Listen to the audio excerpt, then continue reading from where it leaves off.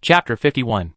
The man in front of her was tall and slender, stones piled up like jade, pine standing like emerald green. The silver hair that had always been loose was tied up high with a jade crown today.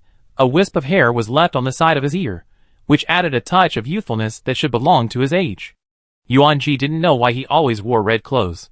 She looked at Feng Shuang's silver hair like a waterfall, and suddenly remembered Wen Lan's description of Feng Shuang, the immortal king who sneaked into the mortal world from Qingqiu. It was not bad. But when she thought of Wen Lan's words that there were countless women in Chang'an who wanted to marry him, Yuan-ji felt annoyed for no reason. Li Qingluo's eyes reflected the smiling faces of Feng Shuang and the others. He took a step forward and said respectfully, "Since my brother said so, why don't we go together?" "That's great." Li Chongjin laughed twice, and seemed to be very happy. He walked with Li Chongluo on both sides. Along the way, the two of them commented on the mountains and rivers of Fulong Mountain, and talked about the sacrificial ceremony the day after tomorrow. Feng Shuang followed them, and occasionally glanced at them, and talked and laughed with them. Yuan-ji hesitated for a moment, gritted his teeth, and followed closely behind. There is a large grassland at the foot of Fulong Mountain, commonly known as Fulunyuan. The civil and military officials, and daughters of the official families, who accompanied the spring plowing all stayed here. The beige tents that rose and fell one after another stood out in the wilderness. Yuan-ji remained silent, memorizing the road from the outside to the inside. She was not familiar with the road, and the tents were all roughly the same. The winding road gave her a headache. "Brother, I have heard that you like lychees from Ling'an, so I specially asked someone to bring them to you." Li Chongluo was talking with great interest. Li Qingze opened his mouth, as if he was very surprised. "It's only February now. Where are the lychees?" "In previous years, the earliest they came was May." Li Chongluo smiled even more.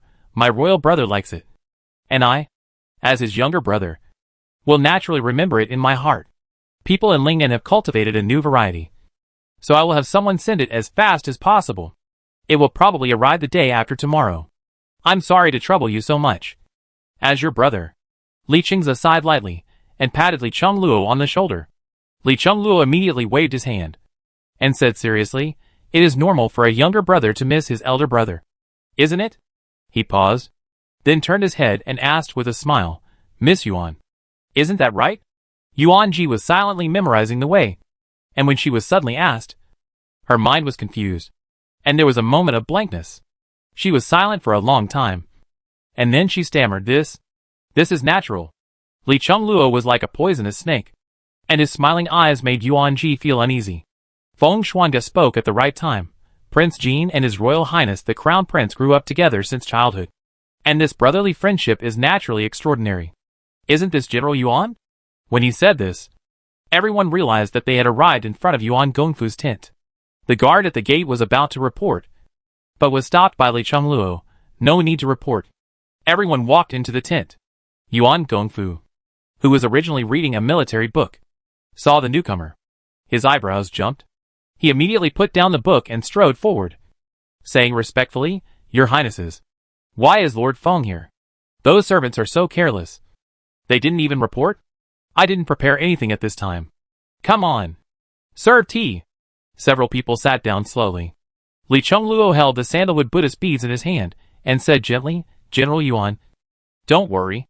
It was me who didn't let anyone know, thinking that if the general was busy, it would be bad to disturb him rashly.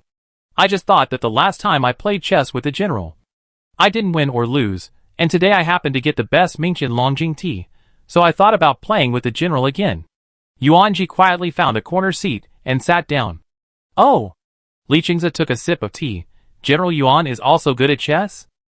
Why didn't you tell me earlier? There is a set of chess pieces made of colored glaze in my palace. Speaking of which, it was sent by Chongluo some time ago. This piece of glaze is bright and shiny. It is said that it was obtained from Yelong Kingdom." Yuan-ji took the teapot from her niece, and waved away the people. She held the teapot herself, and quietly poured tea for everyone. Li Chongluo chuckled twice. "I have always remembered my brother's preferences. I always send the good things to my brother as soon as I get them." Li Qingze smiled and said solemnly, "Chongluo is thoughtful. I have always seen it. If you have something you want in the future, let me know, and I will naturally do my best to find it for you." Feng Xianji's eyebrows were clear, and while speaking, He gently held the teacup on the table to make it easier for Yuan Ji to pour tea. Your Highness is kind and powerful outside, and treats me with leniency and strictness. Inside, he remembers your Highness's preferences and cares about his brothers. A few days ago, he told me that he would go find a piece of golden Nanmu to make a bracelet for your Highness. Xian Ge. It's meaningless if you say it like this. Li Qingze glared at him in feigned anger, and the smile on his lips never stopped. Oh! Li Chengluo raised his eyebrows slightly. His eyes were dim and unclear under his long eyelashes. He slowly picked up the teacup in his hand, trimmed the lid and scraped it a few times, slightly smiled at the corner of his mouth, and said softly, "If you say what I want, there is really." Chengluo said frankly, "As long as it is something I can do, I will do it without hesitation." Li Qingze immediately expressed his opinion. He smiled innocently, stared at Li Qingze with his dark eyes, and said meaningfully, "Then, what if I want the position of my brother?" Outside the tent, there were busy shouts and shouts. But inside the tent, there was silence. The people inside had their own thoughts, but they always had a smile on their faces. The crisp sound of tea pouring into the cup never stopped. Yuan Gongfu's hand paused in the air, and he placed the cup on the table imperceptibly. His sharp eyes stared at the people without blinking, and a trace of cold sweat suddenly appeared on his back. This Li Chengluo was getting bolder and bolder. Yuan Ji was even more shocked when he heard this, and his hand that was pouring the tea shook immediately, and the boiling hot tea fell into Feng Shuangge's hand in an instant. Her slender fingers, like plum bones, instantly turned red. Her face turned pale, but Feng Shuangge looked calm, with a faint smile at the end of his eyes, as if he had not noticed Yuan Ji's mistake at all. He took a sip of tea, and then smiled, jokingly, "Your Highness Prince Jin is really, you want to sit here, to be closer to General Yuan and play chess? But now you don't have a chessboard, why not choose a day, and I will accompany you and the general. I am not good at chess, and maybe I can learn a few tricks then." Li Qingluo's eyes were dim and unclear. The next moment, he laughed loudly, "Of course. Lord Feng really understands my intention." Li Qingze did not change his smile, as if he did not hear what Li Chengluo meant at all. He continued to chat and laugh with the others. The coldness in his eyes disappeared in an instant. Li Chengluo was talking when he suddenly set his eyes on Yuan Ji. After a vague look, he praised, "I never thought that General Yuan's daughter would be so beautiful." Yuan Gongfu paused, glanced at Yuan Ji calmly, said with a smile, "My daughter is of average talent. It's rare for your Highness to praise her. Shiji, just now, the young master of Xie family came to ask you to go out. You go down first." "Oh, the young master of Xie family?" Li Chengluo keenly noticed the word in between. Yuan Gongfu nodded, said casually, "Yes, it's Princess Jihua's youngest son Xie Hui, who also has some friendship with my daughter. They studied together at Yunlu Academy some time ago." Yuan Gongfu explained slowly. Li Chengluo didn't say anything after hearing this, and turned the topic to the military book. "You said, His Royal Highness the Crown Prince and the King of Jin are both in father's tent?" Yuan Chang's voice was full of joy. The maid who delivered the letter nodded, like a chicken pecking at rice. She hesitated for a moment, and then said, "The King of Jin seems to be particularly concerned about the third girl." The tent was filled with a rich aroma of goose pears. Yuan Chang paced in the tent, and made a decision in a moment. "Go get some tea and snacks. I want to give them to father personally." Sun understood Yuan Chang's thoughts, frowned and said, "That's the King of Jin and the Crown Prince." "Mother, it's because the Crown Prince and the King of Jin are here that I want to go." Yuan Chang took 2 steps at a time and walked to Sun, half knelt and held Sun's hand, and said excitedly, "Mother, do you want to be a concubine for the rest of your life? If I can get the favor of the King of Jin or the Crown Prince, we won't have to live this life of relying on others." "Mother, don't you want to be the first wife?" Being suppressed by Yuan Ji every day, my father never set foot in Furong Garden. "Mother, even if it doesn't work out, I, a daughter of a concubine, can only marry a small official, or marry into a marquis's mansion as a concubine." "Mother, but if it works out." The more she spoke, the more excited she became, and her voice trembled. How could Sun not understand that? With Yuan Chang's status, no matter how high she married, she would not be able to marry anywhere. She would marry a minor official as his wife, or a concubine of a declining marquis. It would be better to marry these two, even if they were concubines. Looking at Yuan Chang's pale face, Sun finally made up her mind. She touched Yuan Chang's hand with great care, and said resolutely, "You go now." The king of Jin and the crown prince were at loggerheads. And no matter which one she married, she might even become the future consort of his majesty. Future is decided by gambling. She is going to gamble now. The servants quickly delivered the tea and snacks to Yuan Chang. She took a deep breath, put on the most beautiful smile, lifted the curtain, and went to Yuan Gongfu's tent. Yuan Jishao happened to pass by with his classmates. Seeing Yuan Chang like this, his heart sank. Although he and Yuan Chang were somewhat estranged during this period of time, he also understood many things. Seeing Yuan Chang, he felt strange in his heart. But he hesitated for a moment, still stopped Yuan Chang before she entered the tent, and said coldly, "Father is discussing matters with several princes, you better not go in." Yuan Chang glanced at Yuan Jishao, replied a few words perfunctorily, and then resolutely lifted the door curtain. Yuan Jinshao's classmate Yuan Qiang looked at him with a smile. "Your half-sister seems to be a restless person." Yuan Jinshao looked at the disappearing back and sighed. "This is the last reminder for me as a brother. Since she is not interested in this, then let it go." After getting the approval of Yuan Gongfu, Yuan Ji, as if he had been pardoned, ran into Yuan Chang head-on as soon as he left the tent. Seeing her like this, he felt strange, but did not say anything to stop her. As Yuan Gongfu and the others were talking, Yuan Chang suddenly came in, instantly attracting the attention of several people. Li Qingluo's eyes slowly fell on Yuan Chang, looking at her pink skirt that was similar to Yuan Ji's, and smiled knowingly. General Yuan's daughters are all outstanding. Yuan Chang stepped forward to salute meekly, and then passed the tea and snacks in her hand to others, and smiled brightly, saying softly, "Many people say that I look similar to my sister." Then she saluted the king of Jin and the crown prince, and stood respectfully beside Yuan Gongfu, and her wet almond eyes quietly looked at Li Qingze and Li Chengluo. Li Qingze looked straight ahead, talking about the arrangements for the spring plowing festival. But when she suddenly received Li Qingluo's meaningful gaze, her face turned red.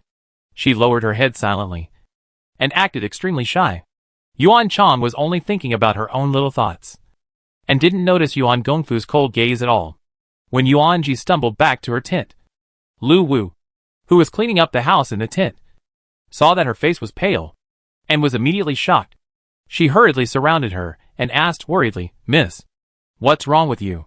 Yuan Ji did not answer, but just sat on his bed, ignoring the fact that the tea on the table had already cooled down a little, and drank it all in one gulp. This Li Chengluo was really bold, and he dared to ask such a question in front of the prince just now. The Yuan family has always been neutral, but now the prince of Jin and the prince are at loggerheads, and I am afraid that Li Chengluo went to the Yuan family for such a purpose. Thinking of the scene just now, Yuan Ji felt a little scared that Yuan Chang actually walked in by herself. How stupid! She smiled like a peony, worried that others would not know that she came here on purpose. When Lu Wu saw Yuan Ji like this, she went out to boil water for her, so that she could wipe the cold sweat from her forehead and back. Yuan Ji was panting, and suddenly heard a teasing voice beside her ear. "Are you scared by this?"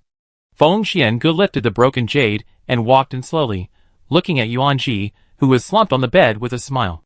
"I didn't." Yuan Ji was stubborn and refused to admit defeat. She raised her eyes, and saw Feng Xiange's smiling eyes, and she was even more angry, feeling that she was looked down upon. She was about to say something, when she suddenly saw her fingers that were burned red. A trace of guilt emerged in her heart, and she immediately stood up and rummaged through the bag she brought with her. "What are you looking for?" Feng Xiange took 2 steps closer and leaned over to look, only to see Yuan Ji squatting on the ground rummaging through the bag. She searched in the bag for a long time, and finally found a blue and white porcelain bottle. She turned around and handed it to him, saying seriously, "Burn ointment. I don't need it." Feng Xiange frowned. He was just scalded by the tea. How could he be so delicate? Yuan Ji lowered her eyelashes and looked at his finger, pointed at it, and said softly, "It's all red. Just go back and rub it 2 or 3 times. She hesitated for a moment, as if she had thought of something, and added, "This medicine was given to me by Xiaowei, and it works very well." Every time she went out, Lin Wei would bring her a bunch of medicine for injuries, fearing that she would get hurt outside. Feng Xiange stared at the beautiful woman in front of him. His eyes slowly moved down along her cheek, and then fixed on the pink danku she was holding in the blue and white porcelain bottle. Her nails were beautiful, the long, Shiny nails were dyed with impatience, and were bright red, and the crescents on her fingertips were particularly round.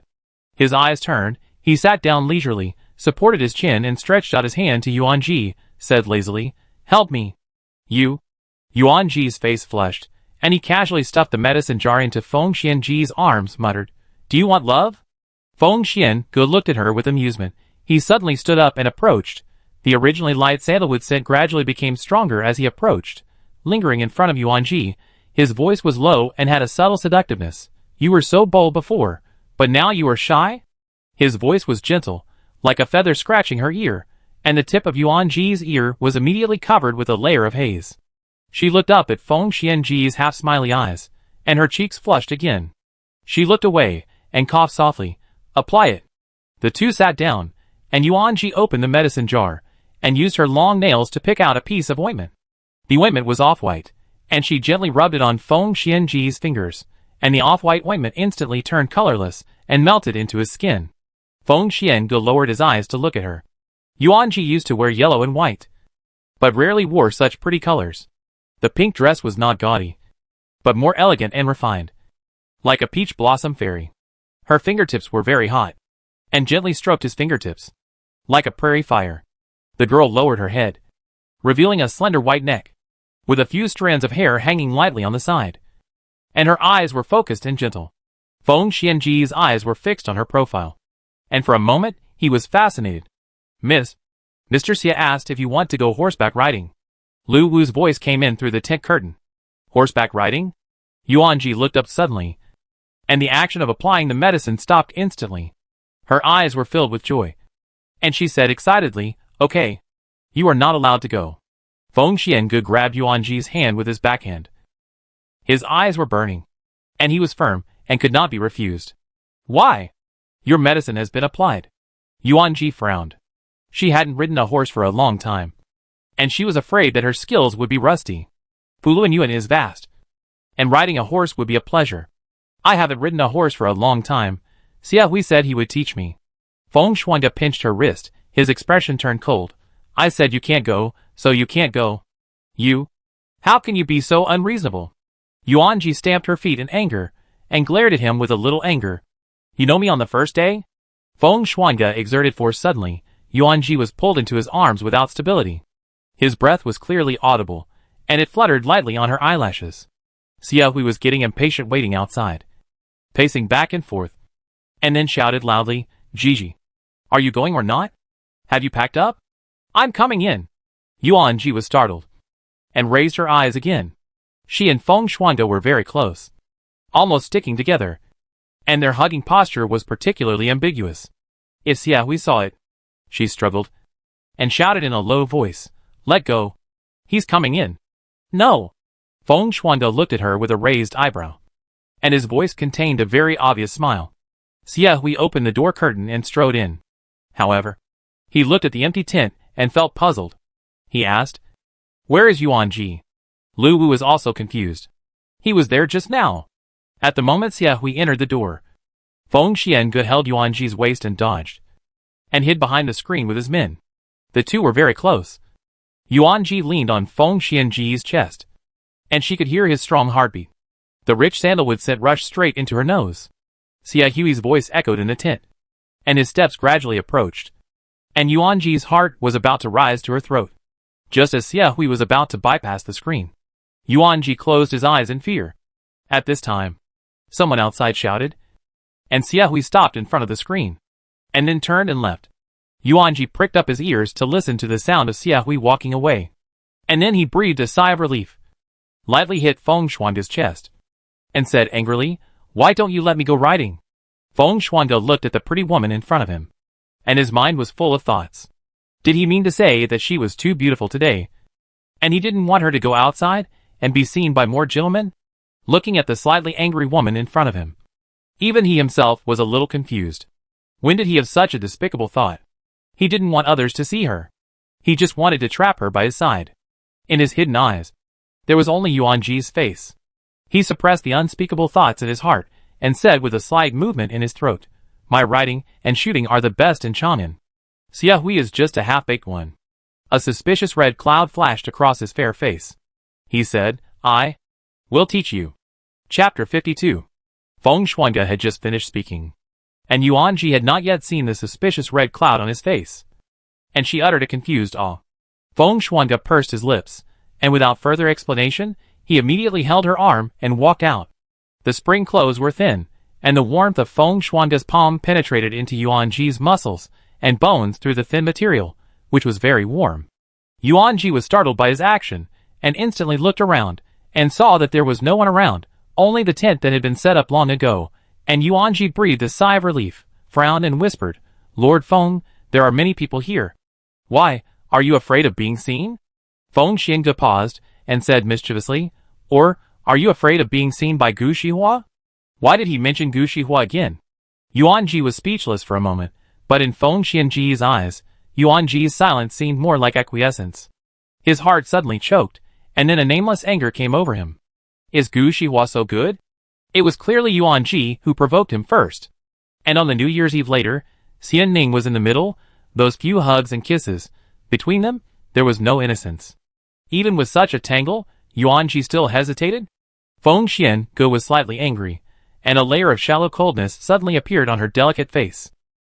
Fuluanyuan was vast and boundless, with green grass, and the unique fragrance of green grass came to her face in the wind. It was dusk, the golden crow was setting in the west, and the sunset glow was like brocade. The bright golden twilight gradually spread from the distant sky to Fulong Mountain, and the dark green mountain was also covered with a layer of light orange. Yuanji excitedly trotted forward. There was soft green grass under her feet, and the evening breeze was warm, and gently caressed her cheek. So beautiful. Yuanji was mesmerized, her eyes full of the magnificent scenery of Fulong. She subconsciously looked back at Feng Shuangge. Her lips slightly opened, and the words she wanted to say stopped in her mouth. Feng Shuangge stood behind her with his hands behind his back, his long eyelashes covered with twilight, his eyebrows and eyes shining, and he looked at her with a smile. Yuanji tried her best to ignore her suddenly accelerated heartbeat, but when she was breathing steadily, a streak of crimson crept from the tip of her ear to her cheek. Feng Shuangge whistled, and Yuanji didn't understand his behavior at first. The next moment, she seemed to hear a neighing sound coming from far away. She looked in the direction of the sound, and saw a white horse and a yellow horse galloping from a distance. The horses' hooves clattered. The two horses had strong bones and graceful lines. They slowly stopped beside Feng Shuangge, snorting and lowering their heads obediently to let Feng Shuangge stroke them. Feng Shuangge led the two horses forward and said, "The white horse is Zhao Yusher, and the yellow horse is Saluzi. They are both extraordinary and very human. Pick one. Give it to me." Yuanji's eyes were filled with joy. He did not hesitate. He went forward to look for a long time, and immediately chose the white horse. Feng Xiange pondered and said, "Zhao Yi is more docile than Saluzi, and is also suitable for you. You should hold it first." As he was speaking slowly, Yuanji just felt that he was being noisy. He grabbed the reins, and suddenly jumped onto the horse. He smiled brightly in Feng Xiange's astonished eyes, and swung the whip high. Zhao Yi neighed to the sky and galloped towards the sunset. So reckless. Feng Xiange held his forehead helplessly. He actually forgot that Yuanji was born in a military family and could ride a horse. But he was often in Chang'an, and he might not be good at riding. Feng Xiange was a little worried, and immediately got on the horse and followed closely. "You are not good at riding. Don't be reckless. If Zhao Yi gets angry, you might be in danger of your life." Feng Xiange caught up with her in a few steps, stared at her, and his tone unconsciously became heavier. Yuanji smiled twice and didn't say anything. She was just excited for a while, but she didn't care so much. But Feng Xiange was concerned about her? Thinking of this, Yuanji quietly raised his eyes to look at his face, and saw that he looked stern.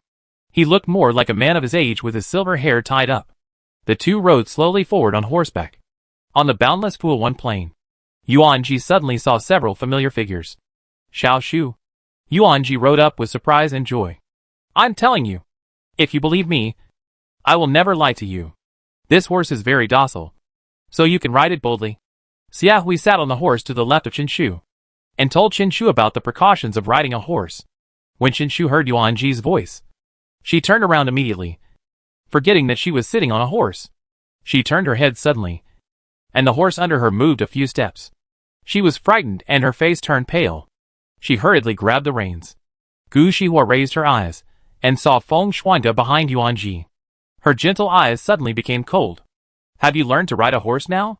Yuanji looked up and down at Qinshu, who was trembling on the horse. Qinshu grabbed the reins tightly and smiled bitterly. How could I? Xiaohui kept saying he would teach me and coax me onto the horse. But now he won't help me get off. I'll teach you later.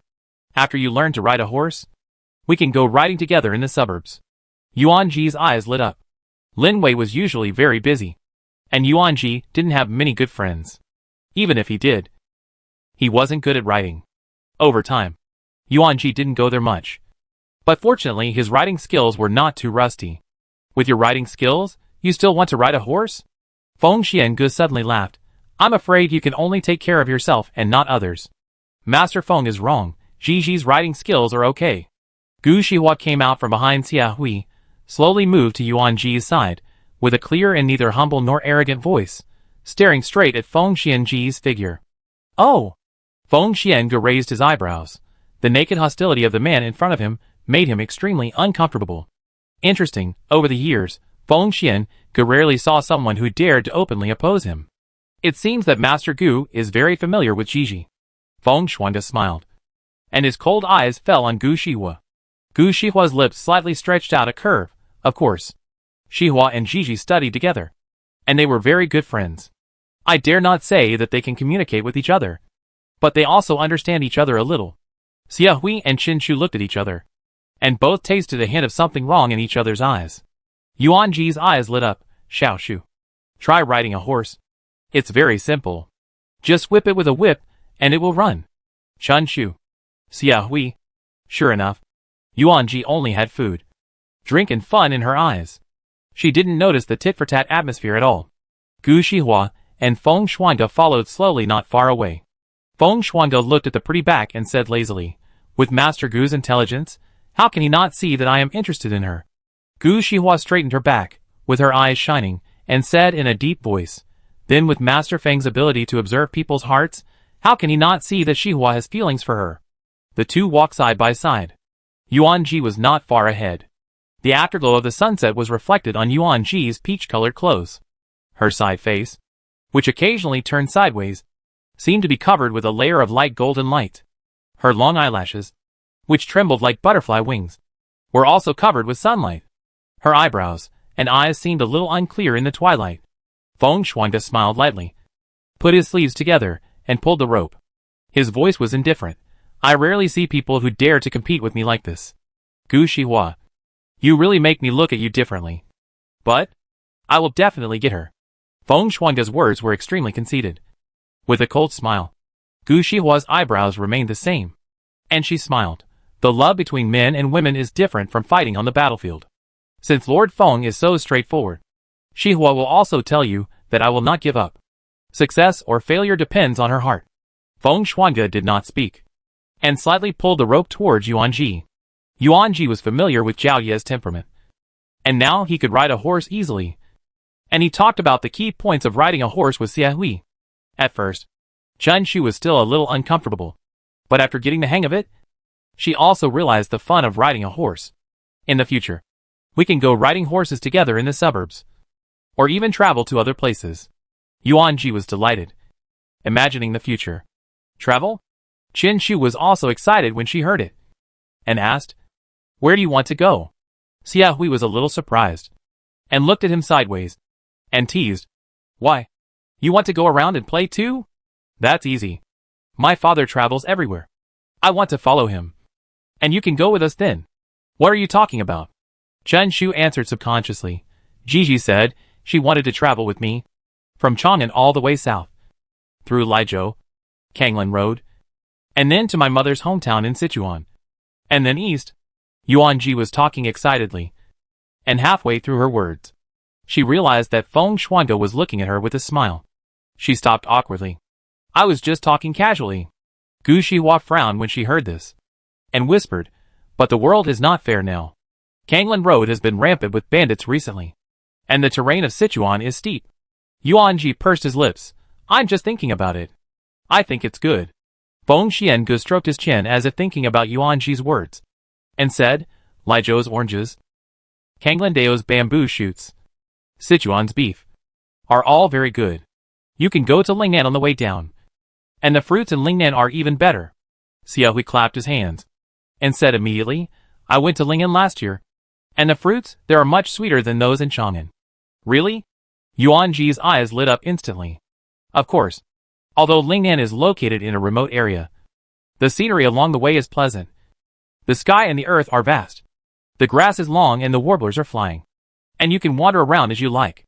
Xiaohui described the charm of Lingnan in vivid detail, which made Yuan Ji yearn for it even more.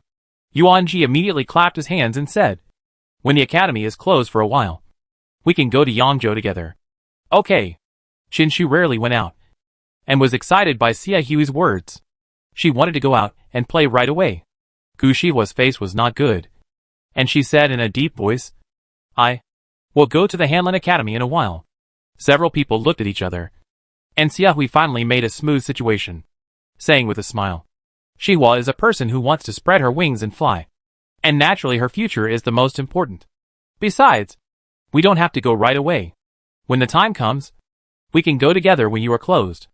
Yangzhou is not far away. The silver moon hangs high in the sky, and the stars hang over the plain. Yuan Ji talked with everyone for a long time, and then returned to her tent when she saw that it was getting late. She looked at the dishes for today, but had no appetite. She recalled the Sichuan dishes she talked about this afternoon, and her mouth was watering. She thought for a moment, and then asked someone to bring a pot, and found an empty corner next to the tent, and set up the pot. The rich red soup base exuded a fresh and spicy aroma. Lu sat on the side with a gloomy face. Miss, when is it good? What's the hurry? Yuan Ji sat on the ground, looking at the meatballs floating and rolling in the pot, and swallowed his saliva. It will be cooked in half a cup of tea. Don't be impatient. People in Chang'an prefer sweet to spicy food, and most of them don't eat spicy food. But Lu Wu has been with Yuan Ji since she was a child.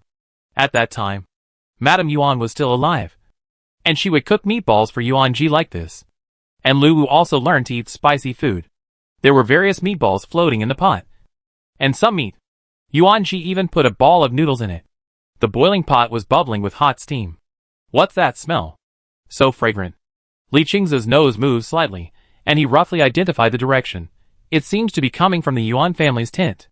In the dim candlelight, a bright yellow figure emerged from somewhere. He ran into Yuan Ji, who was eating with a bowl. Yuan Ji hadn't even swallowed the meatball in her mouth, and stared blankly at the person who came, and the large group of people behind her. In surprise, she even forgot to chew for a moment, and the meatballs were stuffed in her mouth, making her cheeks look round and plump. There were several familiar figures following that figure. They were the Crown Prince and the King of Jin. Li Qingze smiled and said, Father, it's probably the aroma from Miss Yuan's food. Father. Emperor? Yuan Ji looked at the tall and majestic figure. Suddenly, she felt a black screen in front of her eyes. Before she could figure out the situation, Lu Wu became anxious instantly. She shrieked, Miss, don't faint. Otherwise, the meatballs in the bowl will fall out. Chapter 53. The firewood crackled in the fire, the red oil in the pot was boiling, and the rising steam filled Yuan Ji's eyes. Yuan Ji stared blankly at the bright yellow figure that was striding towards her. The person was very thin, but his eyes were bright.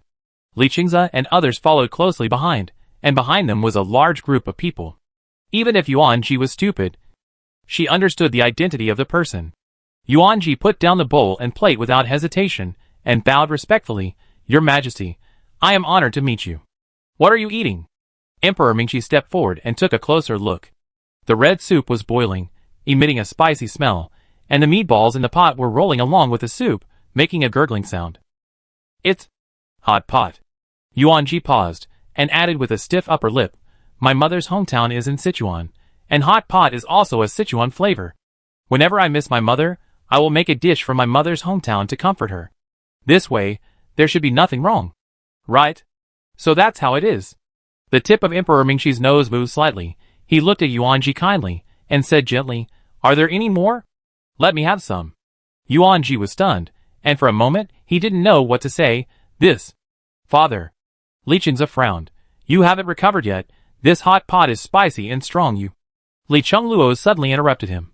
Brother, father's health has improved a lot. Every day he either eats soup medicine that is so bitter that it makes the root of the tongue numb, or clear porridge that has little taste. I think this hot pot is very good. It's not a bad idea to let your father have a taste of it occasionally. Li Chengluo smiled a few times. Stepped forward first. Picked up a brand new bowl from the ground. And motioned Lu Wu to give him the spoon in her hand. Lu Wu was so scared that her face turned pale. And tremblingly handed him the spoon. Li Chengluo picked up a few meatballs at random. And took a few bites without disgust. When the meatballs entered his mouth, the spicy red oil and the fragrance of the beef instantly burst out between his lips and teeth. Li Chengluo showed a pleasantly surprised expression. And ate the bowl in 2 or 3 bites. Then he praised Emperor Mingxi. Father, I have tasted it. And it tastes very good. It should be fine. It turned out to be a poison test. Yuan Ji was a little speechless. Although Emperor Mingxi should be cautious. She was eating when they came. Besides, with so many people coming, wouldn't there be enough to share? Li Chengzi saw this. But he was worried. He also took 2 bites and nodded to Emperor Mingxi after confirming the taste and spiciness. There is not much food in this pot. I will bring some tomorrow. Feng Xuange turned around and instructed Jin Yu. It's really not enough. Emperor Mingxi pondered for a moment, turned his head to the huge group behind him, and said, You retreat first. Su Qinyan hesitated and said, Your Majesty, if the Queen and the Queen Mother knew, they would blame our family. Emperor Mingxi glanced at him, and said coldly, You are like this now, aren't you afraid that I will blame you? Su Qinyan, you are really getting bolder. The coldness in his words frightened Su Qinyan's legs, and he knelt down immediately. I dare not. Get out of here now. Yuan Ji was a little dazed. She was just having a late-night meal secretly. How could she be caught? With so many people around, she might not get any. When Yuan Gongfu heard that Emperor Mingxi was having a meal with Yuan Ji, he was so scared that he didn't even put on his shoes and ran out in his slippers. As soon as he left the tent, he turned around and saw Emperor Mingxi sitting on the ground. The Crown Prince and the King of Jin sitting on each side. And Yuan Ji leaning against Feng Xuange. Oh my god! Yuan Gongfu felt dizzy and dazed instantly. Father, you should eat less. You have a bad stomach? Or should we make another pot? After all, when Miss Yuan came here, she was already. Li Chengzi frowned. Emperor Mingxi was not restrained, and said cheerfully, No problem. A pair of dragon eyes stared at the boiling pot without blinking. Yuan Ji usually puts some meatballs in the hot pot, but now, the hot pot is either mountain delicacies or seafood. General Yuan is here too. Come, let's try this hot pot made by your daughter. I like it very much. Let's try it together. Emperor Mingxi waved his hand. And Yuan Gongfu sat down cross-legged on the other side. And said helplessly, Your Majesty, if you like it, you should make another pot. It's too troublesome to make another pot so late. And I don't think it's a problem. Why are you all worrying about it? Emperor Mingxi frowned. That's right. My brother, General Yuan. It's rare for my father to be so happy. It's okay. Li Chengluo's eyebrows were curved. And he looked like a filial son. And he diligently picked up dishes for Emperor Mingxi. Li Chengzi looked at Emperor Mingxi.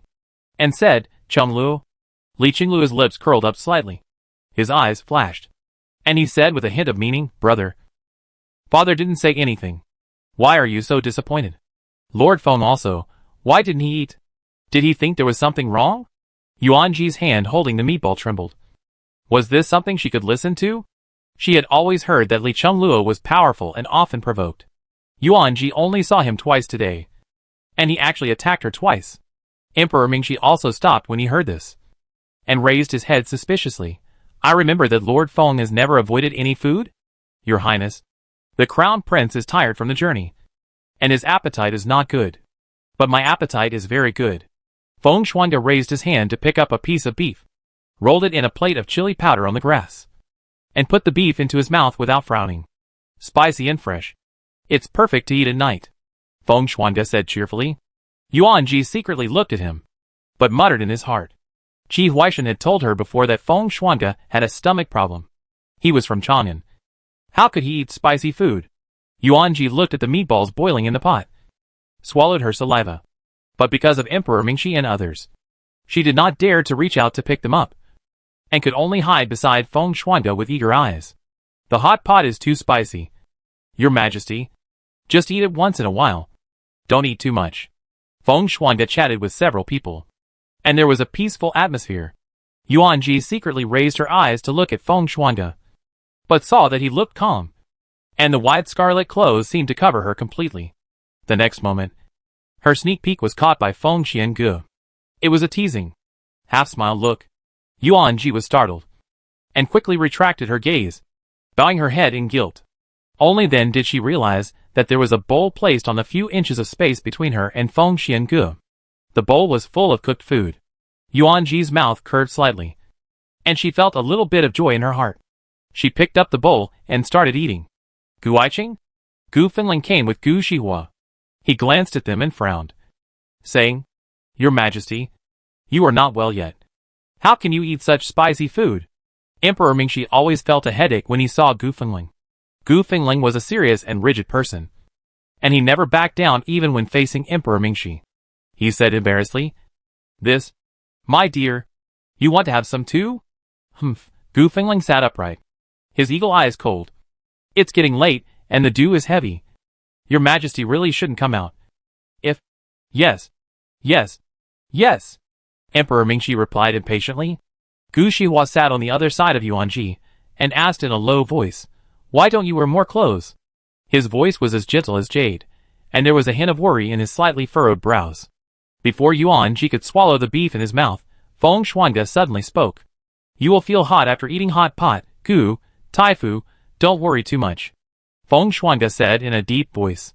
Yuan Ji felt inexplicably that Feng Xuanga seemed to have heard what Gu Shihua said, and replied in a veiled way. Feng Xuanga's eyes met Gu Shihua's.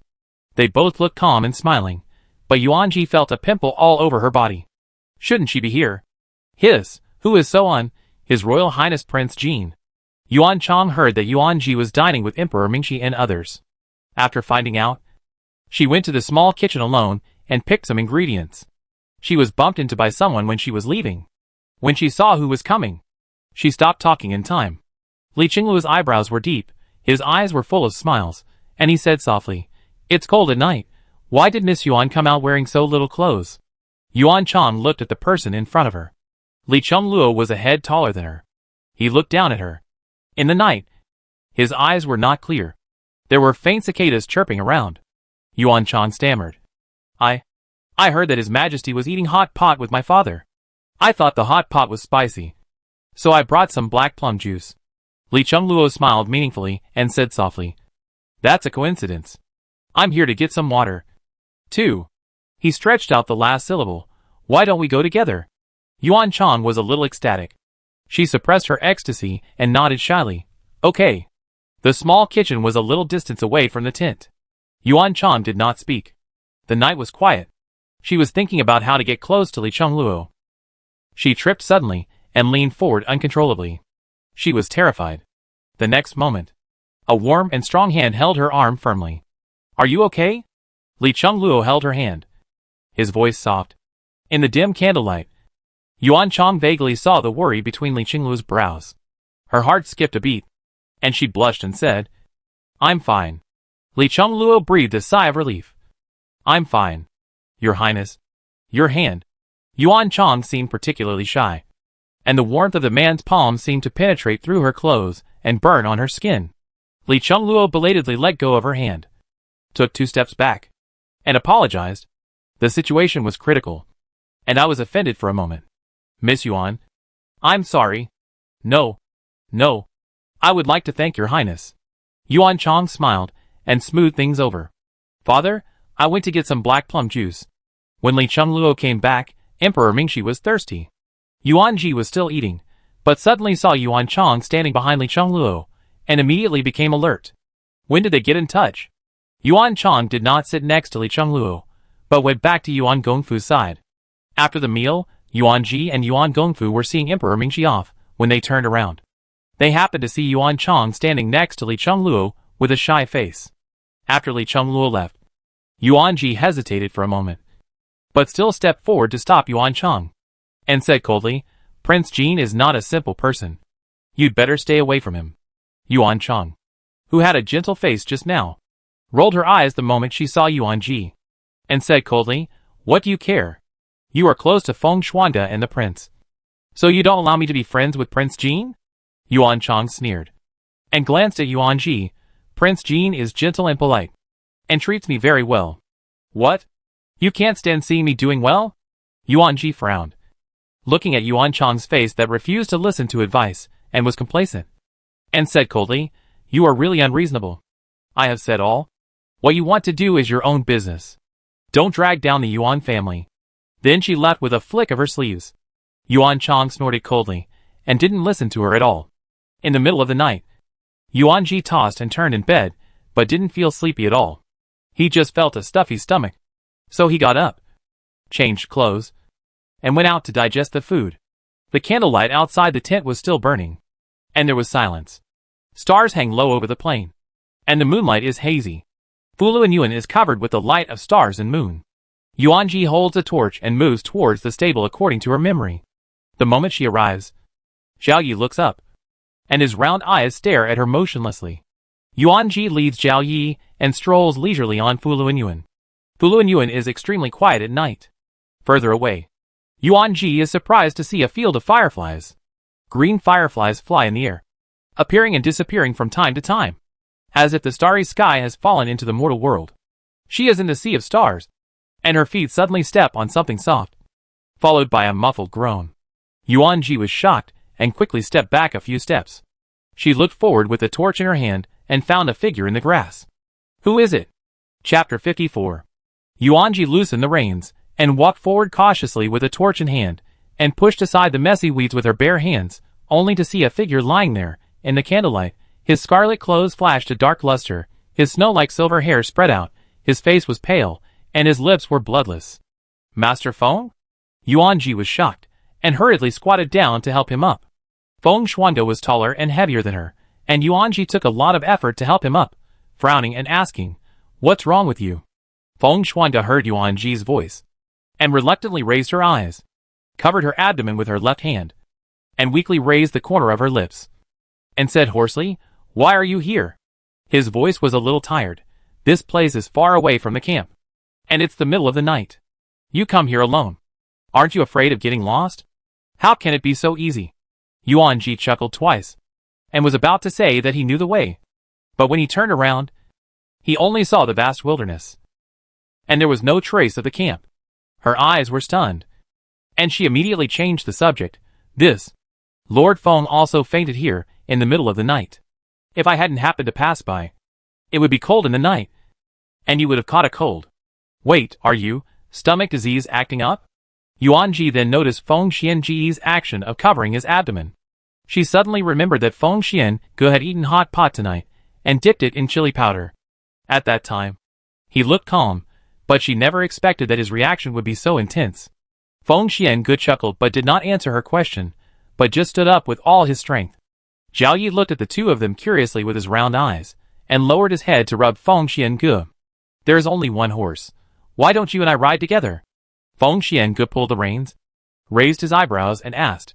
Yuan Ji opened his mouth slightly, blurted out, "I'm afraid it's not reasonable." Hearing this, Feng Xianji's eyebrows flashed with surprise, and teased, "It's not reasonable." He didn't finish his words, but Yuan Ji understood what he was about to say. "It's nothing more than, since it's not reasonable, why did Yuan Ji treat him like that when they first met in Xiamingju? This man is used to bringing up old scores." Yuan Ji turned her head away, not looking at his half-smiley eyes, and hummed softly, "Get on the horse, I'll lead you." Fuluanyuan was dark and silent. Yuan Ji led Zhao Ye through it. The horse's hooves made rustling sounds as they stepped on the green grass. Feng Xiange sat on the horse, talking incoherently. "Today, Gu Shihua seemed to care about you very much." "Shihua, he has feelings for you, doesn't he?" Yuan Ji was speechless for a moment at Feng Xianji's sudden words. She said awkwardly, "Maybe." Before he could speak, Yuan Ji quickly changed the subject. "We have been walking for so long. Why haven't we arrived yet?" Feng Xiange looked at her quietly, and suddenly chuckled. "Yuan Ji, your way of changing the subject is very poor. But I will give you face." He yawned and said lazily, "Because you went in the wrong direction." Yuan Ji's mind was full of thoughts, and countless curse words emerged. He gritted his teeth and said, "Then why didn't Lord Feng say it earlier?" "I don't want to say it. I want to see when you will find out." The endless night was filled with a faint light. The light of the fireflies gradually faded. The two walked for a long time, but still couldn't find the way home. In the dark blue, Feng Shuangge turned over and got off the horse, randomly chose a soft place on the grass to sit on the ground, reached out, and patted the place beside him, signaling Yuan Ji to come over. After all, we are lost. It's better to rest here for a while. When the sky is bright, it will be easier to find the way home. Yuan Ji walked all the way, and her legs and feet felt a little numb. So she simply sat down beside Feng Shuangge. So, Lord Feng, why did you come here in the middle of the night? Yuan Ji paused, and then carefully looked at Feng Shuangge's eyes, and said nervously, if it's difficult, don't tell me. Based on the many stories she has read, she concluded that if a person of extraordinary status appears in a strange place, there must be something unspeakable. If someone said something that would cost her life, Yuan Ji would rather not listen. Oh! Feng Xiange looked away. A hint of teasing flashed in her eyes, playfully. Don't you know, the deposed prince is imprisoned in Fulunyuan. He wants to collude with the king of Jin. Yuan Ji was instantly alert. No. No. No need to say it. He is colluding with the king of Jin to get rid of your majesty, and by the way, to accuse the prince of a crime, killing two birds with one stone.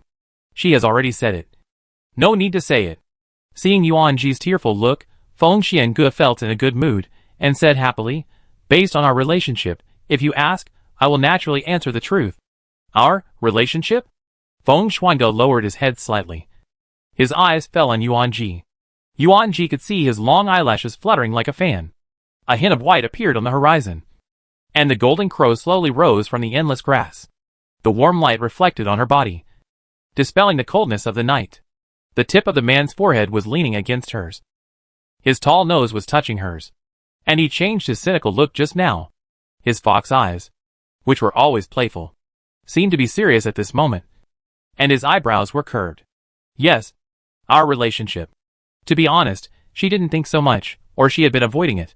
Ordinarily, after what happened, the relationship between the two should be clear, but the relationship between Yuan Ji and Feng Xiange was always ambiguous.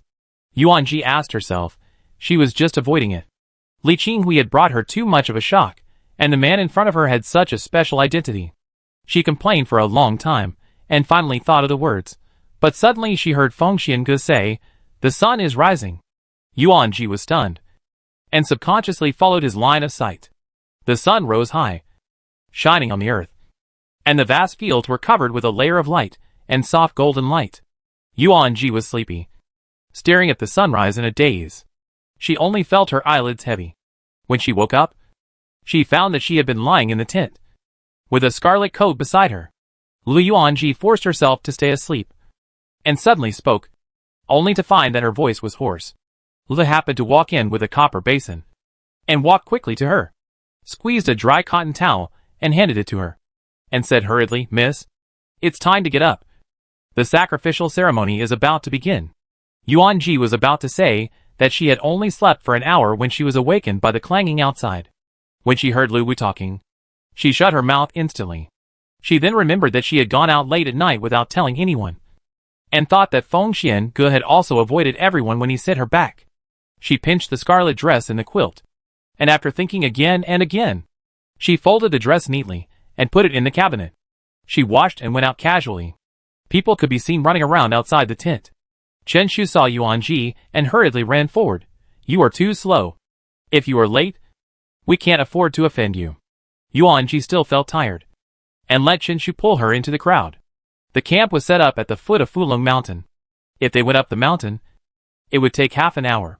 Yuan Ji had already lost all her sleepiness while running. The road to Fulong Mountain was rugged and steep. In the gaps between the grass and trees, one could easily step into the air if he was not careful. Going up further, there was a huge group of people. The sacrificial ceremony had just begun. Emperor Mingqi stood at the highest point of the mountain. It was a cliff, and it was also the dragon head of Fulong Mountain. There was a stone platform here, with a copper furnace on each side, and 3 large incense sticks in between. Yuan Ji quietly stayed in the crowd. Suddenly, she saw Feng Shuangge striding forward. Yuan Ji was a little surprised. Why is he here? Didn't the high priest always preside over the sacrificial ceremony in the past? Yuan Ji asked in a low voice with her mouth covered. Chen Shu looked around, and saw that no one was paying attention to them. Then she whispered, You don't know? The high priest died last night. Dead? Yuan Ji was surprised. Keep your voice down. Qin Shu was so scared that she leaned over to her ear and continued, the high priest is not from Daliang. He wanted to assassinate His Majesty last night. But His Majesty suddenly went to your place to eat hot pot. The high priest missed his chance, and was caught by the returning eunuch Su. After being caught, His Royal Highness the Crown Prince personally interrogated him. The high priest was also stubborn, and refused to say anything.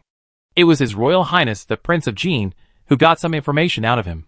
Then the high priest bit his tongue and committed suicide. Your Highness personally interrogated him. Yuan Ji said thoughtfully.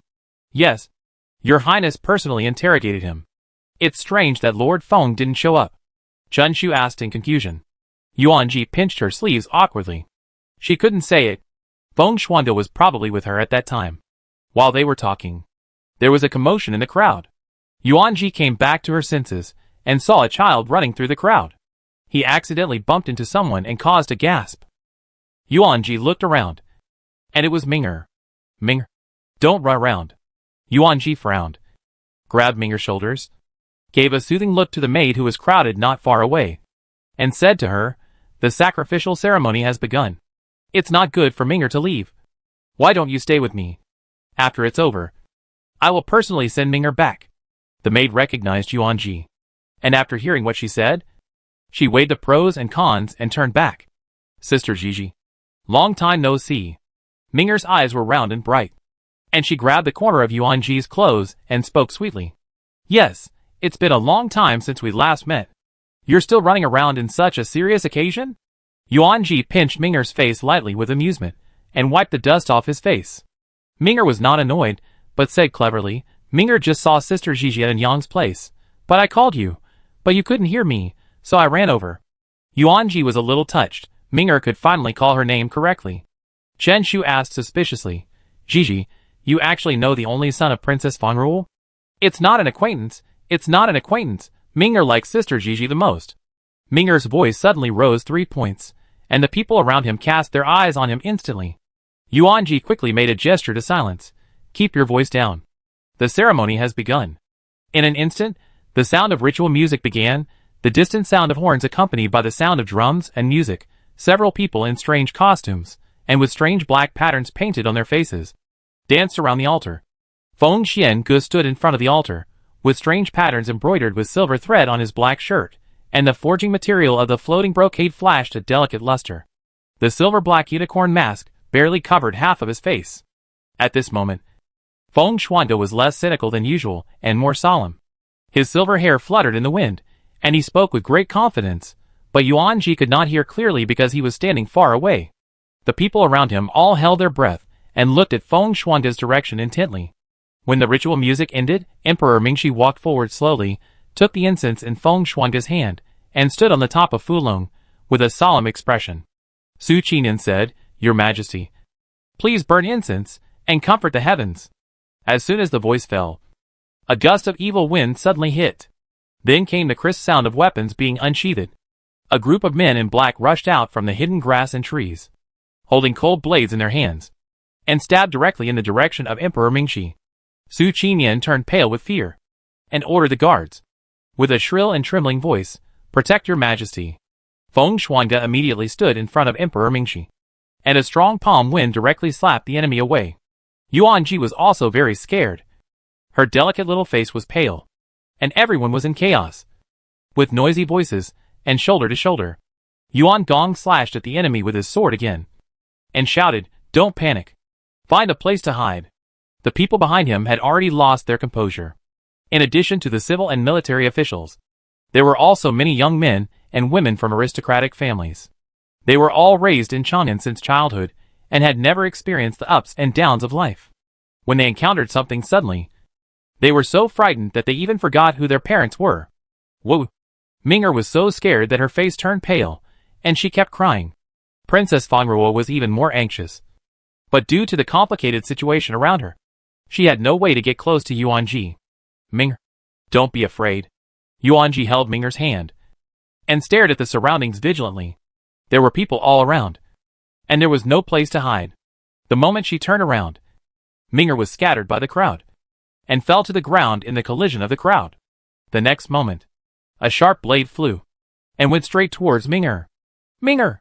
Princess Fengruo's heart rose to her throat. Yuan Ji's eyes suddenly shrank, and she subconsciously rushed forward. She could feel the sudden coldness behind her. She hugged Ming'er and closed her eyes resignedly. Gigi! Yuan Jianzhou's voice sounded behind her. Yuan Ji opened her eyes, and saw Yuan Jianzhou looking at her with a worried look on his face. It's too dangerous here. Go to Princess Fengruo. Brother. Yuan Ji's mouth shrank, and her nose felt sour again. Although she was born in a general's family, she had seen starving people everywhere and blood flowing like a river. But she had never put herself on the line of life and death like today. After seeing Yuan Jianzhou, Yuan Ji held back her tears, wiped her tears, and said firmly, Okay, brother. Be careful. Yuan Jianzhou's face was slightly stained with blood. He carried a sword and escorted Yuan Ji to Princess Fengruo. When Princess Fengruo saw Ming'er alive and well, she burst into tears. She hugged Ming'er tightly and said with tears in her eyes, Wow! Luckily you're okay. Seeing this, Ming'er wiped away her tears very sensibly and comforted her. Mother! Ming'er is okay.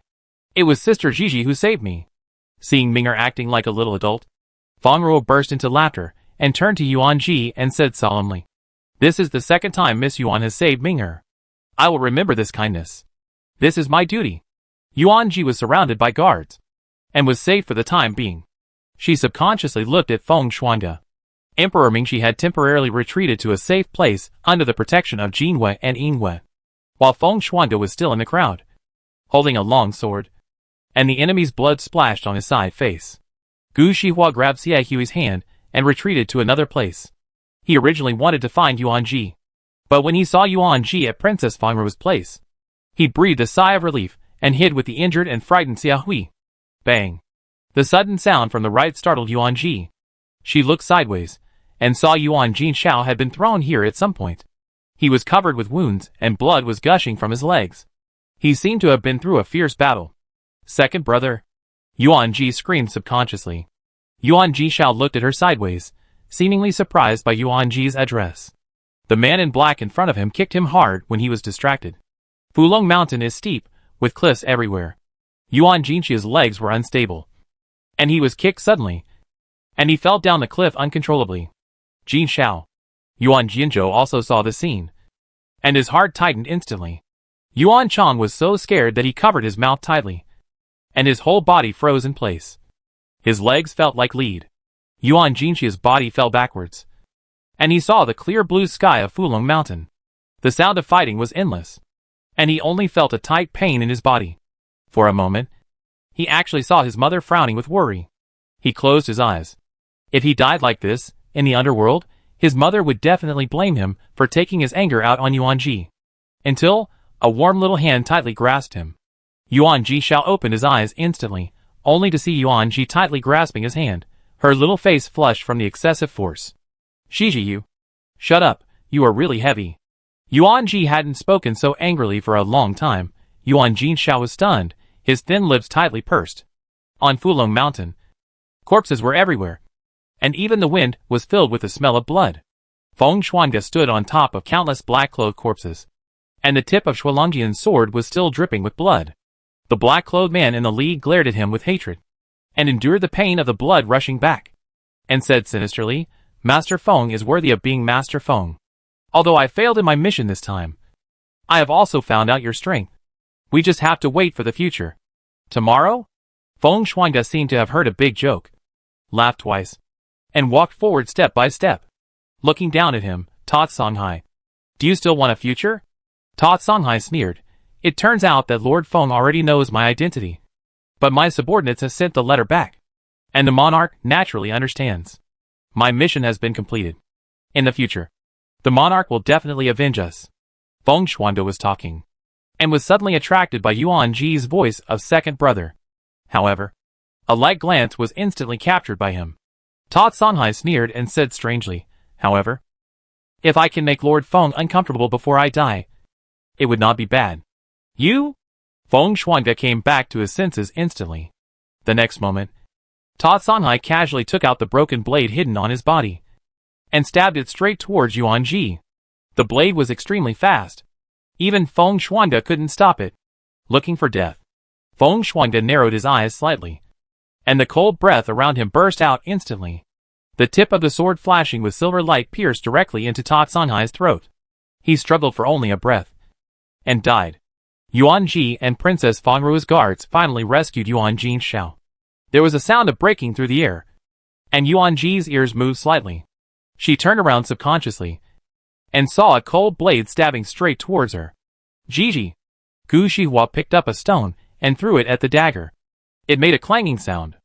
The stone he threw collided with Feng Shuangde's golden fan. Feng Shuangde glanced at him coldly. Bloodshot eyes. And a chill. Yuan Ji stepped back subconsciously, but accidentally stepped on empty air. Damn it! Yuan Ji's face turned pale with fear. And then he felt weightless. Feng Shuangde was very fast. Like a ghost. But even he couldn't catch up. Yuan Ji Xiao sat there blankly, muttering, fell down again. Again? Why does my head hurt so much? The last thing Yuan Ji saw was a clear blue sky. While she was taking a quick look, many people and events appeared before her eyes. When she was young, she followed her mother to Sichuan and Shu. There were starving people everywhere, and blood was everywhere. When she grew up, she saw the general's mansion, Yunlu Academy, Xianming residence, Yuan Chang, Lin Wei, Xia Hui, Chen Shu, Gu Shihua, and Feng Shuangde. GG. Chapter 55. It was chilly in spring. The wind from the cliff whistled past with a chill. The biting wind scraped her cheek like a blade. The speed of falling was getting faster and faster. Yuan Ji couldn't open her eyes. She only felt sour and swollen pain. She was like a piece of duckweed drifting without support, or like a small boat struggling in the waves. She would be overturned by the waves in just a breath. A piece of scarlet clothes suddenly floated into the blue sky that was so blue that the color could not be seen. Yuan Ji tried her best to open her eyes. Her blurred vision suddenly shrank when she touched the scarlet clothes. Her silent and slow heartbeat instantly accelerated. At this moment, his falling appearance was like a god descending, and he broke into Yuan Ji's heart. Is it a lie? How could he? In that azure blue, Feng Xianji's scarlet dress was particularly dazzling, as if she was covered in the glory of noon, and her messy silver hair seemed to blend into the clouds. His face was a little cold, but his eyes were firm. He fell very fast, in Yuan Ji's surprised and stunned eyes. In her red and sour eyes, Feng Xiange fell in front of her. The two were very close. Yuan Ji even saw that his thin lips, which were originally tightly pursed, were slightly curved. Feng Xiange stretched out his long arms, and hugged Yuan Ji tightly in his arms, with great force, as if he wanted to integrate her into his flesh and bones. Hold me tight. Feng Xiange's voice seemed to float in the wind, sometimes far away, sometimes close. Yuan Ji subconsciously grabbed his collar and rested her head on his shoulder. What rushed into her nose was the cold, familiar scent of sandalwood that made her feel at ease. Yuan Ji looked up at him, his chin tightened, his thin lips pursed tightly, and his messy silver hair brushed against her cheek from time to time. Yuan Ji suddenly recalled the night when she and Feng Xiange watched the moon together. The man had a light loneliness between his eyebrows. At that moment, she felt that he was the moon. Feng Xiange hugged Yuan Ji tightly with one hand, and with the other hand, he pinched the water dragon Yin and stabbed it into the cliff. The blade made a sharp and piercing sound when it cut through the rocks. The splashing rock stabbed Yuan Ji's face. Yuan Ji looked away. The broken stone scraped against Feng Xiange's arm. There were bloodstains of different sizes on it, which was shocking.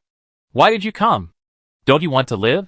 She leaned over Feng Shuangde's ear and spoke loudly, as if she was afraid that Feng Shuangde couldn't hear clearly.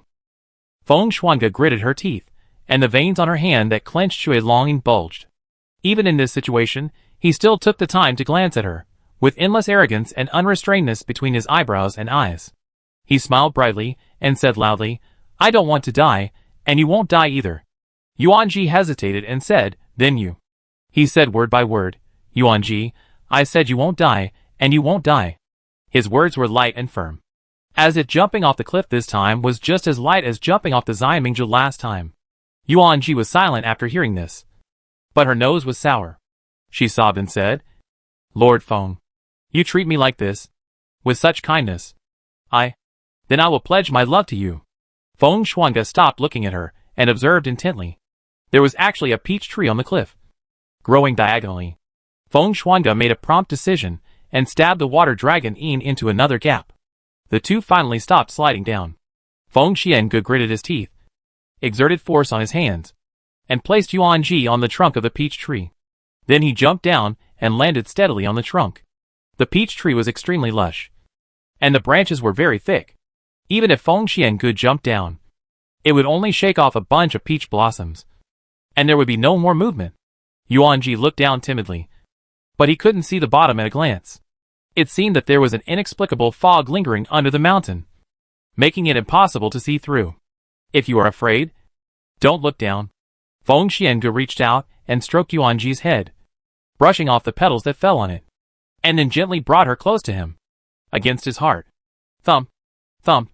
His heartbeat was strong and powerful. Yuan Ji lay on his chest. His palm was very warm. The constant warmth invaded from her back. His voice was gentle and soft, without the usual teasing and playfulness. Even though she was on a cliff, her life was hanging by a thread, Yanji felt inexplicably at ease. It seemed that as long as the person in front of her was there, whether it was a raging fire or a cold cliff, her heart was inexplicably at peace. She suddenly remembered what Feng Xiange had said just now.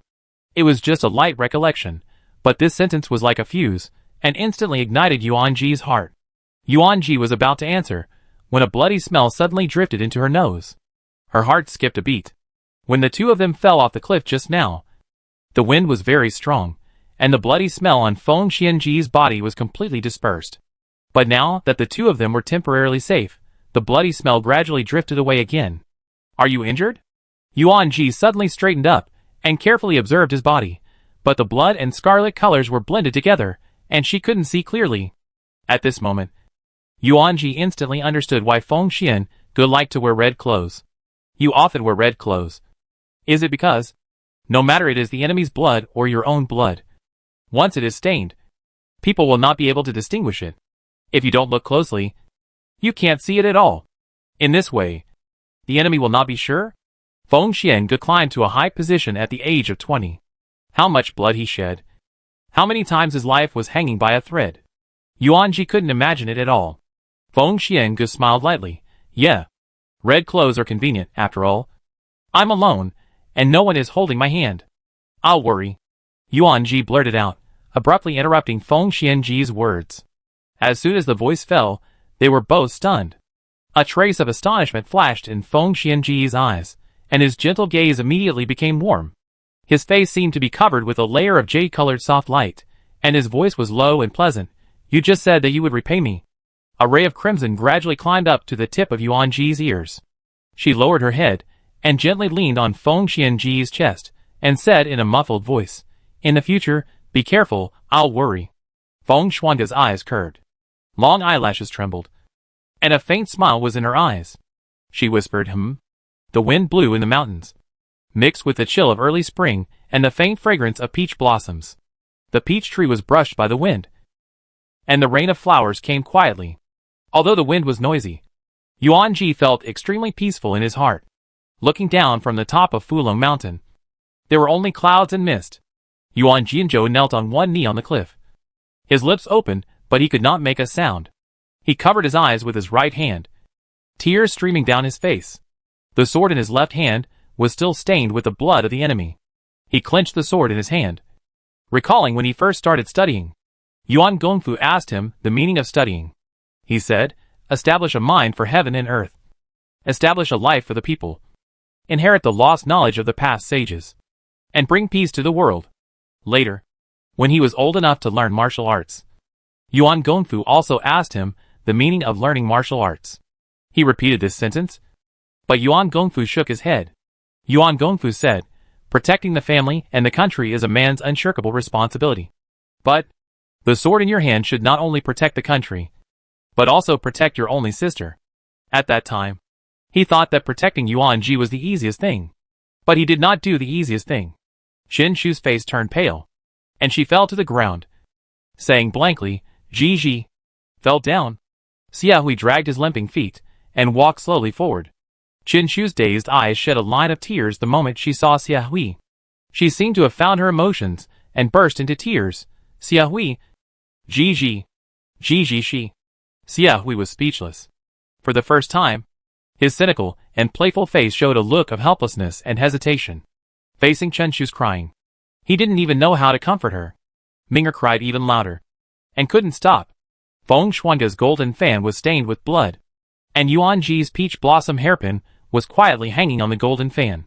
Gu Shihua stopped where she was. And said nothing. If he hadn't made a move at that time, Feng Shuangge's golden fan would definitely have blocked the dagger. And Yuan Ji wouldn't have. He bent down to pick up the hairpin. And carefully wiped off the blood spots on it. It was all his fault.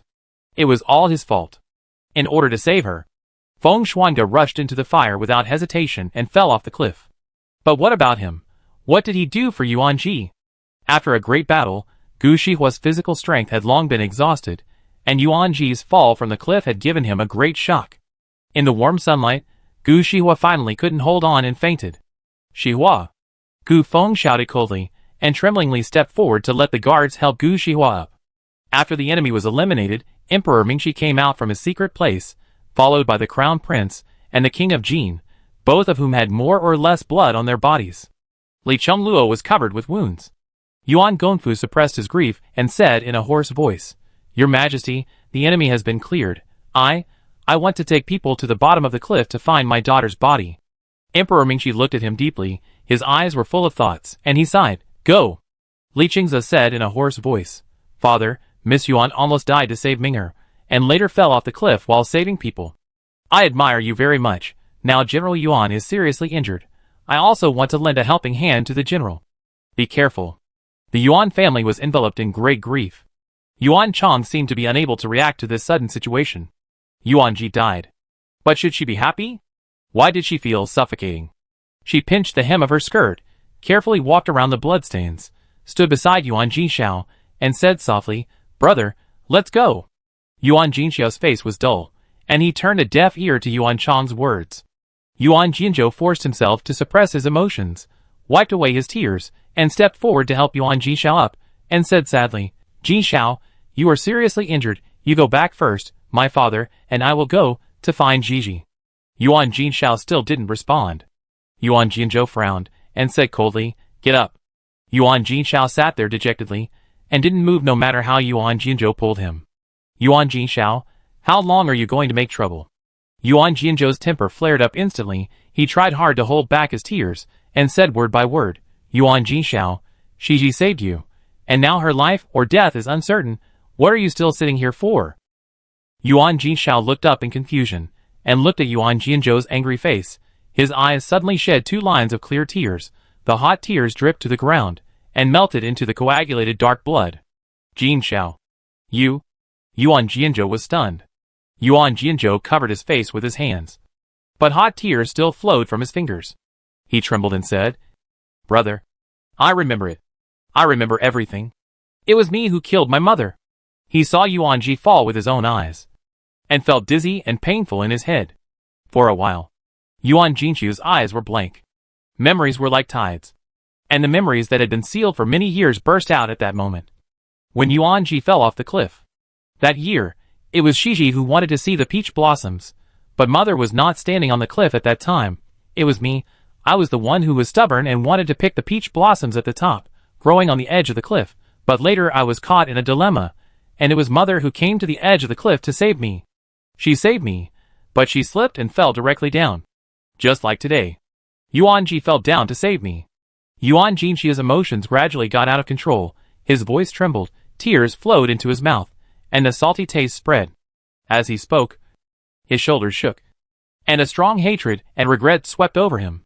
He looked up at Yuan Jinzhou, his brows knitted, tears welling up in his eyes, and his lips trembling. "When I saw my mother fall, I was frightened and fainted, and my memory was lost. Yuan Ji has been ill ever since then. She thought it was because she wanted to see the peach blossoms that caused my mother's death. Brother, for so many years, Shiji has always been bearing this sin for me." Yuan Jinzhou was silent for a moment, and whispered, "Right now, finding her is the most important thing."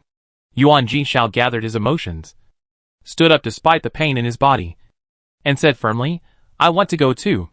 Looking at his injuries, Yuan Jinzhou did not say anything to stop him. Jinshu stood up tremblingly, and said sadly, "I want to go too. General Yuan, Master Yuan, I will go with you." Princess Fangrua took Ming'er and walked forward, saying, Miss Yuan has done me a favor. No matter what, I want to do my best to help. Yuan Gongfu frowned and said, Princess, the road under the cliff is not easy to walk. General Yuan, there is no need to say more. I have never changed my mind about what I have decided. Seeing Princess Fangruo say this, Yuan Gongfu no longer refused. Besides, if you want to find someone, the more people the better. Xia Hui also stepped forward, bringing some of Princess Chihuahua's accompanying guards. Gu Shihua said with a pale face, I will go too. More and more people joined the search team. Yuan Jinzhou patted Yuan Jinchu's shoulder and comforted him. No matter if he is alive or dead, I want to see him alive. He did not say the second half of the sentence. Yuan Jinshao casually wrapped a silk handkerchief around the bleeding wound. His eyes were sad and resolute. No matter if he is alive or dead, I want to see him alive, and if he is dead, I want to see his body. Chapter 56. Feng Shuangge's breath was clearly audible. Yuanji met his half-smiley eyes, and suddenly blushed. She snorted, We should think of a way as soon as possible. We can't be trapped here forever. She looked at the sky, and estimated in her mind that the two of them had been sitting on the peach tree for more than 2 hours. It was still daytime. But if it was night, the temperature would drop. And I'm afraid they would both freeze to death. Feng Shuangge pondered and said, I'll hold you, and use the water dragon chant to go up. Yuan Ji shook his head immediately. No. If you were normal, you might be able to find another way. But now that you are injured, you must not take risks.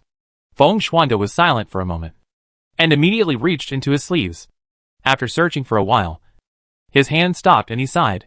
I had some emergency fireworks on me, but I probably lost them when I fell off the cliff. The two looked at each other, and for a moment they were in a stalemate. In the evening, the golden crow sank to the west, and the sun shone obliquely. The cold gradually rose, and the wind blew, and Yuan Ji shivered from the cold. The next moment, a scarlet coat with warm body temperature wrapped her tightly. Xiao Rumei's hands clasped her collarbone several times, fearing that the wind would rush in through the gap in the collar. She couldn't wait any longer. It would only get colder at night. Yuan Ji looked around. Her sight suddenly fell on a shadow. She paused, and then burst into a look of surprise. She pointed to a shadow under the peach tree, and said in a trembling voice, What is that? Feng Xiange responded, and went to look. He saw a patch of weeds under the peach tree. They originally thought it was just ordinary cliff grass. But as the sun shone, the weeds revealed an imperceptible shadow. Feng Xiange narrowed his eyes, and immediately broke off a peach branch. He held his breath and concentrated. With a swish, the peach branch made a sound of breaking through the air, and shot straight towards the weeds. The peach branch sank into the weeds. But surprisingly, there was no sound of hitting the wall. Yuan Ji said happily, There must be a cave in there. Feng Xiange rubbed Yuan Ji's face. You are calm in the face of danger. You are worthy of the position of the Prime Minister's wife. Who is your wife? Yuan Ji snorted lightly, moved away his slightly drunk face. It may be a little cold. Feng Xiange took off the coat that had just been draped over Yuan Ji, and exerted force with his hands. With a tearing sound, the fine floating light brocade was torn into strips, and then all the strips were tied into a rope. One end of the rope was tied tightly to the peach tree branch, and the other end was wrapped around Yuan Ji's waist again and again. Yuan Ji asked in confusion, If it's wrapped around me, then you... Don't worry. I'll go down first, and come back to pick you up. Feng Xiange gave Yuan Ji a soothing look, and then stood up, holding Shui Longnin's left hand, and thrusting it straight into the cliff. He was very strong, holding the sword in one hand, and taking out a short blade from his waist with the other hand, and thrusting it into the cliff as well. The blade entered the mountain, making a sharp and piercing sound, and occasionally scraping against the hard rock. Feng Xiange's hand was instantly numb, and the dagger in his hand almost fell off. Yuan Ji was terrified, until Feng Xiange stepped on the protruding rock. Her heart finally settled down. Feng Xiange pushed aside the weeds, looked forward a little, and found a dark cave entrance. It's true. Yuan Ji breathed a sigh of relief. Jump down. I'll catch you. Feng Xiange stood on the cliff, and stretched out her arms to Yuan Ji. Yuan Ji's throat moved slightly, and she looked down subconsciously. The bottomless cliff made her dizzy. Yuan Ji suddenly wanted to retreat, but her eyes were fixed on Feng Xiange's warm eyes. She had to die sooner or later. She bet that Feng Xiange would definitely catch her. Yuanji made up her mind. Simply closed her eyes. And jumped down. In just 2 or 3 breaths. A strong embrace embraced her. The familiar sandalwood scent filled her nose. And her silver-white hair lightly stung her cheek. She was like embracing the bright moon, carrying the light and clear sandalwood fragrance. Yuanji's heart beat very fast. And after a while, she timidly opened her eyes. And met Feng Xiange's eyes that seemed to smile. He hugged Yuanji tightly. And said mischievously, "Do you trust me so much?" Yuanji leaned in her arms. And said in a muffled voice, "Yeah?" From an angle that Feng Xiange could not see. Yuanji smiled lightly. She made the right bet. The two stood on the rocks on the cliff. Feng Xiange untied the rope on her body and led her to the cave entrance. The cave was dark. Feng Xiange opened the fire starter he carried with him and made a simple torch using the weeds at the cave entrance. He held the torch in one hand and walked in holding Yuanji's hand with the other. Yuanji looked up at his back. The warmth in Feng Xiange's palm was very warm, which was continuously transmitted to her palm. She could even feel the thin callus on Feng Xiange's heart. She suddenly thought of the first time she held his hand. That was when she had a nightmare of falling into the water. She also held Feng Xiange's hand greedily, absorbing the light and heat from this person. The floodgates of memory opened, and Yuanji realized belatedly that the person in front of her seemed to have saved her many times. The corners of her lips gradually raised a faint arc, and a trace of sweetness lingered in her heart. The cave entrance was very narrow, and she could only follow Feng Xiange step by step. As she went further in, the view suddenly became clearer. Yuanji sped up, and walked side by side with Feng Xiange, leaning against his side. Yuanji looked at the vast cave in front of her. Her mouth slightly opened, and she was so shocked that she couldn't speak. Under the light of the fire, Yuanji could vaguely see the inside of the cave. The cave was several feet high, and there were indescribable crystals on the wall, reflecting a strange light under the light of the fire. She subconsciously looked up at the top of the cave, and it was difficult to measure its width at a glance. The eaves are smooth, like they were made by humans. Feng Xiange touched the cave wall, and then blew away the dust on his fingers. These special crystals are crystal clear, like colored glaze, and Yuanji reached out to touch them. Feng Xiange shouted softly, "Be careful." Yuanji was frightened and withdrew his hand. "What's wrong?" "These crystals are extremely sharp, and it's easy to get hurt, so it's better not to touch them." Feng Xiange pulled Yuanji back. Yuanji responded languidly. She always had an inexplicable curiosity about these crystal-clear things, so there were a lot of jewelry and jade piled up in Tingxue Tower. The road was very long. Yuanji didn't remember how long she had walked. She only vaguely remembered that she seemed to have slept for 2 nights leaning on Feng Xiange. Now she felt empty in her stomach, and her hands and feet were weak. "How long have we walked?" Yuanji said weakly.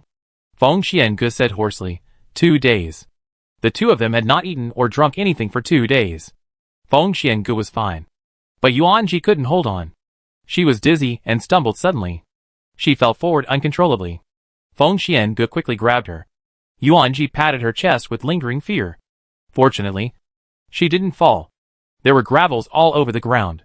If she accidentally scratched her face, she would regret it for the rest of her life.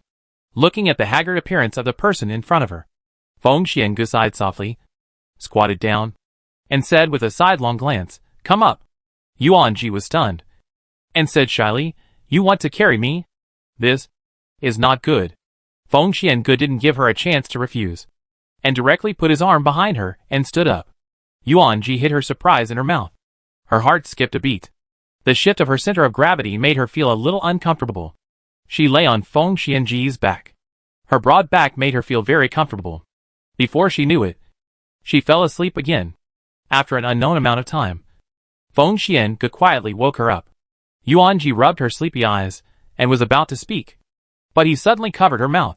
Feng Xiange made a gesture to keep quiet, his expression solemn, and pointed forward. Yuanji then realized that she and Feng Xiange were hiding in a corner. Looking out, she saw 2 people talking secretly. The man in black said coldly, "Your Highness, this plan has failed. My master told you that it will take some time." In front of him was a man, wearing prison uniform. But his noble temperament could not be concealed, and he was tied to a prism made of crystals. The man snorted coldly, "What a waste. Is this how your master cooperates with me? If you can't save me, no one will get that thing. This me? Yuanji was shocked. Could it be the deposed crown prince Li Chungjin? Yuanji's eyes met Feng Xianji's.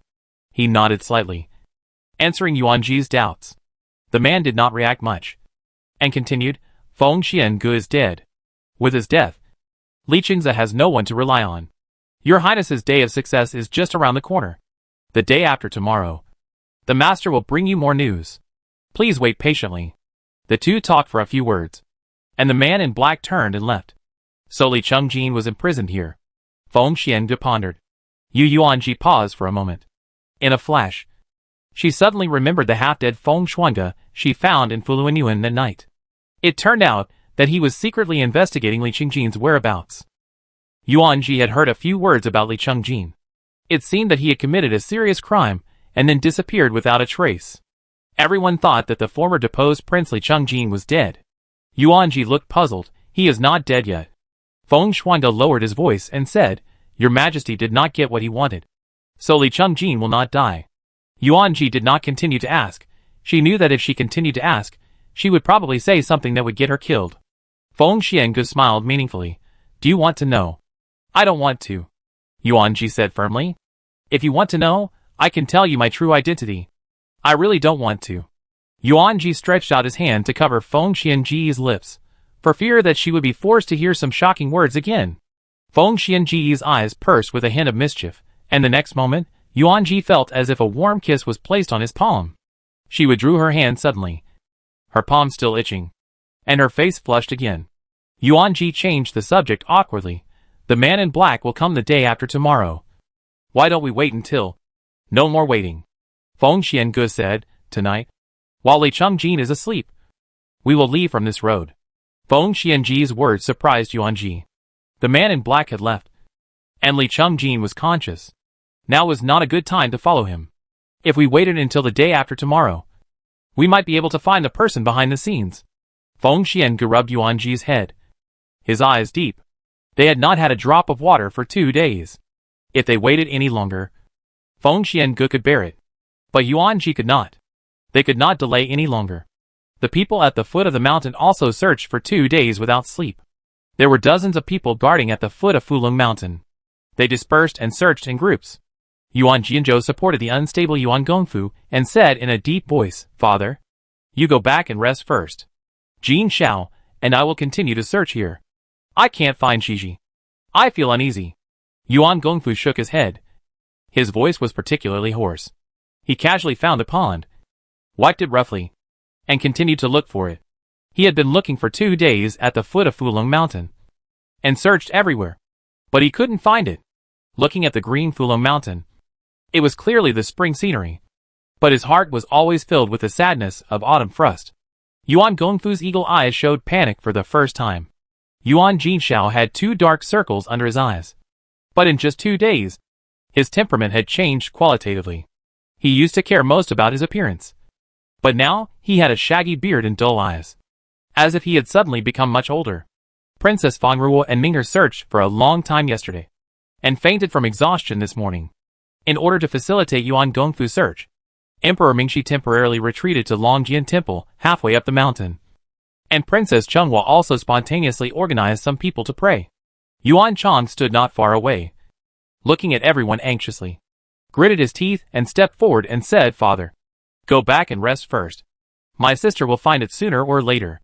Sun even climbed onto Yuan Gongfu's arm, looked at Yuan Gongfu worriedly, and said, General, there is no rush. Your health is more important. The two did not show much grief for Yuan Ji's death, but because of Yuan Gongfu, they still pretended to look for her for 2 days. Yuan Gongfu pulled Sun's hand away and said coldly, if you don't want to look for her, go back by yourself. I will never go back if I can't find Xiji. Looking at the haggard Yuan Gongfu, Sun became even more anxious and said without thinking, if my sister knew that you treated her like this, you have no right to mention Yin Yang. Yuan Gongfu's voice was cold and ruthless. Sun's body shook and 2 lines of tears suddenly flowed down. If I can't find Xiji, I won't dare to see her even if I die. Yuan Gongfu left a sentence lightly, then turned around and continued to move forward. Yuan Chang grabbed Yuan Jinxia's collar and said softly, "Brother, don't blame yourself.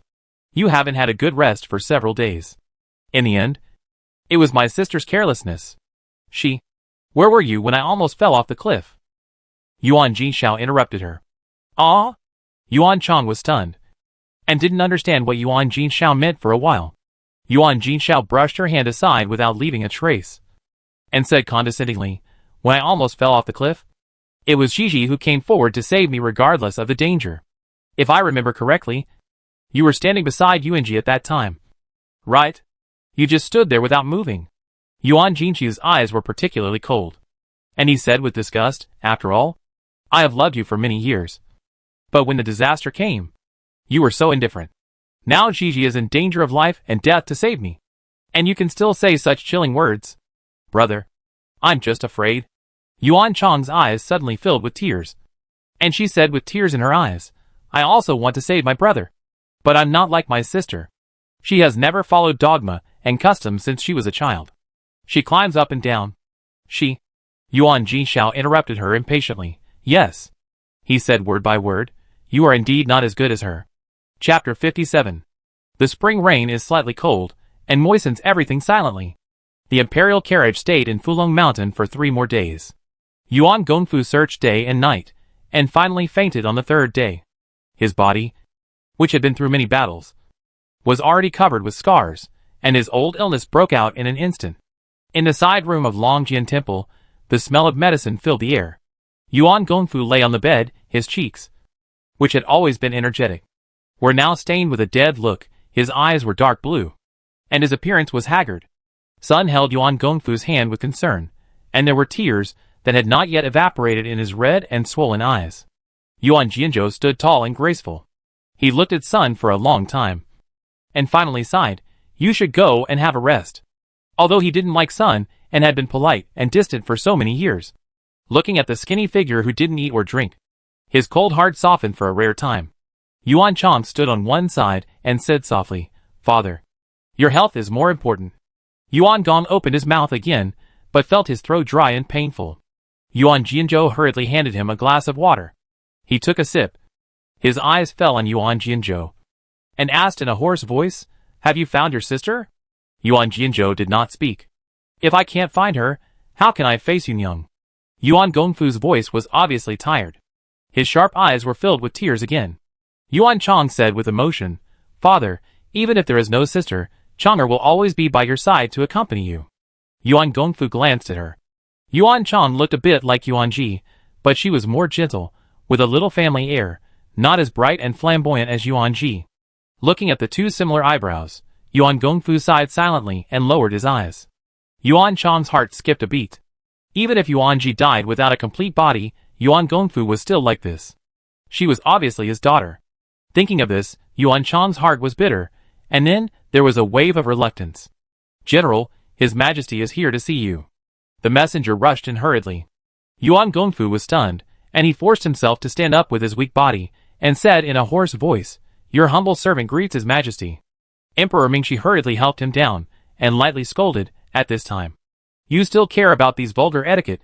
How is your health?" Yuan Gongfu smiled bitterly, "I can still survive." Emperor Mingxi looked at Yuan Gongfu deeply and sighed, "Why do you want to abuse your body like this?" Dr. Qi Huaishan heard what Emperor Mingxi said, and stepped forward to check Yuan Gongfu's pulse. No one spoke, and they watched with bated breath. After a long time, Qi Huaishan's frown finally relaxed, and he breathed a sigh of relief. General Yuan is angry, and his old illness has relapsed. Fortunately, the general is in good health. If he takes good care of himself, he will recover in a month or so. The eunuch brought a stream of tonics. Li Qingze said in a gentle voice, "Fulong Mountain is not like Chang'an. General, use these medicines first. When we return to Chang'an, I will order people to find some warm tonic medicines." Li Chongluo smiled silently, and waved his hand. A servant came forward with a brocade box. The brocade box was opened, and there was a ginseng inside. The shape was stretched, and the branches were intertwined. Judging from its shape, it was roughly at least 1,000 years old. Yuan Jianzhou's eyebrows jumped slightly, and he suppressed his surprise without making a sound. He said in a deep voice, "This ginseng is too expensive. Although my father was seriously injured, he didn't need such a good medicine. Your Highness, Prince Jean, you. Li Chengluo waved his hand and said with a smile, Major General Yuan. Are you alienated from me? I and General Yuan are good opponents in chess, and we appreciate each other. It is not an exaggeration to say that we are soulmates. I am still looking forward to playing chess with the general next time. It's just a ginseng. I. Cough, cough, cough. Halfway through his speech, Li Chengluo suddenly coughed, and the cough was so severe that he bit his waist in pain. Emperor Mingxi then noticed Li Chengluo and found that his face was even paler than Li Qingze. He frowned and said, Chengluo, you haven't recovered yet. Su Qingyan said casually, when I think back to that day, I feel it was dangerous. After Lord Feng fell off the cliff, the group of black-clothed men became even more aggressive. Fortunately, His Royal Highness Prince Jean protected His Majesty with his body. The ministers behind him also echoed, His Royal Highness Prince Jin's pure heart is really touching. After that, Emperor Mingxi's cold eyes gradually became warm, and he looked at him comfortingly. It's just a flesh wound. The health of my father is the most important thing. I am still young, and it doesn't matter if I get hurt a little more and bleed a little. Li Chengluo suppressed the compliments from others and passed the matter over lightly. Yuan Chang glanced at him quietly and saw that although his face was normal, his face was extremely pale, perhaps because she was too focused. She met Li Chengluo's eyes the next moment. His eyes were gentle and focused, and seemed to have a faint smile. She blushed instantly and lowered her head in embarrassment. The silk scarf was wrapped around her fingers like a flower. Gu Fingling said worriedly, Your Majesty, you have stayed in Fulong Mountain for too long, and there are piles of documents in the Imperial City. I am afraid that. He didn't finish his words, but everyone understood that it was not a good thing for the Emperor to stay away for a long time. Li Qingze hesitated and said, But General Yuan, Yuan Ji and Feng Shuangde were not found, and the 3 days that Emperor Mingxi could give him was the limit.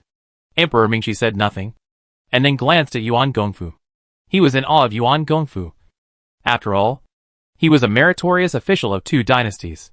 He practiced martial arts in the past, and even received instruction from Yuan Gongfu. Gu Fingling saw that Emperor Mingxi was wavering, and said in a deep voice, Your Majesty, I once told you that as the Emperor, you must be responsible for the people of the whole country. Now, Gu Shihua, who had been silent, suddenly spoke, It is raining now, and the mountain road is difficult to walk. Why not wait until the rain stops before going? It is not too late. Gu Fingling's eyes suddenly turned cold. This was the first time that Gu Shihua disobeyed him. Xia Hui also followed suit and said, Uncle, wait until the rain stops.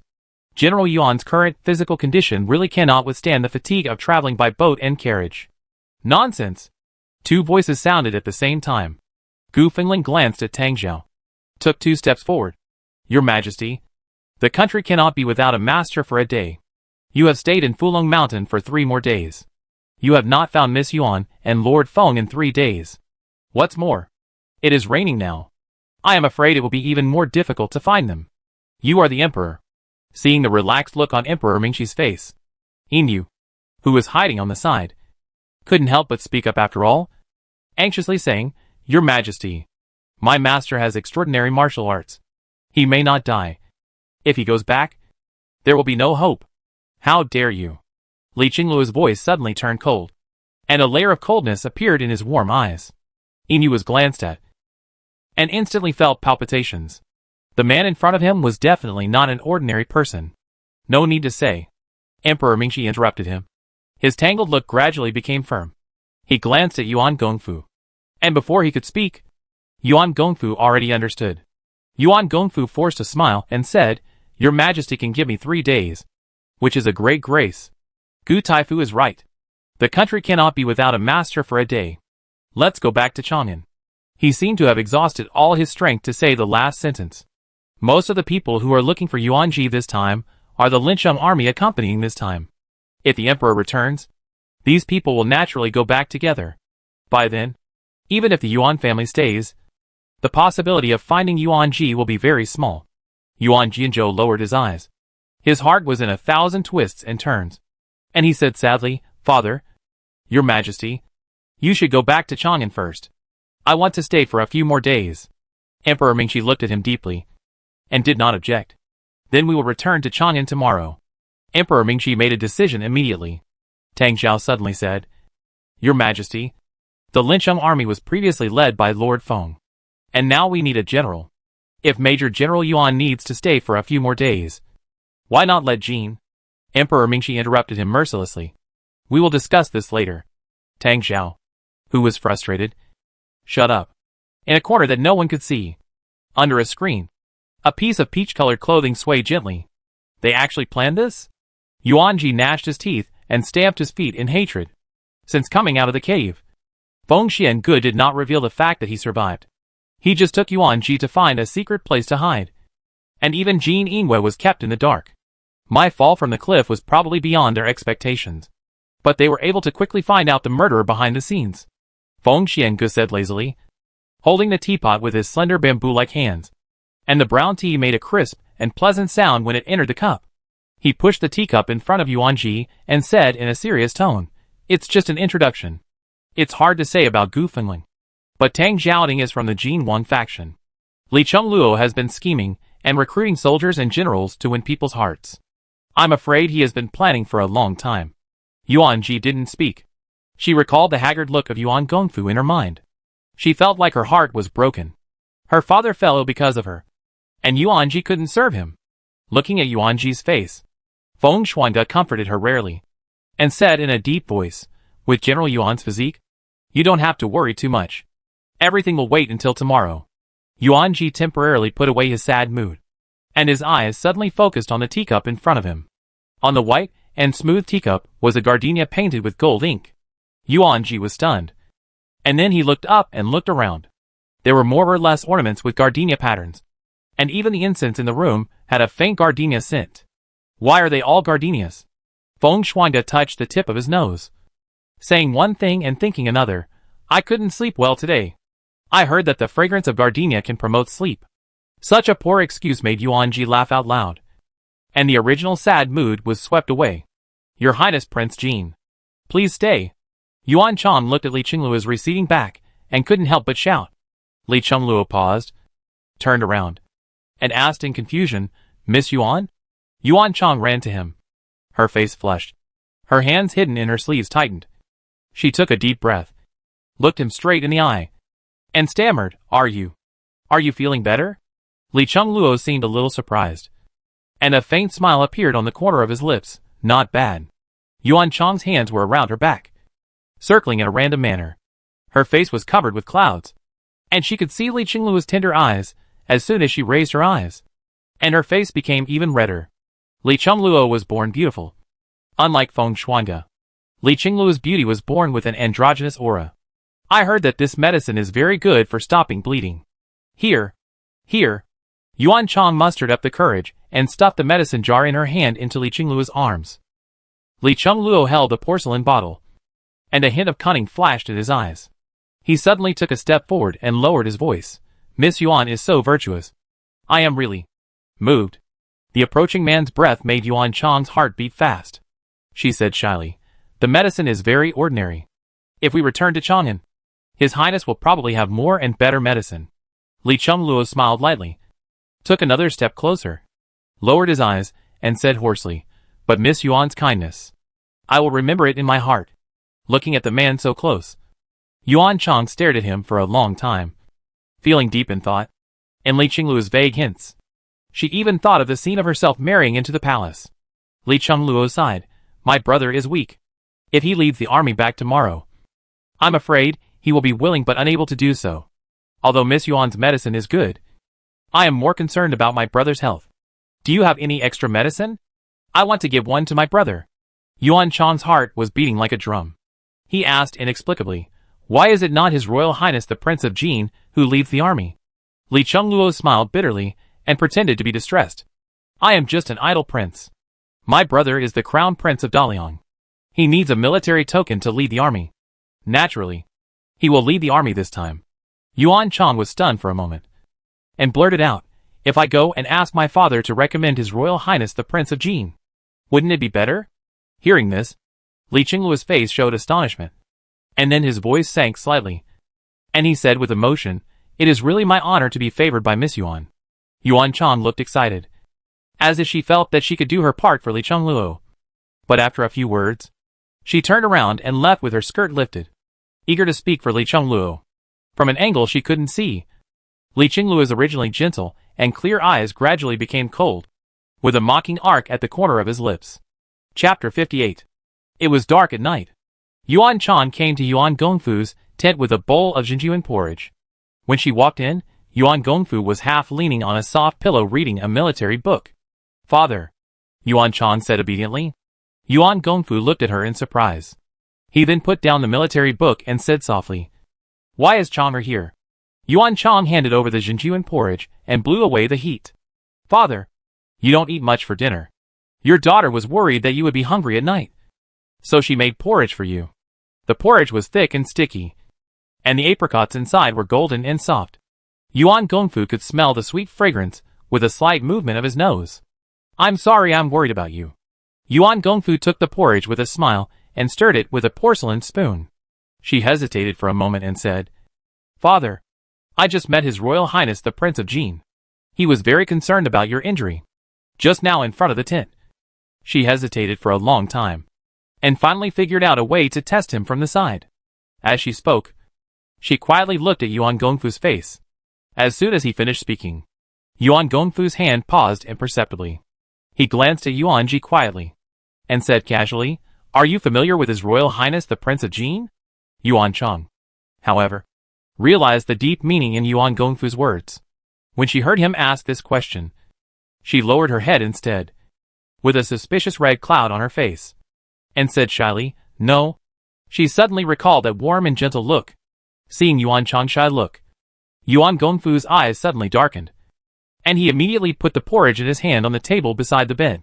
The porcelain bowl knocked against the table and made a dull sound. He lifted his eyelids and said sternly, "It's better to have less contact with people in the royal family." Yuan Chang's heart sank, and she looked up suddenly, anxiously defending Li Chengluo. "Father, His Royal Highness the Prince of Jin is a very good person. No need to say. You can go back." Yuan Gongfu's eyes gradually became cold, and he simply ordered him to leave. When Yuan Chang brought the bowl in just now, Yuan Gongfu was still surprised. As expected, whenever she showed kindness, she always had a purpose. In the past, she wanted to compete with Yuan Ji for a night of sex, clothes and jewelry.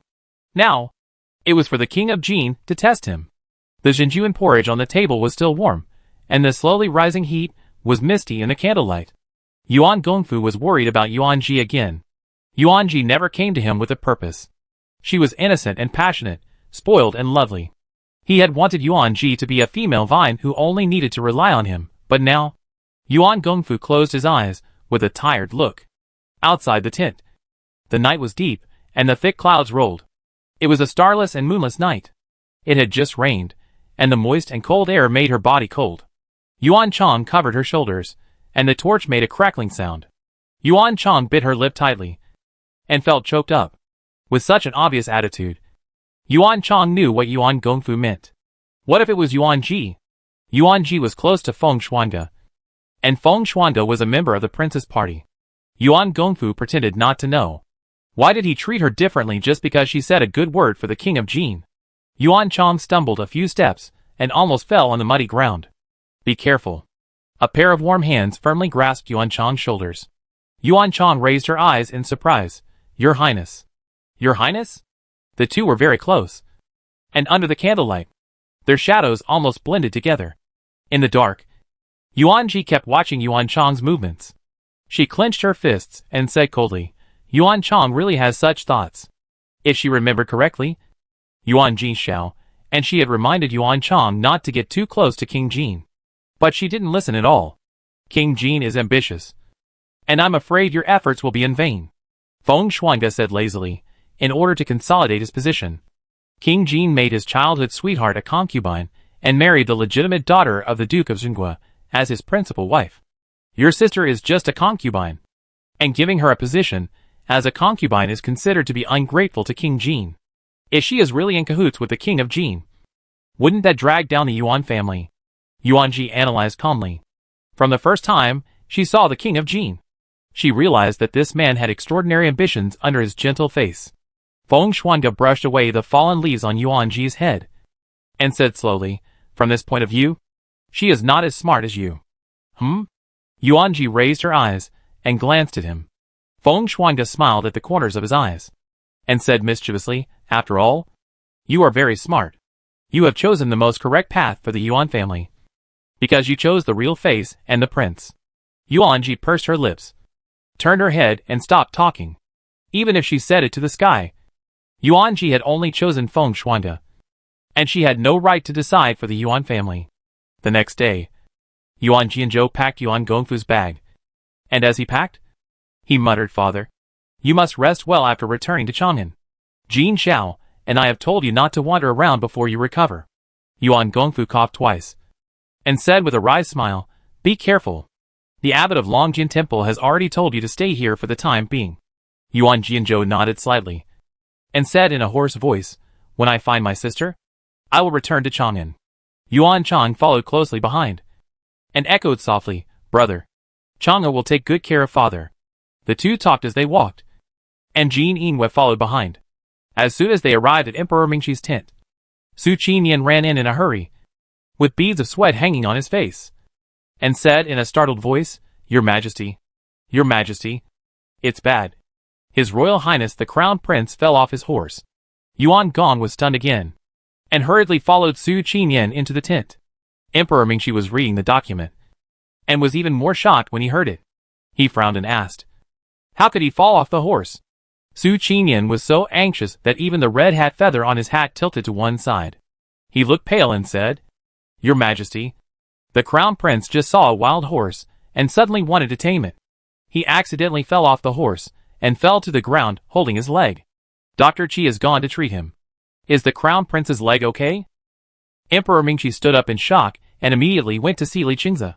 At this time, Qi Huaishan opened the door curtain and walked in, saying respectfully, "Your Majesty, don't worry.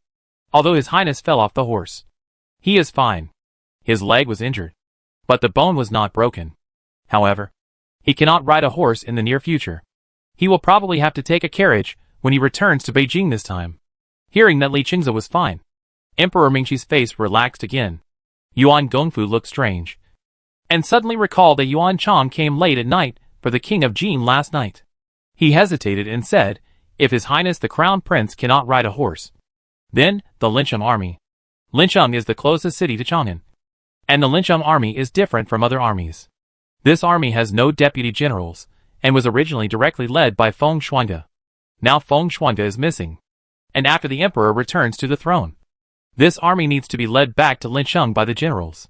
Speaking of which, Li Qingze's injury this time is really strange, but the timing is too coincidental. In addition to the injured prince, there are only King Jin and King Yu, but King Yu is a mediocre person. If the military order is to be handed over to King Yu, Emperor Mingxi is not at ease. If it's the King of Jin, Yuan Jianzhou and Yuan Gongfu looked at each other. Yuan Gongfu made a decision immediately, clasped his fist and said, "If your Majesty doesn't mind, this old minister can also." Yuan Chang suddenly said, "Father, your body is not well yet. How can you bear this hardship?" As if sensing Yuan Chang's intention, Yuan Jianzhou suddenly said, "Your Majesty, this humble minister can also take the Lincheng army back to Lincheng first, and then go back to Fulong Mountain. Will it be too much trouble?"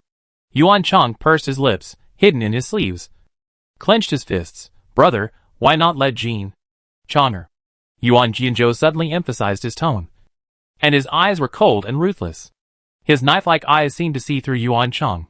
"You can't say too much in front of your Majesty." "Yes." Yuan Chang shut up awkwardly. Emperor Mingxi glanced at her meaningfully, and then returned to the dragon throne. Su Qinyan hesitated and said, "Maybe let His Royal Highness Prince Jin go?" Several people argued endlessly. In the midst of the argument, Li Qingluo's voice suddenly rang out, "Father, I may be able to share your worries." Li Qingluo was dressed elegantly in white, holding a string of sandalwood beads, and acting like a carefree wanderer. Yuan Chang's eyes were instantly drawn to him again. Emperor Mingxi frowned and looked at him. "Are your wounds healed?" Emperor Mingxi still remembered the wounds all over Li Qingluo's body on the day of the sacrifice. Li Qingluo smiled and said, "I am almost healed. I heard that my brother had fallen off his horse, and I was very worried. I just went to visit him. But my brother told me that he could not lead the army this time, and he was afraid that he would let his father down. Although I am not good at martial arts and have average talent, I also want to share the worries of my father and my brother. He said this very tactfully and beautifully. Su Qinyan looked at everyone, quietly approached Emperor Mingxi, and lowered his voice and said, Your Majesty, you know the pure heart of His Royal Highness Prince Jin. That day, for your safety, he blocked the sword with his body. And almost that day during the sacrificial ceremony at Fulong Mountain, Feng Xuanga fell off the cliff, and countless black-clothed swordsmen came towards him. It was Li Chengluo who risked his life to block the sword for him. Emperor Mingxi's heart was relieved again. He sighed softly. Chengluo is okay after all. Emperor Mingxi breathed a sigh of relief, stood up slowly, took out the military token from a secret compartment, and walked forward. The dark golden tiger token was heavy. Li Chengluo's eyes dimmed, staring at the military token without blinking. Emperor Mingxi patted Li Chengluo on the shoulder, and said solemnly, I'll leave it to you this time. Although the matter is small, you have to take care of your body, and don't let the wound burst due to fatigue. He looked like a loving father. Li Chengluo looked flattered. He knelt down immediately, raised his hands, and said in a deep voice, Thank you for your trust. Father! Although I am not as smart as my brother, nor as skilled in martial arts as Lord Feng, but I will never let you down. Jin Yu and Yin Yu, who were standing beside Yuan Jianzhou, gritted their teeth, and looked at Li Chengluo with an extremely unfriendly look. They had been looking for someone with Yuan Jianzhou these days, but there was no trace of him. If his master was here, it would not be the turn of the king of Jin to get involved. Just when the military token was about to be handed over, the sound of the curtain being lifted suddenly rang out in the room. And then, two figures walked in. Jin Yu and Yin Yu had excellent hearing, and when the sound was heard, they looked towards the door curtain vigilantly. When they saw the familiar scarlet figure, their expressions were moved, and they almost cried with joy. Feng Xuanga walked in slowly, without any sign of injury, and said lazily, The Lincheng army is the responsibility of this humble minister, so there is no need to trouble His Royal Highness the Prince of Jin. Chapter 59. A familiar figure strode forward. Feng Xuanga looked calm, without any sign of injury. When everyone saw Feng Xuanga, their expressions varied. Yin Yu was moved, crying with joy, and tremblingly said, Sir! Jin Yu quickly covered his mouth, rebuked in a low voice, In front of His Majesty, keep your voice down. But the excitement in his words was no less than that of Yin Yu. Emperor Mingxi was shocked, walked forward excitedly, held Feng Xuanga's arms tightly, and a hint of surprise appeared in his eyes. Lord Feng, you are still alive. Feng Xuanga bowed and said respectfully, Thanks to your Majesty's protection, I was able to survive this disaster. Yuan Gongfu and Yuan Jianzhou saw Yuan Ji beside Feng Xuanga. Their mouths opened wide. Tears welled up in their eyes. Yuan Gongfu trembled forward, grabbed Yuan Ji's shoulders and looked him up and down, and said with difficulty, You are not injured? Looking at Yuan Gongfu, who seemed to have aged more than 10 years overnight, Yuan Ji's eyes suddenly turned red. She suppressed her sadness and comforted him, Father, I'm fine. Thanks to Lord Feng who risked his life to save me when I fell off the cliff. Your daughter can see you alive now.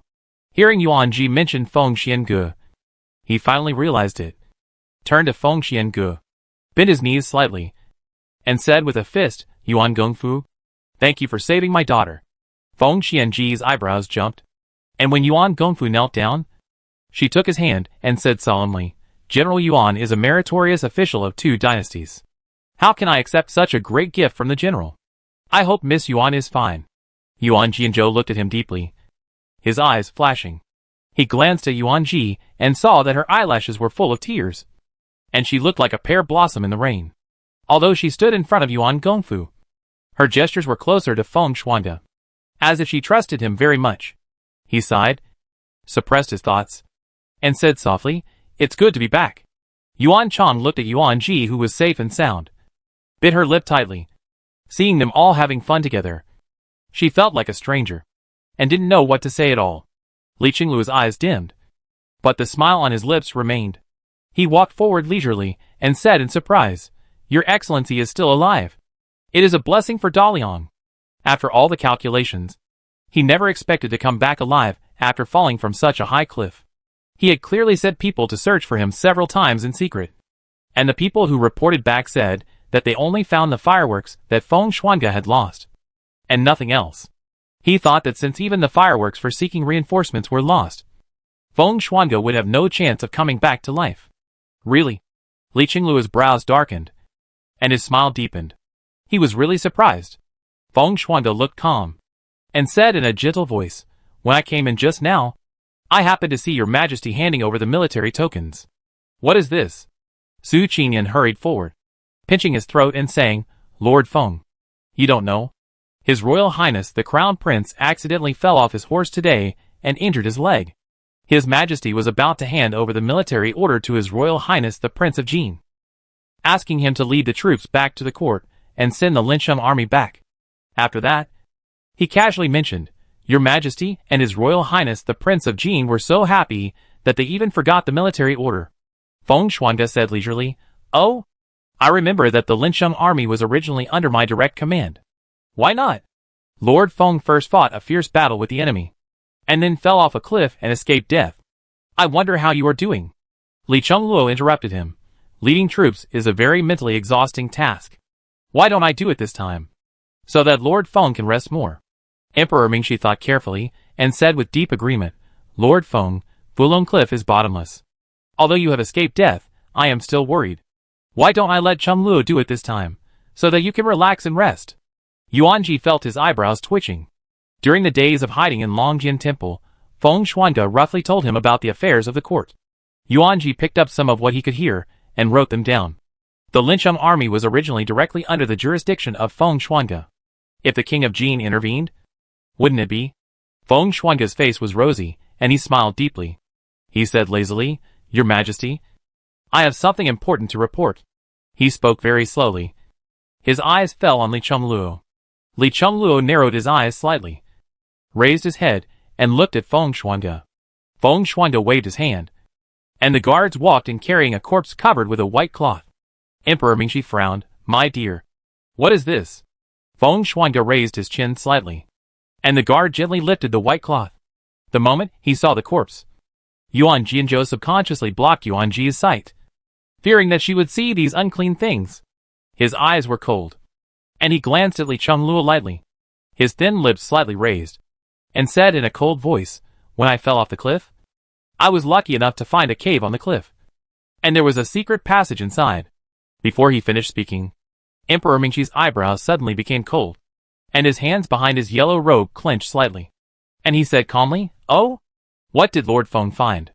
Yuan Ji suddenly looked up, staring at Emperor Mingxi without blinking. There was a hint of threat in his words. And why did he look a little nervous? The room fell silent for a moment, and the birdsong outside the tent could be heard clearly. Feng Shuangge stared at Emperor Mingxi, and after a while, he said softly, "I didn't find anything, but after passing through the secret passage, I happened to find that the guard was talking to someone else. And between the lines, it seemed that he was implying that this assassination was related to another country. As for this guard, I also felt that he looked very familiar, as if I had seen him before at Lord Tang's place." Emperor Mingxi narrowed his eyes slightly, wondering if Feng Shuangge really didn't see it, or was he deliberately hiding it. "Call Tang Zhao." Emperor Mingxi suppressed his doubts, and returned to his seat. In less than a quarter of an hour, Tang Zhao rushed into the tent in a hurry, knelt down, and cried out his innocence. "Your Majesty, I heard about this on the road, but I am innocent." Following them were Gu Fingling and others, and Gu Shihua and Xia Hui followed behind. When he saw Yuan Ji was safe and sound, Gu Shihua subconsciously took a step forward, but his eyes suddenly met Feng Shuangge standing beside Yuan Ji. He pursed his thin lips tightly, and retracted his foot in a corner where no one could see. Feng Shuangge slowly tapped the handle of the golden fan, and said meaningfully, "Lord Tang, His Majesty hasn't spoken yet. Why are you crying out for injustice?" Although he smiled, his cold eyes seemed to be able to see through Tang Zhao's mind. He snorted coldly, "Lord Feng, you accuse me in front of His Majesty without any evidence, and you won't allow me to seek justice for myself?" Emperor Mingxi said in a deep voice, "Tang Zhao, I summoned you this time just to question you in person, not to convict you." Feng Shuangge walked forward slowly, looked down at him, and said, "This guard is wearing a jade pendant, on which the word Tian is clearly engraved." He searched for a jade pendant from the guard, and showed it in front of everyone. Li Chengluo, who had been silent for a long time, suddenly spoke. It's just a jade pendant engraved with the word Tian. What can it represent? Could it be that Lord Feng convicted Lord Tang based on just a jade pendant? It's too hasty. Tang Zhao said fiercely. That's right. Emperor Mingxi pondered for a moment and said, it's just a jade pendant engraved with the word Tian. What does Lord Feng mean? Feng Shuangge did not respond to everyone's doubts, but changed the topic. It's a coincidence that when I checked this person's body, I found that this guard had a tattoo on his body. As soon as the voice fell, Jin Yu stepped forward and lifted the guard's collar, and there was a green mark on his chest. It was a dark green round mark, a monster with a horn and a dragon body curled up in it. Its eyes were like knives, and it was full of strange evil spirit. It seems to be the mark of Tianqing Tang? Yuan Jinzhou stepped forward and observed it carefully for a moment. Tianqing Tang? Yuan Ji looked at a loss. Yuan Gongfu said in a deep voice, I have heard of it. It is a shameful gang in the world. Its purpose is to assassinate and collect money. Xia Hui rubbed his chin. He felt familiar with the mark when he saw it just now.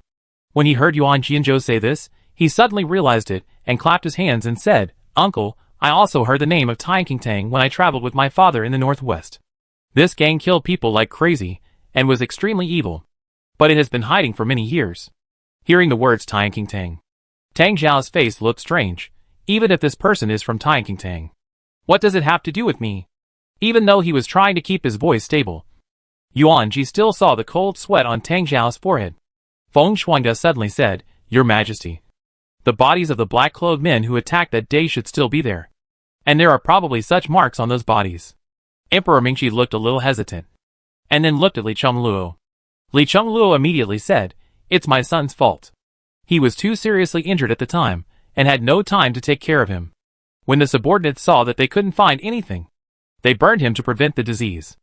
After hearing that he had a fever, Tang Zhao's shoulders finally relaxed. Yuan Jinzhou frowned. It turned out to be a fever. When the situation came to a standstill, Li Qing's voice came from outside. Chengluo doesn't have to blame himself. I have a way to prove it. Li Qing's lifted the door curtain. He was sitting in a wheelchair, his face slightly pale. Qingzi? Your legs are not healed yet. How can you come here? Emperor Mingxi scolded. Li Qingzi nodded slightly. Father, I heard that Lord Feng had returned and was overjoyed. I heard your conversation as soon as I arrived at the tent. He sat in a wheelchair, with a splint on his foot, and his face was pale and bloodless. Li Chengluo frowned. But the bodies of those people were burned. But the body of the high priest is still there. Li Qingzi looked at him meaningfully. Impossible. The high priest must have. Li Chengluo clearly wanted to say that he saw the body of the high priest thrown into the wilderness with his own eyes. Fuluanyuan is very vast. If you want to find someone, it won't be that easy. Suddenly, Li Chengluo seemed to think of something, and suddenly raised his head, staring at Feng Shuangge without blinking, and coldly spat out 2 words. It's you? Feng Shuangge smiled but said nothing. Li Qingzi raised his hand to signal, and the guards lifted the high priest's body up and took off his coat.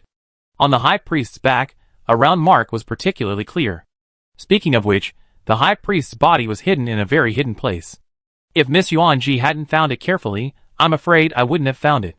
As soon as I found it, but I was seriously injured, I sent a letter to His Royal Highness the Crown Prince. And this jade pendant, with the word Tian, fits the name of Tianqing Hall. As for why I blamed Lord Tang. Lord Tang, what are you shaking about? Feng Shuangge walked forward. His tone was light, but it made people feel frightened. Tang Zhao looked at Feng Shuangge, who was approaching. His face was pale, and his whole body was shaking uncontrollably.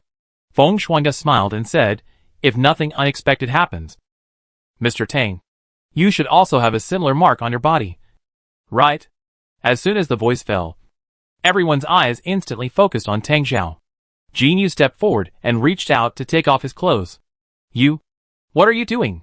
Tang Zhao was terrified, and stretched out his hand to block Jin Yu's hand. With a tearing sound, Tang Yao's outer shirt was torn, and a huge hole was torn on his back, revealing his wheat-colored back.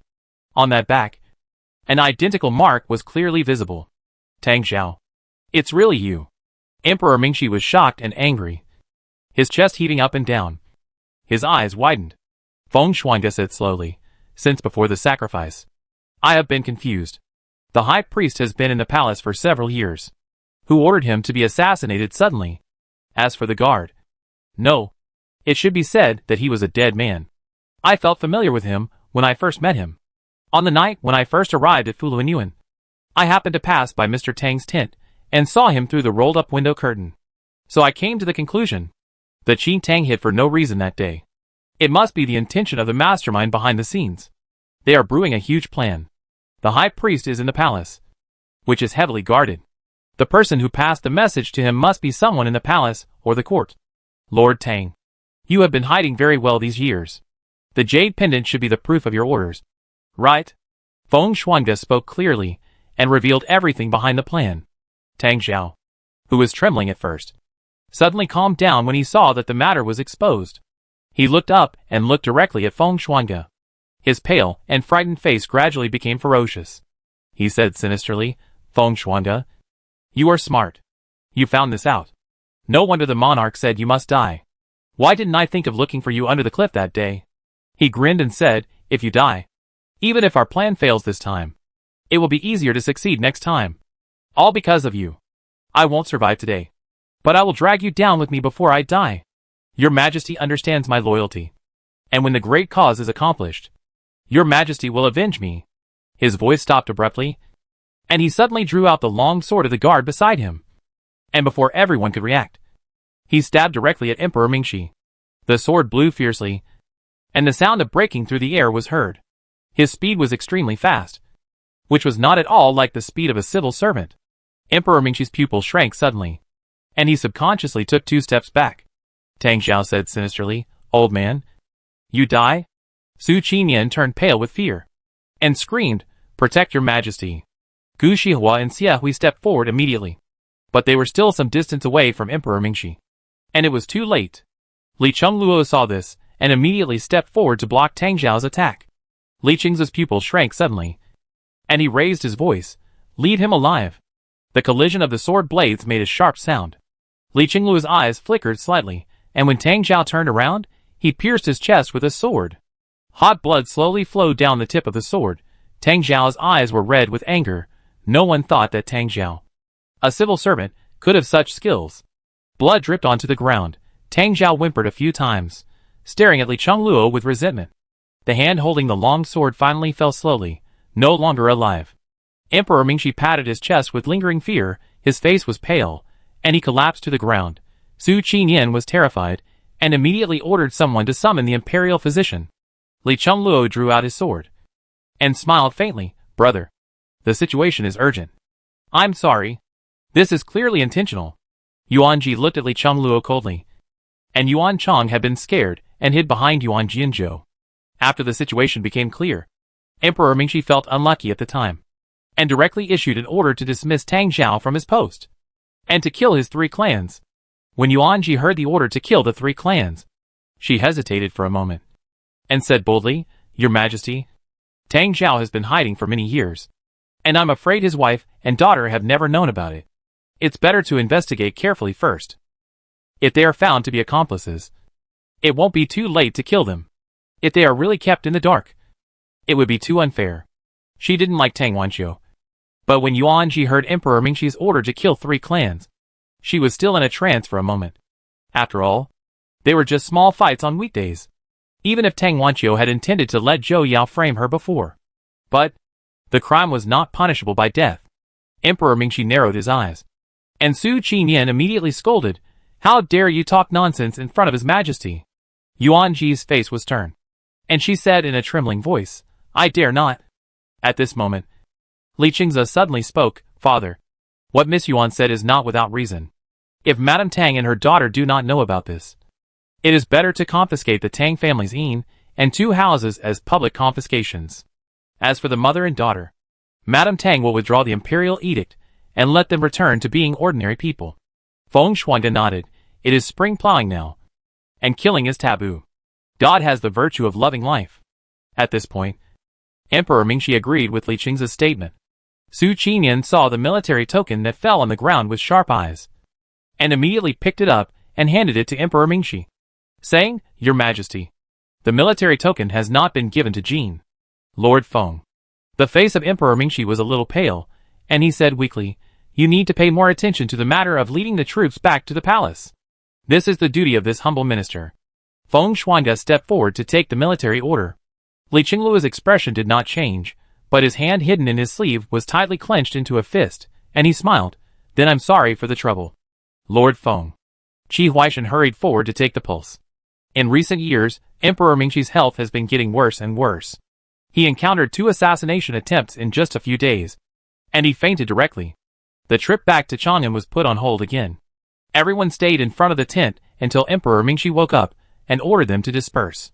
Then everyone returned to their tents. As soon as the Yuan family returned to the tent, Yuan Gongfu was too tired to stand and sat on the bed to rest. Yuan Chang poured a cup of tea and said in a gentle voice, "Since my sister fell off the cliff, my father has been ill and has been taking medicine all the time these days." The maid brought another bowl of medicine. The medicine tasted very strong, black, and it felt extremely bitter at first glance. Yuan Gongfu drank it all in one gulp without frowning. When Yuan Jinshao heard that Yuan Ji was still alive, he immediately dragged his wounded body to the tent. Yuan Gongfu took a sip of tea to suppress the bitterness, and then asked, "Shiji, what happened after you fell off the cliff and survived?" Yuan Ji immediately told the story. Except for the encounter with the deposed prince, everything else was half true and half false. Yuan Jinzhou listened to her. Her tone was flat, but he felt the difficulty of the situation at that time. If there was no cave, and there happened to be a protruding rock, I'm afraid. Thinking of this, Yuan Jinzhou was a little scared. Yuan Chang's eyes widened. That is to say, my sister didn't come back immediately after she survived. If my sister had returned earlier, my father wouldn't have become ill due to depression. And he hasn't recovered well these days. Yuan Ji's eyes were stern. Yuan Chang's tricks were as childish and superficial as before. Yuan Jinshao frowned. "Chang'er, what you said?" Yuan Ji's knees softened, and he knelt down suddenly, in front of everyone. His eyes were red, and he covered his tears with one hand. Sobbing, "I know my sister is blaming me. It's all my fault. If I could come back on the day I survived, my father wouldn't have become ill due to depression and couldn't sleep all night. Father, blame me. It's all my fault. I'm not as sensible as Chang'er. I was lawless in the past, and now I am even more so. In order to help Lord Feng find the murderer, I have ignored my father's health. I am an unfilial daughter." Woo woo woo. Yuan Chang panicked immediately. "I didn't mean that. I was just expressing my feelings casually." "You didn't mean that." "What do you mean?" "Gigi's escape from death is not easy. It is still unknown whether she is injured. She just came back. Why are you blaming her like this?" Unexpectedly, these words came from Yuan Jinshao. Yuan Chang was stunned. She knew that Yuan Jinshi's heart was shaken. But this was the first time in all these years that Yuan Jinshao was so straightforward and accused Yuan Chang without caring about his face. Hearing this, Yuan Ji was so stunned that she even forgot to pretend to cry. And the sobbing sound stopped in her mouth. Yuan Gongfu's face darkened when he heard this. He immediately slammed the table and said in a deep voice, "What's wrong with Gigi? She helped Lord Feng find out Tangzhou, which is a good thing for the country and the people. Our Yuan family has been a family of nobles for generations, and all of them are loyal ministers and generals. Gigi did a great job this time, and she is worthy of being the daughter of Yuan Gongfu." Yuan Jinzhou also echoed, "Our Yuan family should have the mind of putting family, country and the world first, even if it is a daughter. She is as good as a man." After a few days, Yuan Ji looked a little thinner, but her eyebrows and eyes were more tenacious. She was no longer the spoiled girl who did whatever she wanted and was lawless. Yuan Gongfu's eyebrows and eyes were full of relief, and he praised, "You have lived up to the family name." Listening to Yuan Gongfu's high praise, Yuan Chang's face turned pale, and she almost couldn't stand. She bit her lip and smiled awkwardly. Chang'er still needs to learn from her sister." Yuan Gongfu looked at Yuan Ji, and then looked at Yuan Chang, who was shaking. He suddenly remembered that night when she came to him for Li Chengluo. The difference between the two was obvious. He felt even more unhappy with Yuan Chang. He sighed, "Forget it. Chang'er, you should learn more from your sister in the future. Don't think that just because you scored higher than Gigi in the academy, you can be better than Gigi in everything. Your mind is too narrow. Go down." Several people left Yuan Gongfu's tent. Yuan Chang didn't even dare to look at Yuan Ji, and fled in panic. Yuan Gongfu's words just now pierced her heart. She felt inferior for no reason when she saw Yuan Ji now. Gigi. Yuan Jinshao called Yuan Ji. Yuan Ji paused, and said distantly, Such a cold attitude made Yuan Jinshao speechless for a while. He was still thinking about, the last time in Fulong Mountain, Yuan Ji's anxious and worried voice. Second brother. He wanted to say that he had wrongly blamed Yuan Ji for his mother's death. But now, he didn't know how to start. How to face Yuan Ji who knew the truth. How to face himself who had been bullying her all these years. Thousands of words condensed in his throat. And turned into a few bland words when they came to his mouth. Are you okay? Yuan Ji didn't expect Yuan Jinshao to stop her on purpose. Just to ask such a simple question. She said, It's fine. He said embarrassedly, That's good. Yuan Ji also felt that there was nothing to say to Yuan Jinshao. And said calmly, If you have nothing to say, I will go back and rest first. Facing such a distant Yuan Ji, Yuan Jinshao felt embarrassed. These days, he had been fantasizing about how he would apologize if Yuan Ji came back. But when it really came to this, he was stage fright again. The back figure in front of him was particularly thin. Her green skirt was blown by the wind. Her long hair was casually tied into a bun. And a gardenia hairpin was inserted in her hair. She moved like a green radish against the wind. And then, she walked away in the misty wind. Chapter 60. The wind rose in the evening, and it was getting dark. The sun shone in through the rolled-up curtains, and the shadows of the sandalwood tables and chairs were stretched out. Miss, you have been very hard these days, and you have lost weight. Lu Wu looked at Yuan Ji with great distress. When she heard that Yuan Ji was alive just now, Lu Wu was so happy that she was incoherent, but when she saw the thin Yuan Ji, she was worried again. How can it be? Why do I see that my belly is still round? And didn't you cook so many dishes? Yuan Ji smiled, and picked up a piece of spicy shredded chicken. As soon as she took a bite, her brows furrowed. Lu Wu said anxiously, Miss, is it not tasty? This spicy shredded chicken was learned from Madame Yuan in the past. It has a Sichuan style, and the emphasis is on spicy, fresh and fragrant. The chicken is tender and smooth, and the spicy flavor is just right. But Yuan Ji still felt that it was a little lacking. Yuan Ji bit the bamboo chopsticks and said in a muffled voice, It is spicy, but I think it would be better if some acid was added. And the flavor would be better. Didn't Liuhe restaurant have a dish of rabbit stuffed with plums before? It has a sour and spicy flavor, but I'm craving it now. Lu covered her mouth and smiled. I know, I'll make it tomorrow. What are you and your servant talking about so happily? Yuan Jinzhou lifted the door curtain and stepped in. Lu hurriedly bowed, and said with a smile, Master, I was just saying that the young lady's taste has changed recently. Miss, I'll go down and do my work, you talk to the young master. Yuan Ji handed over a pair of bamboo chopsticks. Yuan Jinzhou took them, and tasted the food on the table. Yuan Ji supported his chin. His eyes were as bright as stars. And he said quietly, Brother, what are you doing here?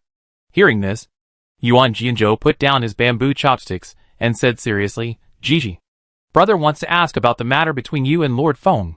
Hearing Yuan Jinzhou mention Feng Shuangde, Yuan Ji's face flushed. And he stuttered, Big brother. What do you mean?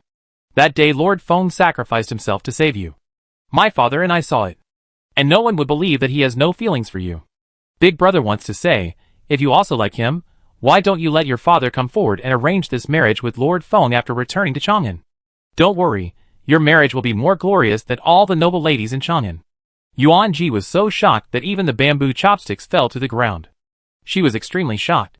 After a long while, she spoke incoherently, I and Lord Feng, but, it's too fast to arrange it so quickly. She liked Feng Shuangde, but if you ask when she started to have such feelings, even Yuan Ji herself didn't know. She spent so much time to figure herself out. But she just realized her feelings, and was about to get married. Yuan Ji still couldn't calm down. She wanted to stay in the mansion for 2 more years, to observe Feng Shuangde. She had read the How to Control a Husband for so long, which contained many tricks to test a husband's feelings. But she hadn't had time to use them yet. Yuan Jinzhou sighed. His eyes were melancholy. My father and I wanted you to stay in the mansion for a few more years. This time, you fell off the cliff with Lord Feng and disappeared for so many days. The situation is complicated right now, and no one has noticed it, but if you return to Chang'an, you will be drowned by gossip. Yuan Ji was anxious for a moment. Brother, others don't know me. So don't you believe Ji? Those days, it was extremely difficult for me and Lord Feng to survive, so we didn't have the leisure to do anything else. Yuan Jianzhou stroked Yuan Ji's hair and said softly, Brother, of course I believe you. But you haven't married yet, and you are so entangled with Lord Feng, and those days when you disappeared. Even if we believe you, what about others? People in the wealthy capital have everything they need. And they are all very idle. When they are bored, they will talk about other people's girls as a topic of conversation after tea. Gigi, you have to understand that we don't want you to suffer from rumors. Yuan Jianzhou's words lingered in Yuan Ji's ears, and she was speechless for a while. Yuan Ji's heart was full of worries and knots. She was no longer the person who acted on her own likes and dislikes. She listened to Yuan Jianzhou's words in the past, and kept them in her heart. At that time in Longjian Temple, Feng Xuande once said that the Yuan family stood on the same side as him. But Yuan Ji did not want to involve the entire Yuan family because of the matter between the two. Yuan Ji was silent for a moment, and said, Brother, if I really marry him, then the Yuan family, naturally, it will stand on the same line with Lord Feng, the Prime Minister's mansion, and the Crown Prince. Yuan Jianzhou looked calm, as if he had already accepted this result. Yuan Jianzhou seemed to see Yuan Ji's hesitation, and sighed, You consider this matter yourself. This is what my father, and I mean, Gigi, your happiness is the most important. Think about it carefully first. I still need to go to my father's place. Yuan Jianzhou did not stay for long and got up and left. Yuan Ji was left alone to struggle. As soon as Yuan Jianzhou left the tent, he saw Gu Shihua standing outside the tent without any surprise. He smiled and said, Mr. Gu, eavesdropping is not a gentleman's behavior. Gu Shihua looked indifferent, as if she had no emotional ups and downs. Didn't Major General Yuan specially call me here? If Shihua didn't hear those words, wouldn't it be a waste of Major General Yuan's arrangement? Yuan Jianzhou sighed softly, and said to Gu Shihua as they walked, Gigi is still a young girl. She was obsessed with Li Qinghui because she was pretty. She was too easily deceived. After she broke off the engagement, we were all very worried about her marriage. At that time, you and Lord Feng appeared in front of her at the same time. Fulu and Yuan was very vast. The two of them rode their horses, and the horses strolled slowly on the plain. Yuan Jianzhou looked at the setting sun, and was in a trance for a moment. At that time, I like you more. No, not only at that time. It is the same now. Gu Shihua tightened her jaw when she heard this, and held the reins even harder. What does Major General Yuan mean? Our Yuan family has been able to survive until today because we never participated in party politics, and were only loyal to your majesty. In the past, many people wanted to win over the Yuan family, but none of them succeeded. The marriage partners of our Yuan family children must not only be of equal status, but more importantly, they must not participate in any party disputes. At that time, Lord Feng saved Gigi from drowning in the princess's mansion, and I knew that something bad would happen sooner or later. That day, I asked you to accept the favor of saving my life, but I didn't expect that she would still remember it. Later, during the school exam, you were together every day, and I thought maybe it would be possible. Now, but we missed each other. Yuan Jianzhou sighed, and looked at the man beside him. Gu Shihua was noble, born in a famous family, had a good character, was gentle, and was well educated. More importantly, the Gu family disdained anyone to stand together. Such conditions completely met the requirements of the Yuan family. Gu Shihua was silent for a moment, looking at the magnificent sunset. But in his mind, he recalled the last time on Fulu and Yuan. He also talked to people in this way.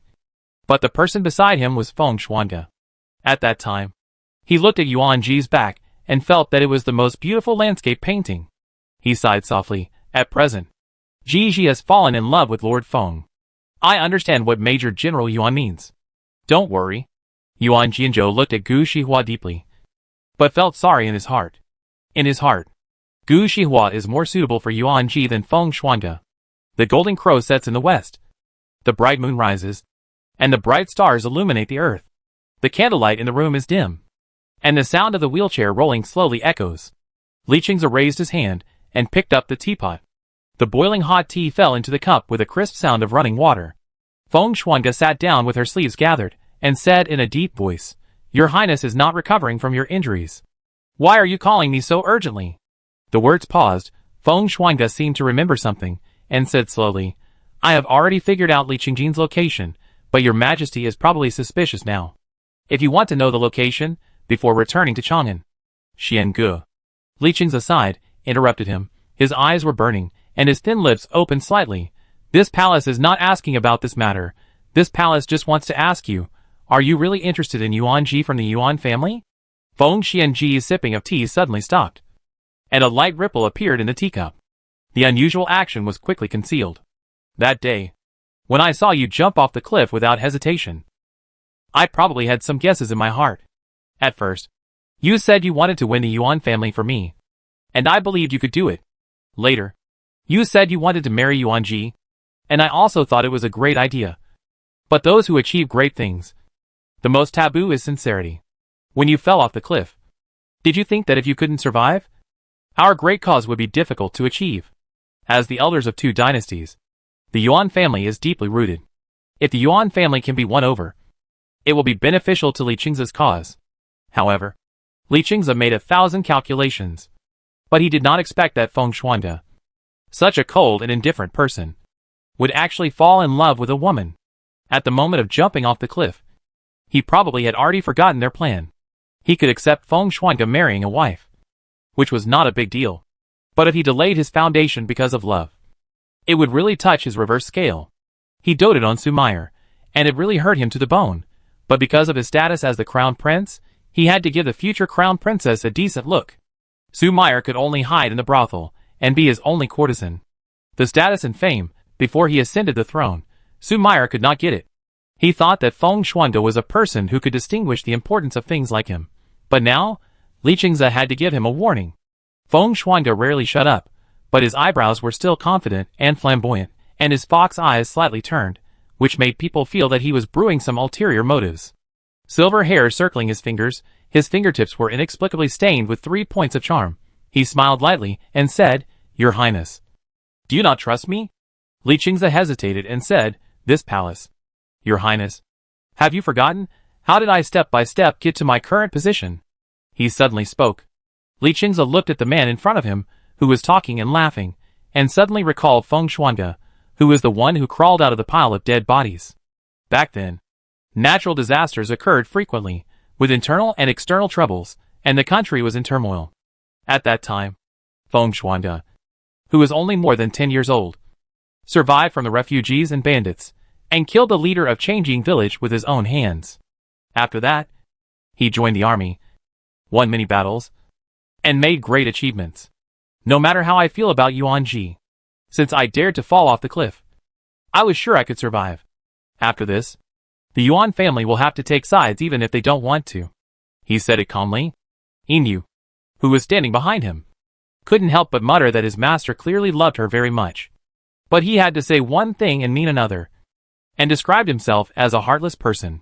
If Miss Yuan Ji heard these words, he, the gentle, beautiful and easy to talk to me master's wife, would probably fly away. Li Qingze looked at his eyes calmly, and saw that he looked calm. He sighed slowly. Although he was the prince, he always felt that he could not see through Feng Shuangde. Well, Li Qingze sighed, as long as Lord Feng can remember what I said, it will be fine.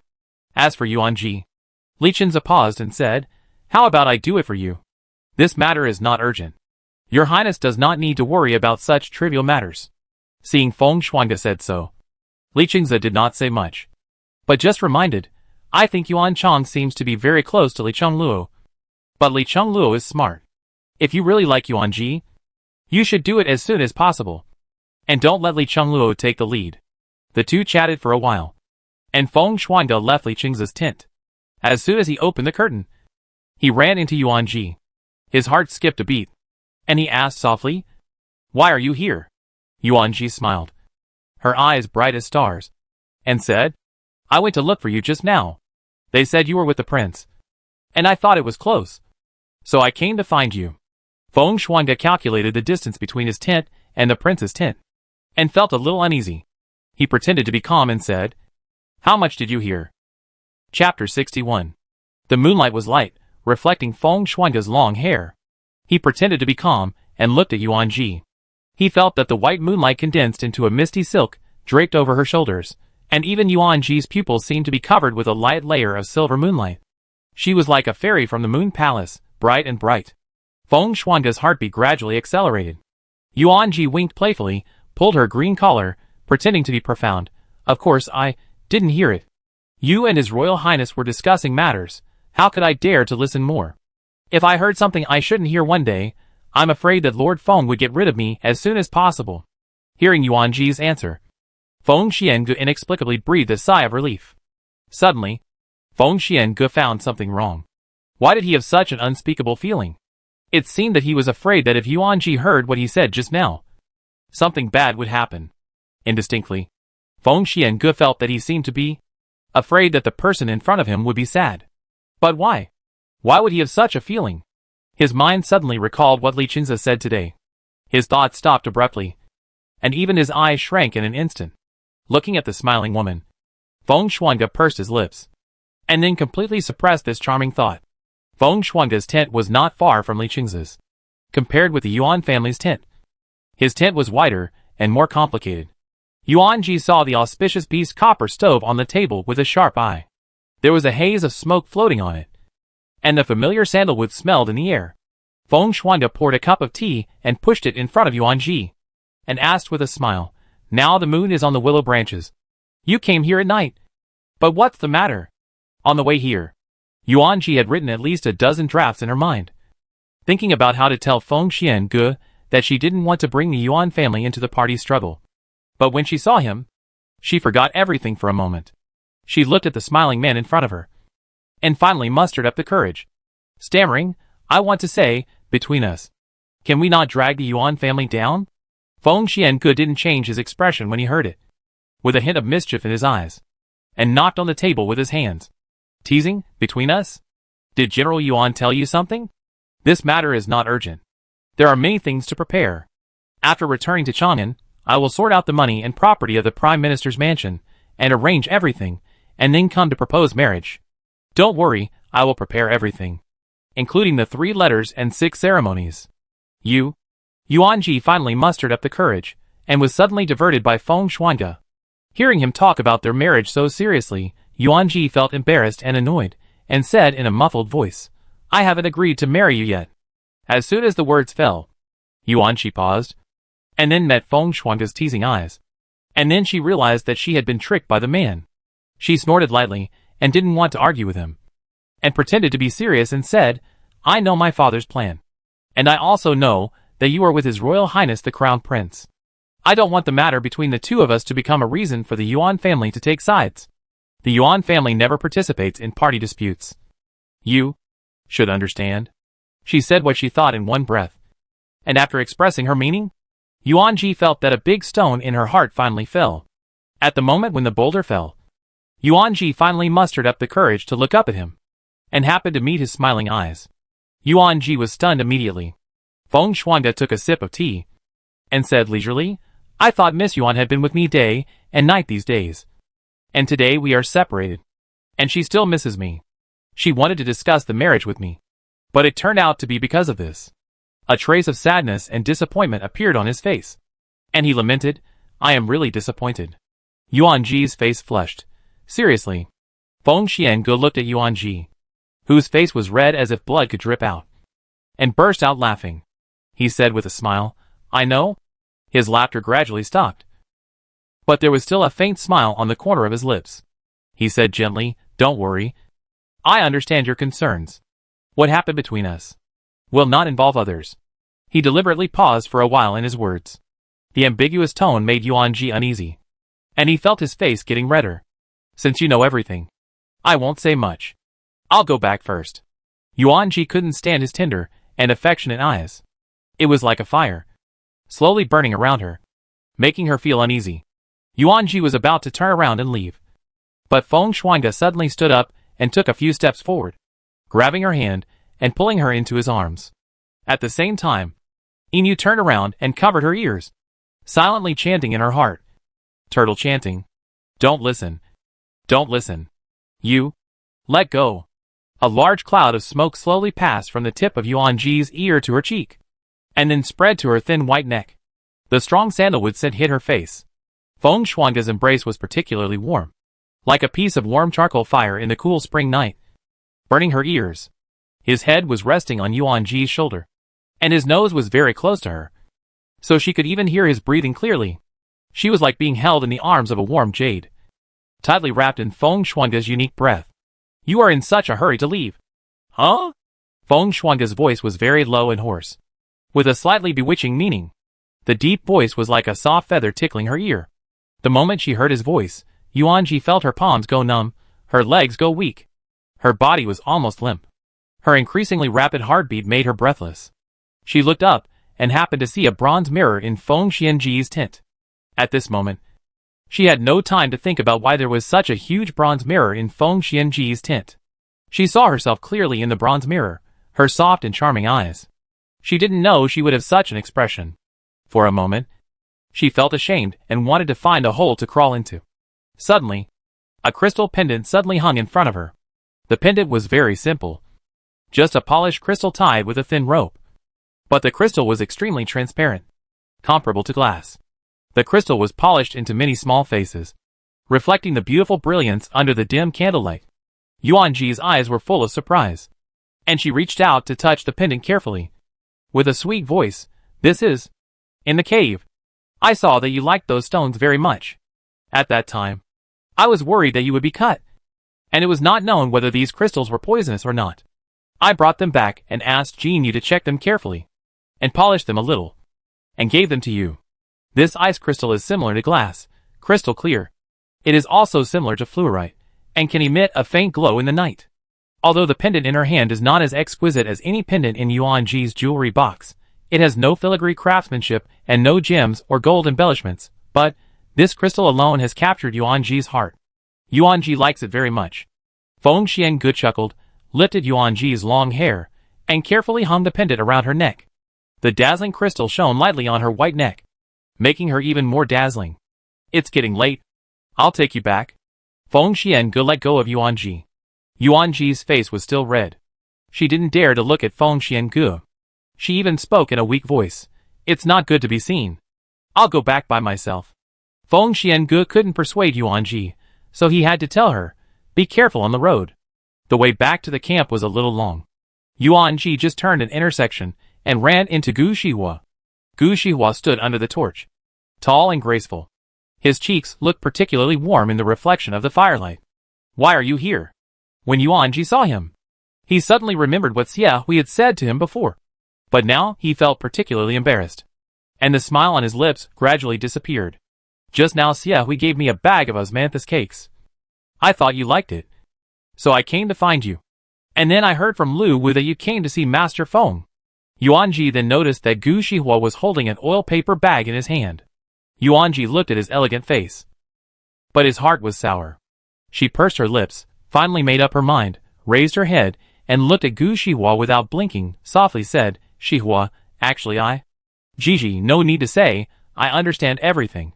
Gu Shihua took a few steps closer, lowered her head, and looked at her, with a surging affection in her eyes that Yuan Ji had never seen before.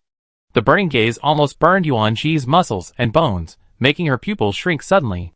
His voice was slightly bitter. "For the last time." Yuan Ji said nothing. After a while, she nodded. The moonlight was bright, and the stars were twinkling. Fuluan Yuan was exceptionally quiet, with only the sound of two people walking on the road. Yuan Ji looked at him sideways, and then he realized that Gu Shihua had been looking at her all the time. "The last time I sent you home was on New Year's Eve." Gu Shihua suddenly spoke. Yuan Ji was a little dazed, and fell into memories in Gu Shihua's voice. He said to himself, "My family education is very strict. Since I can remember, I have been studying in the study. Every New Year and festival, other children are resting and enjoying themselves. But I have endless books to read and endless words to recite. It has been like this for several years, until then you came to find me. When you came to find me, your eyes were as bright as stars, your smile was as charming as silk, the night was as bright as tonight, and I saw the most beautiful fireworks." Zitsidi. Gu Shihua stopped, turned around and looked at her. He asked hoarsely, "If I was the one who went in to save you without hesitation at Xianmingzhi that time, if I was the one who fell off the cliff to save you at the sacrificial ceremony, would you?" Yuan Ji looked at the man in front of her. feeling bitter in her heart. She sighed and said, "Shihua, do you know who set off the fireworks on New Year's Eve?" Gu Shihua seemed a little surprised by Yuanji's words, and was speechless for a moment. It was Feng Xuange. "I see." Gu Shihua's lips curled up with a bitter look. He looked at Yuanji, and the girl's face was flushed, which was the charming look that only appeared when she met her beloved. He murmured, "Let me take you back to the camp again tonight. For the last time. From now on, we will be friends when we meet again." Yuanji nodded, but she felt relieved. She was still worried about how to tell Gu Shihua about this matter. But now that he took the initiative to bring it up, it was good to talk about it. On that New Year's Eve, she also had a moment of affection for Gu Shihua. At that time, she was also wavering between Gu Shihua and Feng Xuange, until she found that she could rush into the fire without caring about her life for Feng Xuange. And he did the same to her. She then understood her feelings. From now on, she and Gu Shihua are friends. Not far behind Yuanji, the wind blew up the corner of Feng Xuange's clothes. Inu said with a strange look, "Sir, Miss Yuan didn't let you send her off, but you followed her secretly. Have you got a satisfactory answer now?" Feng Xuange flicked his sleeves and snorted coldly. "I just happened to pass by and didn't hear anything at all." He pretended to be relaxed, but Feng Xuange's lips were smiling vaguely, and even his steps back to the camp were particularly brisk. Chapter 62. After returning from Fulong Mountain, Yuanji slept for many days in the mansion before he could barely recover his spirit. He thought of Qianlizui, who was buried in Wanghua Pavilion years ago. The spring is in full bloom. The peach blossoms in Wanghua Pavilion are pink and delicate. The peach blossoms as lush as stars sway in the spring breeze. The breeze blows on the face, the fragrance is fragrant, and a shower of peach blossoms falls.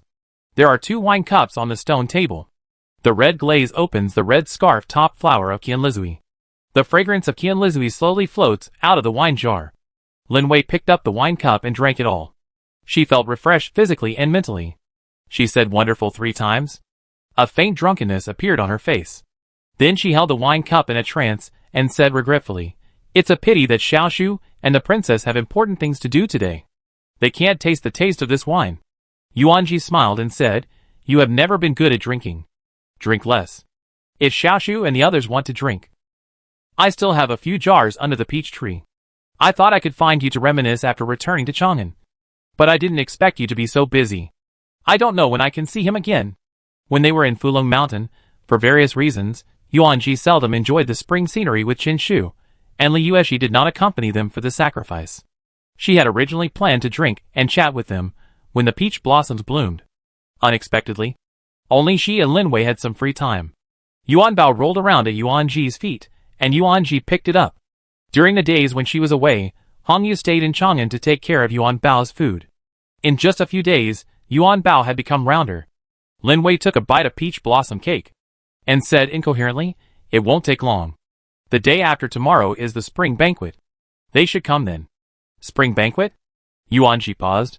Lin Wei nodded. "The host of the spring banquet is different every year. This year it is at Green Willow Villa. It seems that Princess Chenghua is hosting it."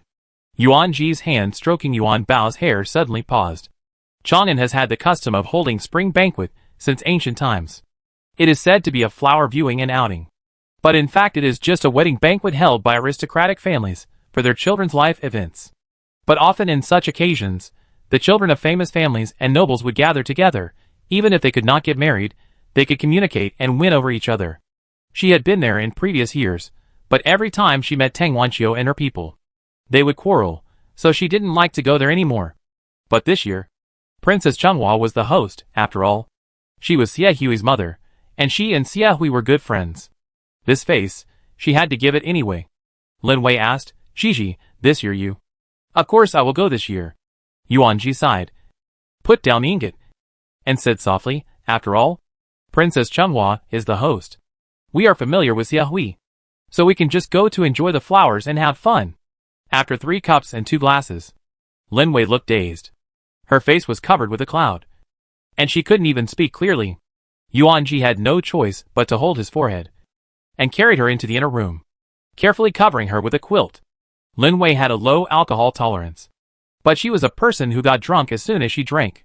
The two of them didn't even talk for a few words, and she was drunk and unconscious. Yuanji tiptoed to close the door.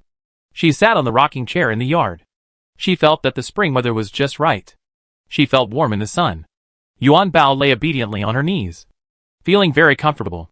Just when she was about to fall asleep, there was a sudden commotion outside the door.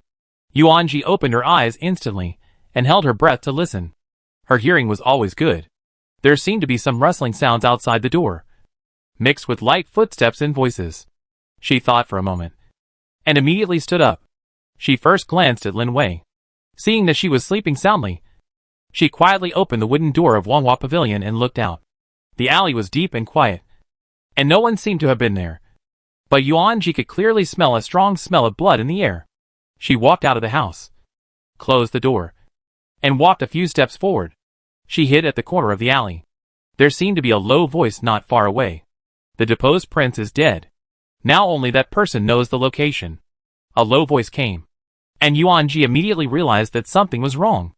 We have been chasing for so long. You won't lose him, right? He was seriously injured. He shouldn't be able to run far. Deposed crown prince? Li Chongjin?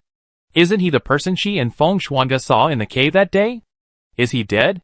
Yuanji was shocked. According to Feng Shuanga's speculation, Li Chongjin had not died. It was His Majesty's intention.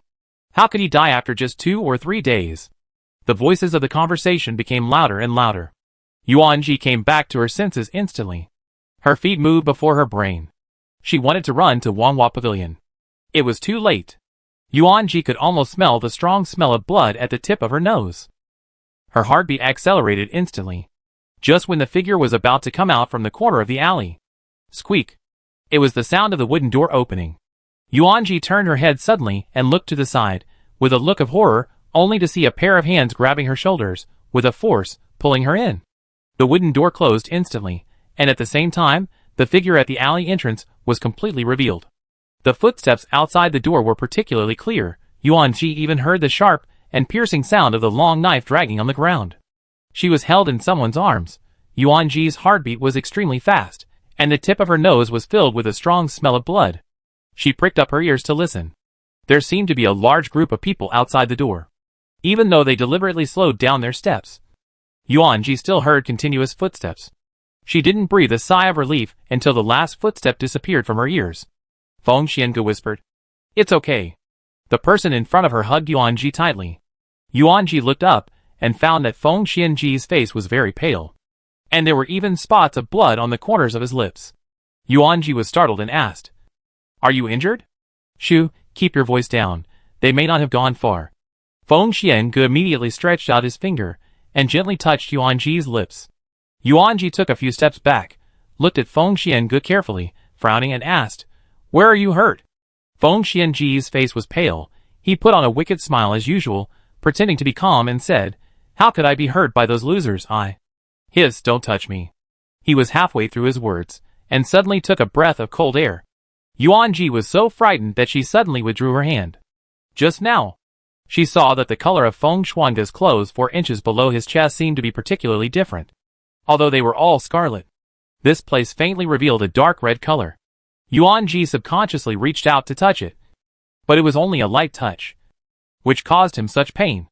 The fingertips that touched the wound were bright red, and sticky blood stuck to the fingertips. Yuanji's eyes trembled slightly, and she said worriedly, "Do you have any hemostatic medicine here? I have learned some bandaging techniques, and I will stop the bleeding first." Feng Xiange raised his head and pointed to the second floor.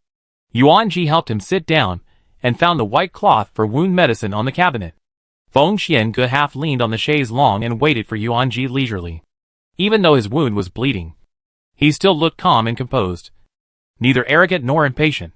It seemed that watching Yuanji busying around for him was a pleasant thing.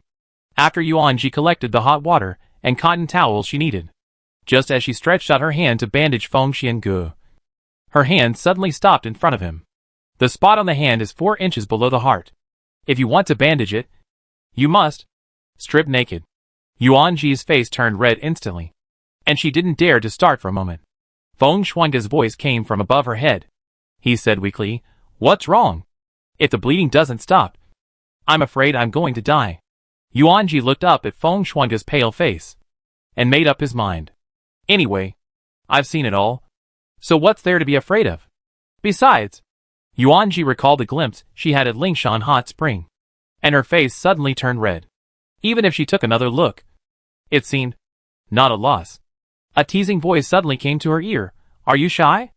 Yuanji's face instantly turned red, and he stammered, I'm not. It's just that my skills are not good enough. I'm afraid it won't be bandaged well. By the way, Xiaowei is next door. Yuanji's eyes lit up. Why don't I go call her? Yuanji stood up as soon as he finished speaking, and pretended to go downstairs to find someone. Feng Shuangge's hand instantly grabbed him. You want others to see my body? Are you willing to do that? I am seriously injured right now. If you want to get rid of me, I am afraid I will not be able to hold you back. Feng Xianji's voice was slightly bitter. Yuanji's delicate body trembled, and Feng Xianji's fair skin and beautiful skin appeared in her mind again. If Lin Wei came. Inexplicably, she felt jealous. Feng Xianji's injury today was probably something that could not be known to others otherwise. She would not have sneaked into this small courtyard. She naturally could not let Lin Wei come otherwise. The matter would be exposed, and it would be troublesome to delay Feng Xianji's business. Yuanji found a reason that he thought made sense, and quietly returned to his seat. After a moment of hesitation, he said in a muffled voice, Close your eyes. Feng Shuangge couldn't help but chuckle. She was the one who was shy, but she had to close her eyes. What kind of logic was this? But he still closed his eyes obediently. Her warm and tender hands carefully opened his collar, and Yuanji was afraid of touching his wound, until the collar was completely untied. The first thing she saw was a large area of snow white. Feng Xiangge had obviously been fighting for many years, but his body was exceptionally fair. Yuanji tried her best not to look at Feng Xianji's undulating lines and delicate collarbone, and her eyes were fixed on the wound. She gently squeezed the cotton towel, gently wiped off the dirt on the outside of the wound, and then sprinkled hemostatic herbs on it, and wrapped the gauze tightly in circles. Her fingertips inadvertently slid across Feng Xianji's abdomen, and Yuanji only felt that the place where her fingertips touched was exceptionally hot. The man's body was obviously very good, and the 6 distinct muscles on his abdomen looked exceptionally elastic. Yuanji couldn't help but think, if she touched it, what would it feel like? This thought caught her off guard.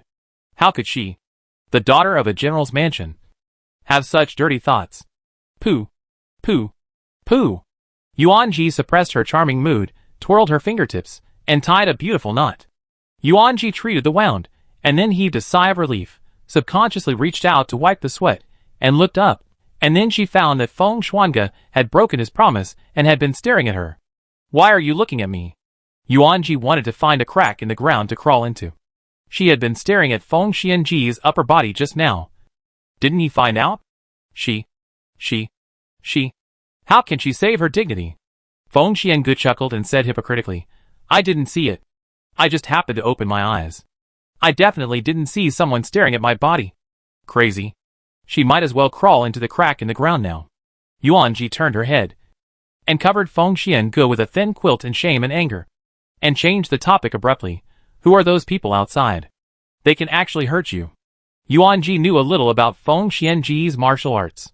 He was able to hurt her, so he must be from a powerful background. Your way of changing the subject is very clumsy, but it pleases me. Feng Xiangge glanced at her mischievously. Yuanji felt her face burning again. She knew she was changing the subject, but she still had to say it. Seeing Yuanji's embarrassment, Feng Xiangge smiled slightly, and stopped teasing her. She said lazily, it was Tianqing Hall. Yuanji's eyebrows suddenly froze, and she asked hesitantly, it was that day at Fulong Mountain. But why? When I came out of Wanghua Pavilion, I heard them talking about the deposed crown prince. He's dead? Feng Xiangge looked calm. Yuanji's eyes widened, and he said in disbelief, but didn't you say that the reason why His Majesty kept him was to find something? If he died, wouldn't it be impossible to find it? Feng Xiangge rubbed Yuanji's head and said with a smile, this matter is complicated. You don't have to get involved. Since he is dead, there will be other ways. As for my injury, it was those people from Tianqing Hall who used a despicable method, using a magic incense to temporarily make me lose my strength. I am just a few rats crossing the street. After I recover, I will go and settle accounts with them one by one. Yuanji nodded. not quite understanding. But she still asked boldly, "Is it? Did the king of Jin kill the deposed prince?" Feng Shuangge's hand suddenly stopped. Yuan Ji immediately realized that she had asked something she shouldn't have asked, and quickly changed the subject. "Then you are in danger recently. So why don't you go back to the Prime Minister's mansion first, and find a safe place to recover from your injuries? This is where I am staying secretly. Others can't guess where this is. Only you and His Royal Highness know. I have been recuperating here these days. Can't guess?" Yuan Ji was a little surprised. Feng Xiange nodded. "Whether it is the mansion of the Prime Minister or the manor in the suburbs of Beijing, they are all spacious and elegant, and everyone knows it. Such a small courtyard." Yuan Ji understood. Such a shabby small courtyard was not in Feng Xiange's eyes. She said in a muffled voice, "Then why do you buy it here?" Feng Xiange changed to a comfortable posture, and said seriously, "Occasionally, I build a small courtyard to experience the fun of the poor." The wound stopped bleeding, and Feng Xiange's face gradually turned red. He turned sideways to look at Yuan Ji. His eyes were ambiguous and lingering, and the thin quilt gradually slipped down during his movements, and the white and tight skin fell into Yuan Ji's eyes. Yuan Ji only felt his breathing was short, and he stood up suddenly. I'll go first." Feng Xiange seemed to be unaware that the thin quilt had fallen, and rubbed his shoulders again, with his clothes wide open. And Yuan Ji could even see the whiteness at the bottom of his abdomen. She was almost knocked unconscious by the beauty in front of her.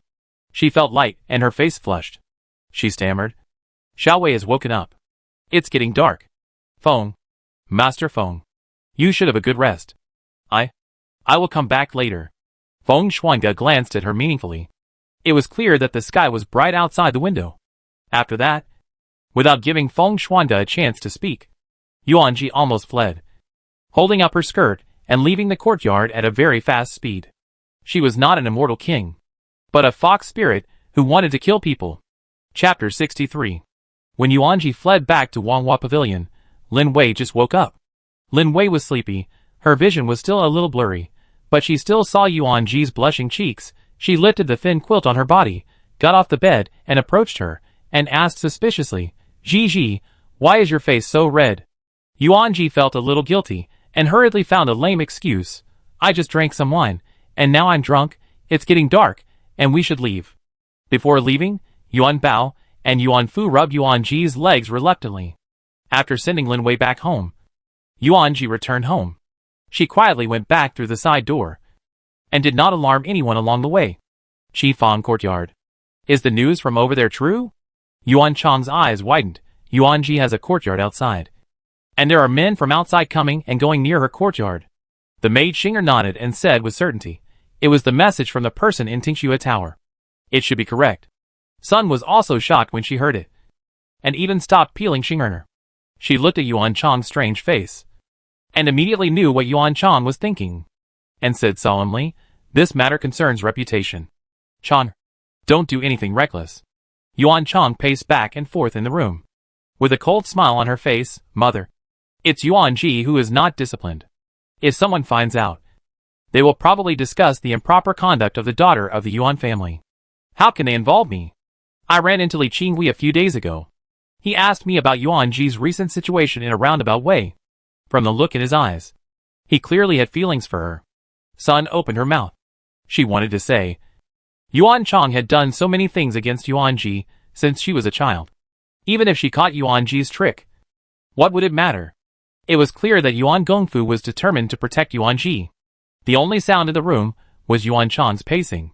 Sun thought for a moment. A trace of helplessness flashed across her face, and advised, "Chang'er, Yuan Ji has been very close to Feng Xiang in recent days. I heard the general mention it. If nothing unexpected happens, Yuan Ji will probably marry Feng Xiang. That adult is not someone we can mess with." Seeing that Yuan Chang didn't reply, Sun was also afraid that Yuan Chang would get into trouble, so she simply put down the almonds, and said seriously, "You also know that your father only favors Yuan Ji. If you want to save face for yourself, you might as well do as you said before, and become the princess of King Jin. It's better than you making these little schemes in the mansion." She was afraid that Yuan Chang would offend that master in a moment of confusion. Even she had heard of Feng Shuangge's bad reputation. He had countless blood on his hands. Instead of that, It would be better for her to work hard to find a good marriage for herself. Yuan Chang was perfunctory, but she had a bigger idea in mind. The next day, Yuan Chang sent someone to follow Yuan Ji. Yuan Ji was thinking about something, and didn't even notice that she stopped in front of the yard next to Wanghua Pavilion, and saw that there was no one around, and quietly slipped in. These are all warm and nourishing medicinal foods. I saw that my grandmother's courtyard uses medicinal foods. Would you like to try some? Yuan Ji put the food box on the table. The food boxes painted with red lacquer and crabapple patterns were arranged one by one. Each one was made very delicately. Feng Xiange got up lazily, put on a coat casually, scooped a mouthful of porridge, and said, "It tastes good." At some point, Feng Xiange was no longer restrained in front of Yuan Ji. When Yuan Ji came in just now, he was even wearing only a white satin inner garment, with his silver hair scattered wantonly. He was leaning on the couch reading a book, with a cold and focused expression, making Yuan Ji unable to take his eyes away. He pointed to the dishes on another table, and said casually, "You sent it. I think you will like it." He had already found out Yuan Ji's taste. The mistress of the Yuan family came from Sichuan, and Yuan Ji loved spicy food. There were 3 spicy dishes on the table. The chef who made these dishes was robbed from the East Palace by Feng Xiange. As soon as she came in, she saw the dishes on the table and muttered, "Didn't Lord Feng say that Jinyu and Yinyu had no time to send you food? That's why At that time, he was injured and dying.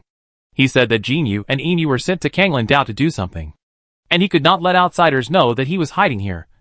So he asked her to take care of Feng Xiange's meals." He looked particularly miserable and pitiful when he said this, and Yuan Ji felt sympathetic and agreed. However, these 3 spicy dishes in front of him, Yuan Ji always felt that he was fooled. I only asked them to take an hour out of their busy schedule. Feng Xiange ignored the fact that his reason was not convincing at all, and continued, "I tasted it, and felt that it had a Sichuan flavor. You should be happy. So I will leave it to you." These 3 plates of food were full of food, and it looked like no one had touched them. Yuan Ji thought to herself, "Has he really tasted them?" She didn't say anything. She took a few bites, and found that they tasted very good. Yuan Ji's expression remained unchanged. "It tastes very good." Then she put down her bamboo chopsticks. Feng Xiange saw that she had a poor appetite and frowned. "You don't like it?" It seemed that even the chef in the East Palace was not very good. "Let's go to the palace tomorrow and call the one in the imperial kitchen." Yuan Ji saw that he frowned, and was afraid that he would do something unimaginable the next moment. She waved her hands repeatedly and explained seriously, "It tastes very good. But I just like sour food recently, and I am a little tired of spicy food." Feng Xiange didn't say anything, just silently noted this matter down. "Did you make it yourself?" Feng Xiange picked up a piece of green vegetables with chopsticks, and was about to put it in his mouth. But he heard Yuan Ji holding his chin and said, "I asked Lu Wu to learn secretly, and tried to make a portion. How could I know these?" Her eyes were bright as stars, and she watched Feng Xiange eat without blinking. She just felt that the face of the man in front of her was really unique. No wonder Wen Lan was obsessed with him. Hearing this, Feng Xiange's appetite inexplicably decreased again. He gently put down the bamboo chopsticks.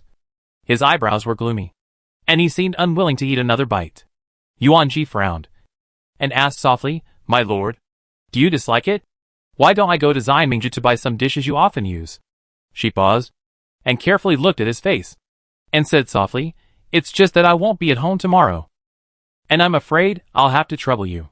I brought some extra pastries today, and I'm afraid you'll have to make do with them tomorrow." Feng Xiange frowned slightly, pursed his lips, and said calmly, "I won't be there tomorrow? What are you going to do? Tomorrow is the spring banquet." Yuan Ji paused, and then realized that the spring banquet was mostly for the children of noble families to meet each other, and then added, "After all, Princess Zhenghua is the host. I am good friends with Xia Hui, so I have to give him this face." Hearing this, Feng Xiange sighed lightly, with some unnoticeable displeasure in his eyes. "The spring banquet is really boring. Why don't I take you to the palace to watch a play after my injury heals? The palace's opera troupe is worse than the folk ones." He really didn't understand. Why was there any place for that spring festival banquet? Moreover, there were so many young men from noble families at that banquet. Feng Xiange didn't realize that. She didn't know when she started to dislike Yuan Ji going to places where men gathered. Yuan Ji's heart was beating like a drum, but she said calmly, "If I don't go, wouldn't it be unfair to Xia Hui? We are good friends after all." What's more, she twisted her sleeves, and a faint blush appeared on her face. She said in a tender voice, "My feelings, others don't know, don't you know it?"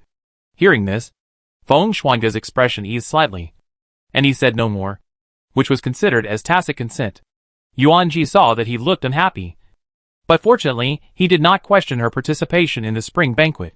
After returning to the general's mansion, seeing Yuan Ji's happy smile, Lu Wu couldn't help asking, "Miss, since you know that Lord Feng doesn't like you to go to these occasions, why do you still go? And tell him?" Yuan Ji snorted lightly, with a slightly proud look on his face, holding the teacup, and said with interest, "Lu Wu, you are still young, and you don't understand the way men and women get along. If he doesn't like me to go, then I will go anyway." Yuan Ji's words were so confusing that Lu Wu didn't understand either. She didn't read the first volume of the strategies to control husbands for nothing. Yuan Ji also reviewed it carefully after returning last night, and then she realized that she had unconsciously assumed that she would consider whether he would be happy before taking action. When she agreed to Lin Wei to attend the spring banquet, she actually thought about whether she could not go, because Feng Xiange would definitely be unhappy if she went. Wouldn't that mean she was being led by him? She looked at the strategy for controlling husbands on the desk, as if looking at a treasure. Women, if they are too easy to be obtained, too well behaved, they will not be cherished. As soon as she left, Li Chenzi came out from behind the screen, and said with great interest, "Lord Feng, it's just a flesh wound. You have been on leave for 2 days. It's really not your style." He had been here a long time ago, but Yuan Ji came suddenly. Feng Shuangge asked him to hide behind the screen. He was the prince of a country, but there were occasions where he could not attend, and it was because of a woman. How would he save face if the news got out? He knew Feng Shuangge well. This person was cruel, and even crueler to himself. He seldom took leave due to injury, let alone hiding in a courtyard, in an alley, where no one cared about to heal his injury. He was very worried, so he came here. "I haven't rested since I came back from Fulong Mountain. I just came back from Lincheng and encountered these things. Even if I am a humble minister, I have been working day and night for so many days. Won't your highness allow me to take a few more days off?" Feng Shuangge said with a smile. Li Chenzi found a seat and sat down, with a sad look on his face, and muttered, "You are idle, but I am busy and exhausted." Li Chengjin's death was strange. I wonder if the king of Jin got that thing before us. Today, the governor of Sanzhou made another report, saying that Sanzhou had abundant rainfall this year, and the autumn harvest should be tens of thousands of stones more than in previous years. Li Chengluo took the opportunity to take credit. This really opened my eyes. As he said this, Li Chengzi looked angry and said angrily, "The new grain cultivated in Sanzhou was not developed by him. But the credit became his? He is really shameless. By the way, the Princess of Daki is on her way. Are you ready for it? Tomorrow, the Queen will go to Green Willow Villa. My aunt is worried about Xia Hui's marriage and wants me to help him." He held his forehead and sighed. "I've been so busy these days. Mir is resentful of me. But you're here pretending to be sick and enjoying yourself. And you're even letting Miss Yuan bring you food. Why don't we switch?" Feng Shuangge lazily leaned on the chaise longue, her eyes fixed on the military book in her hand, listening to Li Chengzi's random mumbling. Feng Shuangge suddenly looked up and asked, "Are you going to Green Willow Villa tomorrow?" Li Chengzi, who was still talking to himself, suddenly stopped and said blankly, "Yes. Where is my cousin after all? I wanted to ask you to come with me to pick it, but you asked for leave. And I am not a bad person. I will go tomorrow too." "That's fine." Li Chengzi nodded blankly. Didn't Feng Shuangge send someone to ask for leave from him, and said it would take at least 10 days and a half a month? How come it's so soon? His eyes lit up, and he said excitedly, "In that case, tomorrow after you go to Green Willow Villa with me, you can go to the Dali Temple with me." "That case?" "No." Feng Shuangge refused categorically. "I am still on vacation." What a reason that is irresistible. Until he left, Li Chengzi still didn't know why Feng Shuangge was going to Green Willow Villa. So he asked his servants, and got the answer that Yuan Ji was also going to the spring banquet. Li Chengzi fell into silence for a long time. This man, fighting for the Yuan family for him is fake, and fighting for Yuan Ji for himself is real. Chapter 64. The master and servant were talking here. Yuan Ji was tirelessly talking about his recent reading experience. Hong Yu hurried back from outside, looking flustered. She accidentally stepped on the pebbles used for paving flowers, stumbled, screamed, and fell to the ground with a dizzy head. Yuan Ji's eyebrows jumped, frowned and gently reminded, "Slow down, what happened? Why are you so flustered?" She looked at Hong Yu. Although it was spring, there was still a chill in the wind, but Hong Yu's forehead was covered with tiny beads of sweat. She hurriedly got up, limped into the building, panted heavily, and said intermittently, "Miss Yuan, Madame Yuan has invited a doctor. It seems to be a very serious illness." "What happened to Grandma?" Yuan Ji was so frightened that he dropped the astronomy book in his hand. He immediately stood up and strode forward, pinching Hong Yu's shoulder and asking, "What happened to her?" Hong Yu couldn't explain it clearly for a while. Yuan Ji was anxious, and strode to Shouanjai with a flick of his sleeves. Shouanjai had gathered many people. Yuan Jinshao and others were waiting in the house early. Yuan Gongfu frowned, forming a deep character.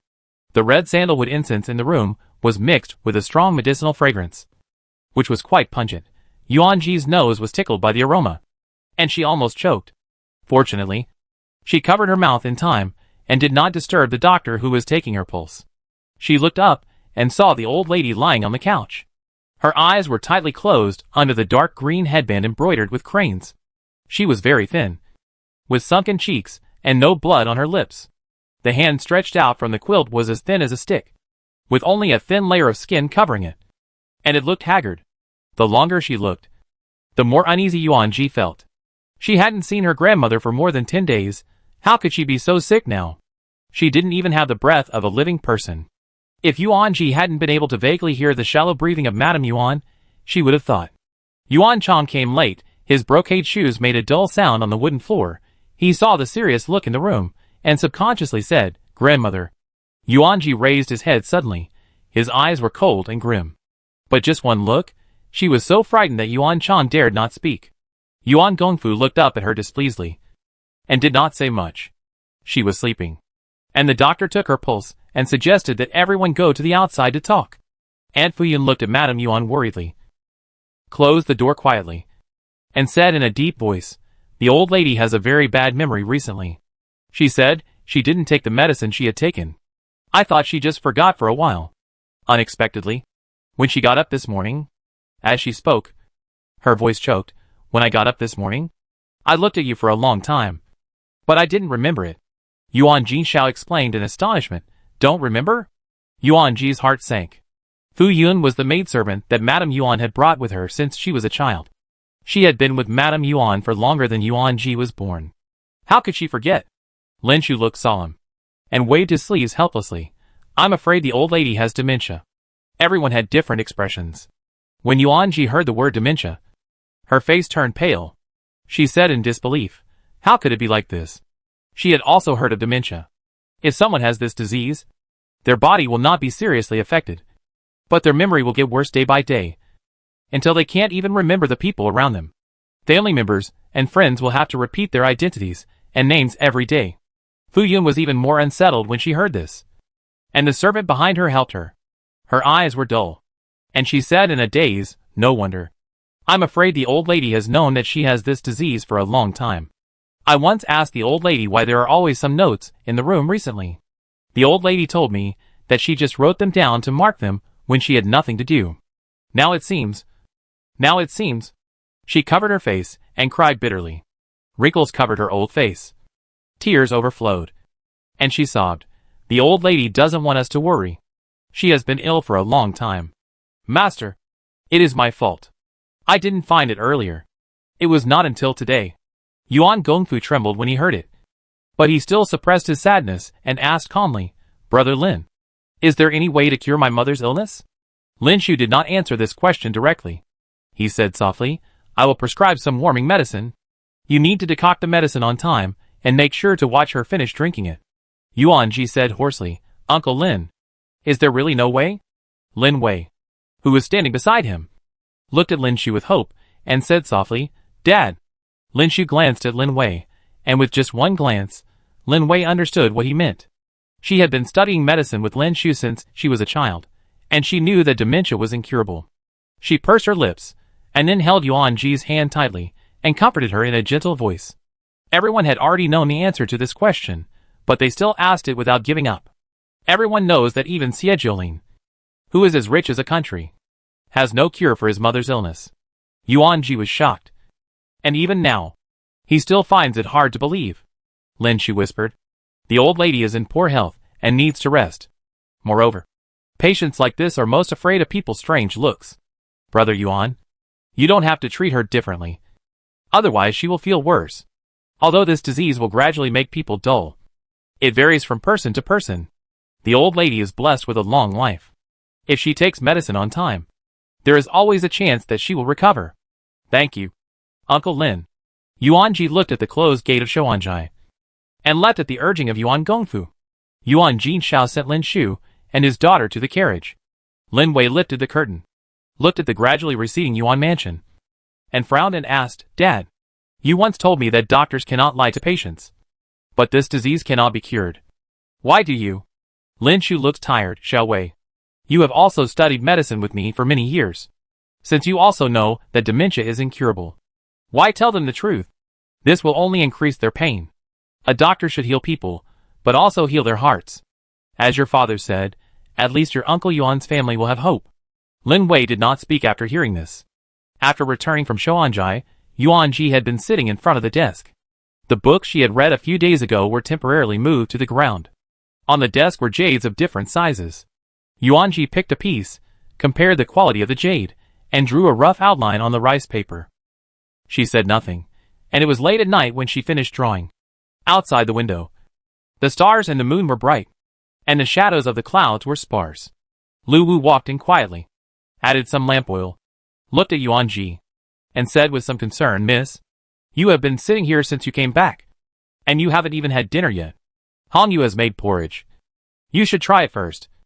Don't starve yourself. No. Yuan-ji didn't even raise her head.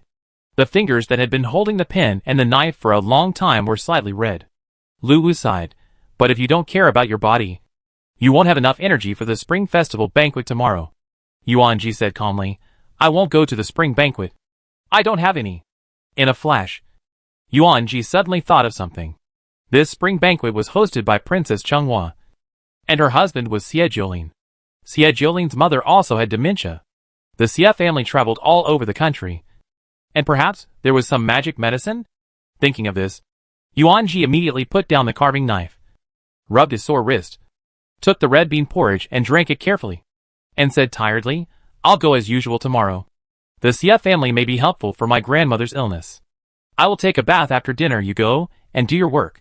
After taking a bath, Yuan-ji fell asleep with a lot on her mind.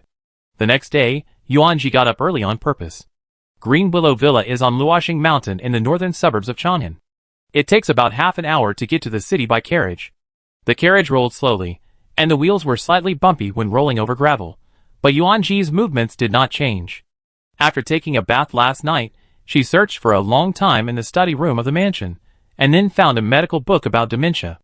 Medical books are difficult to understand. But fortunately, she had followed her mother to dry medicinal herbs when she was young. And later, she followed Lin Wei and learned a little bit. Yuan-ji could barely understand. Lu Wu was really scared at the moment, and advised with a bitter face, Miss, you didn't get a good rest last night. When you put on makeup today, I even applied more powder to barely cover the dark circles under your eyes. Last night, I was busy carving a jade pendant for the old lady. Why are you studying medicine now?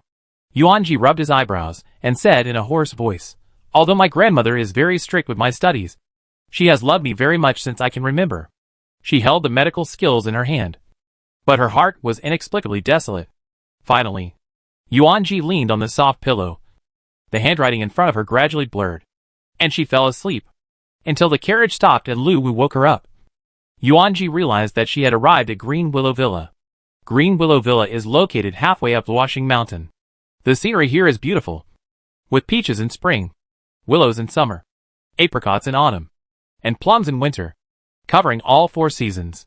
It is now spring, and the peach blossoms are in full bloom. Many people have already gathered outside the villa, and Yuan Chang's carriage arrived earlier than Yuan-ji. She stood with several girls from noble families, whom Yuan-ji was not familiar with. Yuan-ji saw her as soon as he got off the carriage. It was obvious that Yuan Chang also saw Yuan-ji, but when their eyes met, she looked away awkwardly. Yuan-ji raised his eyebrows. Has she changed her personality? Yuan Chang looked timid and uneasy. as if she was afraid that Yuan Ji would embarrass her today. There were quite a few young men from noble families who came to the spring banquet today. It was said that even those in the palace came back, although Yuan Chang placed her hopes on King Jin. But she is not a fool. If she can make friends with more young masters, she can be considered as a backup.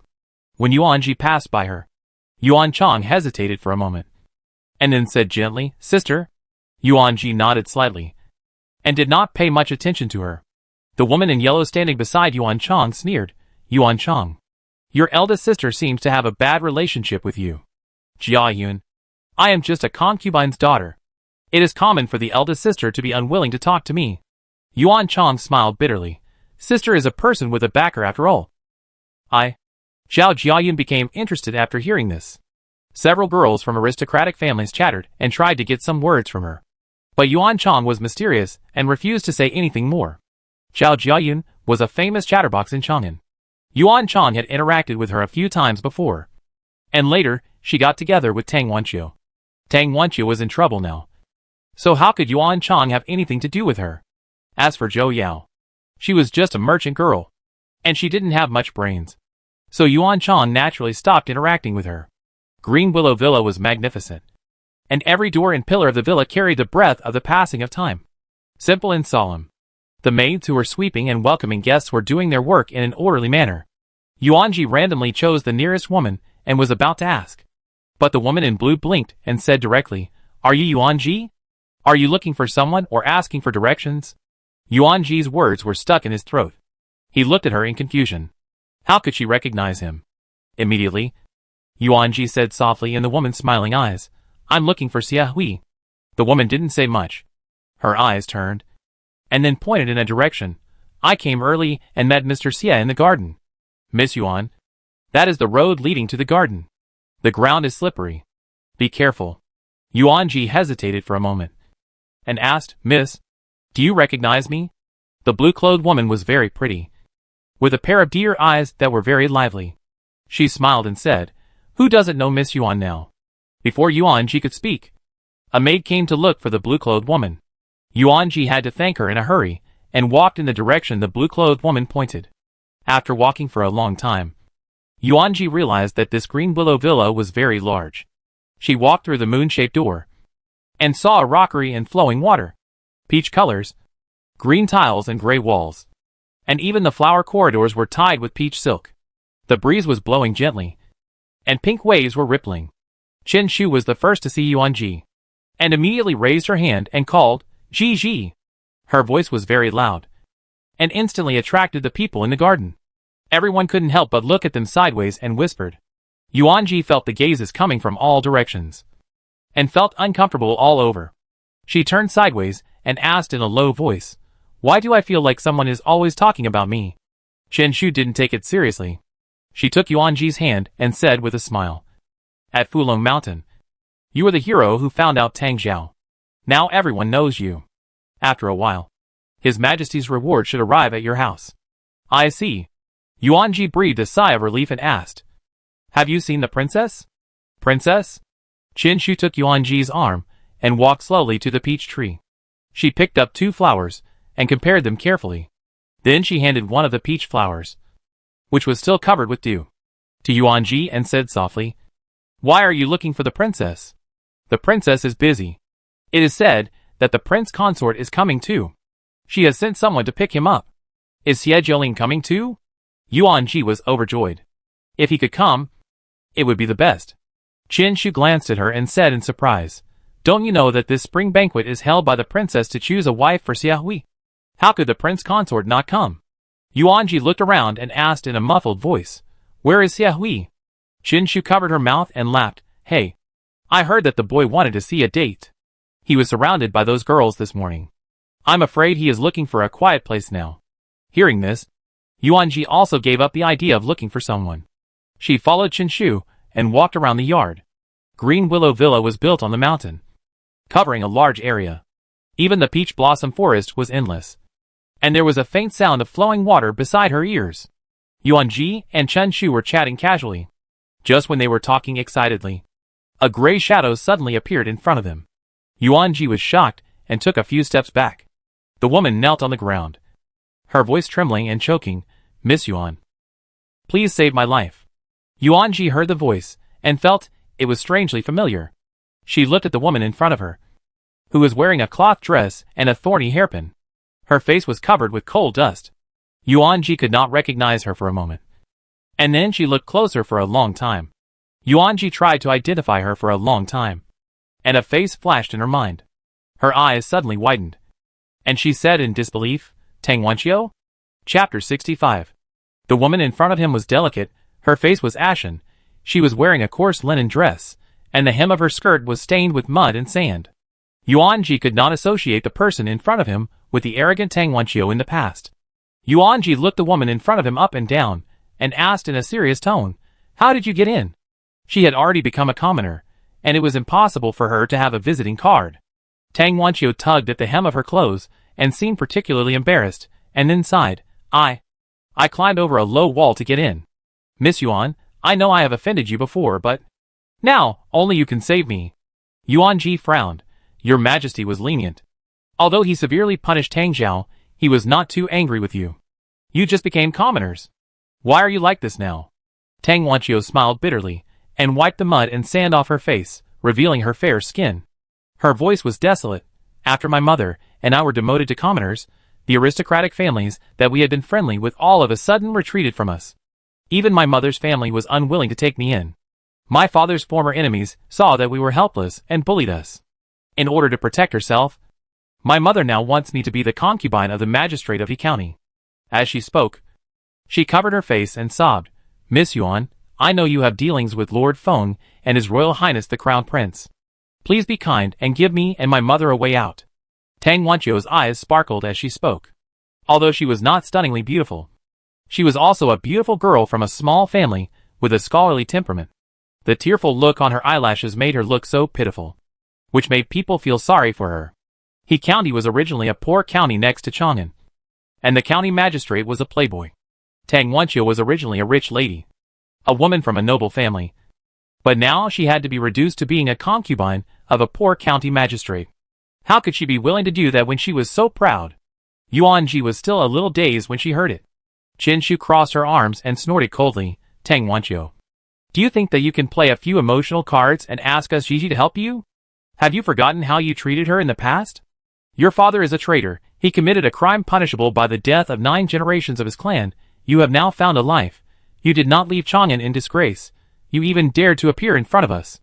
Tang Wanqiu shuddered for a moment, and immediately knelt a few steps, stopped in front of Yuanji, knocked her head uncontrollably, his head hit the ground with a muffled sound. Red marks gradually appeared on her white forehead. She was full of tears, and her voice was filled with fear. "I don't want to be a concubine. As long as you let Lord Feng say a word, my mother and I can live a good life." "Tang Wanqiu," Yuanji suddenly said, "your father committed a capital crime. A crime punishable by the death of all 9 generations of his clan. Do you understand? Go back." Yuanji sighed. Not to mention how many lives Tang Zhao had killed. It was still spring, and the blood on Fulong Mountain had not yet dried. How could she protect the wife and daughter of the culprit? Even if she intervened, not to mention whether His Majesty would have a complaint about this matter. If someone with ulterior motives knew about it and affected the Yuan family, it would be a loss. If she were smart, she would naturally find a way to survive. Tang Wanqiu's body swayed slightly, and she was like a dead leaf with no support. She looked up at Yuanji. The person in front of her was beautiful and calm. They were also noble ladies from aristocratic families. But now, the maid's voice came from a distance, and Tang Wanqiu fled in panic. She was very afraid that those noble ladies would see her in such a miserable state. "Why do you think she came to you for help?" Chen Shu was a little curious. Tang Wanqiu was the one who had the most problems with them. Yuanji thought for a moment and said, "Maybe she knows that she could only see me now. Their so-called handkerchief friends are just a group bound together by family interests. They come for profit and leave for profit. People's hearts are like this." Chen Shu was silent for a moment and suddenly said, "Gigi, you can't even answer me now." Yuanji sneered and did not reply. The two of them went back along the way they came, and followed the crowd to the backyard. The scenery of Green Willow Villa is elegant, with spring peaches and green willows complementing each other, and the tender pink peach blossoms are delicate and bright. The wind blows the flowers down, and the forest rustles.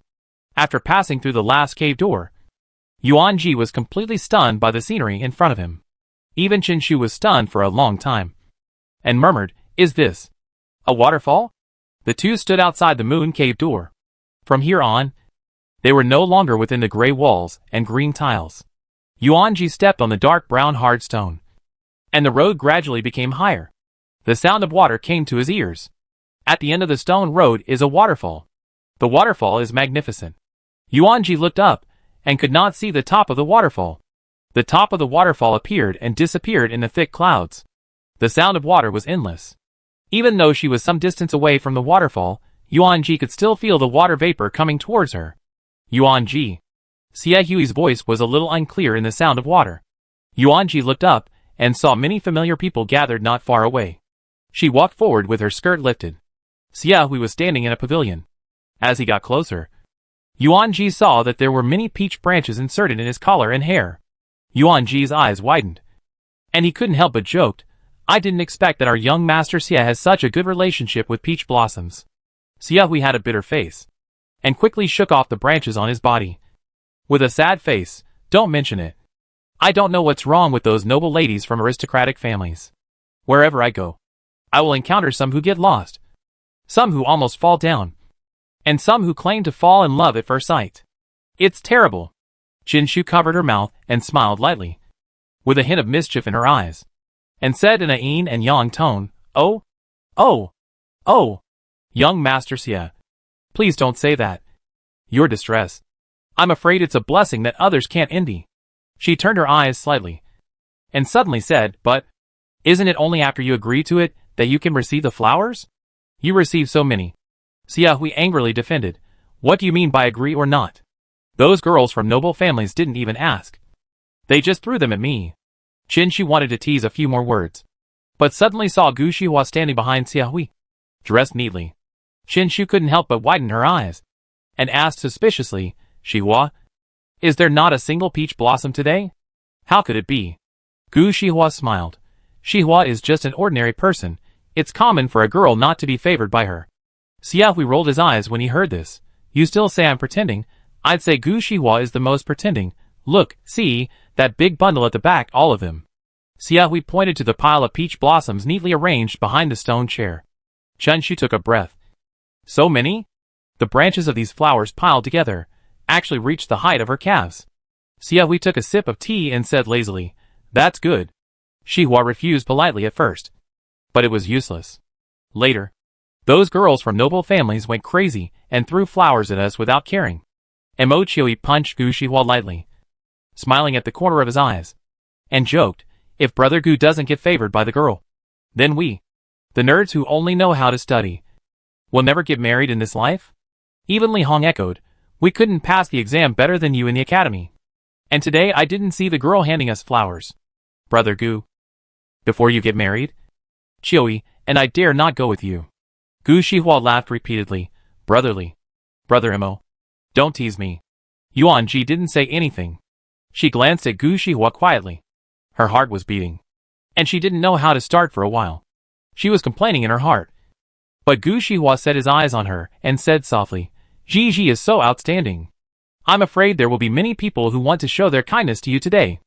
With the usual eyes and the usual tone, Yuan Ji looked at him for a while. Her heart gradually relaxed, and then she put on a usual smile, pretending to be distressed, and said, "No way. I don't have a single one today. Maybe others think I'm ugly and shameless." Qin Shu rolled her eyes. "Gigi, why didn't I know before? You are just as pretentious as Gu Shihua." Xie Hui, "That's right." As they were talking, there was a rustling noise not far away. Yuan Ji looked up subconsciously and saw a young man in white standing in the crowd. His face flushed. Several people behind him were still whispering and pushing him forward. Xie Hui looked puzzled. What are they doing? Yuan Ji didn't care either, and said casually, "I think this young man wants to give flowers to his sweetheart." As soon as she finished speaking, the young man blushed and walked to stand in front of Yuan Ji. "Yuan Ji." Qin Shu glanced at her ambiguously, and said in a voice that only the two of them could hear, "You guessed it right." Yuan Ji looked at him in astonishment. Wang Yin looked awkward, and tremblingly took out the peach blossom hidden behind him, and stuttered, "Yuan. Miss Yuan, I am Wang Yin. Do you still remember me? I also study in the academy. He was not a very eye-catching person, and Wang Yin did not dare to express his feelings. But if he didn't say it today, if she really married that person in the future, wouldn't he not even have the opportunity to express his feelings? When he stepped forward to give the flowers, he was still worried that Yuan Ji would not remember him. Standing in front of her, Wang Yin felt his face was particularly hot. Yuan Ji did not speak, but there were whispers around. Zhao Jiayan frowned and said, "This person looks unfamiliar. Who is he? How dare he give flowers to the one from the Yuan family?" Yuan Chang smiled. "Sister is so charming. In addition to that gentleman, there must be many people who like her." Zhao Jiayan sneered. She wanted to give flowers to Gu Shihua today, but she didn't give them away, and she was unhappy at the moment. She couldn't help but spit, and said sarcastically, "You are so popular with men. Yuan Chang, you and Yuan Ji have the same father. Why are you not as popular as her?" Yuan Chang's face froze, and her smile faded. She said immediately, "I naturally can't compare to my sister. She is familiar with Mr. Gu and his friends. I heard that Mr. Gu also takes good care of her." Humph. Zhao Jiayan heard this, and her face became even darker. Another woman whispered, "Everyone knows that the girl of the Yuan family will marry that man sooner or later. She is really brave." "That's right. I wanted to give Miss Yuan a flower branch, but then I thought, she disappeared with that master for so many days. Who knows what happened?" Yuan Ji listened to the vague discussion, and her face darkened. She suddenly remembered the woman when she first arrived at Green Willow Villa today. She obviously recognized her. Later, when she met Chen Shu, the looks from all around, now it seems, are definitely not coincidence. Chen Shu whispered, "Gigi, why do they say they dare not give you a flower branch?" Yuan Ji shook his head. "I don't know either." Wang Yin looked like he was ready to give it up. The hand holding the peach blossom stopped in the air, still trembling a little. His throat moved slightly, and his eyes were as bright as stars. "Although everyone says that you and that adult, but I don't want to miss the girl. If the girl doesn't accept my feelings, I will never entangle her. I just hope that Miss Yuan can understand my feelings." Yuan Ji looked at his hand in the air, catching the words in between, and immediately asked, "Who said that I am the adult? Which lord am I with?" Her voice was a little cold. Wang Yin opened his mouth, but didn't know how to answer. He was in a dilemma for a while. Li Chengze, who was watching all this in the dark, held his folding fan and said, "Who do you think spread the rumors about you and her?" Feng Shuangge's eyebrows were pale. "There is no way to find out." Li Chengze played with the folding fan, and the folding fan spun a flower in his hand. He said with interest, "This is not important. But if you don't go out, aren't you afraid that your little girl will take the flower branch?" Feng Xiange raised his eyes lazily, and said calmly, "I am not afraid." As soon as he finished speaking, he suddenly walked out. Li Chengze called him, "Hey, aren't you afraid? You are walking so fast." Feng Xiange walked straight towards Yuan Ji, and said in a teasing voice, "I never thought that Miss Yuan has so many admirers." Yuan Ji was startled, looking at Fei Yi, who was getting closer and closer, and looked around again. There were many people gathered around. She felt her scalp tingling trouble. Feng Xiange stepped forward, standing beside Wang Yin, glancing down at him, and said at the end, "Oh, I heard that you are interested in the girl from the Yuan family." Feng Xiange's cold aura rushed towards him, and Wang Yin turned pale with fear. He had never been so close to Feng Xiange, and before he could speak, Feng Xiange slowly took the peach blossom from his hand. "This flower is very beautiful. Mr. Wang must have carefully selected it." Wang Yin answered nervously, I naturally found the most beautiful one." "Oh!" Feng Xiange's hand, which was playing with the flower branch, suddenly stopped. "Beautiful? I think it's just average." Then, he broke it with force. The flower branch, which was broken in half, fell to the ground, stained with stains. Feng Xiange had no expression on his face, but there was a very cold breath in his eyes, and he smiled and said, "Oh, I accidentally broke it." Chapter 66. The delicate branches withered and fell, lying quietly on the ground. The petals were stained with wet soil, as if a fairy was banished into the mud. "Feng Xiange, what are you doing?" Yuan Ji said angrily. As soon as she finished speaking, she realized that her tone was too strong, and immediately softened her eyebrows, and hurriedly added, "I haven't accepted it yet. This flower belongs to Prince Wang. It's not right for Lord Feng to destroy someone's beloved thing like this." Feng Xiange raised her lazy eyebrows slightly. Her dark eyes, like ink splashed lightly, swept across the two of them, and said gently, "You just now. Are you blaming me?" For some reason, Yuan-Ji could sense a hint of loneliness in his voice. "That's not what I meant." Yuan-Ji almost forgot that Feng Xiange was a moody person. He always smiled warmly in front of her. But it was the first time Yuan-Ji saw Feng Xiange being in a bad mood. It gave her a headache. Even though they knew each other's feelings, their marriage was not settled after all. His status was already eye-catching. And now, he was picking someone else's flowers in public. If someone with a keen eye saw it, rumors would probably spread. Thinking of the rumors flying all over the sky, Yuan-Ji suddenly felt a chill. Why did Lord Feng embarrass Wang Yin in public? Could it be that the rumor is true? Zhao Jiayun looked puzzled. The woman on the other side covered her mouth and echoed, "Hey, I guess it is. I went to Fulong Mountain with my parents that day, and I heard the story of Yuan-Ji and Lord Feng." The voices of discussion were endless, and probing eyes came from all directions. Yuan Chang smiled and said nothing, and her eyes suddenly fell on a big rock. There seemed to be a moving figure behind the big rock. The figure stared at the direction of the pavilion, and the dark eyes were full of hatred. "This is..." Yuan Chang looked for a long time before recognizing the person. He quickly changed his mind and walked towards the big rock quietly when he saw that no one was paying attention to him. Gu Shihua frowned and felt something was wrong. He pulled his robe and sleeves together and bowed and said in a low voice, "Sir, your actions will only make Gigi embarrassed." Feng Xuange glanced at him and said, "Gu Shihua, are you questioning me?" He suddenly laughed. "Oh no, Gu Daxuishi, you are so bold. And now you are interfering with me." Wang Yingan stood there, feeling his back wet with cold sweat, his face pale, and said at a loss, "It's just a flower. It's okay." The tense atmosphere made everyone afraid to speak loudly. Gu Shihua looked up, also fearless. His plain long gown made his waist stand out.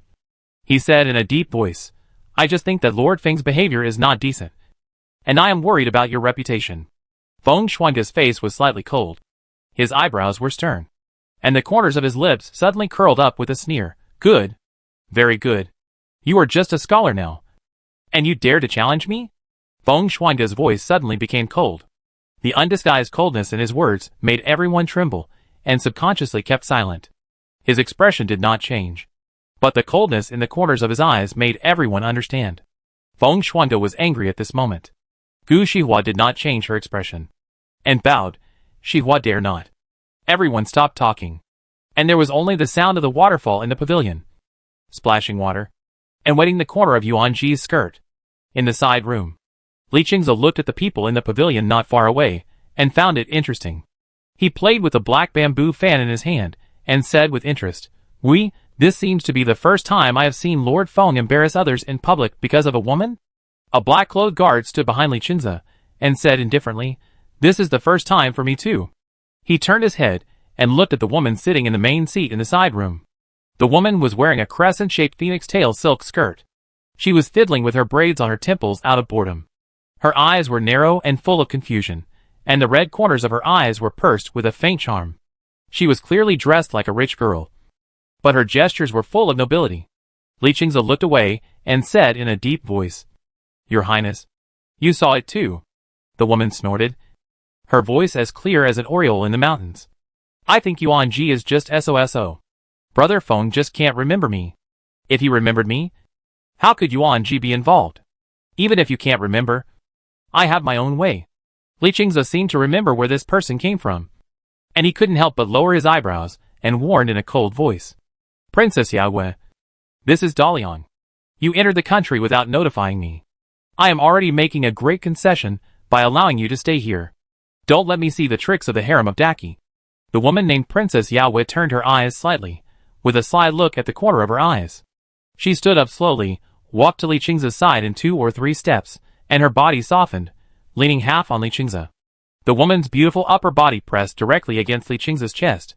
She raised her hand to lift Li Qingze's chin, and the fragrance faintly hit Li Qingze's nose. She said softly, "How can His Royal Highness the Crown Prince be so ignorant of romance? In our Daki, it's just a means to promote good feelings. You people in Daliang really don't understand romance." The strong rose and hit him in the face. Li Qingze felt an inexplicable heat in his body. His face suddenly turned cold. He immediately pushed Yao away. His handsome face was tense. He scolded, "This is Daliang." Princess Yao blinked and said innocently, "I know. I didn't use those methods on His Highness." "Why? Is His Highness interested in me?" After that, her eyes fell on Li Qingze's body as if unintentionally. And then she smiled again. "You?" Seeing Li Qingze's slightly irritated face, Yao laughed a few times, suddenly stood up, and said loudly, "Don't worry. I have no intention towards your highness. The only target of this trip is Feng Xuande." After that, she lifted the hem of her skirt and walked out. What a monster.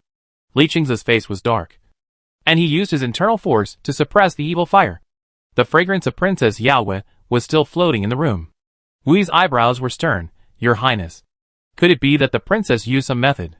Li Qingze shook his head and sighed. Princess Yao, as her name suggests, was born on the night of the blood moon, and inherited her mother's appearance and her ability to seduce people. That smell should be her body fragrance mixed with spices. Looking at Feng Xuande not far away, Li Qingze was inexplicably worried. He felt the surging restlessness in his body, and gritted his teeth and said, "Is Mir back?" Wui shook his head. "Miss Mir will return to Jinling to visit her relatives next week." Li Qingze wanted to scream to the sky, but he had to accept his fate, and went out from the side door, and fell into the icy hot spring. Yuanji looked at the arrogant Feng Xuande on the left, and the stubborn Gu Shihua on the right, with the shivering Wang Yin in the middle. She felt that the situation was urgent, and she had to escape. Now, she had to think of a way to escape. As she was worried, her eyes fell on Qinshu's bun, and her eyes suddenly lit up. She said immediately, "I was in a hurry to go out today, and I left my hairpin at home. When Xiaoshu and I went to the banquet, I wanted to pick the most beautiful flower branch to use as a hairpin. Now I haven't found it yet. So Xiaoshu and I will leave first." Qinshu was stunned. When did she say that? When she received Yuanji's suggestive eyes, she immediately understood and nodded. "Yes. That's right. In that case, we will withdraw first." Yuanji hurriedly grabbed Qinshu's hand and wanted to run away. A voice suddenly came from not far away. The voice was sweet and melodious, with a charming ending, and the young man present was instantly attracted by the voice. "The most beautiful peach branch is between the waterfalls." Yuanji paused, and the moment she saw the woman's face clearly, she asked in confusion, "Is it you?" Feng Xuande narrowed his eyes slightly. "Do you know her?" Yuanji nodded. "I saw her when I first arrived at the villa today, and she showed me the way." The eyes of the men around him suddenly lit up when they saw Yao Yu. The scene was agitated. Even Xia Hui couldn't help but stare at her in amazement, praising her. "So beautiful." Qinshu rolled her eyes immediately, punched Xia Hui hard, and scolded him lightly. "Have you never seen the world or what?" Yao Yu walked in front of Yuanji, her eyes bright. "See you again, Miss Yuan." Yuanji smiled and said, "I forgot to ask you your name." Yao Yu's eyes turned, and a hint of mischief appeared on the corner of her lips. "My name is Yuer." As soon as she finished speaking, she took a few steps towards Feng Xiange, and in front of everyone, she smiled seductively, and said softly, "Brother Feng, long time no see." Everyone was shocked. "Who is this person?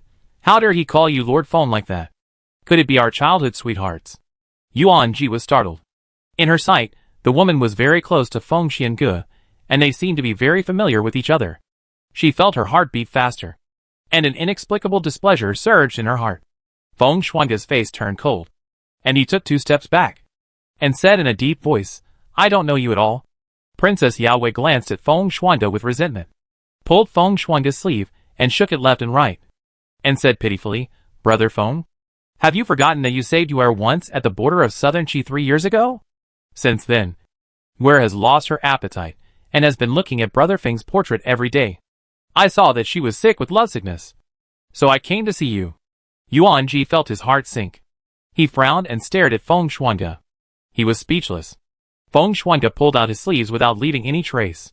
He said expressionlessly, "I don't remember who I am. Maybe I just saved you." He said coldly, "Miss, please respect yourself." Feng Xuande's eyes carried a hint of warning, but Yao seemed not to understand.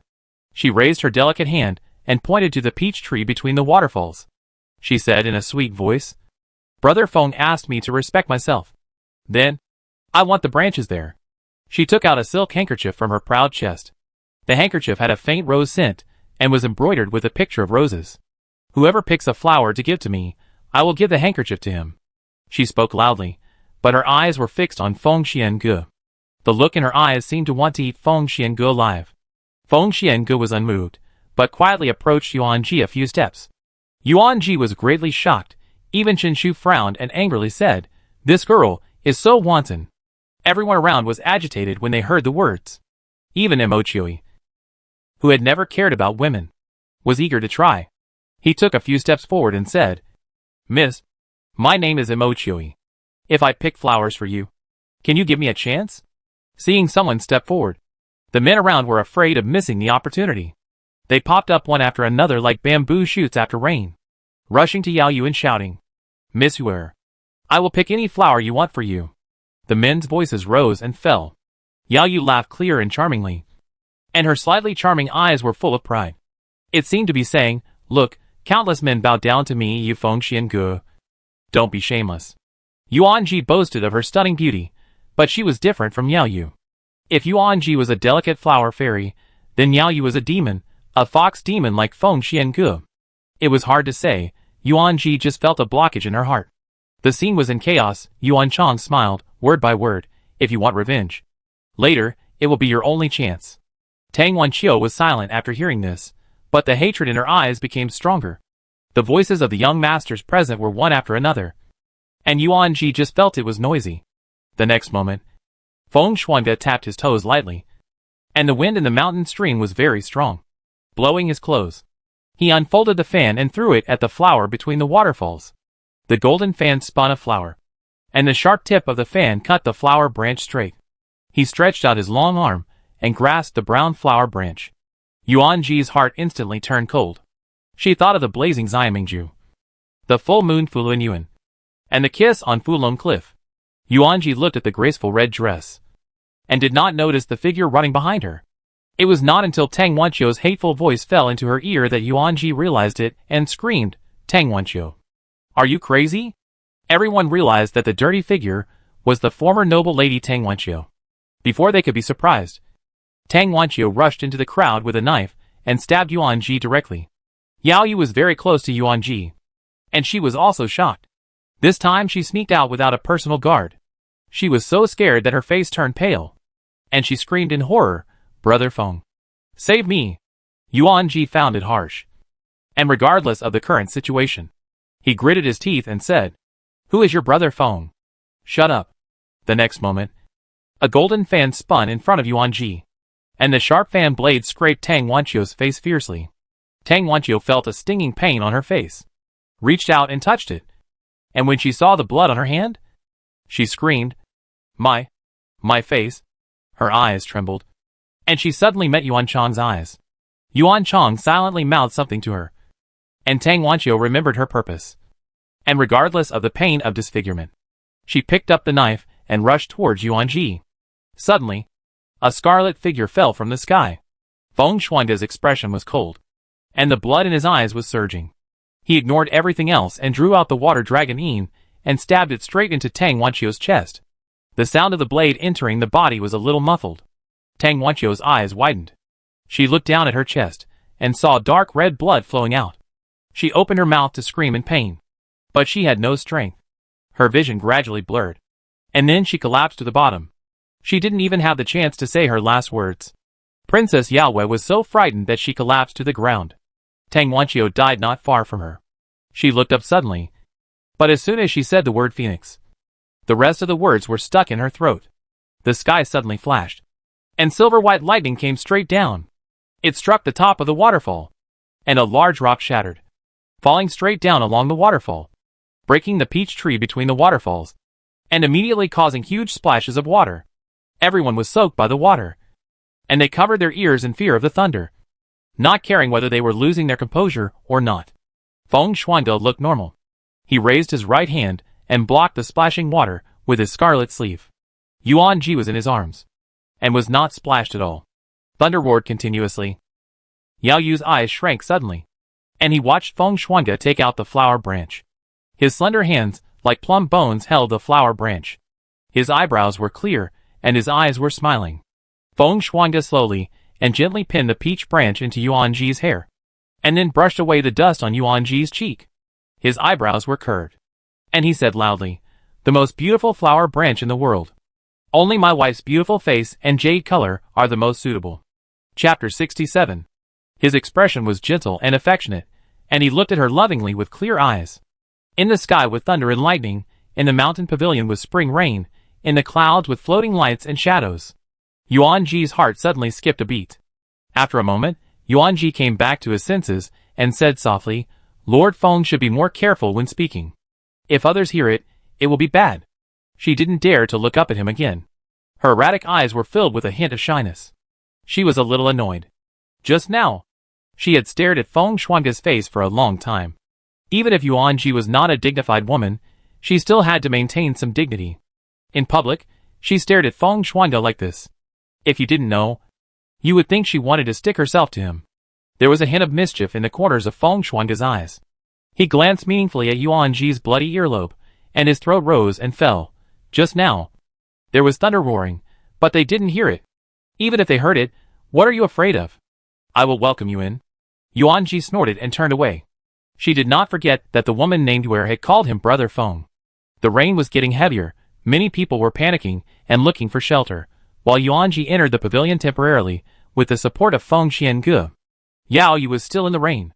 The dress was already delicate and close-fitting, and now it was raining. The thin gauze dress brought out her graceful curves, and many people had not left yet. Seeing this scene, the eyes around her gradually became hot. She stood up suddenly, raised her hand to wipe the rain off her face, and did not bother to find a place to shelter from the rain. She covered her chest with one hand, pointed at Yuanji with the other hand, raised her eyebrows coldly, and said in a sullen voice, "Feng Xiange, do you know who I am? If I want you, even if it is the Emperor of Daliang, miss you." Feng Xiange suddenly said, "According to the itinerary reported to me by De Qi, you should not be in Daliang at this time. Why? If I report your unauthorized entry to the Emperor, I am afraid you will suffer." Yao Yu seemed to be struck in the heart, gritted her teeth and said nothing, just glared at Yuanji.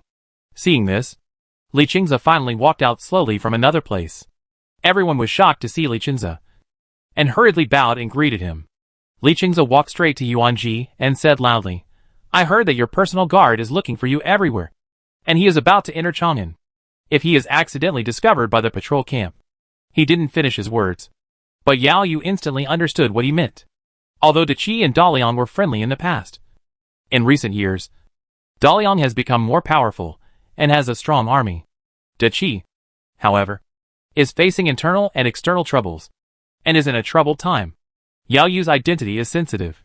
If she is caught by Daliang at this time, it will be bad. Li Qingze held the fan, looking comfortable.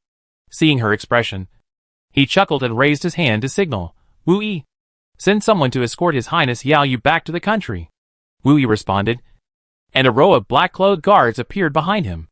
The guards surrounded Yao Yu. She knew that she had to leave today. Before leaving, Yao Wei glanced at Yuanji from a distance, and then she smiled provocatively. Yuanji felt choked by a fish bone, and felt really unhappy. The rain continued, and Princess Chunghua arranged several rooms for everyone to bathe and change clothes. At the moment, no one dared to look at Yuanji and the others. Several women from aristocratic families walked on the corridor. While Zhao Jiayin walked, she squeezed her black hair that was still dripping with water. She was standing in a bad position just now, and she was almost soaked, and felt cold.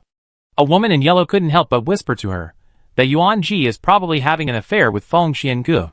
She is so shameless in public. Everyone saw it. When the falling rock splashed the water, it was Feng Xiange who blocked it for her. The peach branch was also pinned in Yuanji's hair. If they still can't see the charming ambiguity between the two, then they have been gossiping for so many years in vain. Yuan Chang echoed, "My elder sister is on good terms with Lord Feng.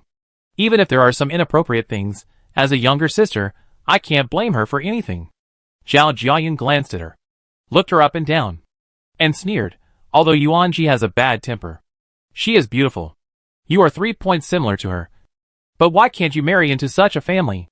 After all, General Yuan's first wife has passed away for many years, and your aunt has not yet been made the wife. Your mother is a concubine. And you? are just a concubine. After saying that, several noble ladies from aristocratic families immediately covered their mouths and laughed, looking at Yuan Chang with a look full of sarcasm. Yuan Chang's smile froze. Her hands clenched into fists in her sleeves. She straightened her neck and said obediently, "Of course, I can't compare with my elder sister. She is loved by her father and brother. After entering the academy, both Mr. Gu and Mr. Xie are good friends with her. Although Mr. Gu said that he and my elder sister are just gentlemen, I always feel that he treats my elder sister differently from others." As she spoke, she glanced at Zhao Jiayun. As expected, when she heard that Gu Shihua had ulterior motives for Yuan Ji, her face suddenly darkened. Zhao Jiayun is the only daughter of Zhao Qian, the deputy secretary of the Dali Temple. A mere daughter of the deputy secretary of the Dali Temple should not have such an attitude towards the Yuan family. But who made her a concubine's daughter?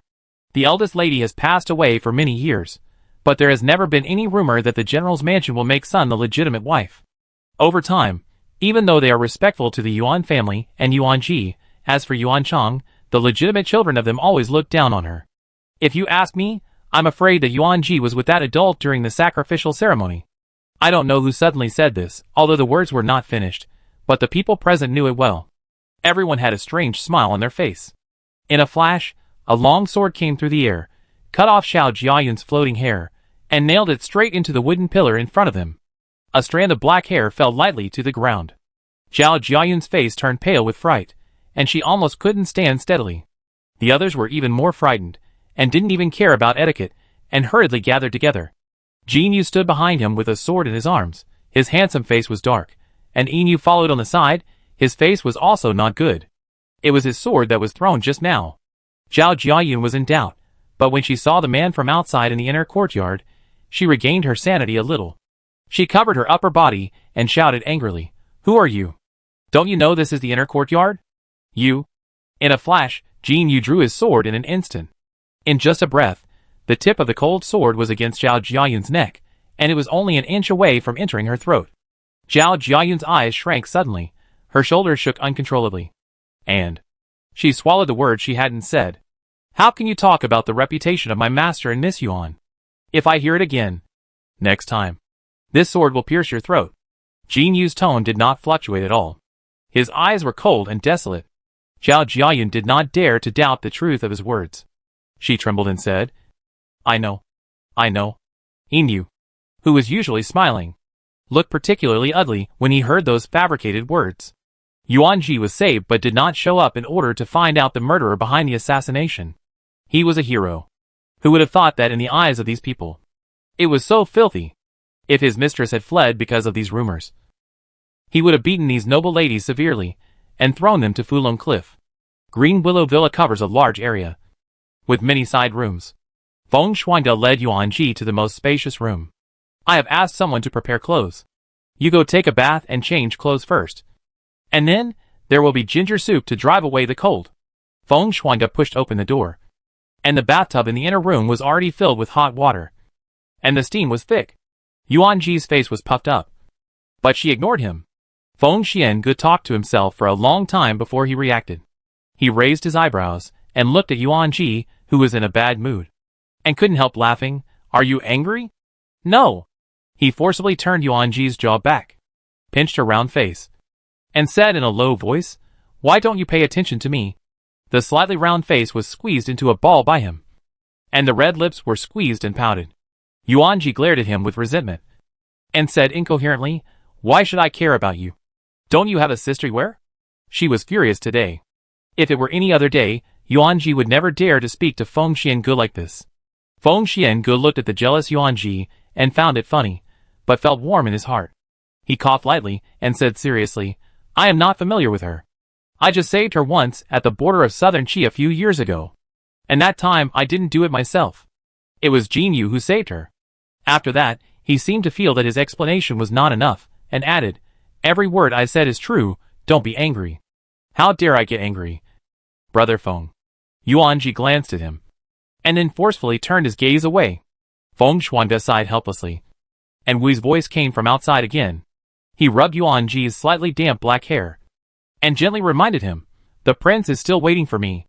The matter of Yao, you cannot be explained clearly for the time being. I will give you an explanation in a few days. After you take a bath, drink ginger soup before going out. Although Yuan Ji was still angry, she was no longer the unreasonable Yuan Ji of the past. She nodded immediately and did not make trouble. She just awkwardly reminded him, "You should also take a bath and change clothes." Feng Shuangde responded with a smile. The splashes of water caused by the falling rocks were covered by Feng Shuangde, and his sleeves were still dripping with water. But he thought of preparing for Yuan Ji first. The hot water in the sandalwood carved bathtub was just the right temperature. Yuan Ji locked the door, and then took off her clothes and entered the water. She soaked in the hot water, and she had excellent hearing until she could no longer hear Feng Shuangde's footsteps, and then her face flushed. Her skin was originally very white, and the blush on her cheeks was like a cloud of smoke, and spread directly to the tip of her ears and neck. This man is too evil. Just looking at his face, Yuan Ji needs to try her best to hide her expression and heartbeat. Not to mention, when he coaxed her with soft words. The hot water was floating with gardenia petals.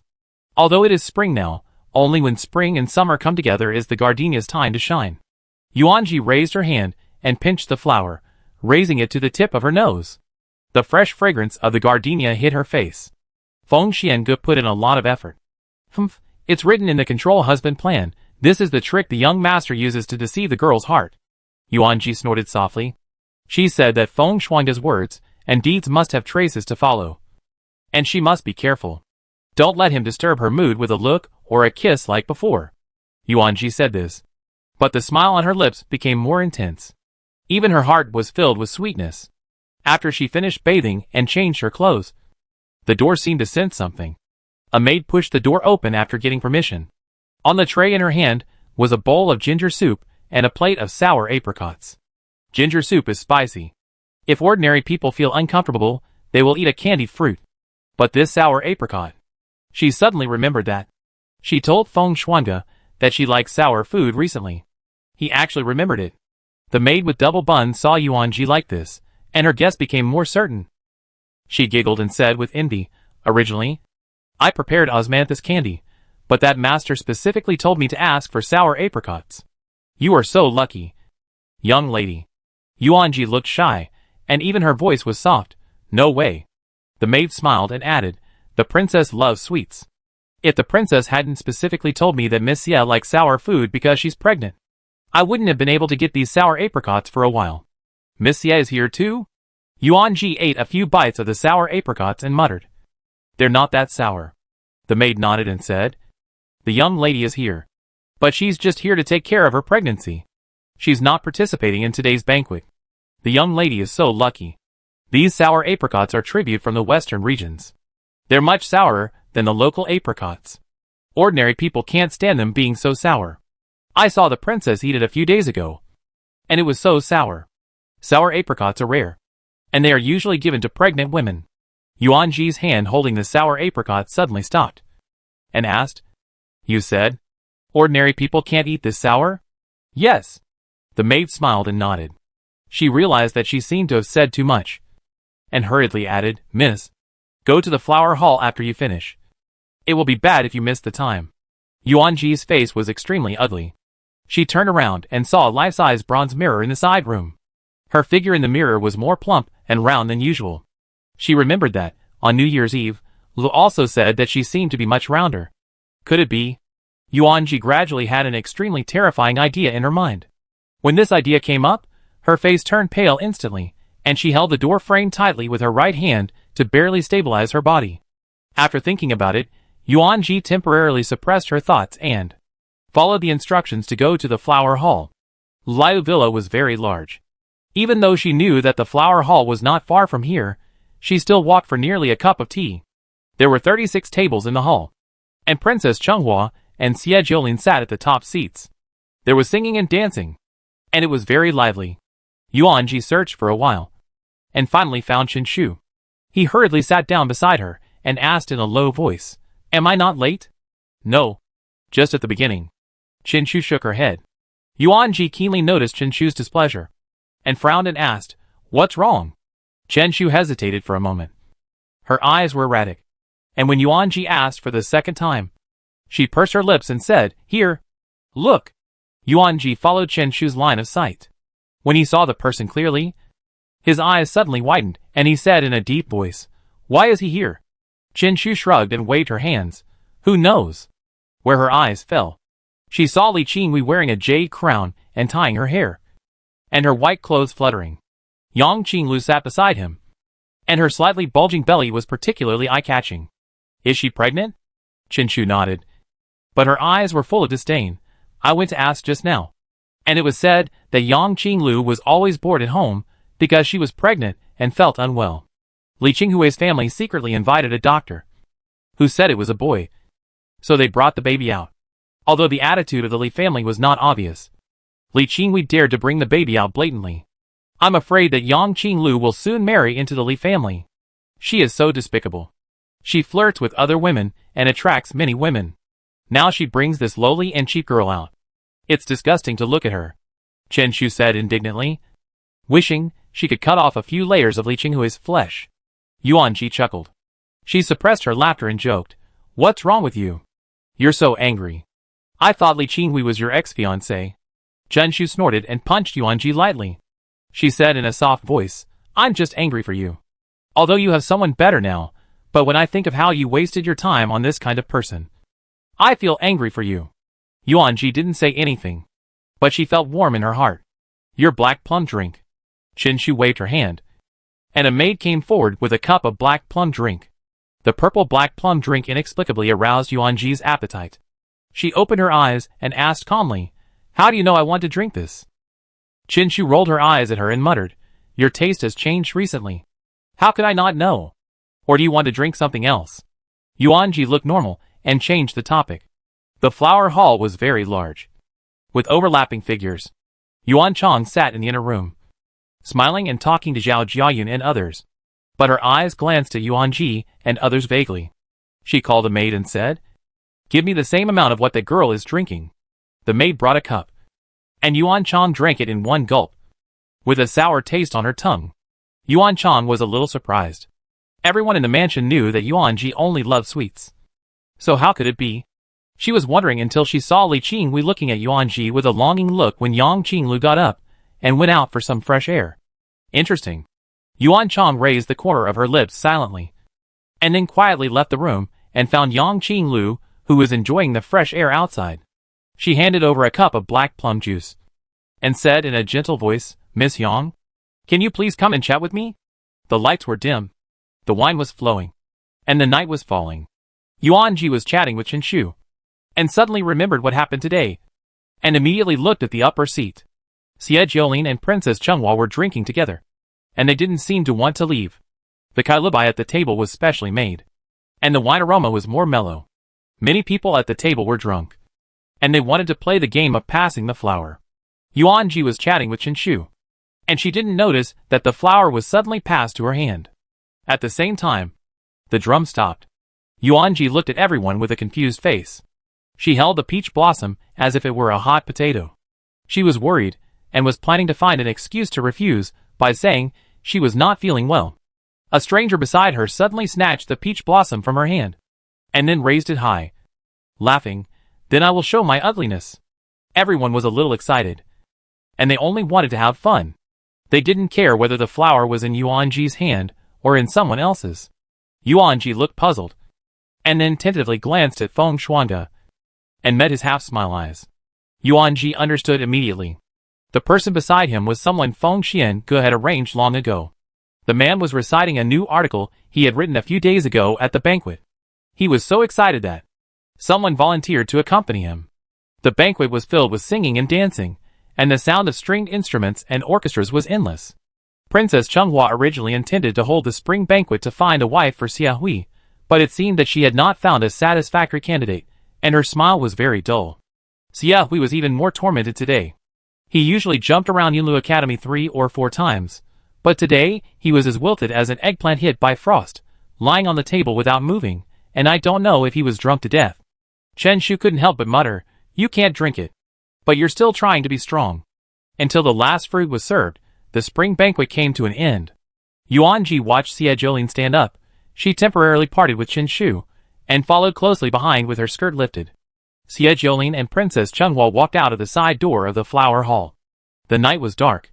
The candle wick swayed in the wind, The dim yellow flame reflected on Yuan Ji's profile, making her face look particularly warm.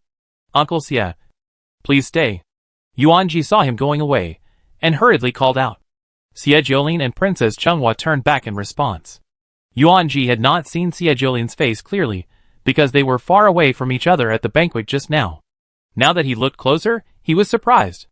In Yuan Ji's imagination, Xie Jiolin should have a pair of extremely shrewd phoenix eyes, but it was just the opposite. He was dressed in a plain white gown.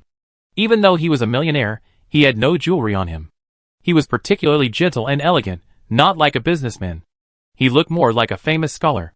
Yuan Ji suddenly remembered the first time he met Xie Hui. He was covered in jewels.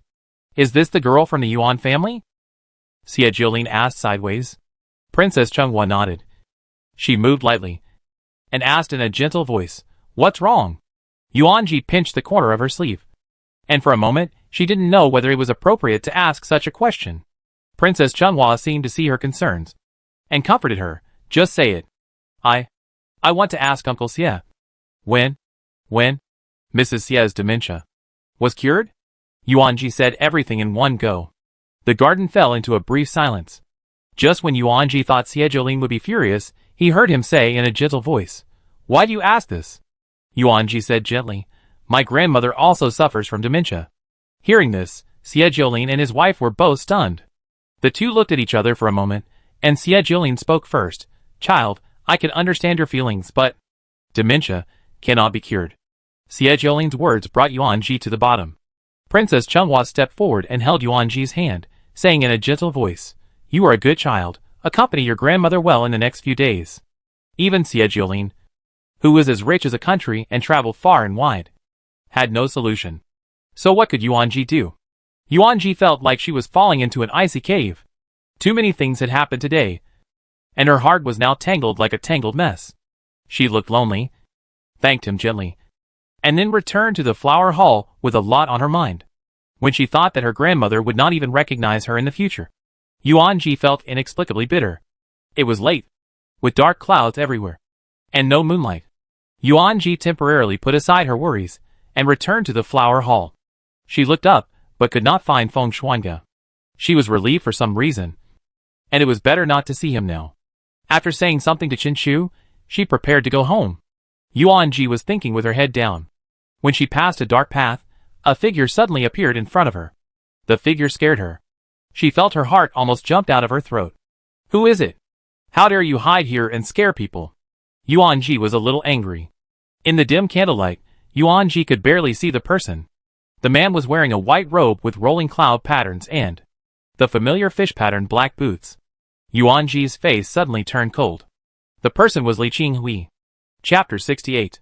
The bright moon was hidden in the thick black clouds, and not a single ray of light could be seen. The candlelight of the palace lanterns on both sides of the path gradually dimmed, and the shadows of the two people were condensed into long strips far apart under the candlelight. After not seeing each other for a few days, Li Qinghui seemed to have become much thinner. His facial features were more delicate and three-dimensional, and his eyes were faintly dark. The moment he saw Yuan Ji, the corners of Li Qinghui's lips unconsciously curled up. He subconsciously stepped forward and wanted to hold her wrist, and said in a gentle voice, "Gigi, I haven't seen you for so long, are you okay?" Yuan Ji took 2 steps back calmly, and said coldly, "Li Qinghui, the matter between you and me has been settled long ago. Please stop bothering me. Whether I am good or not, it has nothing to do with you. If you have the leisure to care about me, you might as well take good care of your pregnant heart." Yuan Ji spoke ruthlessly. His words were loud and clear. His face was calm, without a trace of emotion. Looking at the cold-faced woman in front of him, Li Qinghui was a little dazed. When the two of them were in love in the past, Yuan Ji obeyed him in everything, and he still remembered how Yuan Ji acted coquettishly with him. Even last time in Tingxue Tower, Yuan Ji was so timid, speaking harshly to him, and even bringing up Feng Xuange to pressure him. But Li Qinghui always felt that she still had some feelings for him. "Gigi, I was wrong before. I was obsessed and made a mistake. I just felt it was new at the time. But now?" Li Qinghui smiled bitterly. "Lure is not as gentle as she was then. She is pregnant now, forcing me to marry her. She makes trouble every day. I am always in a dilemma between her and my mother." Yuan Ji narrowed her eyes slightly. She didn't understand what Li Qinghui's purpose was in saying all this.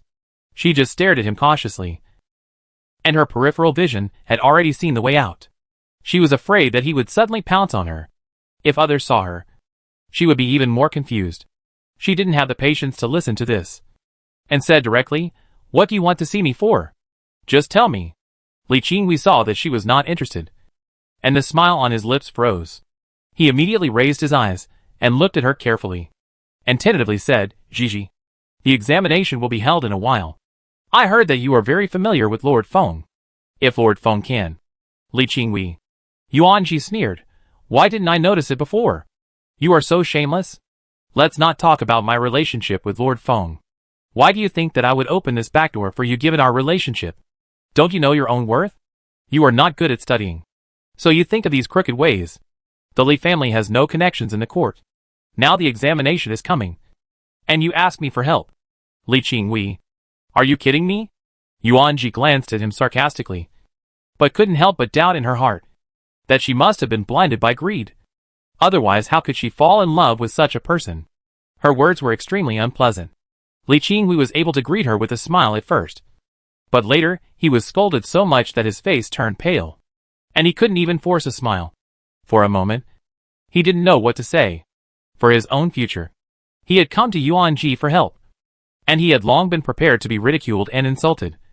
But he always felt that Yuan Ji might miss the old times. But now, looking at the cold woman in front of him, Li Qinghui finally understood that everything was impossible. Although he coveted Yang Qingliu's gentleness and coquettishness, he also knew clearly that only Yuan Ji could help him. And he ignored her for some time, because he thought Yuan Ji would never let her go so easily. Until he realized that Yuan Ji and Feng Shuangge seemed to have an unclear relationship. Hateful. At that time. If he had been more careful at that time. If Yang Qinglu had not been discovered by her, he and Yuan Ji would have been married long ago. And he didn't need to worry about the exam. He pressed his lips into a line and asked the last question, "Yuan Ji, are we really unable to go back?" Yuan Ji rolled his eyes secretly and said firmly, "Yes." "Is this man mentally ill? He has been flirting with others behind my back. And now he is questioning me with a pitiful look. He is sick. Then you and Lord Feng." Yuan Ji lost his patience and raised his voice instantly. "Li Qinghui, I have said since you came to my Ningxue Tower last night, my Lord Feng is a handsome man, with a bright future, and you can't even compare to him." Li Qinghui's face suddenly turned pale. Even in the dark night, Yuan Ji could clearly see his unbelievable expression. He took several steps back, holding on to the stone pillar to stabilize his body. Feng Shuangge was in a good mood behind the tree. Inu secretly watched and felt that Feng Shuangge's foxtail was about to rise to the sky. He whispered, "It seems that Miss Yuan has a deep affection for you. What you asked His Majesty for before. It's time. No hurry." Feng Shuangge held the golden fan in his hand, and his eyes were full of smiles. "You saw it all. In another corner of the garden, this place is a little far from Yuan Ji, but very hidden. You can see the scene at Yuan Ji's place." Yuan Chang stood in the dark, but her eyes fell on Yuan Ji. Yang Qinlu, who was standing beside her, was very angry. She clenched her teeth, and there was a creaking sound between her lips and teeth. She held her waist and said in a trembling voice, "Miss Yuan Si brought me here. What on earth did you want to tell me?" "Nothing." Yuan Chang smiled and said, "Look at the way the two of them talked. It's clear that they are very familiar with each other. Strangely enough, I recently discovered that Yuan Ji always sneaks out of the house when no one is paying attention. Miss Yang, think carefully, your young masterly has been." She didn't finish her words. Yang Qinglu frowned and fell into memories. Yes, Li Qinghui has been making excuses recently, saying that he is busy with the exams and has no time to accompany her. He used to deceive Yuan Ji in the same way, saying that he was preparing for the exams, but secretly meeting with her. Yuan Chang saw Yang Qinglu like this, smiled and said nothing. The fish has taken the bait. The candlelight was dim, and the sky was covered with dark clouds. After Yuan Ji finished speaking, he turned around and left without any reluctance. Qin Shu was standing at the intersection. Seeing Yuan Ji coming back, she hurried forward to greet him. Before she left, she spat at Li Qinghui and cursed him. Shameless. Then she went back to the mansion with Yuan Ji. The path was long and secluded. The two of them talked as they walked. Yuan Ji was absent-minded and kept answering Chen Shu. Chen Shu frowned and suddenly stopped. But Yuanji didn't notice at all. He kept moving forward and walked several steps before he realized what was happening. He turned around and asked, "What's wrong?" "Gigi." Chinshu stared at her face suspiciously. "You are worried." Perhaps Chinshu's eyes were too straightforward. Yuanji felt a little guilty. No. She was thinking about how to fool around, and suddenly heard Inyu's voice. Yuanji paused and asked happily, "Why are you here?" It was really timely. Inyu handed over a sandalwood box, and her face was full of smiles. "My master is waiting for you in front, saying that it's dark and the road is slippery, and he wants to take you back home." Chinshu gave her a look that said she understood everything, and immediately said, "Oh, well, I'll go by myself." Inyu smiled and said, "Miss Chen, be careful on the road." Yuanji held her forehead helplessly. Chinshu spoke too fast, not even giving Yuanji time to refuse. The carriage of the Xiangfu stopped at the gate of the villa. It was taller than the other carriages. It was made of Nanmu wood and lined with gems, and it was extremely luxurious. "Miss Yuan, be careful." Inyu lowered the steps and lifted the curtain. She took a deep breath, suppressed her worries, and bent down to get into the car. When she raised her eyebrows, she saw Feng Shuanga sitting leisurely. He had closed his eyes and was in deep thought. When he heard Yuanji getting into the car, he slowly opened his eyes. His eyes fell on the sandalwood box in Yuanji's hand that had not been opened yet. He frowned slightly. "Is it this sour apricot that doesn't suit your taste?" Yuanji was silent for a moment, and then shook his head. Her hands couldn't stop pinching the collar of her clothes. The lotus pattern was wrinkled in her hands. The wooden box containing the sour apricots was placed on the side. If her guess is true. If it is true, this matter will definitely stir up a storm. I am afraid it will be a big storm in the city, and even make the Yuan family a big joke. Almost everyone in Chang'an is familiar with her. She must find a doctor in an unfamiliar place to ask. On the way back to the mansion, no matter what Feng Shuanga said, Yuanji was listless and didn't reply. Until the carriage arrived at the Yuan mansion, Yuanji whispered, "I'll go back first." She didn't even give Feng Shuanga a glance, looking at the back figure, who almost fled in panic. Feng Shuanga was puzzled. On the way back to the mansion, she was thinking, did he say something inappropriate to upset her? As soon as she entered Tingxue Tower, Yuanji saw Yuan Jianzhou sitting on the stone pier in the courtyard. Seeing Yuanji coming back, he said in a gentle voice, "Why are you so late?" He paused, and asked again, "Did Lord Feng send you back?" Yuanji paused slightly, but still answered truthfully, "Yes." This answer was within Yuan Jianzhou's expectations. He patted the stone pier beside him, and said, "Sit down." Yuanji sat obediently on one side. She then discovered that there was a red book on the stone table. "This is..." Yuan Jianzhou opened the book, and said gently, "This is your dowry." Yuanji was shocked. She opened her mouth and didn't know what to say for a moment. Facing Yuan Jianzhou's half-smiley gaze, she stuttered, "Brother, is it too fast?" She opened the book, and there was a long string of words written inside, from the shops in the east of the city, to the fertile fields in the suburbs, and all kinds of jewelry. Yuanji said in disbelief, "Did they empty the house?" Yuan Jianzhou rubbed Yuanji's head. "Not empty, there will always be some for the family. Tomorrow or the day after tomorrow, I will go to Lord Feng to talk about this." Yuanji closed the book, hesitated for a moment, asked, "Brother, you said before that he was a member of the prince's party, but our family." "Gigi, that was before. Your feelings for Lord Feng, my father, and I have seen it. As long as you are happy. That's all. I have heard about the Green Willow Villa at home, and his feelings for you are obvious. Besides, if your marriage is not settled, there will be rumors in Chang'an. In addition, you were in Fulong Mountain before, and many people have said that you..." He paused and said, "Gigi, for your reputation, it is better to settle this matter as soon as possible." Yuanji did not speak, and Yuan Jianzhou took her as an agreement. As soon as he left, Yuanji called Lu Wu over. "Did brother say there were any rumors in Chang'an just now?" Lu Wu turned pale, dodging but refusing to explain clearly. Yuanji looked slightly annoyed. "Just tell me." Seeing Yuanji's serious face, Lu Wu finally told him everything. "That's right. Some people who don't have long eyes said that you and Lord Feng have been secretly in love for a long time. And I'm afraid you've already..." "What? Pregnant?" Lu Wu closed her eyes in fear, and said the last words. Seeing Yuanji's unhappy expression, she quickly added, "I know the lady's temper. The lady will definitely not do such a thing. Those people are just talking nonsense. Of course. Yuanji decided to run away tomorrow. No matter what. He would go find someone first. Prime Minister's residence. Study. There were several blank memorials on the desk. Inu, who was grinding ink on the side, saw Feng Shuanga had destroyed 3 memorials tonight and was about to destroy the 4th one. Finally, she couldn't help but say, "Sir, didn't you think that Miss Yuan might be jealous?" The hand holding the wolf hair brush suddenly stopped, and a drop of thick ink fell directly on the paper. And she fainted. He suddenly looked up at Inu, wondering, "Jealous?"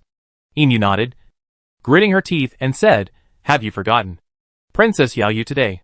Hearing Inu mention Princess Yaoyu, Feng Xiange remembered this matter belatedly, and his frown finally relaxed. It turned out that the girl was jealous. He thought he had said something wrong. He thought for a while, and said, "Let's postpone the meeting with Lord Wang tomorrow. I have to go out of the city." Jin Yu heard this, hesitantly advised, "I'm afraid it's difficult to explain to Lord Wang. If Lord Wang says to postpone it, then what can Lord Wang say?" Inu hurriedly stopped Jin Yu from speaking. "It's obvious that between official and private matters, of course, Master's wife is more important." Chapter 69. The sky was getting light, and a bright golden light broke through the thick clouds. In Tingshuat Tower. "Miss, you are going out so early?"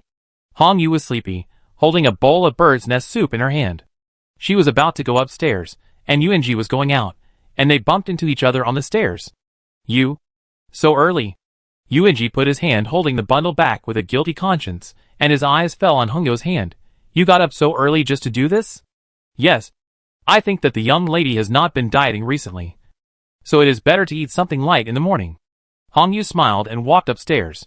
Yuanji glanced at the small building, then at Hong Yu, and turned around and went back to the room. The room was clean and tidy, and the messy desk was tidied up. Hong Yu put the porridge down. The bird's nest soup was at the right temperature, hot but not scalding. Yuanji drank it all in one gulp, and felt a sweet taste in his mouth, and a warm current rose in his stomach.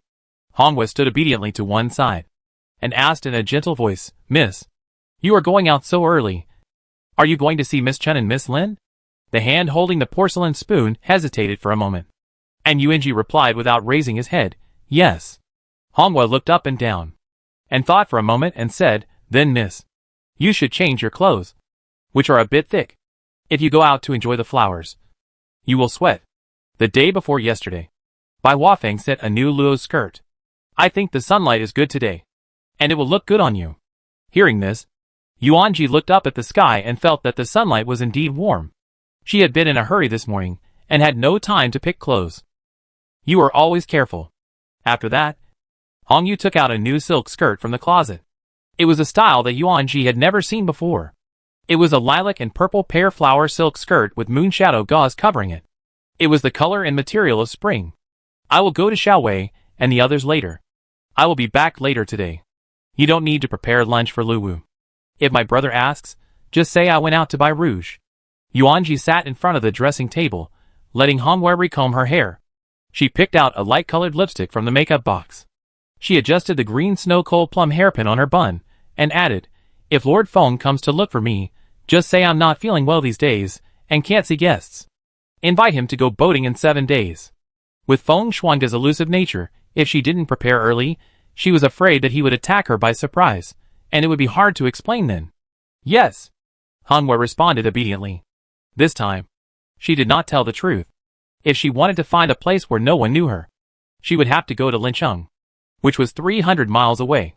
But the Lincheng army was directly under Feng Shuange's jurisdiction, so Yuanji did not dare to gamble. There was a map in the bundle. While Hongwei was cleaning up in the kitchen, Yuanji took out the bundle and quietly went to the side door. "Are you serious?" Yuan Chan was overjoyed. She was overjoyed to hear the maid's reply, and a smile appeared on her lips. She paced back and forth in the room. The maid Xinger nodded repeatedly and said in a deep voice, "I saw Miss N go out from the side door with my own eyes, and hired a carriage." Yuan Chang's heart couldn't stop beating. Yuan Ji's unusual behavior further verified that her speculation was very likely true. She made a prompt decision. Go to Ming's house and tell Miss Yang." After that, she changed her mind. No. You first find out where Li Qinghui is. If he is not in Ming's house, you can tell Miss Yang. If nothing unexpected happens, Yuanji will definitely go to the courtyard that she secretly bought outside, and then let Yang Qinglu come to see it. Even if Li Qinghui is not here, Yuanji will definitely make a big joke. She waited and waited in Qifang courtyard, but she felt very uncomfortable. If Yuanji didn't go, wouldn't it be a joke? After thinking about it, she decided to see it with her own eyes. Not far from Wanhua Pavilion, Yuan Chong chose a tea stall nearby. Xiaoyun, the maid accompanying her, said nervously, Miss, do you think the third lady is really? Of course. Yuan Chong was particularly sure. You have seen her before. Her taste has changed recently. Her figure has become more plump. Now she sneaks out of the house. If you say she is not pregnant, I will never believe it. There were not many customers in the tea stall in the early morning, and Yuan Chong did not deliberately lower her voice. If the master knew, would he punish you? Yuan Chong narrowed her eyes, and the hand holding the teacup gradually exerted force. She said in a serious tone, she made such a joke because she was not disciplined. What does it have to do with me? The two chatted and had breakfast. One of them was talking excitedly. Inu overheard everything. Inu, who happened to be here for breakfast, was dumbfounded. He and Jinyu looked at each other. Inu's face was a little strange. After a long while, he spoke with difficulty. Where is the master? Jinyu murmured, the master is leaving the city today, saying that he wants to wipe out the Black Wind village. Inu's face changed suddenly, and he grabbed the long sword on the side in an instant, and lowered his voice and said, you go find the master quickly, I'll tell the brothers guarding the city gate to keep a close eye on her. Don't let Miss Yuan leave the city. My life is in danger. Is the master's wife pregnant? Whose? Is his master cuckolded? The sun is getting brighter, and the streets are bustling. Yuanji sat in the carriage, she closed her eyes, and tried not to listen to the noise outside. In order to avoid various emergencies, she deliberately walked from West Street, and left the city from the West Gate. She even hired an ordinary carriage, which should not attract attention. She calculated the distance out of the city in her mind. Stop, routine inspection. The voices of the officers and soldiers came from outside the car, and Yuanji suddenly opened her eyes. Her heart was extremely calm, and she then opened a tiny gap in the curtain and handed over the pass. A slender hand stretched out from the car, and the guard's eyes were involuntarily fixed on Yuanji's hand. They wanted to look inside through the gap in the curtain, but they could not see anything. Helplessly, they had to take the document and check it carefully. After a moment, they said, no problem. Hearing this, Yuanji breathed a sigh of relief and said in a pinched voice, thank you, sir. The guard was about to return the document, when another voice suddenly sounded, it stands to reason that we should check the carriage. Yuanji's expression froze, and her thoughts raced. She said casually, sir, it's not that I don't want to, but I caught a cold and I have to go out of town to see a doctor. After that, she coughed twice deliberately. The guard who had just spoken was unmoved, and said coldly, Miss, bandits have been rampant recently, and some have sneaked into the city, so please don't make things difficult for me. At this point, Yuanji had no choice but to open the door. The guard lifted the curtain and looked inside. He only saw a woman wearing a pearl curtain sitting in the inner room, and no one else. The guard's eyes were fixed on her face for a few seconds, and then he said, let it go. The carriage slowly moved out, and the axle made a harsh sound when rolling over the sand. Yuanji lifted the curtain and looked at the gradually receding Chang'an city. The heartbeat that had been forced to be suppressed suddenly accelerated, and the whole person collapsed inside. It was a close call. She almost lost her balance just now. If the guards found anything unusual, she would not be able to leave the city today. She unfolded the map and calculated the distance. If she was fast enough, she could return to the city in 3 days. I have to say, although the girl only showed her eyes, she should be very beautiful. She is beautiful, but I feel she looks familiar. The two were joking around, and their eyes fell on the carriage that was getting farther and farther away. The next moment, Inu came in dusty and exhausted.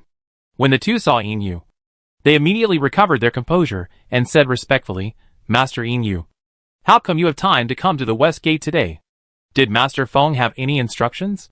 Brothers, we must go through fire and water, and do not refuse. Okay, listen to me. Inu looked unpredictable and took out a small portrait. Have you seen the girl in the painting? The two guards looked at it carefully for a long time. Suddenly, one of them changed his expression and stammered, this. Why does it look so much like the girl who just left the city? The other guard couldn't see it at first, until he covered his face with his hands, revealing only a pair of eyes. And his face suddenly froze. Where did he go? Emu raised his voice. The two were suddenly yelled at, and they were instantly depressed.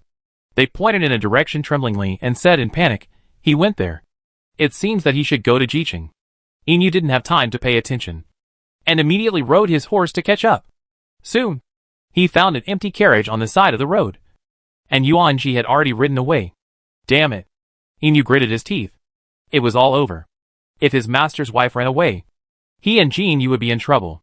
Before Feng Xiange left the city, he repeatedly told them to protect Yuanji and not let those blind people bully him, who knew that they were just having breakfast and they were gone. Inu half knelt on the ground, wiping the messy sand under the wheels, his face dark. Just a little bit. Just a little bit. Yuanji, who was hiding in the woods, saw Inu return in defeat, and he breathed a sigh of relief. The Black Wind Village, which had been stationed in Qincheng Mountain for a long time, was now littered with corpses. The watchtowers on both sides of the village gate collapsed in the raging fire.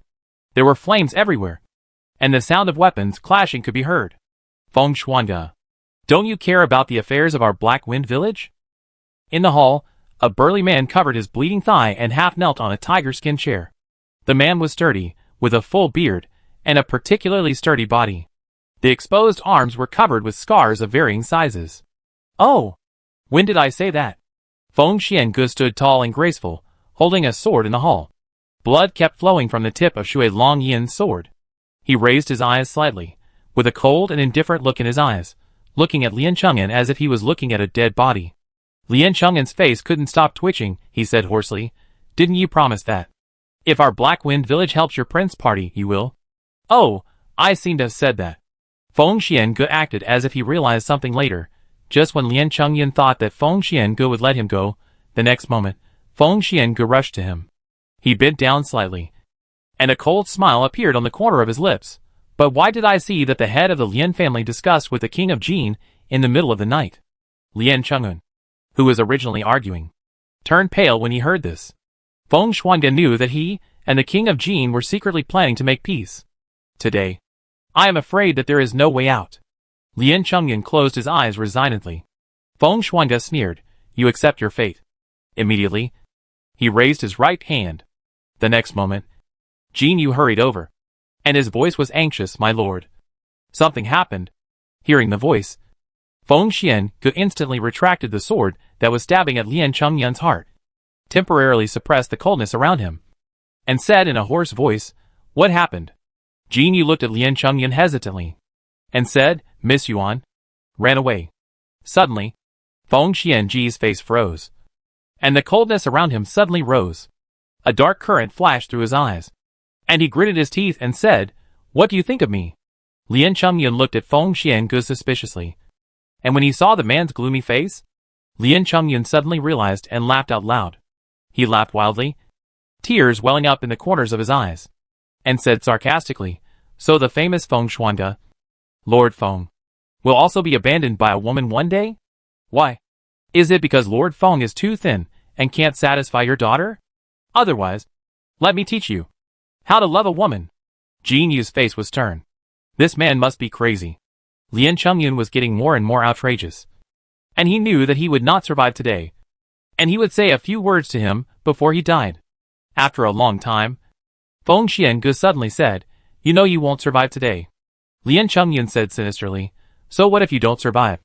I will still be a good man in 18 years. I will then." Before he finished speaking, the sound of the water dragon suddenly pierced his heart. He widened his eyes, and stared at Feng Xiange's cold face. There was no other sound in the hall, only the muffled sound of the cold blade entering the body. He drew out the tip of the sword coldly. "Turn around mercilessly, burn this place with fire." Immediately, Feng Xuanga tapped his toes. His body was like a ghost. His steps were strange, and in just a breath, he disappeared from everyone's sight. The accompanying guards could not find anyone, so they had to ask Jin Yu, "Master Jin Yu, Master Feng is gone. What should we do next?" Burn it. Return to the city. Yin was searching near the carriage, and happened to see Feng Shuangde coming back. She immediately knelt down and bowed her head to admit her mistake. It's my fault. I didn't take good care of Miss Yuan. Please punish me. Master. Let's find the person first. Feng Shuangde had no time to punish her at this moment, and he bent down to observe the direction of the axle. I asked the guards guarding the city, and they said that Miss Yuan should go to Jiqing. Yin said in a deep voice. Feng Shuangde closed his eyes and carefully recalled the terrain outside Chang'an. Chang'an has not been peaceful recently, and there are countless bandits in the surrounding mountains. He repeatedly told Jin Ariu to keep an eye on Yuan Ji, fearing that she would go out of the city for fun and encounter bandits. Even if he could cover the sky with one hand, the situation outside Chang'an City was complicated, and he was afraid that he could not protect her. This place was at least 500 miles away from Jiqing. If something unexpected happened, Feng Shuangde didn't dare to think about it. He half knelt on the sand, and his movements were frozen for a long time. Just when Yin was about to ask, he opened his eyes and asked in a hoarse voice, "Do you know why she ran away?" Yin hesitated for a moment, waved away the private officers and soldiers, and whispered, "I heard Miss Yuan Si say at the tea stall. Miss Yuan seems pregnant." Pregnant? Feng Xiange was stunned. She was pregnant? When? Feng Xiange's thoughts spun rapidly, until it was fixed on the night of New Year's Eve. That charming and ambiguous, wine-scented, hazy night. The hand holding Shui Long suddenly tightened, his knuckles turned white, and his thin lips were bitten with traces of blood. He stood up suddenly, and immediately jumped on the horse, speaking grimly, "Ride fast for 800 miles, notify, all the official roads along the way are blocked, check them one by one for me. If you can't find her in an hour, you all have to come to me with your heads." Chapter 70. The road outside the city was bumpy and uneven, and there were gravels and rubble everywhere. Yuanji looked up at the sun, and it was gradually rising, and the clouds and stars with fish scales were dotted in groups. The horse beside him snorted, and Yuanji hurriedly touched it to comfort it, and found the nearest lake, and led the horse to drink water and eat grass. The lake was clear, and you could see the bottom, and occasionally a few carps jumped by, and stirred up a pool of blue waves. Calculating the time, it had been nearly an hour, and it should be impossible to catch up. Thinking of this, Yuanji took out the map in his sleeve and looked at it carefully, and took out a pancake and bit it carefully. What's going on today? It's not enough that the city is strictly closed, but there are soldiers outside one after another. Every time you walk a certain distance, you have to check your pass. It's so troublesome. Yuanji was eating a sesame cake, when a complaint suddenly floated into her ear. She was stunned, and hurriedly stopped the person, and asked softly, "Auntie, what do you think is going on outside?" The old lady in gray cloth nodded, and complained repeatedly, "Girl, you don't know yet? I don't know what those officials are doing. The official road is full of soldiers, and they seem to be holding a portrait, checking one by one." Yuanji's face changed almost instantly. She had only been out of the city for an hour. And Feng Shuangge reacted so quickly? It shouldn't be the case. He had clearly arranged an excuse. What went wrong? Yuanji didn't have time to think about the key points, and hurriedly thanked him. Looking at Zhao Yi, who was drinking water by the lake, her sight slowly fell on the mountains not far away. Yuanji made up her mind. The official road could not be taken. She had to go into the mountains now. It was really unlucky. She just wanted to go to a place outside the city where she was unfamiliar with people, and find a doctor to solve her doubts. Why did Feng Shuangde mobilize so many people? As if she was a fugitive. According to the scripts she had read in the past, this should be a scene where an unmarried and pregnant wife didn't want to get married and ran away before the wedding. It should be a scene where the playwright was looking for someone. How come this plot is somewhat similar to her? She complained in her heart while leading Xiaoye into the forest. There are many forests outside Chang'an City. The rolling mountains are dark blue in different shades under the sunlight. She walked in the forest. The forest was extremely quiet. The only sound was the rustling of her and Xiaoye's horse hooves stepping on the fallen leaves and green grass. The warm orange sunlight divided the shadows of the trees into mottled shadows. And there were occasional chirping birds. So what if you were the Prime Minister? When I want to leave, you can't stop me. Yuanji was in a very good mood. Looking at the greenery, she felt relaxed all over, and the rich fragrance of grass lingered around her. She hummed a little song, while relying on the sunlight to identify the direction. Before she knew it, The originally sunny sky was gradually covered by a thick cloud. The surrounding environment became visibly darker. By the time Yuanji realized what was happening, it was already dark. Yuanji thought it was not good, and quickly unfolded the map, comparing it with the scenery in front of her. She felt a chill rising from her feet. She was lost. There were tall trees all around, and Yuanji felt that every tree looked the same. No matter how long she walked, she was always wandering around in this forest. After walking for an unknown period of time, Yuanji felt her legs and feet were numb, so she simply stood there to rest. The next moment, she seemed to see the bushes not far away seem to move. Yuanji's heart suddenly tightened. He stared at that place warily, and asked in a cold voice, "Who?" His right hand secretly reached for a dagger at his waist. "Fourth brother, we are lucky today. This girl is as beautiful as a flower. Wouldn't it be wonderful to take her back to the leader to be his wife?" As soon as he finished speaking, someone walked out from behind the bushes, 2 men of different heights. Both of them were holding a bundle in their hands. Yuanji's sharp eyes saw the blood flowing from under the bushes, and a pale hand. Yuanji's heart instantly cooled. It's over. It's the bandits. Her heart was beating like a drum. But she remained calm. She clenched the dagger in her right hand, and carefully looked at the surrounding terrain with her peripheral vision. She said very calmly, "Who are you?" The leading man was still serious. But when he saw Yuanji, his expression suddenly changed.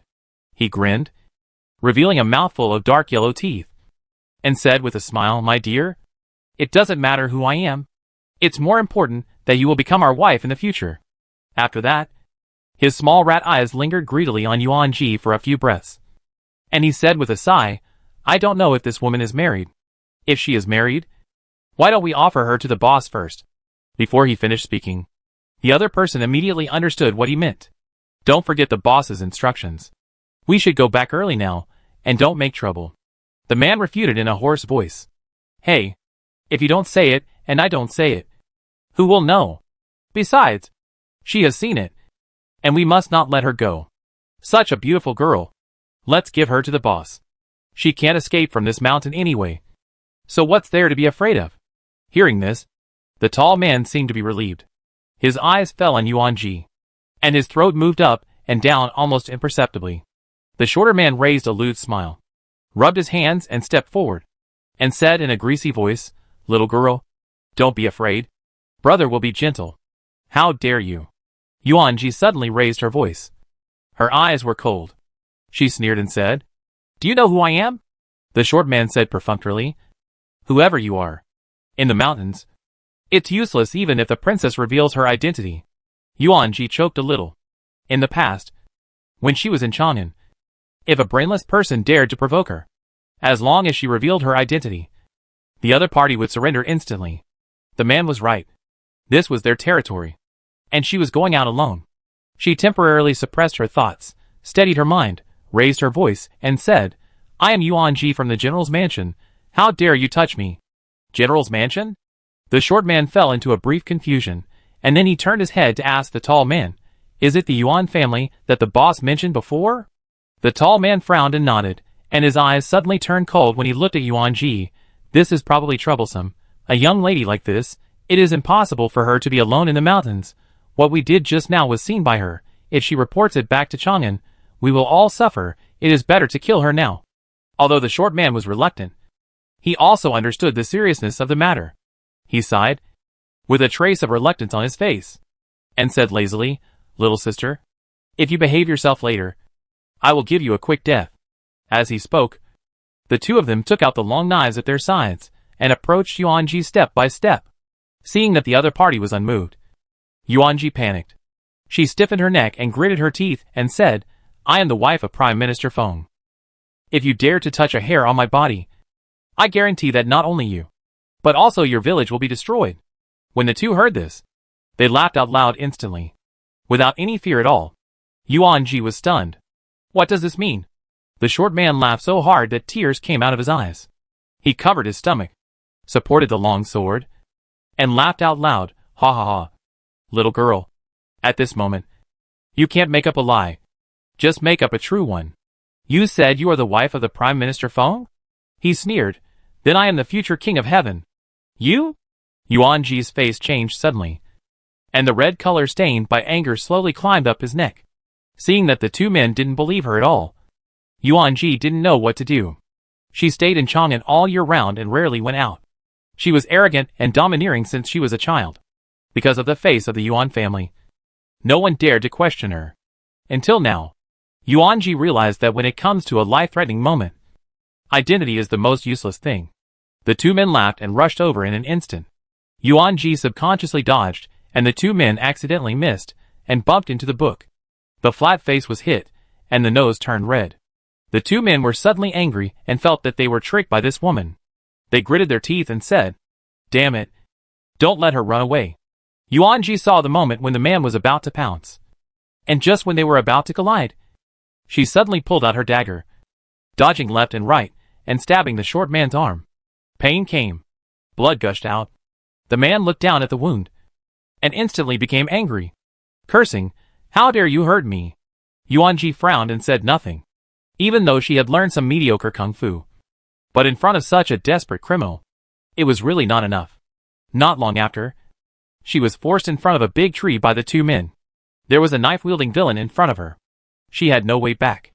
Even her dagger was taken away. She regretted it now.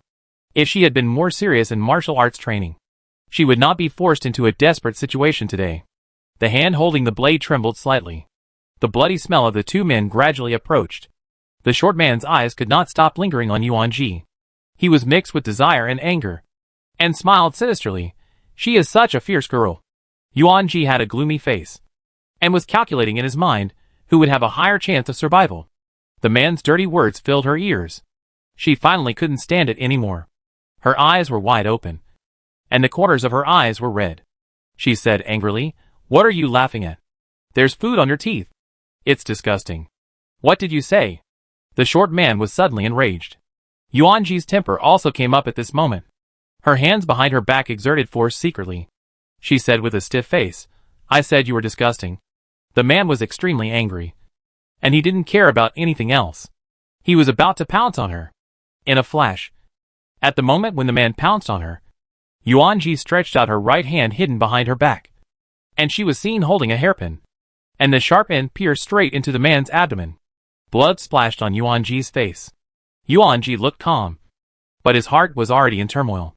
The short man covered the bleeding wound and shouted angrily, "Fourth brother, kill her." The tall man stared at Yuan-ji intently. "I thought she was a woman who could only argue verbally, but I didn't expect her to be so courageous. Even rabbits bite when they are angry." He didn't say much, exerted force on his feet, jumped up in an instant, and chopped Yuan-ji with a knife. Even Yuan-ji was frightened by such a scene. His legs and feet were as if they were filled with lead, and he couldn't move. His mind was fleetingly recalling every little thing he cherished in the past. She closed her eyes in shock, her shoulders trembling uncontrollably. This time, he couldn't save her. Just as Yuan-ji accepted her fate, a swish sound came from the shoe land beside her ears. A sword blade shot straight at her, with a sharp bloody smell and a sound of breaking through the air. The tall man just raised his eyes to look, and the next moment, a sharp blade pierced straight into his abdomen. The wound was very deep, almost piercing through his entire body. He lowered his head in a daze, and the sight of the long sword inserted into his abdomen was particularly horrifying. The wound caused severe pain, and he instantly collapsed to the ground, holding his abdomen, and his body was in so much pain that he couldn't move. "Who dares to touch my fiancée?" Feng Shuange's voice was cold, chilly, and frightening. But in Yuan-ji's ears, it sounded like a holy voice. She opened her eyes in surprise. She didn't know when, and tears had already appeared at the corners of her eyes. She subconsciously shouted in a trembling voice, "Lord Feng." Feng Shuange did not respond to her gaze, but just walked forward and passed Yuan-ji directly. He was wearing a fluttering red robe, silver hair like snow and wind, and his fox eyes were sinister and cold, and there was endless blood in his eyes. There were blood clots of varying depths on his clothes. At this moment, he looked like a devil crawling out of hell. The short man was frightened to the point of peeing, and collapsed on the ground, begging for mercy in a trembling voice. "Sir, I didn't know that she was really your wife, who had not yet married. I know I was wrong. I beg you to spare my life." The tall man came to his senses earlier than the short man.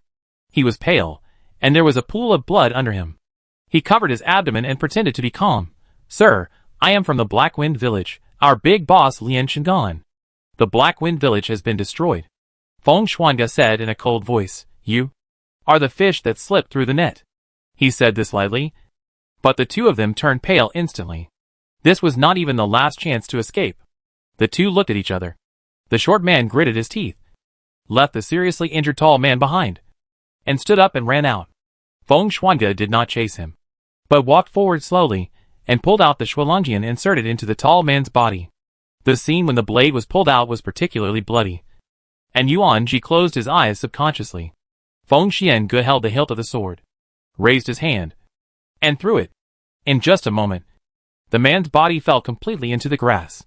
After struggling for a while, he was no longer alive. The tall man covered his wound and crawled back again and again. Wherever he went, he left a long trail of blood. He looked terrified, tears streaming down his face, and his face became ferocious because of fear. He said terrifiedly, "My lord, please, spare me. I will repay you even if I work like a cow or a horse." It was the sound of the long sword entering his body. The tall man's voice stopped abruptly. His eyes gradually lost focus, and finally he was silent. Yuan Ji stood there without opening her eyes, until she felt a familiar scent of sandalwood. Then she tremblingly opened her eyes, and saw the figure that made her feel at ease. Feng Xuanga was tall, and the sunlight on his back was completely blocked. His eyebrows and eyes were hidden in the darkness and seemed a little unclear. But Yuan Ji could clearly feel the boiling and surging anger in his eyes. The moment she saw him, the grievances, panic, and fear hidden in Yuan Ji's heart instantly rushed out like waves. The forced calmness suddenly collapsed. Yuan Ji's eyes turned red, her dark eyes were covered with a layer of water, her nose suddenly felt sour, and she cried out in grievance, "Feng Xiange." She wanted to say, she was afraid. The next moment, a touch of tenderness covered her lips. He held her tightly in his arms, one hand around her slender waist, and the other hand pressing her hair. His lips were warm and soft, with a faint aroma of wine. It was the Qianlizui that Yuan Ji had always been familiar with. The man's tongue was extremely flexible. His attack was extremely fierce, and he plundered Yuan Ji's breath recklessly. After a long time, until Yuan Ji was out of breath, he finally let go, and his dull and hoarse breathing lingered in Yuan Ji's ears. Her face flushed, with a charming look, and when she looked up, she saw Feng Xuange's cheeks with a smoky haze, and the corners of his eyes were slightly red. Yuan Ji's heart suddenly trembled. His expression was clearly stained with lust, but she could clearly see a trace of worry and panic in his eyes. Feng Xuange pressed her against the tree, his forehead against hers. His warm fingertips brushed away the blood on her face. His voice still panting, he stared at Yuan Ji, gritted his teeth, and said, "Yuan Ji, you want to run away after getting pregnant with my child?" Yuan Ji immediately became cowardly. Her face was charming. Her lips that had just been kissed were still shining with charming water. She said weakly, "My lord, I just want to go out for a walk." Chapter 71. Just wandering around. Feng Xiange laughed in anger, reached out, and flicked Yuan Ji's forehead. "Just wandering around? You almost lost your life?" Yuan Ji covered his forehead in pain, glared at him resentfully, but when he looked down and saw the mess, he was too guilty to speak. He smelled a faint smell of blood. Feng Xiange's body was emitting blood. Yuan Ji lowered his eyebrows and looked carefully. His clothes were condensed with dark blood clots of varying shades. Even his hair was stained with blood, like a red plum blossom blooming in the snow. She suddenly recalled that when Feng Xuange came, the tip of Xue Longnin's sword seemed to be dripping with blood. Feng Xuange didn't like to be dirty, but now he didn't even change his bloody clothes. He was still thinking about her when he was on the verge of life and death. Yuan Ji's throat suddenly choked. A trace of bitterness appeared in his eyes, and his heart was stuffy. Noticing Yuan Ji's gaze, he took a step back. "You are covered in blood. It doesn't smell good. Go back first. I will tell you something later." Feng Xiange's voice was hoarse, and he looked at Yuan Ji with an ambiguous look. Chang'an was full of soldiers looking for people, and Yuan Ji felt ashamed when he saw them, because he had mobilized so many troops. The two of them avoided the crowd and returned to Feng Xiange's small building from a small path. "Did you hear this from Yuan Chang?" Yuan Ji was slightly surprised, and her hand holding the teapot paused slightly, and the cold tea overflowed from the cup. She had not even told Lu Hongwei about this matter. So how did Yuan Chang know about it? Feng Xiange tied up her long hair casually, took off her blood-stained coat, and under Yuan Ji's surprised eyes, changed her inner clothes, revealing her strong body. Yuan Ji's face suddenly turned red. Before I left the city today, I specifically told Jin Yu and the others to protect your safety. You are too careless. Even if you want to go out of the city to see a doctor, you should bring some guards. You stay in Chang'an all year round and don't know the situation outside. There are countless bandits outside Chang'an. It is really dangerous for you to leave the city rashly, he said in a deep voice, and his words were full of unstoppable worry. He talked for a long time, but didn't hear Yuan Ji's response. When he raised his eyebrows to look at Yuan Ji again, he saw her evasive eyes. He paused and suddenly understood something. Feng Xiange approached slowly, his tall body completely covering the person in front of him. He stretched out his hand to pinch Yuan Ji's chin, raised his eyebrows and teased, "Are you shy?" His long silver hair hung down in front of him, and the broken hair lightly pricked Yuan Ji's nose. Feng Xiange was very close to her, and Yuan Ji could clearly see his teasing eyes and porcelain-white skin. No matter how many times she looked at him, Yuan Ji felt from the bottom of her heart, this man, his appearance is peerless. No matter how many times she looked at him, her heart would be moved. A cloud of mist floated on her face. Her eyes dodged, and she said shyly, "No, no." Feng Xiange sneered, and said hoarsely, "It's not the first time I've seen it. Why are you shy?" His eyes slowly moved down, landing on Yuan Ji's lower abdomen. A strange feeling gradually emerged. There was a life connected to his blood. His eyes were slightly red, and he reached out to touch Yuan Ji's abdomen carefully and carefully. His eyebrows were soft, and his voice was low and hoarse. "I will let Qi Huaishan sneak out to show you later." He held Yuan Ji's hand, and his warm palm wrapped her small hand tightly, and a warmth was transmitted to her palm. He said with a gentle look, "I'll take care of everything, don't worry." Yuan Ji's eyes suddenly turned red. Since she knew she was pregnant, she couldn't eat or sleep well, and she was worried and worked hard and couldn't sleep. She encountered bandits when she left the city, and was on the verge of life and death. She had an inexplicable fear in her heart, and was exhausted physically and mentally. He said, "Don't worry." With him around, Yuan Ji felt at ease for some reason. "You are also stained with blood. Go and wash up. You will feel better," Feng Xiange said gently. He asked Yuan Ji to sit on the soft chair, and went downstairs to boil water. Looking at the busy figures, Yuan Ji felt surprised, but more warm and moved. In her impression, Feng Xiange has always been a high and unfathomable person. She was also afraid that if she was involved with such a person, it would affect the Yuan family. There were many rumors about him in Chang'an. Yuan Ji still remembered that in the past, an official sent more than a dozen beautiful women to his mansion in order to win him over. The next day, those women were neatly arranged in front of the official's mansion. These rumors, before this man who does everything himself and takes care of everything, are shattered. Feng Xiange moved in a hurry. Except for this largest bedroom, the rest are directly used as kitchen and utility room. That is to say, she could only take a bath here. She sat on the chair but felt very uncomfortable. Wait, how to wash? He also has stains on his body, but it takes a lot of time to boil water for bath. Should we take a bath together? No. No. No, they are not married yet, even if he is drunk and confused. That's all. Yuan Ji quietly raised her eyebrows, and looked at Feng Xiange's strong upper body. A charming picture gradually emerged in her mind. Take a shower together. That's not impossible. Feng Xiange didn't know what Yuan Ji was thinking.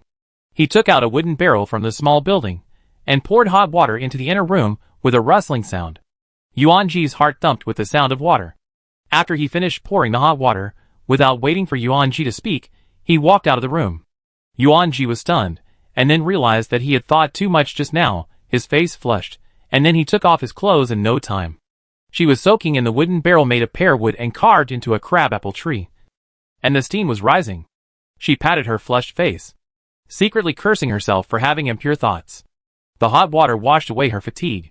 Just as she finished washing, she subconsciously reached out to the screen, but her hand stopped in the air. This is not Wanhua Pavilion. She has no clothes? Just as she was struggling with whether to change into the blood-stained clothes, there was a creaking sound, and the door was opened. Feng Xiange walked in slowly, and Yuan Ji instantly shrank back into the barrel, revealing a pair of dark eyes and said in a muffled voice, "You? How did you get in?" I saw a bony hand holding a new dress. He hung the dress on the screen and said in a deep voice, "There seems to be a commotion outside. Hurry up." Through the thin screen, Feng Shuangge's appearance was vague, and Yuan Ji felt dizzy. She hurriedly changed into the clothes prepared by Feng Shuangge. When she went downstairs, Feng Shuangge had already changed her clothes. There was a water stain on the ground in the yard.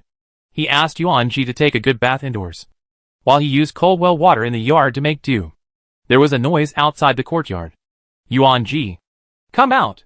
Yang Qingliu's eyes were wide open, her eyebrows were raised coldly, her white face was flushed with anger, and even her neck was a little thicker. Li Qinghui stood on the side with a sad face. His right hand was still around her waist. There were many people watching the excitement around. He gritted his teeth and said, "I have nothing to do with Yuan Ji, don't make trouble." "No relationship?" Yang Qinglu raised her voice instantly, her pretty face wrinkled into a ball, tears were boiling, and she trembled and cursed. "Li Qinghui, you said you would give me happiness. I followed you from Yangzhou to here without hesitation, and gave you Li family branches, but you secretly met with Yuan Ji behind my back." The surroundings immediately exploded. This is a shocking revelation. No way. Didn't Yuan Ji and Li Qinghui break off their engagement a long time ago? Who knows? Li Qinghui is not a quiet person. Maybe after getting what he wants something else. Whispers came like a tide. Li Qinghui felt like he was surrounded by enemies, and felt like he was being stabbed in the back. He angrily retorted, "When did I have a secret meeting with Yuan Ji? I was just passing by today. Don't act like a spoiled brat." "Nonsense." Yang Qinglu pointed to the courtyard next to Wanghua Pavilion and cried bitterly, How dare you say that this is not the courtyard you bought for the convenience of meeting Yuan Ji in private?" She choked and said, "If I hadn't heard it from others, I would have been kept in the dark. Yuan Ji is pregnant, and you are still secretly sending her out of the city. Li Qinghui, don't think I am a coward who is manipulated by everyone." She spoke in a very loud voice. And the content was even more shocking. And everyone was shocked with their eyes wide open. The daughter of the Yuan family is pregnant before marriage. This, if it is true, the Yuan family will definitely become the topic of conversation after tea. Li Qinghui was so frightened that his face turned pale. This stupid woman, she is so outspoken, and dares to say anything. I didn't. Li Qinghui was so angry that his chest kept rising and falling, and even his eyes were red. In the past, he thought Yang Qinglu was gentle and charming and soft. But now, the person in front of him was like a shrew, and he couldn't listen to anything he said. Yuan Chong stood in the crowd, watching the movement in Wanghua Pavilion carefully. The general's mansion was not far from Wanghua Pavilion, and Yuan Jishao and others came over after hearing the noise. Yuan Jishao hurried over, and heard these words as soon as he arrived, and instantly became furious, and rolled up his sleeves to argue with others, and shouted angrily, "Don't talk nonsense here. You are maliciously making up stories about my Gigi." Yang Qinglu cried, and her eyes turned red. "I am talking nonsense? Then you let Yuan Ji come out to confront me." With a creak, it was the sound of the wooden door opening. Everyone subconsciously fixed their eyes on Wanghua Pavilion, and soon found that the sound came from the courtyard next door. How could I not know that Master Li and I were secretly having an affair, and that I was pregnant? Yuan Ji walked over. Her face as cold as frost on a winter night, and her gaze towards everyone was slightly chilly. Yang Qinglu pointed at Yuan Ji like a madman, and shouted angrily, "It's you! You stole my husband! You!" Before she finished speaking, Yang Qingliu's eyes shrank, and everyone held their breath instantly. Feng Shuangde came out from the inner room slowly. He walked forward slowly, stood behind Yuan Ji, and raised his eyebrows slightly, which frightened Li Qinghui so much that he dared not speak. He just stood there, and was naturally intimidating. "Oh! How come I don't know that the house of my Prime Minister's mansion is now attributed to the Li family?" His voice was calm, but it made people feel inexplicably frightened. This is actually the house of Prime Minister Feng. The Li family has offended Prime Minister Feng now, and I'm afraid they will suffer. But this Feng Xiang is actually next to Yuan Ji's house. I'm afraid the rumor is true. Everyone whispered to each other, and when their eyes collided, they came to a new conclusion. Yuan Ji crossed his arms and sneered, "Yang Qinglu, do you know what crime is the law of Dalian for making up rumors?" She raised the last word slightly, and Yang Qingliu's shoulders suddenly trembled. as if she was a little afraid. But then she thought of the rumors she heard, and she felt aggrieved. She straightened her neck and cursed. Your taste has changed recently. Your body is plump. And you sneaked out of the city today. Don't think I don't know that the soldiers in the city are looking for you today. If you are not pregnant with my son, what are you afraid of? Feng Xianji's eyes were like knives. And he said coldly, Yang Qi-lu, you are so presumptuous. His voice was as cold as ice. And he did not raise the volume. Just a few words were enough to make people retreat. Even though he shocked everyone, Yuan Ji found that the people present did not believe it at all. If this rumor spread, she subconsciously raised her eyebrows and glanced at Feng Xiange. Feng Xiange gave her a soothing look, and then said seriously, Miss Yuan is still innocent. If you don't believe it, you can go to the doctor to check your pulse. As he said that, he turned sideways and ordered Jin Yu, go and call Qi Huaishan. Yang Qing rolled his eyes and said sarcastically, let your people come and see. I'm afraid they will say there is no one? Feng Shuangge's face was slightly cold. What do you want? Yang Qinglu said, of course, it has to be a doctor we don't know well. Yuan Jinxia's face turned red with anger. If it weren't for the people around him, he would probably have argued with thousands of fists. He gritted his teeth and said, Yang Qilu, you are a prostitute yourself. You don't know whether you are innocent or not. And now you ask my Qinbai girl to diagnose your pulse. What is your basis? Yang Qinglu snorted coldly. If Miss Yuan doesn't dare, then admit it. The situation was tense, and more people were watching. Yuan Ji felt sweat on her back. If she admitted that she was pregnant, admitted that it was Feng Shuangge's. No. Being pregnant before marriage is a big joke. She must not admit it. And she must not let the Yuan family become a laughing stock.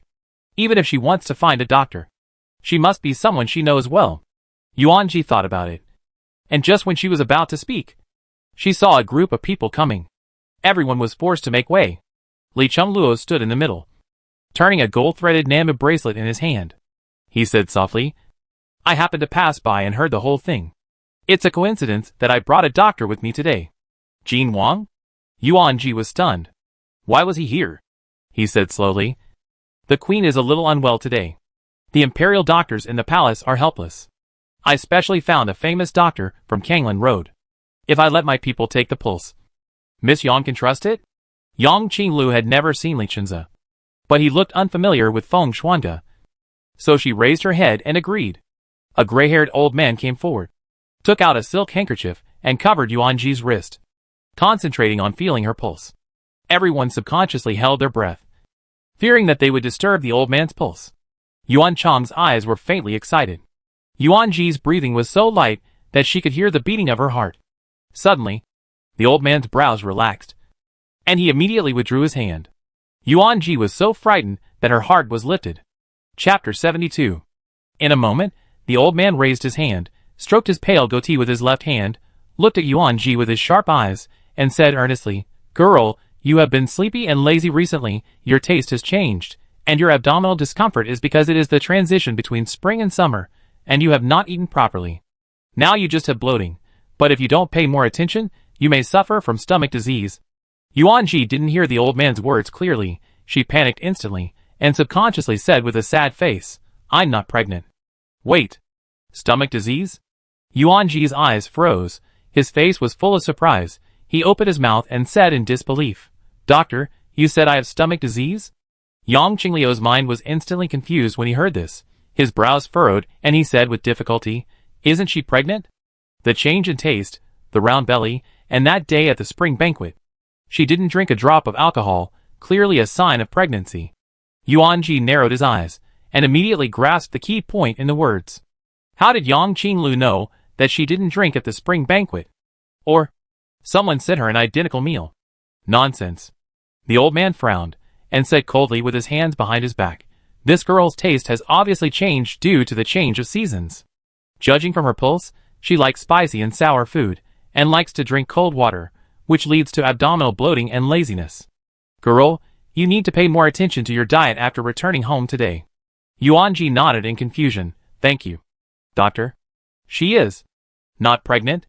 The heavy stone hanging in her heart was instantly put down. After a long time, it turned out that she was not pregnant. She was almost scared to death. Yang Qingliu's face turned pale. Yuanji was not pregnant? Then why did Yuan Chong say that? When she heard that Yuanji was not pregnant, Feng Shuangde's face relaxed slightly. Her thin lips were pressed into a line, and it was impossible to tell whether she was happy or angry. There were already many people gathered around, and seeing Yuanji diagnosing pulses in the street, everyone wanted to join in the fun. When they heard that Yuanji was not pregnant, they were immediately furious, and looked at Yang Qinglu with an ambiguous look. Is Yang Qinglu framing the innocent girl from the Yuan family? TSK, she is a prostitute from a brothel, and she thinks everyone is as bad as her. A woman in gray cloth looked at Yang Qinglu with disdain, and her voice was sharp and high.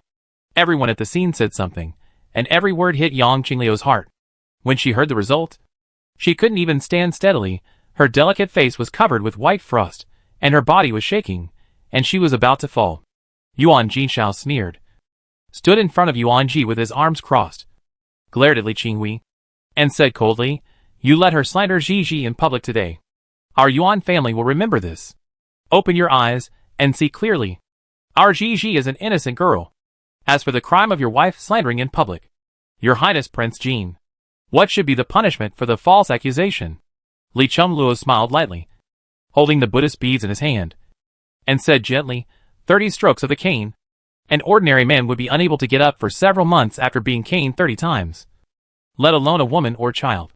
When she heard about the 30 strokes of the cane, Yang Qinglu felt stars in her eyes. She covered her belly and murmured to herself, "I am still pregnant. How can this be done?" After that, Yuan Jinchu's eyes passed over her lightly, and he said loudly, "We in the Yuan family are not as unbearable as you.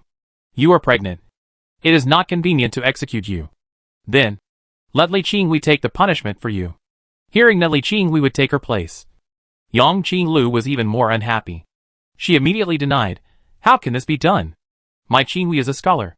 How can he be punished like this?" Yang Qinglu fixed her eyes on Yuanji. Her eyes were cold as if poisoned, and she wished she could cut Yuanji into pieces.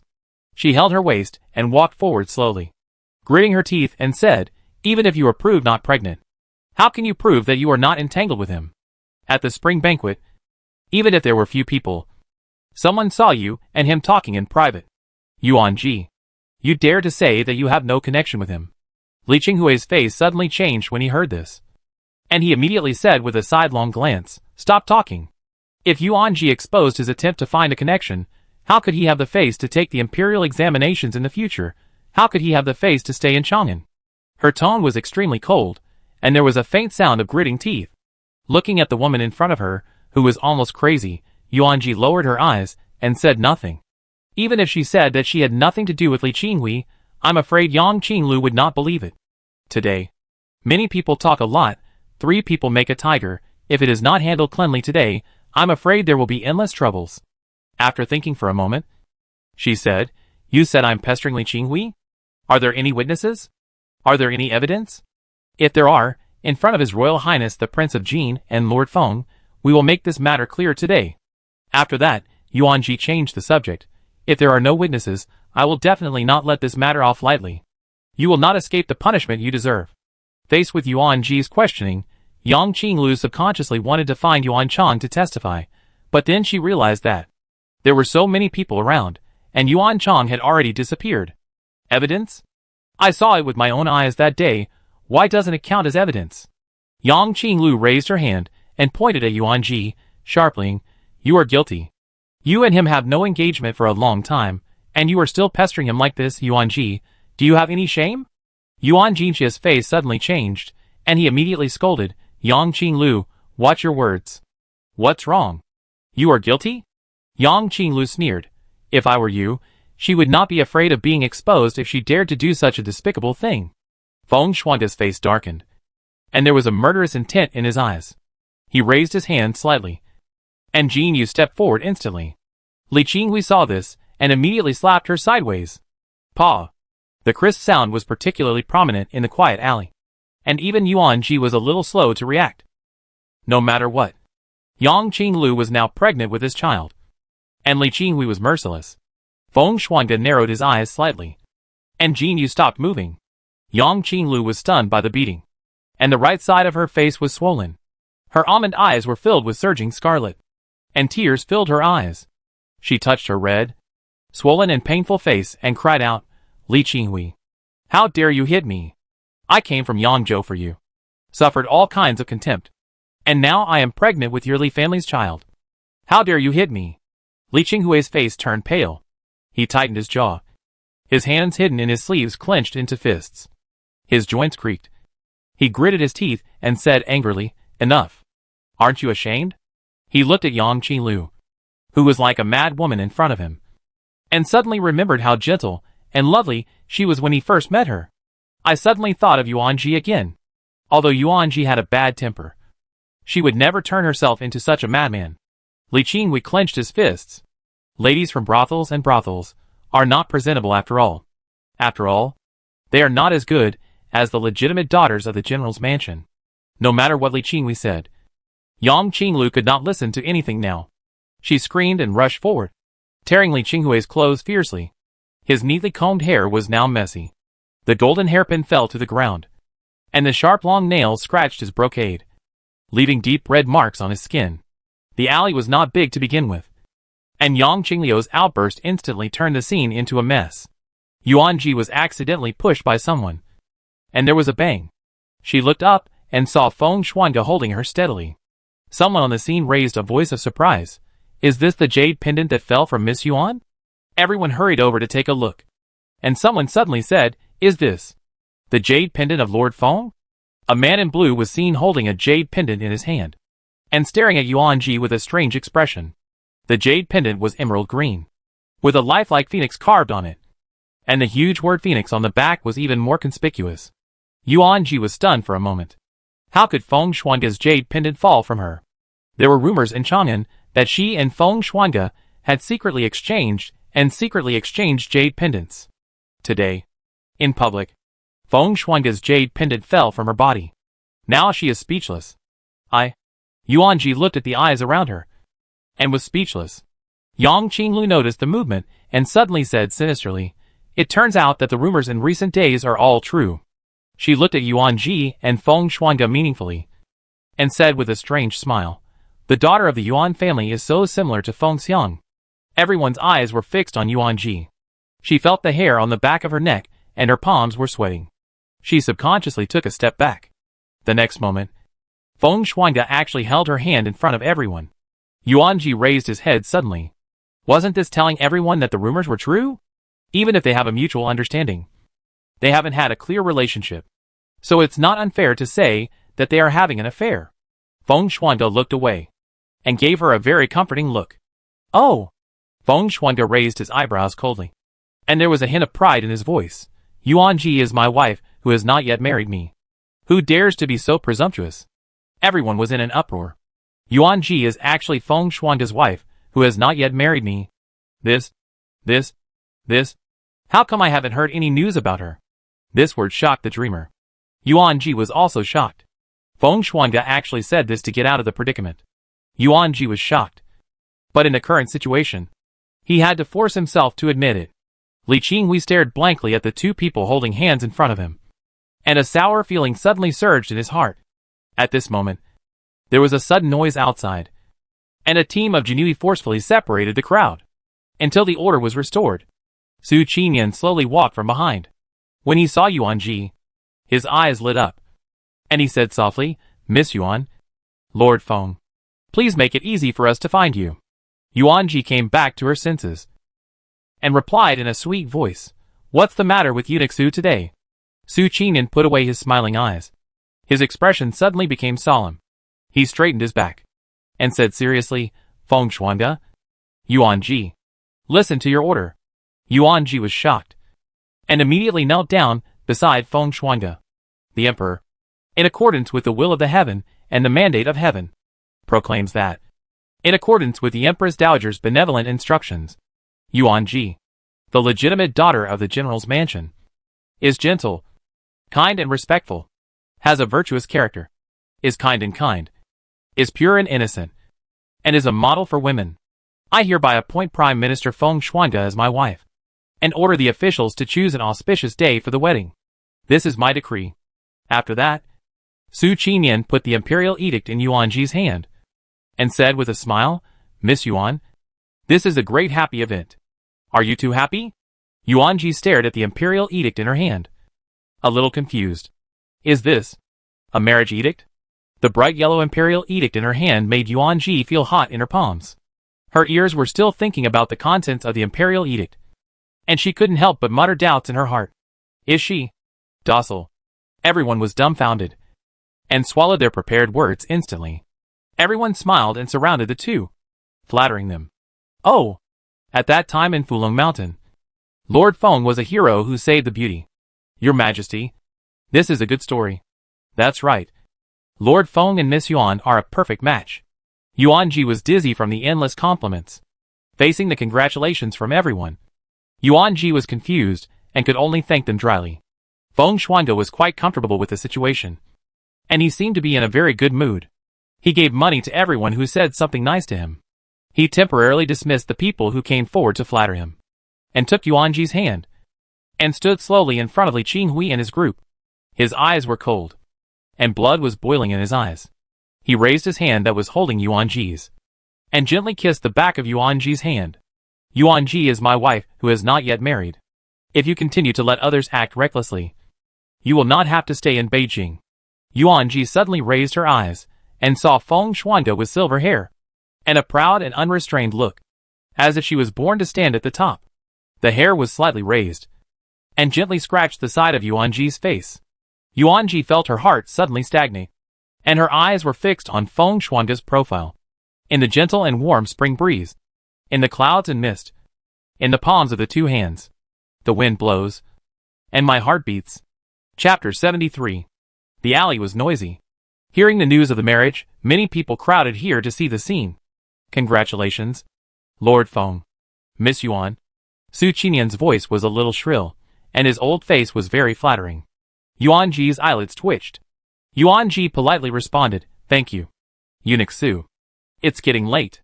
Please come to your house for tea later. I have to go back to the palace, so tea is not necessary.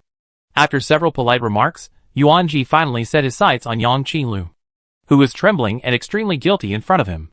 Her face was extremely pale, her hair was messy, her hair was wet with sweat, and her shoulders were still shaking uncontrollably. If Li Qinghui hadn't supported her, I'm afraid she would have collapsed to the ground. It seemed that she had regained consciousness, and was afraid to look at Yuan Ji. She stepped forward and said, Tell me, who told you these things? I bought a house here, and never told my family. How did you find this place? Yuan Ji stared at Yang Qingliu's face, and said word by word, If you can tell me everything, I will spare you this time. Hearing Yuan Ji's words, Yang Qingliu's eyes suddenly lit up, and she said hoarsely, It was Yuan. Miss Yuan. Li Chengluo suddenly said, Today is a great day. The gift from the Prince of Jin's mansion will be delivered to the Miss and the Lord's mansion later. Li Chengluo suddenly interrupted Yang Qilu. Yuan Ji frowned, and replied in a gentle voice, Thank you, Your Highness Prince of Jin. And just as Yuan Ji and Li Chengluo were replying, Yang Qinglu had already seen the opportunity, and hurriedly fled with Li Qinghui. Before leaving, he glared at Yuan Ji with resentment. Yuan Ji exchanged polite words with everyone, and when he saw that Yang Qinglu was nowhere to be seen, he subconsciously glared at Li Chengluo, and then got on the carriage with Feng Xuange indignantly. The carriage rolled. What does the King of Jin mean? Why does he want to protect them? All along the way, Yuan Ji was thinking about this matter. Logically speaking, Li Qing couldn't make up for a mistake made by his ancestors, and now he was just an ordinary wealthy family. Yang Qinglu was just a flower in willow. Why did he want to protect her? Feng Xuange raised his eyebrows lazily, looking at the woman in front of him, who was frowning and thinking, and couldn't help wondering. Could the troubles brought by this matter be compared with their joy of being granted marriage? He sighed, stretched out his hand, and pinched Yuan Ji's round face. Yuan Ji felt pain, and looked at him with a pair of moist eyes. Prince Jin is not protecting them, but the people behind them. Feng Xiange said. The people behind them. Yuan Ji suddenly remembered that Feng Xiange had said before that he learned about this from Yuan Cheng. Yuan Ji sorted out the whole story, and suddenly thought of a person in his mind, and his face suddenly turned cold. Don't think about it. Feng Xiange interrupted her, stretched out his hand and rubbed Yuan Ji's face. Hesitantly said, Today's marriage is granted. Are you unhappy? Seeing him suddenly mention this, Yuan Ji's face flushed visibly, His eyes widened. And he stammered, "You knew about the marriage a long time ago?" "Yes." Feng Shuangde nodded. "That day at Fulong Mountain. His Majesty promised me a wish. And I asked for this decree at that time. But I was afraid that you were not ready. And I was afraid of scaring you. So I never took it out. Until today when I heard that you were pregnant and wanted to leave Chang'an. I was thinking at that time that you must be afraid. Afraid of rumors. And afraid of me. Afraid that I would not be willing to take responsibility. So before leaving Chang'an, I asked someone to ask for this decree." Feng Xiangu spoke very gently. Her voice was as clear and gentle as the sound of jade. And every word fell into Yuanji's heart. Looking at the person in front of him with silver hair like snow and gentle eyes, Yuanji's heart suddenly stagnated. She has always been heartless and fearless. Even if she mistakenly thought she was pregnant, she would pretend to be nothing and arrange everything. But he knew everything. Her joy. Her fear. Her grievance. He knew everything. "No." Yuanji stared at Feng Shuangde's gentle eyes in a daze. And murmured, "I am very happy." Her voice became lower as she spoke.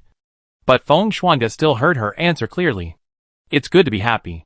"Sir, you haven't finished your shift yet. How can you sneak out in advance? If the master knows, I will be punished."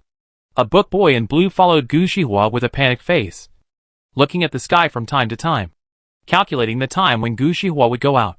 Gu Shihua's eyes were melancholy, and a thin layer of sweat appeared on his forehead. When he was in the Hanlin Academy, he heard the conversations of the servants who had returned from outside. And then he knew that Yang Qinglu had accused Yuanji of being pregnant in public. He was so scared that he couldn't even hold the teacup steadily. It was the first time he lost his composure in front of his colleagues in the Hanlin Academy. And he found an excuse to sneak out. He said in a deep voice, "Although Gigi seems to care nothing and is fearless, she must be afraid of this. He has been busy with the affairs of the Hanlin Academy for some time, and rarely interacted with Yuanji and others.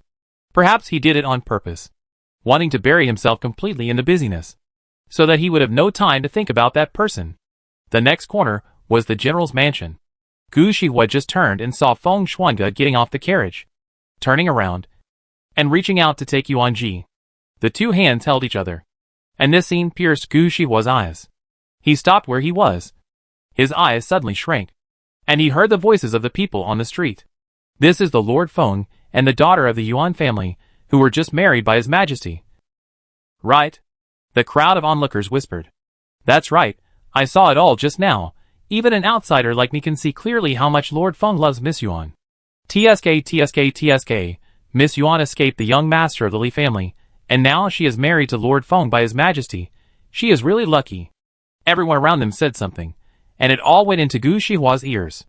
He had promised Feng Shuangde that he would not interfere between him and Yuanji, but when he heard that she was being bullied, he subconsciously ran out to see her. It turned out that they were granted marriage today. Gu Shihua lowered her eyelids, raised a mocking smile, and turned away sadly. The general's mansion was full of joy. As soon as Yuanji entered the door, she saw that the hall in the courtyard was filled with various boxes. She couldn't help but smack her lips. "What are these?" Yuan Gongfu was standing in the courtyard, seeing Yuanji coming back. He smiled and said, "Your father just came back from the camp and learned that His Majesty granted you and Lord Feng a marriage. These are gifts sent by various families." Yuanji casually opened a box, and saw several huge jade porcelain bottles in the inner room, which were obviously valuable. As soon as he finished speaking, he saw Feng Shuangde walking slowly behind him.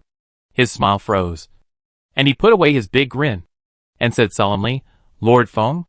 No need to do this."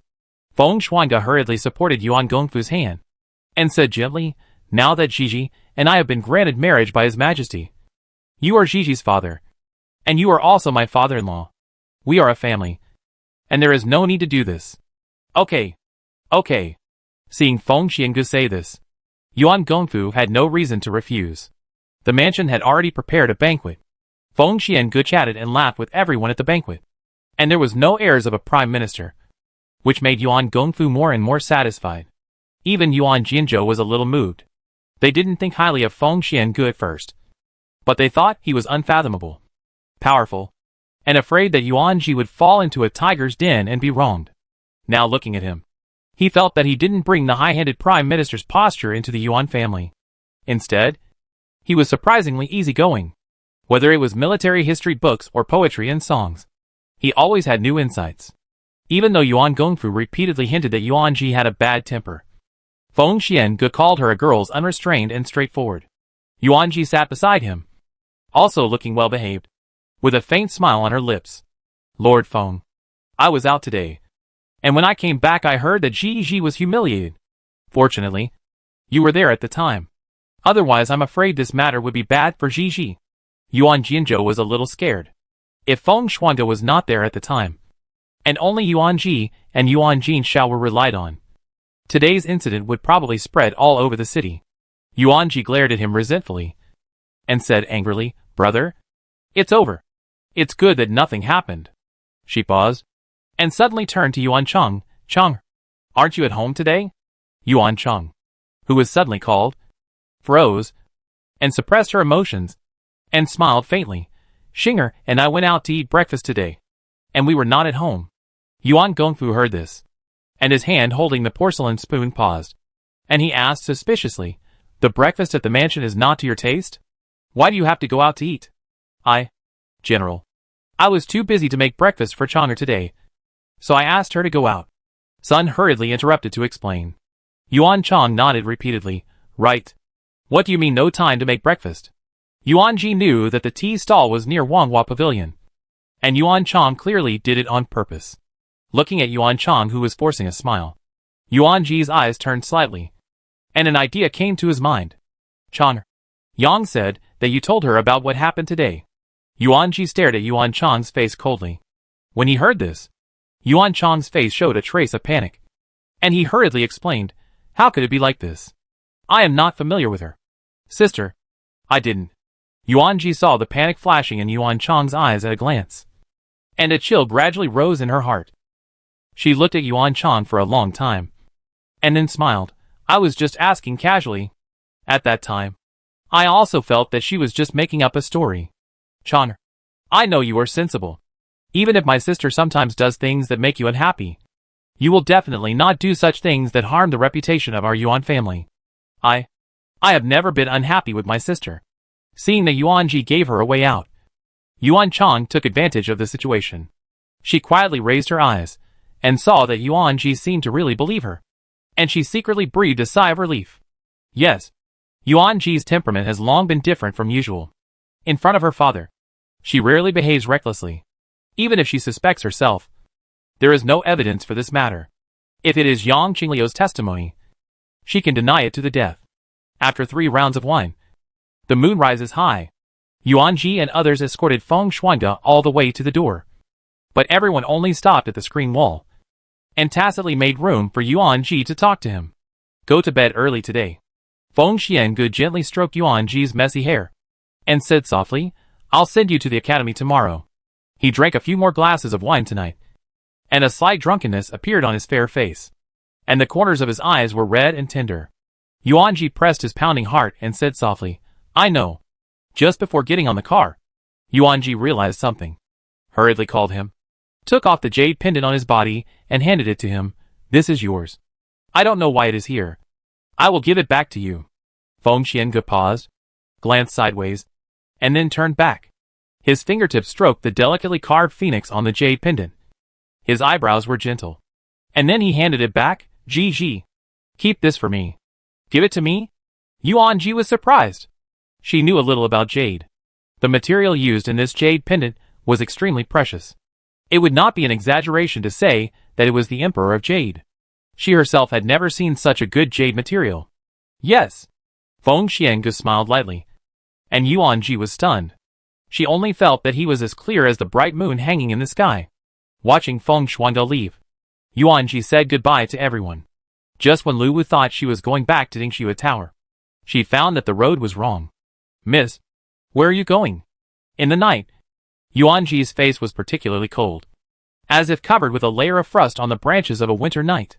Go to Qifan Courtyard. In Qifan Courtyard, Yuan Chang sat at the desk and wrote carefully. The maid Xinger followed her and ground ink. She said worriedly, Miss, if Miss San knew that it was us who told Miss Yang, would something happen? No. Yuan Chang picked up the brush and dipped it in ink. The brush wrote big in characters on the rice paper. She has no evidence. Besides, everyone can see her changes in recent days. She is no longer the lawless Yuanji. If she dares to come to my house without evidence, she will not be able to continue to talk to her father. Yuanji has indeed changed. She has become artificial. Yuan Chang recalled Yuanji's words and deeds today, and felt a chill in her heart. Just when she wanted to say something, she heard a thump, and the wooden door was kicked open. You?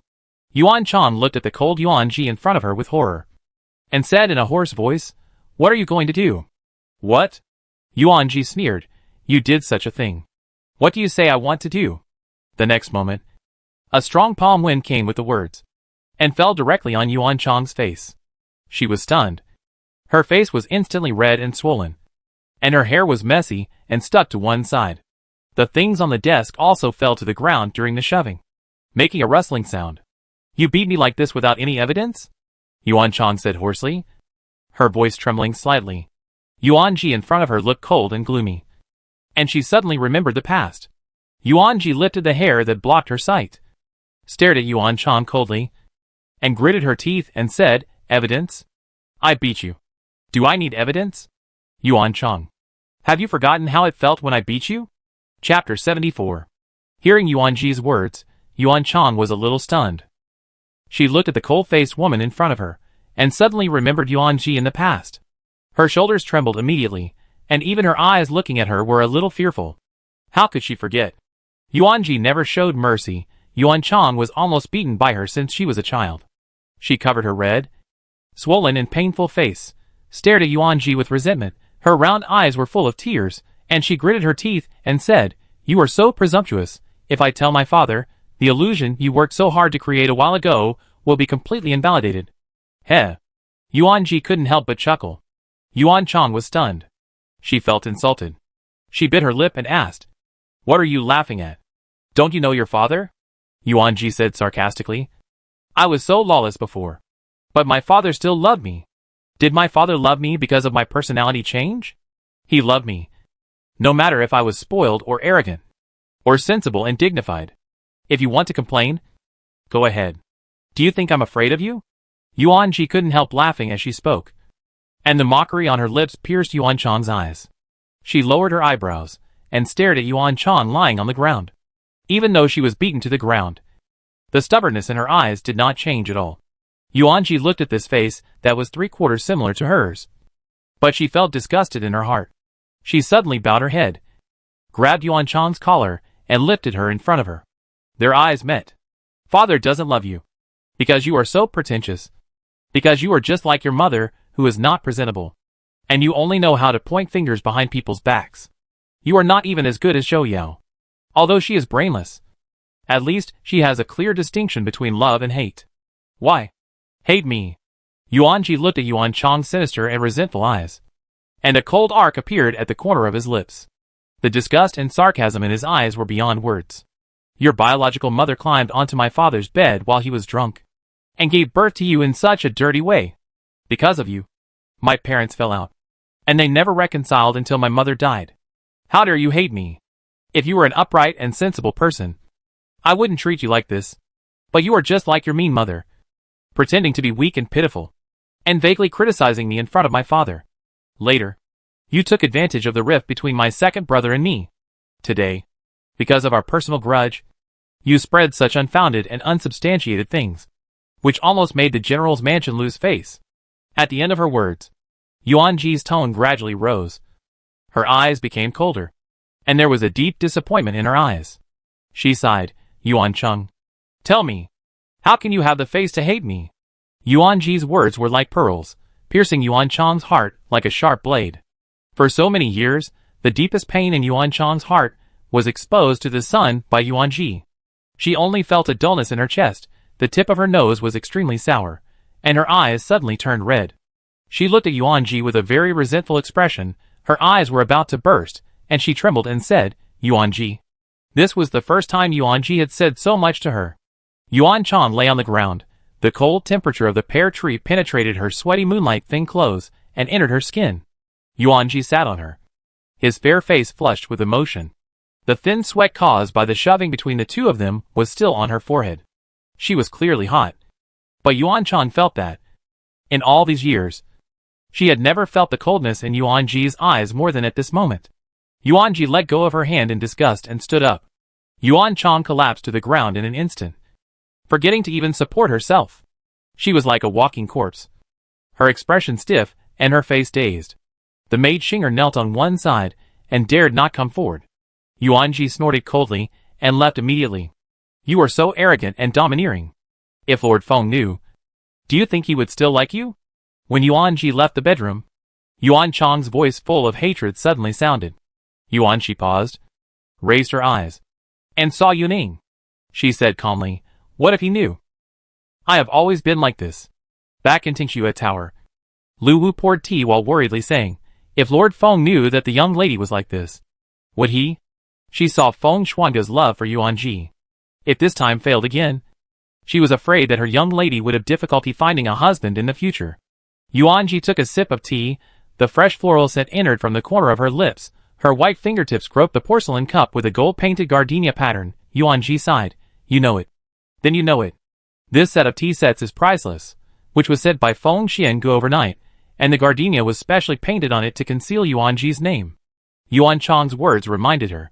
She never dared to act rashly in front of Feng Xiangu, if it was because he knew her domineering temperament in the past. If it broke their relationship, Yuan Ji would never say anything. Putting aside his thoughts for the time being, Yuan Ji raised his eyebrows. His eyes fell on Hong Yu, who was standing in the yard picking flowers. His face gradually became cold. Hong Yu, come here. Hong Yu heard this, holding the bamboo strips forward, and said with a smile, Miss, what's wrong? The winter jasmine in the yard is in full bloom today, and I was thinking of crushing it to make flower cakes for you. There were 3 or 2 bright yellow winter jasmine flowers lying in the bamboo strips. Yuan Ji lowered his eyes, groped for the teacup, and asked in a deep voice, are you making these flower cakes just for me? Or for others as well? The hand holding the bamboo strips tightened subconsciously, and she raised her little face, and said in confusion, Miss, I don't understand. Are you still pretending? Yuan Ji's face suddenly darkened, and he threw the teacup back to the table. The porcelain collided with the stone table and made a crisp sound. The brown tea splashed out instantly. Hong Yu was startled, and subconsciously knelt down, and said in a trembling voice, Miss, I don't understand. Please explain it to me. Don't understand? Yuan Ji stood up suddenly, crossed his arms, and walked in front of Hong Yu, and said coldly, is your master me? Or Yuan Chang? When Lu Wu heard the name from Yuan Ji's mouth, she gasped, her eyes lingering on Yuan Ji and Hong Yu. She said in disbelief, Miss, what does this mean? She said cautiously, could it be a mistake? Seeing that Yuan Ji even guessed the name, Hong Yu suddenly felt desperate. She immediately realized that there was no room for quibbling. She just kowtowed repeatedly, leaving a red mark on her wheat-colored forehead. Tears filled her eyes. She said tearfully, Miss, it was Miss Yuan Chang who forced me. I had no choice. Lu Wu was so shocked that she couldn't even hold the tray in her hand steady. She murmured, Hong Yu, you actually betrayed the young lady. Her face was stiff, and her eyes gradually became angry again. Do you know that if it weren't for the young lady, you would have been beaten to death in the street? The young lady's kindness is something I will never forget. If it weren't for the threat from Miss Yuan Chang, I would never have dared to do it. Hong Yu's voice trembled. Tears were on her face. She pulled Yuan Ji's skirt, sobbing, young lady, please forgive me. Looking at Hong Yu, who was kneeling on the ground begging for mercy, Yuan Ji felt sad. Although Lu Wu Hong Yu was just a slave, she had been with her for a long time, and there was always some affection between them. When I was leaving the city, you were the only one who saw me in Tingxue Tower, and in front of Wanghua Pavilion.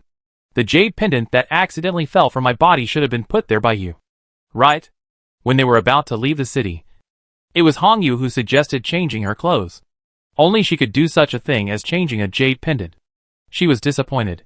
What did she threaten you with? You are willing to betray me to work for her. Hearing this, Hong Yu's body stiffened. Lu was so anxious that she urged, Hong Yu, Miss is giving you a chance to confess and be lenient. Tell the truth. Hong Yu looked embarrassed. She ignored Lu's urging and pleading, kowtowed directly, and said in a trembling voice, Miss, I can't say it. Please don't ask. I will ask to leave the house. Hong Yu. You? Lu was speechless. Yuanji felt a layer of bitterness in her heart. She took a step back, and the corner of her skirt slipped gently out of Hong Yu's hand. Because of Li Qingwei? Right? You? Hong Yu suddenly raised her head, her eyes full of disbelief. Seeing Hong Yu's expression, Yuanji's heart tightened. She stared at Hong Yu, and saw Hong Yu's expression suddenly change. She slowly straightened up and said softly, yes. Because of Mr. Li. Hong Yu looked at Yuanji in front of her, and guilt instantly enveloped her. She struggled for a long time, and then murmured, more than half a year ago, Miss Yuan Chong found out about my relationship with Mr. Li. So I was threatened by her. Hearing such a shocking thing, Lu Wu suddenly felt stars in her eyes. Looking at this former sister, she wanted to beat her up. You actually did such a thing to betray your master. Do you know that more than half a year ago, Miss and the young master of the Li family were not yet? Not yet.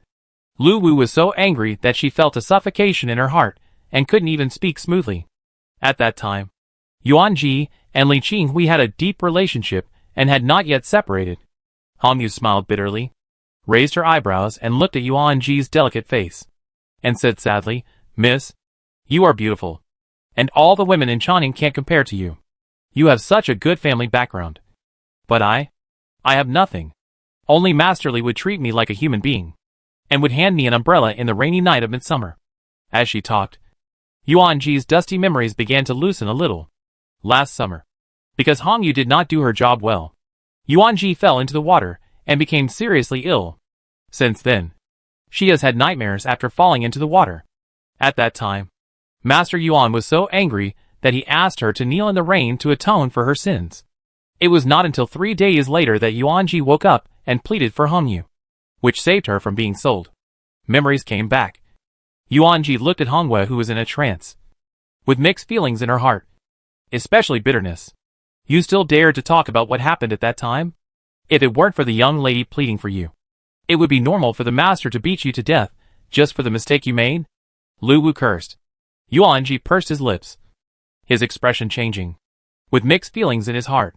He stared at her with a burning gaze, and asked, at that time, did you know that Li Qingwei had someone in Yangzhou? Hong Wei shook her head. I don't know. She sneered. So you were thinking of replacing me, marrying Li Qing and becoming his wife? Hong Yu shook her head repeatedly, and said weakly, I know my status. I am not worthy of being his wife. I also know that doing so will hurt the lady's heart. But she couldn't help it.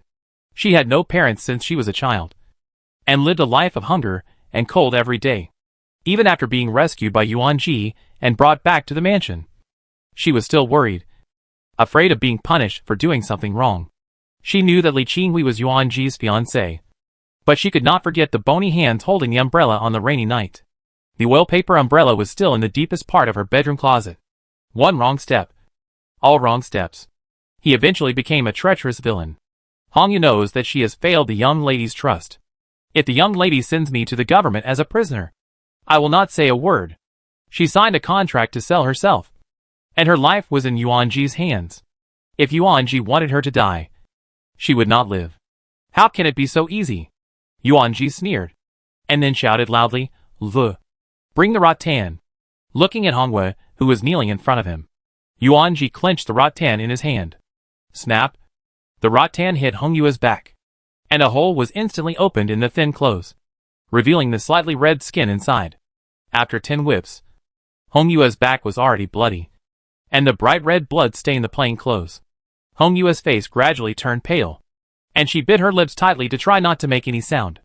These 10 lashes are to punish you for betraying your master. Now, pack your things and get out of the general's mansion. From now on, you are no longer a servant of the Yuan mansion. Hong Yu paused, and looked at Yuanji tentatively. After a long while, she kowtowed deeply to Yuanji and said weakly, Thank you. Mississippi. Yuanji did not send her to the government, nor did he take her life. This was a great grace. Standing on the steps of the side door of the mansion, looking at the figure walking away, Yuanji's heart suddenly surged with bitterness. It was not until Hong Yu's figure disappeared in the streets and alleys that Yuanji came back to his senses and turned around and ran straight into Feng Xuange's chest. Chapter 75. So careless? Feng Xiange lowered his eyelids, looking at her with a half-smile. Yuanji took a half-step back, and when she raised her eyes, she could meet his gentle gaze, and she suddenly remembered Yuan Chang's question. At this moment, she felt a little guilty for some reason. I'll go back first. Yuanji said goodbye in a hurry, and almost fled back to the building. She didn't even dare to listen to Feng Xianji's answer. Lu Wu stood at one side and said softly, "Miss, Master Feng called you just now." Yuanji sat on the swing in the courtyard, staring blankly at the slowly floating clouds in the sky. If Feng Xiange knew how arrogant she was in the past, knew that she hit people and insulted them, would he still love her as before? She felt an inexplicable pain in her heart, and suddenly a flash of light flashed in her mind. She jumped up immediately, ran back to the room in a hurry to find the book of controlling husbands.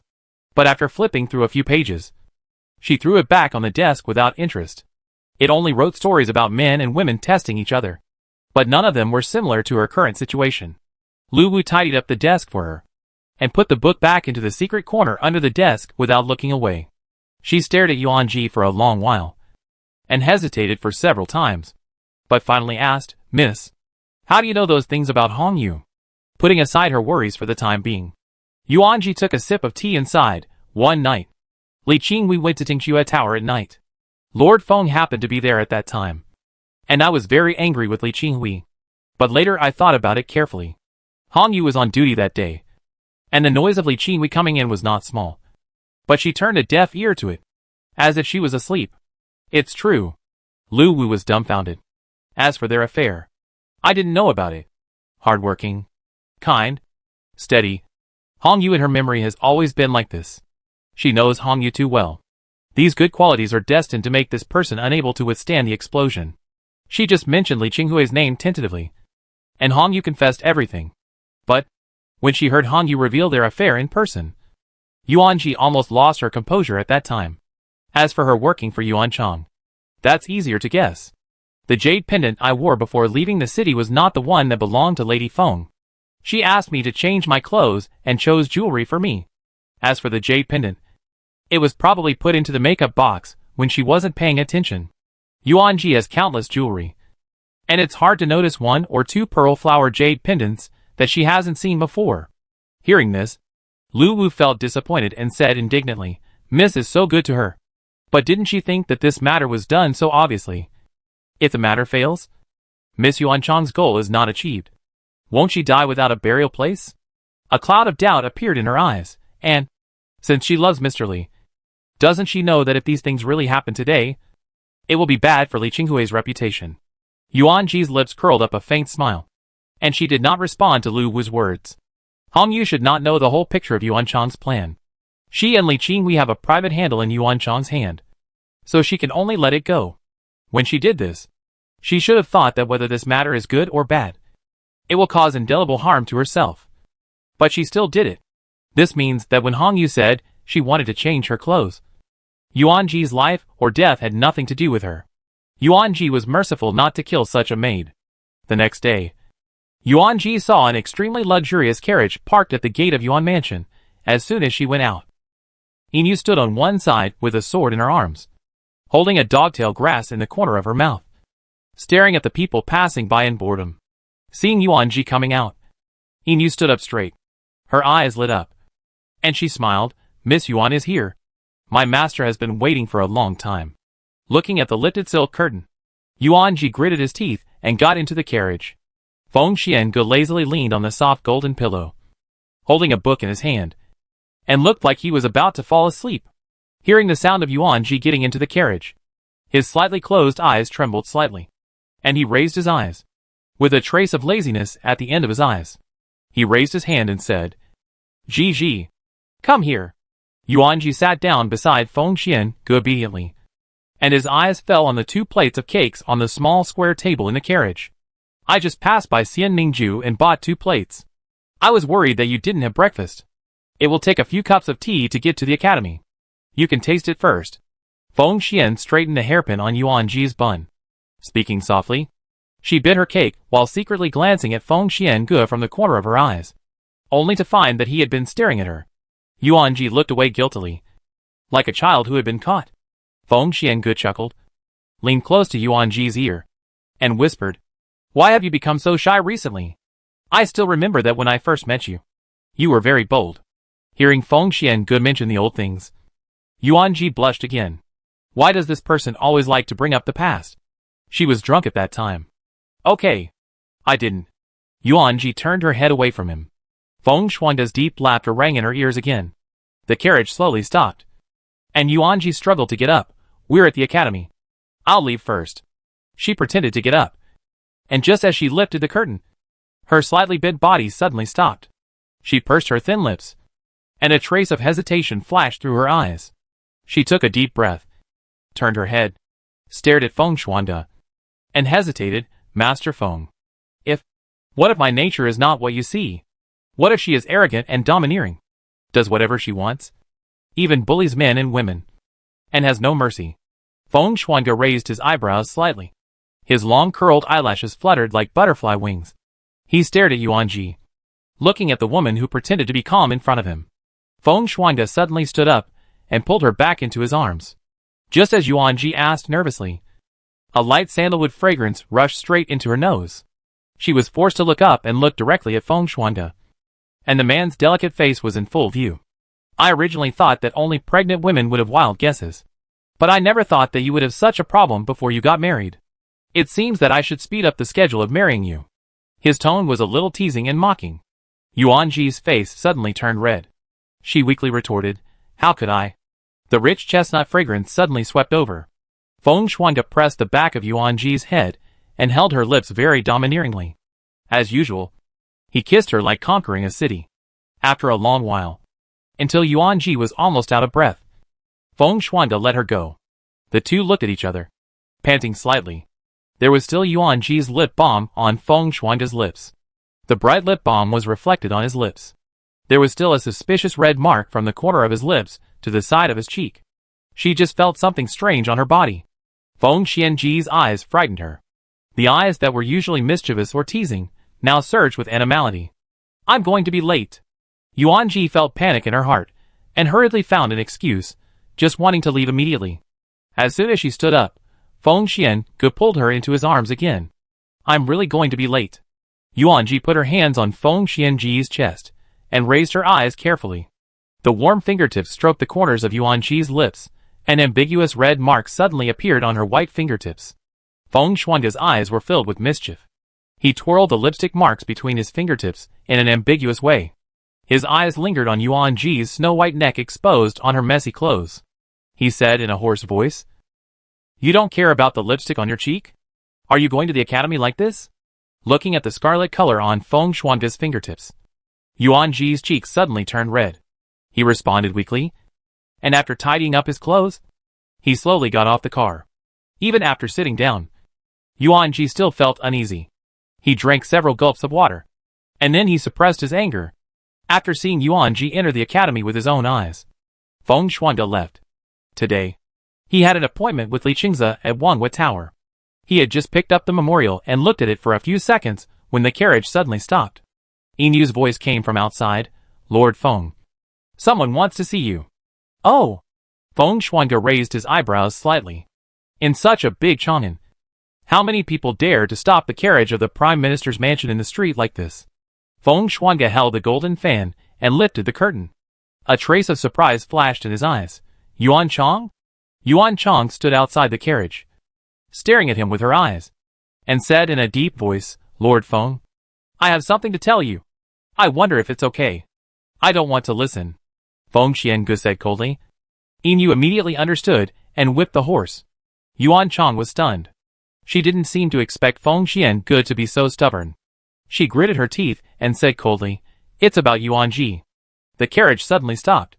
After a moment, Feng Xiangu's voice floated in coldly. What do you want to say? Yuan Chang pursed her lips and said these private words. Lord Feng doesn't want others to hear them. Right? After a long time, the door opened. Yuan Chang was delighted and got into the car regardless of Yinyu's disdainful look. In the car, Feng Xuangu leaned on the soft pillow as usual, and Yuan Chang couldn't help trembling at her delicate face. No wonder Yuanji changed her attitude when she met him. What do you want to talk to me about alone? He stared at the book, not even a glance at Yuan Chang. I just want to tell you. Don't be fooled by Yuan Ji's appearance. If you want to find out, you will know her reputation in the past. She bullies men and women, and is arrogant and domineering. You should stay away from such a woman. Feng Shuangde suddenly raised his eyes. His eyes were as cold as a pond. He closed the book. Sneered. I thought it was nothing important. I heard earlier that the children of the Yuan family were not getting along. I thought it was a rumor. But I never thought it was true. The cold and sharp eyes were like a sharp blade. Yuan Chang felt as if he was seen through. Resisting the strange mood, Yuan Chang lifted the hair that was blocking one side, and trembled. Does the master think I am spreading rumors about her? Then look. My face was hit by her yesterday. The slightly swollen cheeks still have a little redness. Although it has subsided a lot after taking medicine yesterday, it is still very obvious. If you ask around, you will know that Yuan Ji and Li Qing fell in love with each other after just a few encounters. Later, she insisted on breaking off the engagement and turned around to get entangled with Gu Xuesher. How can such a woman be worthy of you, sir? And how can she be worthy of the marriage granted by His Majesty? She sobbed. Your reputation is far-reaching. I have admired your grace for a long time. Although I have no chance to be with you, I still can't bear to see you being deceived by her. She spoke with great force, as if it was true. As she spoke, her eyes became bitter again, and big tears suddenly flowed down. She looked very pitiful. No wonder she is so weird today. Feng Shuangde suddenly understood why Yuan Ji had been avoiding me these days. He sneered suddenly, and a layer of coldness appeared in his eyes. I thought you were going to say something. But I will tell you that Yuan Ji doesn't need you to tell me. It is not your turn to interfere in the matter between me and Yuan Ji. Now, get out. Yuan Chang's crying voice paused slightly. She said in disbelief. You. Did she hear it right? Even if Yuan Ji was like this, he still had feelings for her? Looking at Feng Xianji's delicate face, Yuan Chang mustered up her courage, suddenly moved closer, and said in a tender voice, Sir, I look similar to my sister. Whether it's her or me, it's the same to you. Why don't you accept me too? As she said that, she reached out to pull her own clothes, and rushed straight to Feng Xiangu. She thought about it.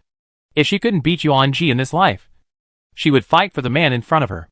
Even if she became a concubine, it would be enough to make Yuan Ji lose face in this life. After many years in Yuan Mansion, she knew too well what kind of men Yuan Ji hated. Feng Shuangde's eyebrows jumped suddenly. Looking at the face in front of her, that was 3/4 similar to Yuan Ji, she felt disgusted in her heart. When Yuan Chang's hand was about to touch Feng Shuangde, he moved. He tightened Yuan Chang's collar and threw him out of the car. Yuan Chang's eyes were bloodshot. The ground was cold and hard.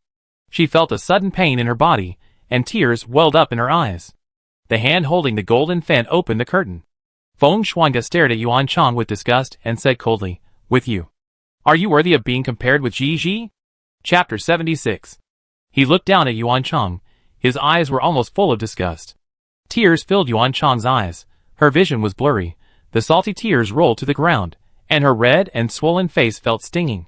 It was clearly a face similar to Yuan Ji's, but Yuan Chang had never received any favoritism because of this face. Yuan Gongfu was like this. Even Yuan Ji Xiao, it was only because of the misunderstanding of the past that he transferred his concern to Yuan Chang. Now, she was even more humble, just wanting to seek Feng Shuangde's love for one night. She was willing to be a concubine, or even a concubine. As long as she could make Yuan Ji feel sick, she would feel happy physically and mentally. But even so, Feng Shuangde still treated her like a piece of grass, and could be thrown away with a little effort. Feng Shuangde looked indifferent. Ji Ji's character and personality, I know it very well. Yuan Chang, don't have those crooked thoughts anymore. And don't argue with Ji Ji. You have to know that if I want to kill someone, it's easy. She suppressed the hatred and bitterness in her heart, and said bitterly, I know. The carriage of the Prime Minister's residence was getting farther and farther away. Seeing the carriage disappear from sight, Xinger dared to trot out from the dark alley, and hurriedly helped Yuan Chang up. She held a small bag of ice in her hand, and applied it to Yuan Chang's face, saying worriedly, Miss, why don't we just forget it? Lord Feng is a person that even the master is wary of. If you provoke him, we will all be in trouble. Let's go back quickly. You still need to apply medicine on your face. Xinger's kind consolation completely changed its meaning in Yuan Chang's ears. and there was a sense of sarcasm in her words. She gritted her teeth and said, "Go to the Prince of Jin's mansion." Today's class was about astronomical phenomena, which happened to be the Ling Xian that Yuanji had read before. After Master Long's explanation, Yuanji gained new insights and suddenly felt enlightened. During several rounds of questions, Yuanji also answered fluently, which amazed everyone. Master Long stroked his goatee, with a look of relief in his eyes. He walked down into the hall, and fixed his sight on Xia Hui. His brows knitted tightly, reached out and knocked on his desk, and said coldly, "If everyone is like Miss Yuan, study hard, they will definitely become rising stars. Don't be like some people, who only know how to sleep with their heads covered." His voice suddenly rose, and Xia Hui was startled.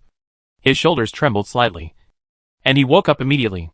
He rubbed his sleepy eyes, yawned, and said incoherently, "Is school over?" The hall burst into laughter.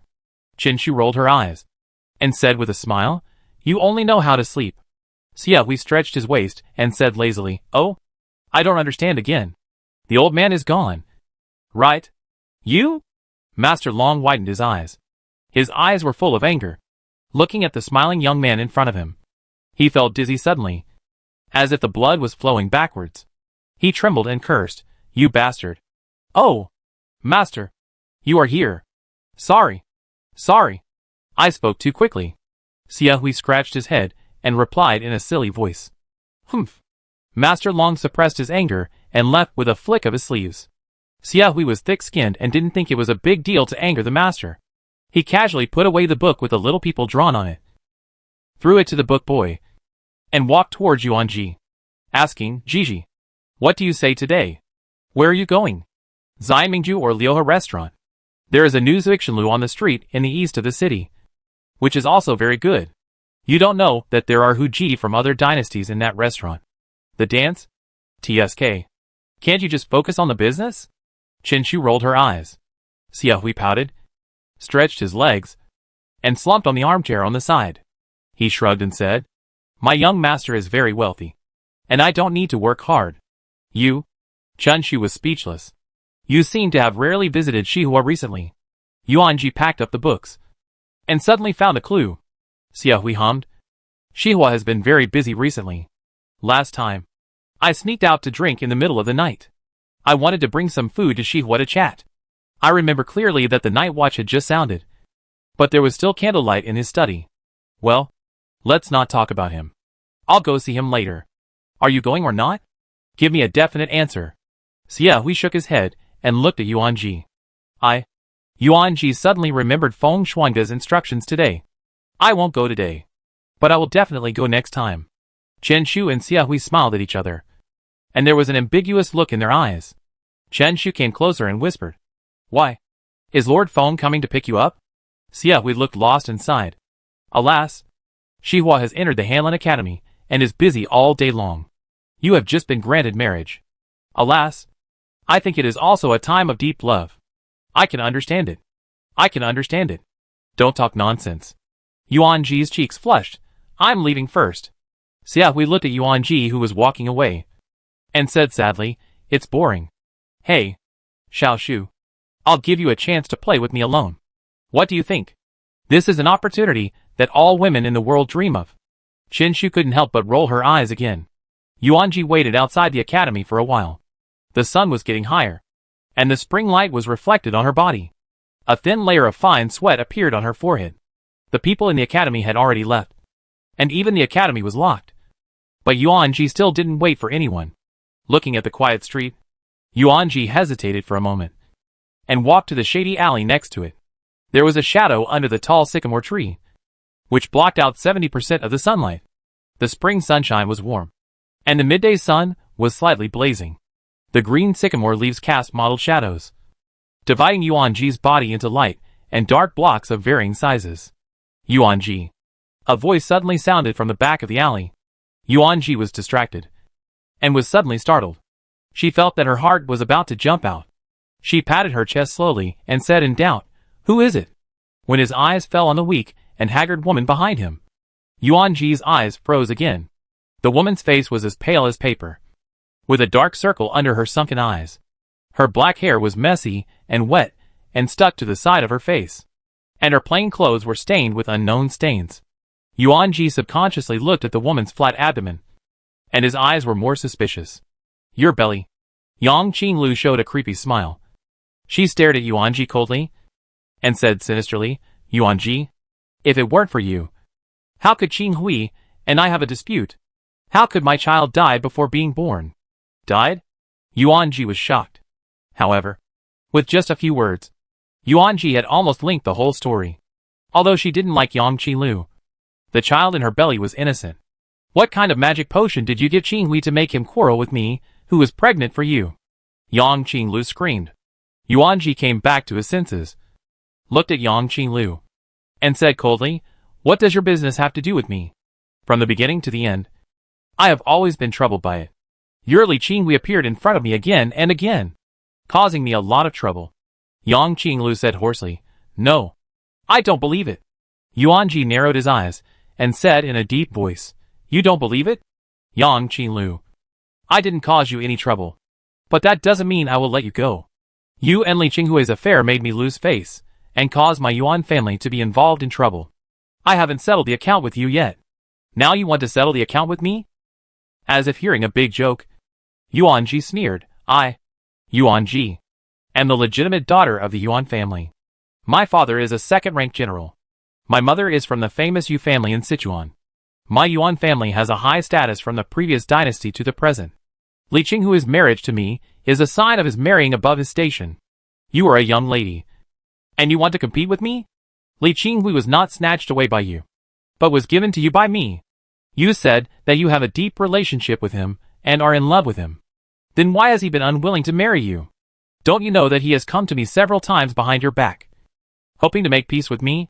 Yang Qingliu's body trembled. Her already pale face now looked even more ashen. Her body swayed, and she murmured, impossible. Impossible. It was he who spent a fortune to buy her freedom, and let her come to Chang'an. It was he who coaxed her with soft words, and swore to her forever. How did everything change? Yang Qinglu didn't remember when Li Qinghui changed, but vaguely remembered. It was when Yuan Ji was rumored to have an affair with Feng Xuange. Yuan Ji looked at the thin woman in front of her, and felt disgusted but also inexplicably felt a trace of pity. She sighed. Since ancient times, men have been heartless and unfeeling. You are in a brothel, don't you know this? Yang Qingliu's pupils trembled. Yuan Ji's words lingered in her ears. Her thoughts stagnated for a few breaths. How could he be heartless? No. No. Li Qinghui is different from others. She gave up so much, just to be with him. She was right. Li Qinghui was not wrong. It must be because of her. Her pupils focused instantly, staring at Yuan Ji fiercely. The coldness in her eyes was not concealed. Yuan Ji was startled, and immediately took a step back vigilantly, and said coldly, Yang Qinglu, what are you going to do?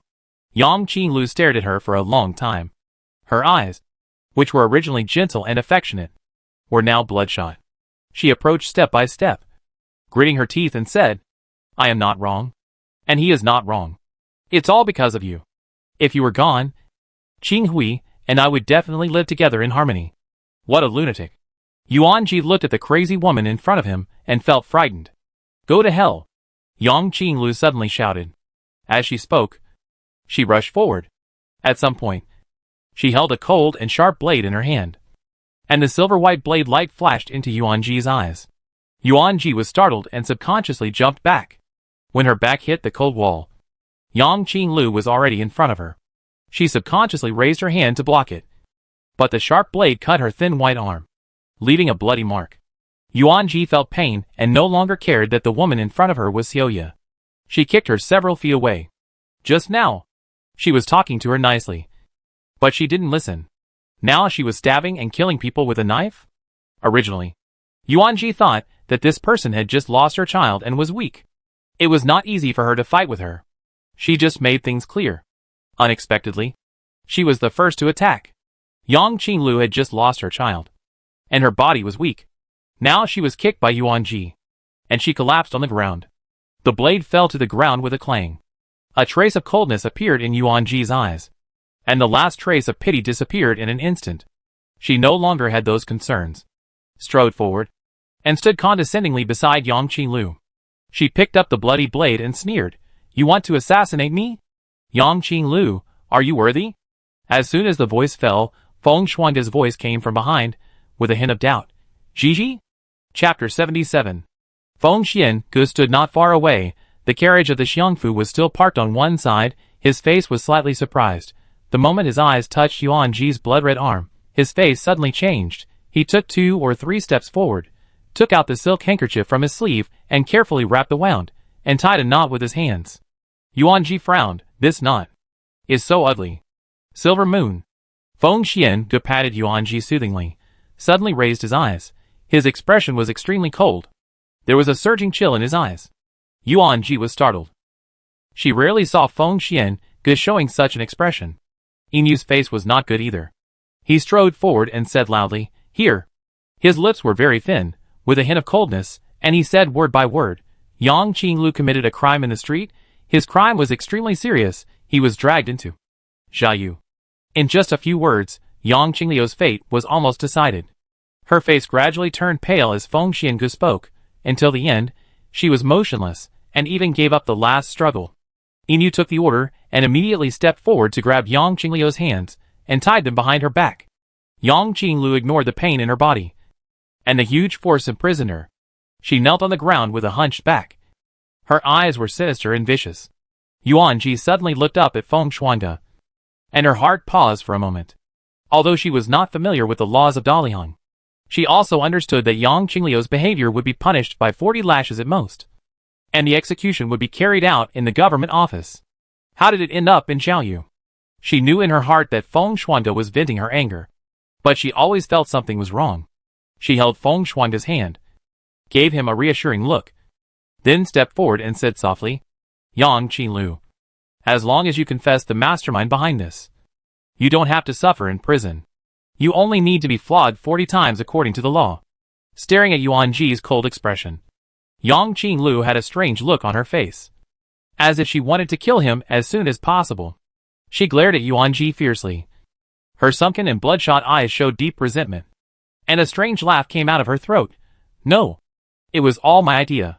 Yuan Ji's eyebrows suddenly turned cold. She looked at the woman in front of her, hesitant to speak, and had no idea what she was hiding. Yuan Chang and she were in collusion. It was obvious, but she still wanted to hide it. What benefit did Yuan Chang give her? Yang Qinglu insisted on this matter, and never mentioned Yuan Chang. Yuan Ji had no other choice. Feng Shuangge finally lost his patience, and sent her to Xiaoyu. In the alley, she and Feng Shuangge were the only ones left. At this time, Yuan Ji felt awkward again. When Feng Xiange spoke just now, Yuan Ji happened to kick Yang Qinglu away. She knew too well what she looked like at that time. He must think that he was evil by nature, and was not kind to others. You, Gigi. The two spoke at the same time, and were both stunned. Yuan Ji hesitated for a moment, and said awkwardly, You speak first. The palms of his hands were sweating, and the speed of his heart was gradually increasing. Yuan Ji was a little nervous, staring at Feng Xiange's eyes without blinking, and his thin lips were tightly pursed, fearing that he would say something she didn't want to hear. Your injury is a bit serious. You need to apply medicine as soon as possible. Otherwise it will be bad to leave scars. You are soft-hearted, and you can't guard against such villains. Even if your martial arts are slightly better than ordinary people, you will always put yourself in danger for various reasons. Gigi, this won't work. He smoothed Yuanji's slightly messy long hair, and said earnestly, Ah? Yuanji was a little surprised. Her mouth slightly opened, and she didn't expect that Feng Shuangge wanted to talk about such a trivial matter. She was a little surprised, and after a moment, she asked carefully, When you see me like that, don't you think I have a perverse temperament and behave rudely? Feng Shuangge was stunned. Under Yuan Ji's nervous and eager gaze, he suddenly laughed out loud. He curled his lips and smiled lightly, with deep affection under his eyebrows. He said softly, I never think that my woman is eccentric. I just hope you can be more eccentric. Yuan Chang came to me today and said some gossip about you, but I didn't care. I just hope you are safe and happy. Don't care about other people's opinions. If you act eccentrically, you can make others afraid of you. If you behave rudely, you won't easily put yourself in danger.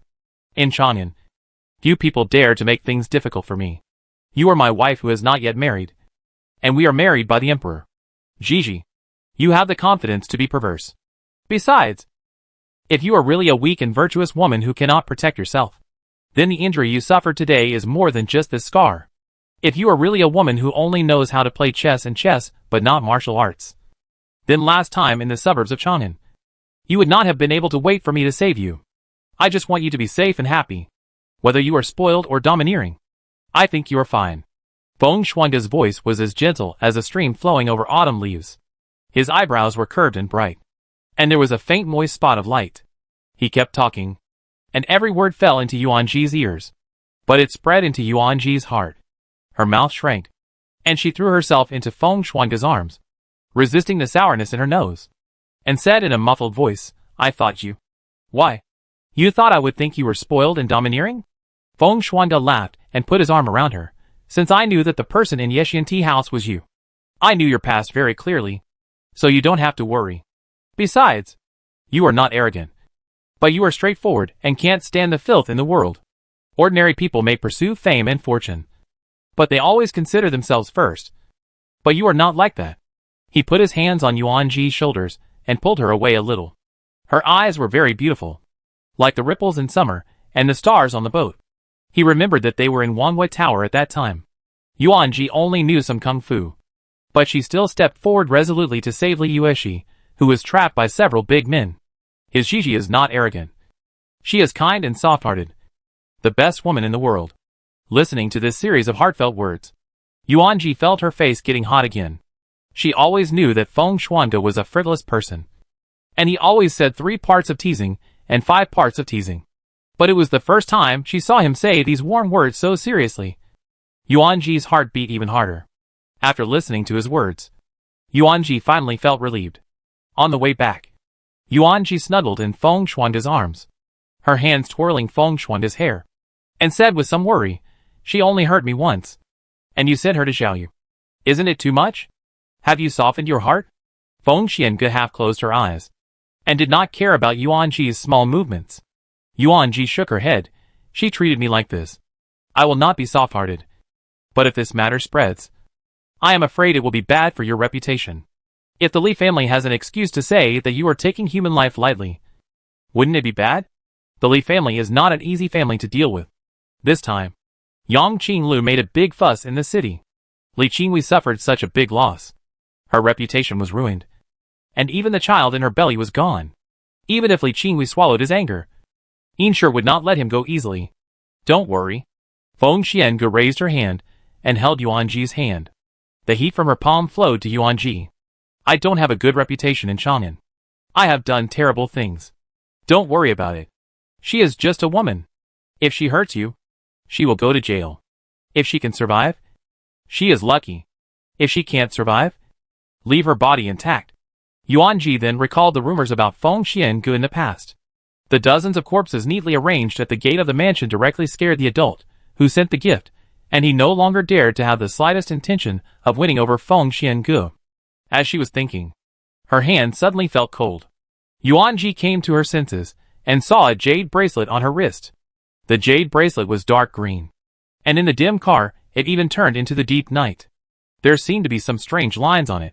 Yuanji lifted the car curtain and could barely see a little green in the sunlight. What is this? This is my mother's relic. Feng Shuangge stroked Yuanji's wrist, and his eyes seemed to be lost in thought at that time. My mother gave me one of the jade bracelets and gave the other to my eldest sister. Unfortunately, my eldest sister. He came back to his senses and met Yuanji's curious eyes. He paused and then said, This black jade is different from ordinary jade. It can emit a faint light at night, and it can drive away snakes and insects. If you smell it carefully, it also has a faint medicinal fragrance. Yuanji leaned in and smelled it, and was surprised. It really has a medicinal fragrance. How can there be such a magical object? My mother is from the Yu family, and I have never heard of such a rare treasure. Feng Shuangge smiled. Since it is a rare treasure, it is naturally unknown. This medicine has a strange fragrance. Although it is faint, it can be traced thousands of miles away. Even if you get lost, I can find you in the shortest time through some special means. I can't be by your side all the time. With this thing, at least I will feel more at ease. Last time you were almost killed by the Black Wind Village, and this time you were injured by Yang Qinglu. Your martial arts are really worrying. After I finish my work these few days, I will come to teach you martial arts in person. Hearing Feng Xuanga mention martial arts, Yuanji touched the tip of his nose with a guilty conscience. Although she had practiced martial arts since she was young, Yuanji was always a slacker.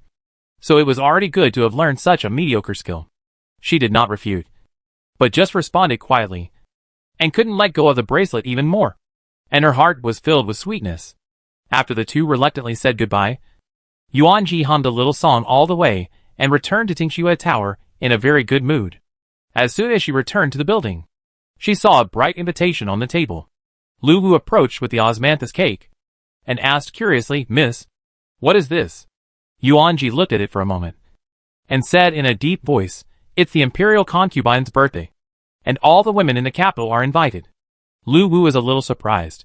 Is it the imperial concubine she who has lived in the deep palace for a long time? Doesn't she never like to hold banquets? Yuanji was also confused.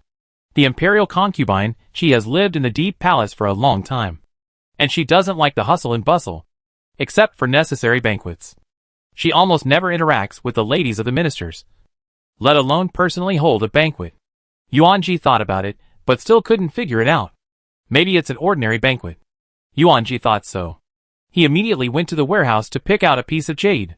When he was about to leave, his eyes fell on the shelf in the innermost part of the warehouse. It was a piece of jade as big as a fist, which was emerald green and extremely transparent. Yuanji put down the jade in his hand, walked in carefully, picked up the jade, and carefully rubbed and observed it. Seeing this, Lu Wu asked, "Didn't the lady say that this piece of jade is priceless and extremely precious, and she never dared to touch it?" Yuanji did not answer, but took the jade out. After carving for several nights, Yuanji went to bed early the day before the birthday banquet. Lu Wu picked a few gold hairpins, and put them on Yuanji's head, and said anxiously, "These are very suitable for the young lady." Yuanji raised her eyes, looked at the gold hairpins in the bronze mirror, shook her head slightly, and chose a simple yet charming white magnolia hairpin. This one, the birthday of the imperial concubine, of course, cannot be too flashy. Lu Wu was shocked, and secretly regretted. Fortunately, the young lady is kind and gentle. But I didn't think of this. The carriage stopped in front of the Meridian Gate. Yuanji looked at the tall and majestic imperial city in front of her, but she couldn't help but feel scared. Although she was the daughter of Yuan Gongfu, she rarely entered the palace. There were quite a few people attending the banquet today, and there were even more faces that Yuanji didn't even recognize. "Eunuch, this is the invitation." Yuanji came forward with her skirt lifted, and handed over the invitation in a gentle voice. The eunuch who came to greet people didn't even look at the invitation. His face was full of smiles, and the wrinkles at the end of his eyes were like blooming petals. Seeing the people around her being led into the imperial city one by one, Yuanji was somewhat puzzled. She frowned and asked in a gentle voice, "Eunuch, is there any problem with our invitation? Why don't other eunuchs come to greet us?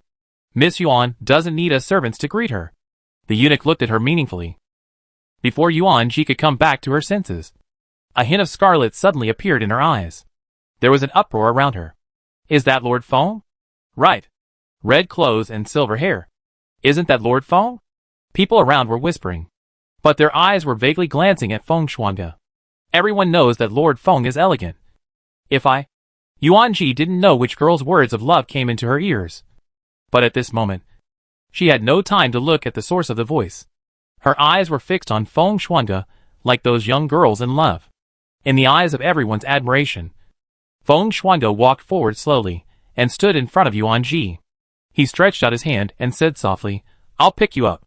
Chapter 78. The imperial city is majestic and magnificent. The traces of time remain on the cinnabar red walls. The large Shenwu gate is full of official families. They dare not discuss openly due to the boundaries of the imperial palace, but they glance in the direction of Yuanji from time to time. Envy and jealous eyes are stacked on Yuanji, but she doesn't care, but stares at the silver-haired and red-clothed man in front of her. Feng Xuanga's expression is extremely gentle. The usually cold eyes are as warm as spring. The dark deep pupils reflect Yuanji's slightly red cheeks. "Why? How long do you want me to hold my hand?" Feng Xianga raised her eyebrows and smiled. Yuanji came back to her senses immediately, and without caring whether it was legal in public, she directly handed her hand over. At the moment when the two hands were held, Feng Xiange held Yuanji's hand in reverse and slowly led her to the palace. Xinwu Gate was very close to the imperial garden. Yuanji raised her eyebrows. The road was full of palace maids and eunuchs in a hurry. When she saw Yuanji and Feng Xiange, she subconsciously showed a look of surprise. But it was concealed in a moment. She lowered her voice and said, "The entrance from Xinwu Gate is very close to the harem. How dare you enter the palace without permission? If the queen knew, I won't enter the concubine's chambers. Besides, I came with the crown prince. He knows I'm coming to meet you. You don't have to worry." The two people's clasped hands were very eye-catching. Yuanji was a little embarrassed and wanted to hide their hands in her sleeves. But Feng Xiange discovered her thoughts and lifted her sleeves up. It was even more conspicuous. Yuanji was a little embarrassed and annoyed. He said in a low voice, "Even if His Royal Highness knew, we are in the palace after all. If we are so blatant, I am afraid that others will talk about it, and it will be immoral. They dare not," Feng Xiange said very conceitedly. Yuanji choked. After thinking carefully, it seems that no one dares to go against Feng Xiange. He sent people to the imperial garden. There were already many people gathered in the garden. Feng Xiange stopped outside the garden and said softly, "Your Highness, and I have important matters. Today is the birthday banquet of the imperial concubine. I have arranged everything. You can go and have fun at ease." Yuanji nodded in confusion. She didn't breathe a sigh of relief until Feng Xiange left. Just as she took a breath, Chen Shu suddenly rushed over, hooked Yuanji's arm with one hand, and her eyes lingered on Yuanji's little hand. She said ambiguously, "I didn't expect our Ji to be so powerful. I heard that the crown prince was discussing important matters with Lord Feng just now, and suddenly a servant came to tell him that you had arrived. Lord Feng even put the crown prince aside and came to pick you up. How could that be?" Yuanji's face instantly turned red, and Chen Shu was even more amused when she saw it. She had always thought Yuanji was straightforward and cute, but it was very interesting to see her being teased occasionally. In public, you really have no sense of shame. Yuanji was about to speak, and suddenly a voice came to her ears. Yuanji paused, and when she heard the content of the words clearly, her gentle expression instantly turned 3 points colder. Not far away stood a woman wearing an apricot-colored embroidered shirt. The woman's eyes were slightly raised, and her dark pupils did not fill her eye sockets, revealing a little white. She was standing with several other women and talking, as if she hadn't noticed Yuanji at all. She responded to the woman opposite, jokingly, "This is the imperial palace, Xiao Xiao. Don't talk nonsense." Chen Shu frowned, and said in a low voice, "That's Xiao Jiayan, the daughter of Zhao Qian, the Dali Temple secretary." Dali Temple secretary? Yuanji stared at the arrogant woman in front of her, and couldn't help but feel puzzled. The conversation just now was clearly talking about her in a veiled way. But the Dali Temple secretary was not a high-ranking official, and was completely incomparable to the general's mansion, let alone talking about the prime minister's affairs. Chen Shu couldn't help but sneer. "Don't you know that her aunt is the Yun Fei who has been favored by the emperor recently? And her uncle was ordered to provide disaster relief a while ago. And he is even more favored by the emperor." She looked around, lowered her figure, and said mysteriously, "I heard that Zhao Jiayan seems to be close to the Jin Wang mansion. Although the Jin Wang already has a princess. The princess is weak, and I heard that she can't get out of bed recently. So that's the case." Yuanji understood. No wonder Zhao Jiayan dared to be so bold. It turned out that she had set her sights on the position of Jin Wang's princess. She stared at Zhao Jiayan steadily, and her eyes met hers from a distance. Zhao Jiayan curled her lips, revealing a meaningful smile. In late spring and early summer, the imperial garden was full of flowers, gardenia and jasmine intertwined, and the fragrance of flowers was widespread. The two strolled along the garden. Lotus flowers bloomed in Mingyu Pond, the tender white lotus root powder intertwined, the pink waves rippled under the sunlight, and the occasional wind blew, sweeping a wave of lotus fragrance. Gardenia. Chen Shu was still talking incoherently, but her eyes suddenly focused, and she immediately shook Yuanji's hand, pointed to a place in Mingyu Pond, and said excitedly, "Then, is that a lotus with 2 stems? Yuanji was shaken until she felt dizzy. When she recovered, she found that there seemed to be a lotus with 2 stems in the pond covered by flowers and leaves.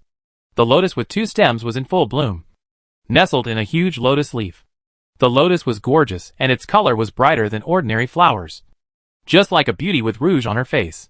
The dew on the petals was still shining. Yuanji took a breath and said, "It really is. The lotus with 2 stems is extremely rare. Even Yuanji rarely sees it." The two of them stopped for a moment. And after they had had enough of the sight, they returned to the imperial garden. As soon as they turned around, a magnified shadow suddenly appeared in front of them. Yuanji was knocked to the ground before she could react. Her delicate face twisted into a ball, and she cried out in pain. The person who came was a palace maid, holding a few dishes in her hands. When she saw that she had bumped into Yuanji, the palace maid was so scared that her face turned pale. She immediately knelt down and shivered, saying, "Little miss, I accidentally bumped into you. Please forgive me." Chen Shu said angrily, "How can you be a bad girl? Don't you know she is?" "Okay." Yuanji interrupted Chen Shu, rubbed his sore shoulders, stood up slowly, frowned and said softly, "It's okay. You can go." The maid kowtowed 3 times in a row, trembling, "Thank you, miss. Thank you, Mississippi." Then she picked up the plate and fled, looking at the maids gradually disappearing back. Yuanji said softly, "Today is the concubine's birthday after all. Why bother a little maid? If this matter gets out, we can't be accused of being mean." Chen Shu snorted, "I saw that you were hurt, and I was worried about you. But why are you so sensible now? What are you talking about? When have I ever been sensible?" Yuanji glanced at her, and then sighed, "I just think that after all, this is the palace. It's better not to cause trouble." Chen Shu looked at Yuanji steadily, and suddenly said, "You seem to have changed." Yuanji used to be fearless, and she rarely restrained herself even in the palace. What's more, she was just a little palace maid, and Yuanji had no need to worry. Yuanji smiled but said nothing. Today is different from the past.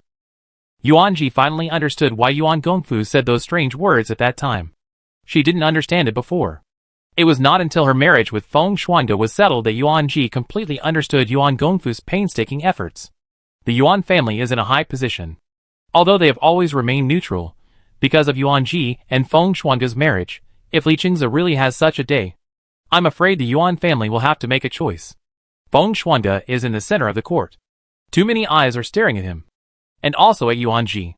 Even though Feng Xian secretly arranged for assassins to protect Yuanji in the past few days, Yuanji could still feel different eyes from all directions. In the past, because the Yuan family did not take sides and had a very high status, no one dared to embarrass Yuanji, and there was no need to embarrass Yuanji. But now, she is Feng Xianji's wife, who has not yet married. She has to make some changes for him and for herself. Putting down their chaotic thoughts, the two returned to the imperial garden and found that there were several tables under the shade of the trees. Yuanji followed the maid to sit down. Chen Shu pinched a peach blossom cake and looked puzzled. "Are you not celebrating this year in the imperial concubine Xiangfu Palace?" The palace maid who poured the wine responded in a gentle voice. "The queen said that the flowers in the imperial garden are in perfect condition, and today is not too hot, so it is the right time to enjoy the flowers." Yuanji nodded and glanced around the venue. She was slightly behind. The first row was for the queens, and then the wives of officials, and then the younger generation like Yuanji. A laugh came from the side, attracting Yuanji's attention. "Yuner, what gift did you prepare for the queen?" a woman in blue asked. Zhao Jiayun looked at the carved brocade box on the table, stroked it mysteriously, covered her mouth and smiled. "You will know when the time comes. As for me, I will naturally cater to her preferences." Yuan Chong smiled and agreed. Yuner is kind and thoughtful, and the gift she prepared is unique. Everyone knows that the imperial concubine likes lotus flowers the most, and now is the season when lotus flowers are in full bloom. Yuanji listened to the gossip, but felt extremely bored. Chen Shu heard the words, looked up and down at those people, and said with disdain, "Look at the way that villain is so successful." She looked at Yuanji, who had nothing in her hands, and couldn't help but get curious. She leaned over and asked, "Ji, what have you prepared? Last time you gave Ming'er a jade carving. Is it jade today as well?" Yuanji smiled and said, "You guessed it right." As she said that, she was about to touch her sleeves, but her face suddenly changed. The place where the brocade box should have been placed, her hand was empty. Not good. Seeing Yuanji's face suddenly change, Chen Shu immediately reacted and asked in a serious tone, "Is it the palace maid just now?" "It's possible. Yuanji only realized now that the Mingyu pond was still some distance away from the imperial garden. If the food was sent from the imperial kitchen, it would never reach the Mingyu pond. It was obvious that someone did it on purpose. Yuanji suddenly felt a very obvious gaze. She looked up suddenly, but couldn't find the source of the gaze. More and more officials and their wives were seated. Yuanji forced herself to calm down. The first row of seats was still empty, which meant that the ladies were not coming so soon. There is still time. Thinking of this, Yuanji immediately pulled Qinshu out to look for her. Zhao Jiayu looked at Yuanji in a hurry, and her smile became even brighter. Yuan Chong sat on one side, her eyes lingered on the brocade box in front of Zhao Jiayun, and smiled gently. Yun'er's gift, the imperial concubine will definitely like it. It is like looking for a needle in a haystack to find an ordinary maid in the palace. Yuanji searched all the places he just passed, but still couldn't find her. Qinshu was also very tired, panting and said, "What should I do now?" Yuanji was in a state of confusion. She stood by the Mingyu pond, and suddenly recalled the conversation between Zhao Jiayun and Yuan Chong. In the Mingyu pond, the lotus with two stems was swaying in the wind. Chapter 79. The bitter chinaberry tree was quietly purple, and birds were chirping on the branches. Yuanji tightly grasped the object in her sleeve, and hurriedly and subconsciously raised her eyes to look at the main seat, which was still empty. "Your Majesty has arrived." Su Qinyan's sharp voice sounded, and Yuanji sat down at the end of this sentence, and looked at the bright yellow figure not far away, and couldn't help but breathe a sigh of relief. Fortunately she caught up. The concubines whose names could not be called stood up to greet, and sat down one by one, and they were all different in shape, and their palace clothes were also different. From a distance, Yuanji couldn't tell any of them apart. I just felt that the beautiful women gathered together, which was a bit vulgar. Apart from the emperor and the empress, the most eye-catching one was the woman in the lotus root powder palace dress. She was not as beautiful as other concubines. Her plain face was slightly powdered, and her expression was calm. She sat on the right side of Emperor Mingxi, and her aura was comparable to that of the empress. Yuanji thought to herself, "This is concubine Qi." The gifts flashed in front of the concubine one by one. Her eyebrows were warm, and she looked at these gifts without any waves. "It's like this every year." Concubine Qi couldn't help but sigh. When Emperor Mingxi heard someone sigh, he hurried over and asked, "My beloved concubine, what's wrong?" The maidservant who followed him couldn't help laughing. "Your Majesty, there are so many of these brocade jewelry in your palace. Your Majesty is used to these vulgar things." When Su Qinyan called Yuanji's name, Yuanji took a deep breath and stepped forward under the public's attention. Concubine Qi was still whispering to Emperor Mingxi. When she heard Yuanji's name, she paused slightly, turned her head to look at her, and then glanced at Emperor Mingxi as if asking. Emperor Mingxi nodded with a smile. "It's her. Today is her birthday." Although the women present dare not be too flashy, they are also secretly working hard, hoping that one day they will be chosen by the emperor, or be married to a prince. But Yuanji's clothes today are simple and plain, but still decent. The smiling concubine Qi's eyes is even brighter.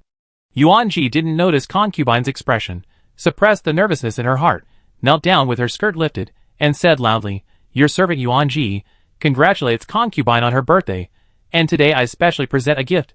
She opened the brocade box, and the object inside was pink and white, gorgeous and tempting. And it turned out to be a lotus with two stems. You are so presumptuous." Someone's voice suddenly rang out, and everyone looked at each other, with various looks intertwined, looking at Yuanji with gloating. A woman in palace clothes stood up gracefully, twisting her handkerchief, pointing at Yuanji, and angrily scolded, "You actually picked the lotus with two stems in Mingyu Pond? Don't you know that the lotus with two stems is carefully nurtured by the imperial concubine, and no one is allowed to pick it?" People around were whispering, the imperial concubine cultivated a lotus with two stems, and she didn't want to confine the lotus in Xiangfu Palace for her to admire alone, so she transplanted it to Mingyu Pond, so that everyone could see its beauty.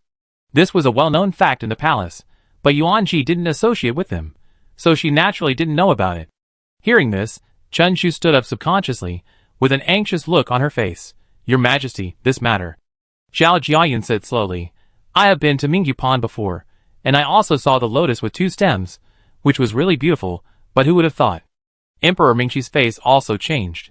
Concubine Qi was deeply favored by the emperor. He saw with his own eyes how much effort she put into this lotus. Lotus flowers are common, but lotus flowers with two stems are rare. This also symbolizes the deep love between him and the concubine. Yuan Chang's eyes were cold, looking at Yuan Ji's straight back. Silently raised the corners of his lips. This time, what can you do? Emperor Mingqi's face was strange, but concubine Qi's expression was not clear. A concubine who was dressed simply dared to speak. The girl of the Yuan family is so uneducated, is it possible that she has never seen the world? Although the lotus with 2 stems is beautiful, it is not right to have such evil thoughts. Your Majesty, why not give her a small punishment, so that this girl can learn a lesson? Yuan Ji lazily raised her eyelids, and her cold eyes collided with the concubine's eyes. The concubine felt a chill inexplicably. This face is somewhat familiar. Yuan Ji recalled that when he was at the city gate today, there were several women who had deep feelings for Feng Xuande, and one of them looked a little similar to this concubine. No problem. Concubine Qi suddenly spoke, interrupting the concubine who was making trouble. Her voice was like the breaking of jade from a mountain, clear and crisp. Concubine Qi's eyes slowly fell on Yuan Ji. Seemingly, she didn't know how to phrase it. After a long pause, she said, "Are you Yuan Ji? Are you the one who was betrothed to Feng Xiange?" Yuan Ji frowned. She didn't understand why concubine Qi suddenly mentioned Feng Xiange, nodded and replied, "Yes. If that's the case, the matter is fine. It's just a flower." Everyone was in an uproar. Everyone knew that concubine Qi was cold and arrogant, and would never be lenient to others for the sake of someone's face. Now that Yuan Ji was relying on Feng Xiange, could she really be lawless? Everyone looked at each other, and their eyes on Yuan Ji were particularly complicated. Your Majesty, although you are just a pair of lotus flowers, but if you are so biased, if it is spread out, I am afraid that you are unfair. The witchcraft incident a while ago almost endangered your reputation. If someone with ulterior motives makes a big fuss about it, wouldn't it be considered that your Majesty's authority to assist in the 6 palaces was given too early? Yuan Ji was immediately stunned. Was this something she could hear? Concubine Qi's expression turned cold, and she raised her voice. Concubine Yuan, what do you mean? Is this that I can no longer take on the responsibility of assisting in the 6 palaces? Concubine Yuan smiled. I dare not. But the harem has always been peaceful when the Empress is in charge. But the Empress has been ill recently. Your Majesty trusts you and entrusted you with the power to assist in the 6 palaces. But something like that happened not long ago. Now, Your Majesty, I am just worried and confused. If I have said something wrong, please forgive me. The Empress sat on one side and smiled without saying anything. When Emperor Mingqi heard this, his expression was also ugly. Both sides are beloved concubines, and both sides have their reasons. Feng Xuande is a pillar of the party, with great authority. Yuan Ji already has a good status, and now she has made an engagement with Feng Xuande, and her status has risen even higher. It is difficult to determine the punishment. Besides, it is just a lotus, and it is not as serious as concubine Yin said. Just as several people were arguing, Yuan Ji suddenly interrupted. That, Madam, can you listen to Yuan Ji's words? Concubine Qi, who was speaking, was stunned, and then calmed down and said, You say. Yuan Ji stood up and said in a clear voice, The twin lotus in Mingyu Pond is indeed extremely beautiful. But the lotus in your hand is not the twin lotus in Mingyu Pond, but a pink jade sculpture. Jade? Concubine Qi was stunned and looked at it carefully. The twin lotus in Yuan Ji's hand was so beautiful that even the dew on the petals was extremely clear. How could this be jade?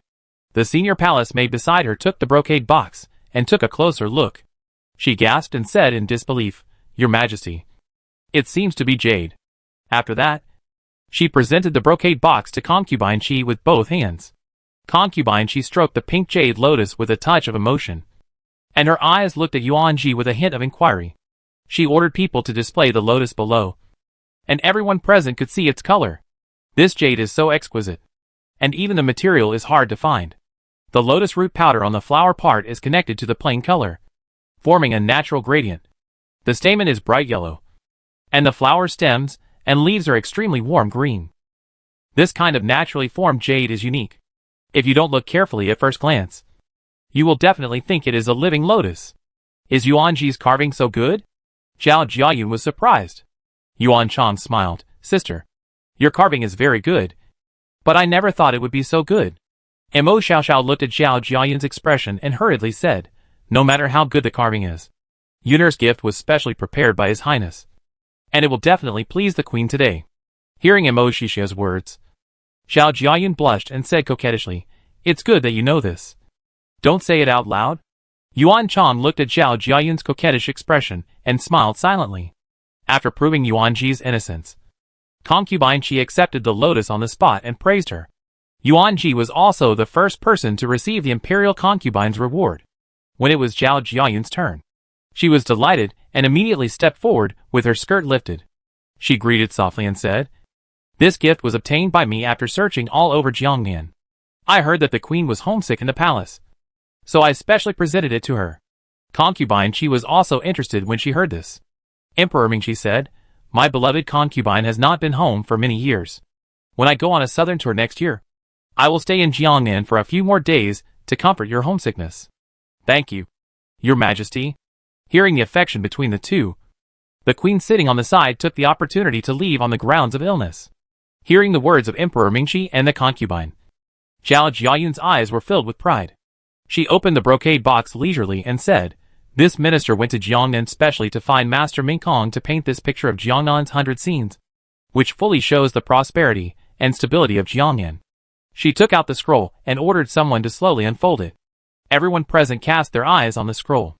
The scroll was opened, and the scenes of Jiangnan came to life, and the people hawking goods were lifelike, until the scroll was fully unfolded. An inconspicuous object fell to the ground. A ball of black ink was on it. Imo Xiaoxiao's face turned pale, and she trembled and said, "How could this be?" Yuan Chang glanced at her, and said softly, "How do I know? Yuner and I went to Mingyu Pond just now. And this gift, wasn't it in your eyes?" Zhao Jiayun seemed to notice the cold expression on concubine Qi's face, and looked back. At this sight, Zhao Jiayun's face turned pale. There was a thick ink in the middle of the Jiangnan 100 scenes, and in the original design, this middle should be the residence of concubine Qi's mother's family. Zhao Jiayun felt the blood rushing up, and her shoulders couldn't stop shaking. She said in disbelief, How could it be so? How dare you?"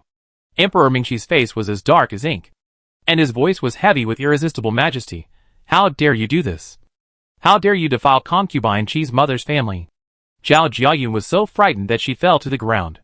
Her face was pale, her lips were pale, and her carefully combed hair was tilted to one side while shaking. She knelt on the ground, cowed out repeatedly, sobbing, "Your Majesty, please calm down. Your Majesty, please calm down. I don't know why you are like this. I don't know." Her hand seemed to touch something, and concubine Qi's face suddenly froze. "Why did this thing fall from your scroll?" Zhao Jiayun rubbed it randomly, and took a closer look. Her pupils suddenly dilated. "No, it's impossible. How could it be in her brocade box? She has been following him all the time." But she left for a while. At that time, she looked up suddenly, pointed at Imo Xiaoxiao and said, "It's her. It must be Imo Xiaoxiao." Imo Xiaoxiao was shocked when she was suddenly mentioned. She wanted to cry but couldn't. "Your Majesty, I have never left the imperial garden. How can there be a lotus with 2 stems?" "Yes, we all saw it. Imo Xiaoxiao has never left." Several noble ladies testified. Yuan Ji looked at the lotus with 2 stems on the ground, and her expression was not good. If she remembered correctly, this lotus with 2 stems should be... Zhao Jiayun defended herself without thinking. "Your Majesty, I have specially asked His Royal Highness the Prince of Jin about this gift." Before presenting the gift, His Royal Highness the Prince of Jin also took a look. "It is impossible." Emperor Mingxi's eyes turned cold. "According to your opinion, the Prince of Jin is familiar with you?" Yuan Ji was shocked. Zhao Jiayun really wanted the position of the Princess of Jin, but the princess was the orphan of an important official. Emperor Mingxi felt guilty towards the princess family, so he pointed her to the Prince of Jin. Although the princess was seriously ill, she was not dead yet. What was the difference between Zhao Jiayun's words and her directly saying that she wanted the position of the princess? It was simply a slap in the face of the emperor. Emperor Mingxi's eyes were cold and grim. But Zhao Jiayun had no idea that a disaster was coming. She kept revealing how much effort the Prince of Jin had put into this matter. Little did she know that the more she talked, the greater the crime. "What happened?" Li Qingluo's voice suddenly sounded.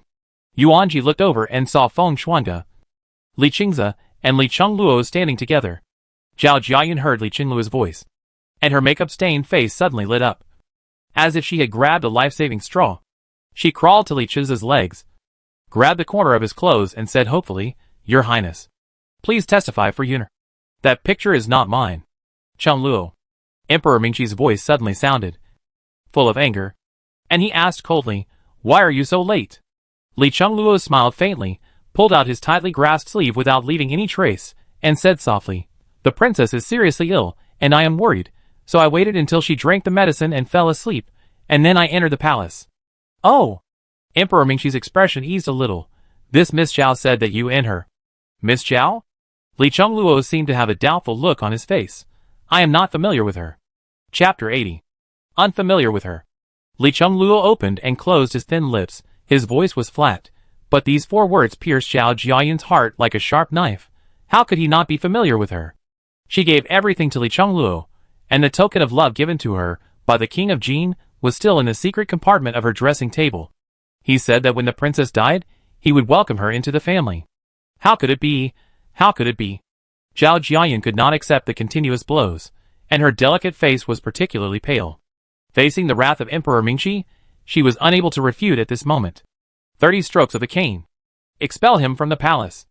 Emperor Mingqi narrowed his eyes, swung his sleeves and sat down, and said expressionlessly, "Zhao Qian has been the Dali Temple secretary for long enough. He will leave tomorrow and go to Ku County to serve as the county magistrate." His tone was cold and steady, as if he was just saying something that was a casual and harmless remark. Zhao Jiayan felt her blood rushing up when she heard this, and she fainted. Concubine Yun's face suddenly changed, and she subconsciously stood up and said, "Your Majesty." Emperor Mingqi flicked his eyes, and said meaningfully, "Why? Are you tired of being a concubine?" Concubine Yun clenched her hand into a fist hidden in her sleeve, and her sharp nail pierced into her palm. Looking at the expression of His Majesty, how could this be a decision made on impulse? She took a deep breath and tried her best to smile faintly. "I dare not." Yuan Ji secretly smacked her lips. Zhao Qian was originally a 6th-rank Dali Temple official, although the county magistrate was also a 6th-rank official. This was a transfer of officials from the capital. Ku County is a place with high mountains and long roads, wet in summer and cold in winter. It is a bitter and cold place. Zhao Qian is afraid that he will suffer this time. Zhao Jiayan was driven out of the palace, and Concubine Yun acted as if nothing had happened, saying auspicious words to congratulate the imperial concubine on her birthday.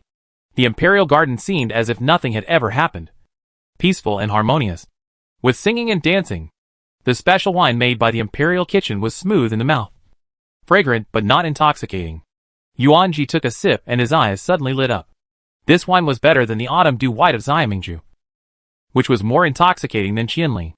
In the garden, people were drinking and complimenting each other, but Yuan Ji didn't care, and only cared about the food in front of him. Just as she was about to drink the 3rd cup, a hand suddenly grabbed her wrist. Yuan Ji's eyes followed the hand upwards, raised her eyes, and met Feng Shuangge's smiling eyes. "Drink less," Feng Shuangge said gently.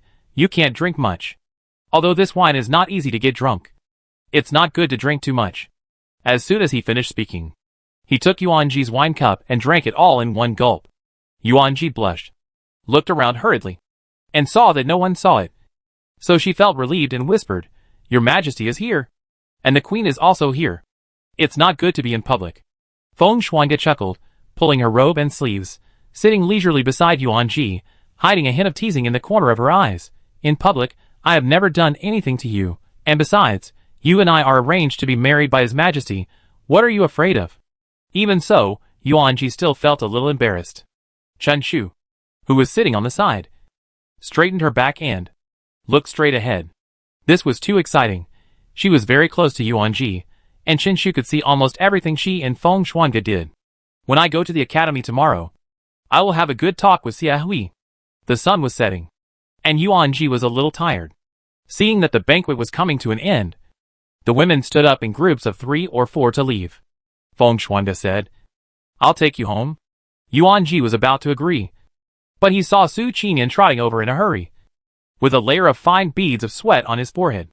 Seeing that Feng Shuangge had not left yet, he breathed a sigh of relief, showing a relieved expression, and said, "Lord Feng, wait a minute." Feng Xiangu stopped. "What's wrong?" Su Qinyan panted and said, His Majesty wants to see you for something. An important matter. His Royal Highness the Crown Prince and His Royal Highness the Prince of Jin have already gone there. So hurry up. At the same time, a familiar maid found Yuan Ji and said softly, Miss Yuan, the Imperial Concubine wants to see you. Yuan Ji looked suspicious. Imperial Concubine? She looked at Feng Xiangu inquiringly. Feng Xiangu nodded slightly. His eyes fell on her lips. His warm fingertips gently wiped away the debris at the corner of Yuan Ji's lips, and took out a box of lip balm from his sleeve. Reaching out, he lightly rubbed a touch of crimson, and then gently pressed the stained fingertips on Yuan Ji's lips. After the banquet, Yuan Ji's lipstick had long lost its color, and now Feng Xiangu had stained her lips with a touch of bright color. Yuan Ji's face suddenly turned red, and for a moment, she couldn't tell whether it was because of the intoxication of the wine, or because she was bewitched by Feng Xiangu's actions. Su Qinyan and the head maid looked at each other, and smiled without saying a word. It's not good to have lost the color on your lips when you go to see the Imperial Concubine. He looked around, and saw that her makeup was just right, and continued to explain, Don't worry about the Empress, she must want to talk to you, and His Majesty can't be delayed, so we have to go now, but I will let Jin Yu wait at the gate of Xiangfu Palace. If I come back early, I will take you back to the mansion. If I haven't come out after you finish talking, I will let Jin Yu take you back. Okay. Yuan Ji responded obediently.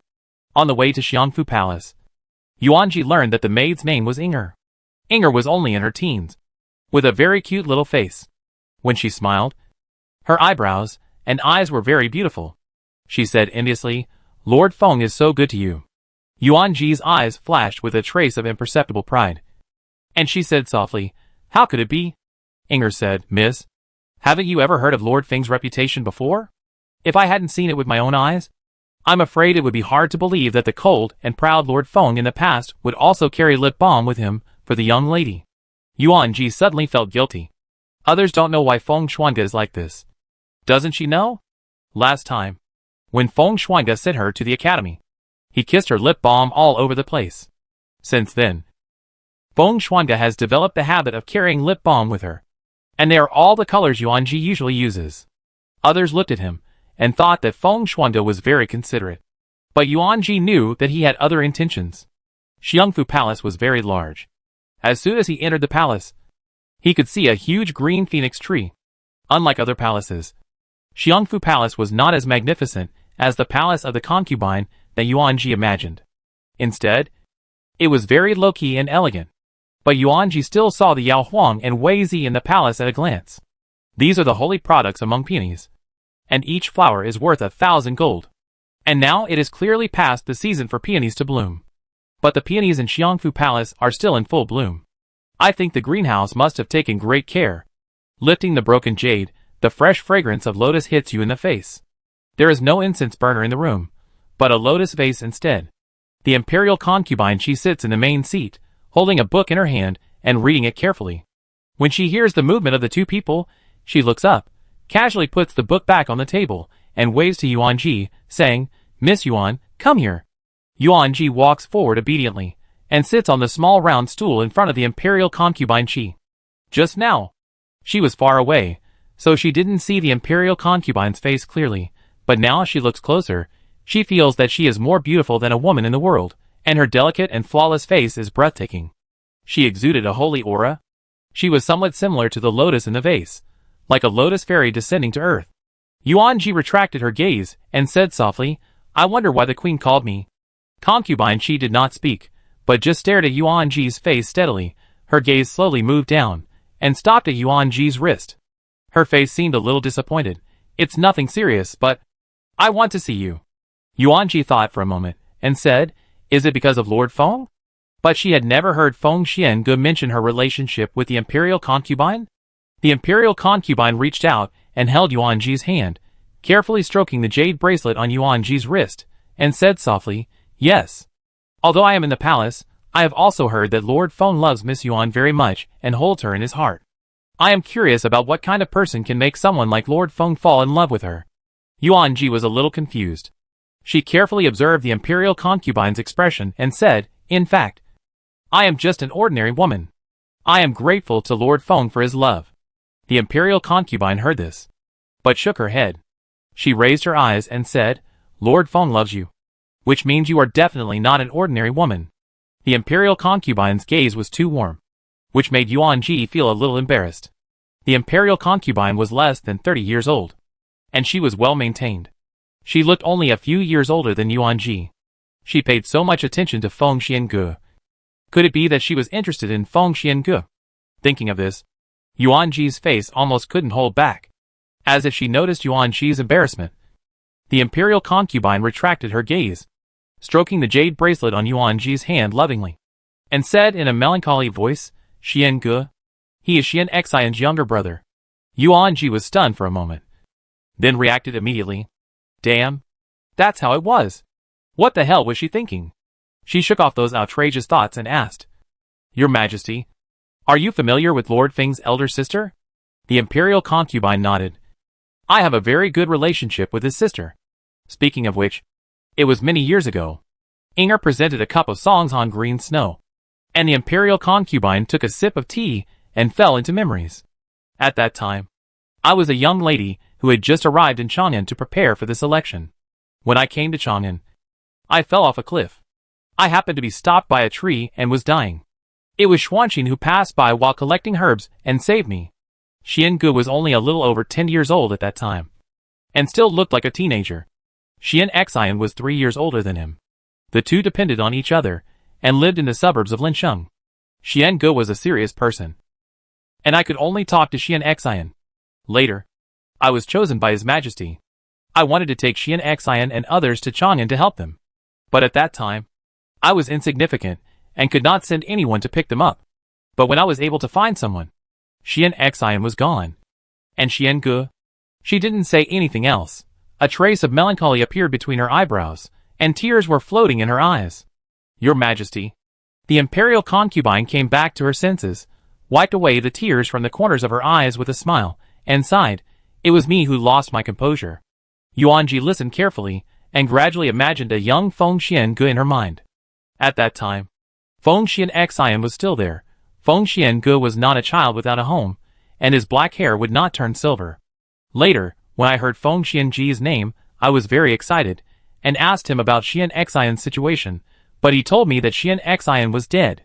When he said this, he had already become an important official in the court, a minister that Your Majesty relied on very much. He wore red clothes and had silver hair, and looked like a ghost. He always managed to save the battles he participated in, and was always successful.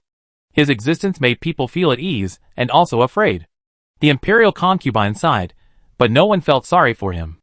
I still remember that when I first met him, he was still a young man who was not good at speaking, but was extremely warm. Yuan Ji listened in a daze. The imperial concubine said only a few words, but Yuan Ji felt sad for some reason. Feng Xiange rarely talked about the past with her. Whenever Yuan Ji mentioned it, he would be very proud to say that no one dared to oppose him. Feng Xiange, and would lead the topic to the corners. What kind of pain would make Feng Xiange become what she is now? The imperial concubine stopped talking abruptly. She looked at Yuan Ji with burning eyes, and a hint of joy appeared in her eyes. She gently held Yuan Ji's hand and said softly, There were many people who wanted to marry Xiange in the past, and some even did not ask for a name, but only wanted to be a concubine. But Xiange never accepted it. I was originally afraid that he would not want to get married in this life, and that he would live alone until the end of his life. If so, 100 years later, how would I face Xian Xian? Miss Yuan, I called you here today. In addition to wanting to see you, I also want to ask you for something. Yuan Ji's face was solemn. You tell me. The imperial concubine opened her mouth slightly, and stared at her deeply. Take good care of him, and don't let him become a tool that only knows how to kill. Yuan Ji stared at the imperial concubine's bright eyes, as if she saw a gentle and lovely woman through her. Her heart was bitter, and she said solemnly, I will. Feng Xiange is my fiancé. I will love him, respect him, protect him, and be loyal to him until death. Chapter 81. The night was falling. The sparse stars were hidden in the vast sea of clouds, emitting a faint glow. Feng Xiange looked solemn, and said goodbye to the prince with a heavy heart. When he arrived at the palace gate, a beautiful figure suddenly entered his eyes. His eyes paused for a moment, and the tiredness in his eyes disappeared when he saw her, and then he returned to his usual calm look. He took 2 steps at a time to greet her, and frowned and said, "Didn't you say that if I finish late, I will let Jean take you back home first?" Yuanji's eyebrows curved, her hands behind her back, her body slightly leaning forward, her dark eyes slightly turning. She said cunningly, "It's too dark. I'm worried about your safety. You go back home alone." "I'm unwilling. I'm worried." The word just uttered a syllable, and was swallowed by Yuanji. Just now, the imperial concubine mentioned that Princess Yao Yu of Qi had entered the country, and Yuanji was worried. Feng Shuangde couldn't help laughing and said, "I am a high-ranking official with great power and martial arts skills. Why worry?" Yuanji smiled awkwardly and said nothing. He didn't know what he was worried about. Chang'an was particularly quiet at night. In late spring and early summer, the chirping of insects was faint, and the only sound on the imperial street was the rustling of wheels rolling over bluestone slabs. Yuanji leaned against Feng Shuangde, resting her head on his shoulder, and casually opened the curtains. She saw 2 rows of soldiers walking not far away, with solemn expressions and neat steps. The next moment, they caught a haggard beggar from a dark place. The carriage did not stop. Yuanji withdrew his hand and frowned, saying, "There are more people patrolling at night these days." Feng Xiangu nodded and closed his eyes, saying, "It's not peaceful these days. What happened?" Feng Xiangu frowned, pinched his brows with his right hand, and seemed very tired. He said in a hoarse voice, "The flood in Liuzhou has affected several nearby states and counties. Now the people are unstable, and a large number of refugees have entered the capital. No wonder the beggar just now looked thinner than ordinary beggars. It turned out that he sneaked into the city." Yuanji was a little puzzled. "Why don't you let them enter the capital?" Feng Xiangu sighed. "After the natural disaster, there will be an epidemic. It is rumored that Suzhou has already started. If the epidemic is introduced into the capital..." Feng Xiangu didn't finish her words, but Yuanji instantly understood the interests involved. Now the emperor is in his twilight years. She had learned some physiognomy from Lin Wei. Although Emperor Mingxi looked good, his eyes were slightly blue, his breathing was unstable, and he was absolutely empty inside. If the epidemic spread into the capital, with your majesty's physical condition, if that day really came, the dispute between the crown prince and the king of Jin, the more Yuanji thought about it, the more terrifying it felt. She subconsciously raised her head to look at Feng Xiangu, and her hand couldn't help but hook his little finger. The person in front of him is the person at the center of the court. He can't escape from such a storm. As if sensing Yuanji's worry, Feng Xiangu chuckled, and then hooked Yuanji's hand, jokingly saying, "Why? Are you so worried about your husband?" Yuanji was not in the mood to joke with him, and said worriedly, "If the following things really happen, don't worry." Feng Xiangu comforted, "I have never lost. Your Highness the Crown Prince will go to Liuzhou to provide disaster relief. The refugees outside the city gate need me to comfort them. During this period of time, you stay at home and don't walk around." He paused, and then took out a brocade box from the secret compartment of the carriage, and handed it to Yuanji. "There are some medicines in it. You can use it for self-defense." Yuanji did not speak, but the worry in his brows overflowed. After returning home, Yuanji felt exhausted physically and mentally, and took a quick bath, and turned off the lights to settle down.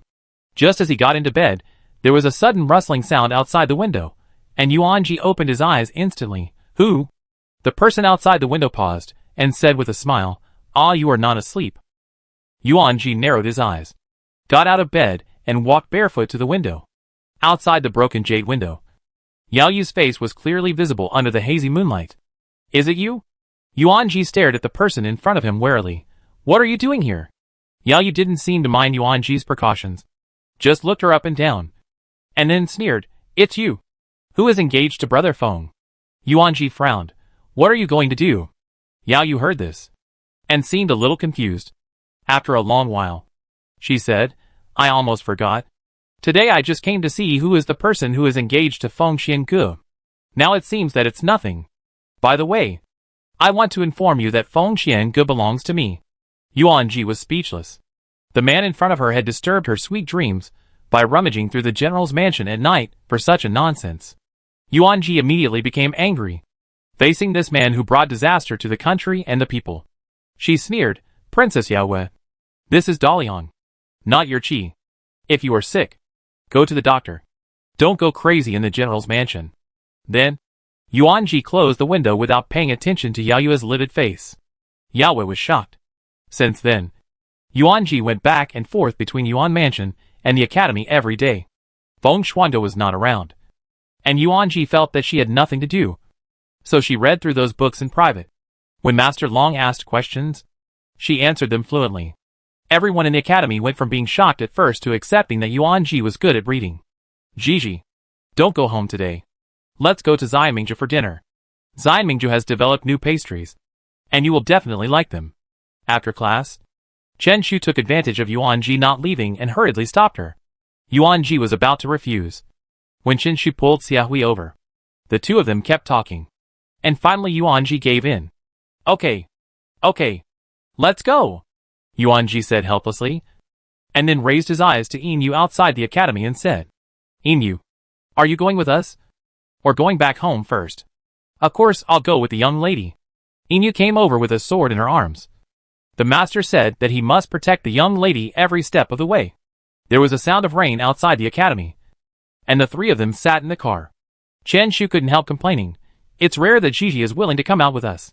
Why is it raining again? Yuanji looked at the rain outside the car, but felt inexplicably worried. Did he bring a raincoat?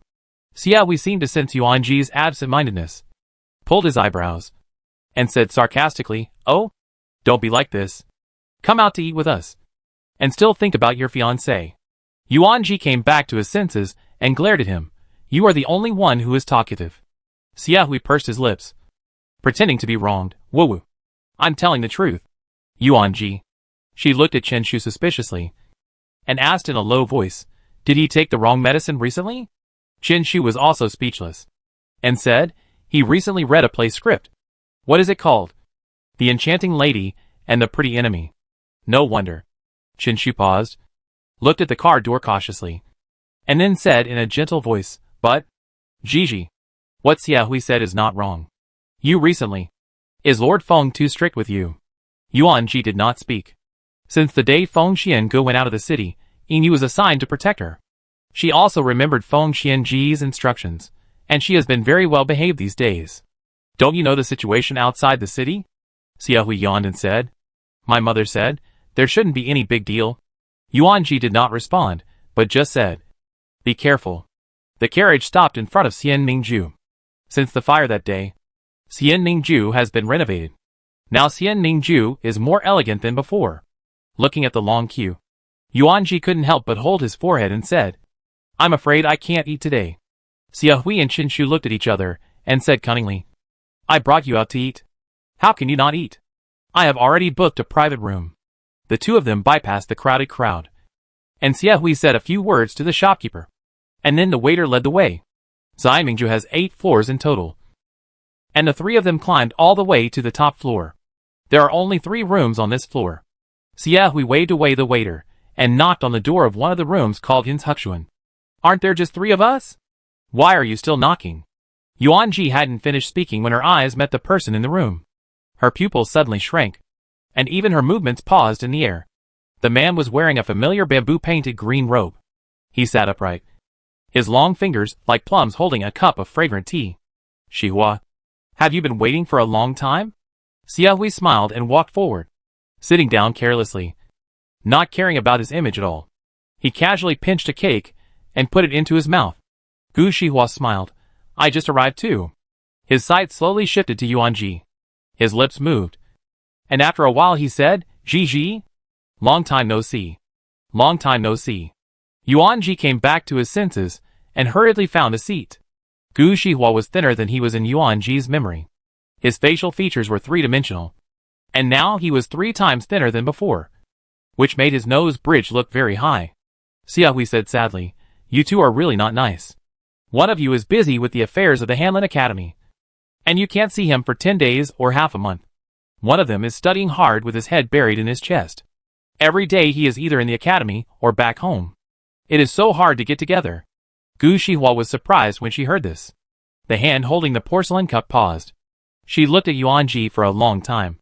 Then she took a sip of tea and said in a hoarse voice, It seems that Lord Feng has changed Gigi a lot. He still remembered that when he was tutoring Yuanji and Xiaohui, Yuanji occasionally got angry and refused to study. He coaxed and persuaded her for a long time, and finally coaxed her to read the book word by word. Unexpectedly, she would study for a person now. Yuanji smiled. I just like to study. She hadn't seen Gu Shihua for a long time. Although she had explained everything clearly last time in Fulong Mountain, she thought they would be the same as usual. But after not seeing each other for so long, she still felt embarrassed when she saw Gu Shihua again. Xiaohui didn't say that Gu Shihua was there. The lotus fruit newly released by Xian Mingju was sweet and not greasy. Yuanji took a bite, and her eyes lit up immediately. Before she could speak, Gu Shihua winked at the attendant behind her. And soon, 2 more plates of the same cakes were delivered downstairs. As the few people chatted and joked, Yuanji did not notice when 2 plates of lotus fruit were added to the table, and was enjoying his meal. Soon, when Yuanji could not see, Xiaohui made a look at Qinshu, and suddenly said, Oh no! My house seems to be on fire. Yuanji was stunned for a moment, and before she could react, Qinshu hurriedly followed up, Oh no! My house is on fire too. Let's go back and put out the fire. After that, the 2 of them ignored Yuanji's reaction and rushed away at the fastest speed in their lives. Yuanji held the lotus fruit in his hand and looked at Gu Shihua in surprise.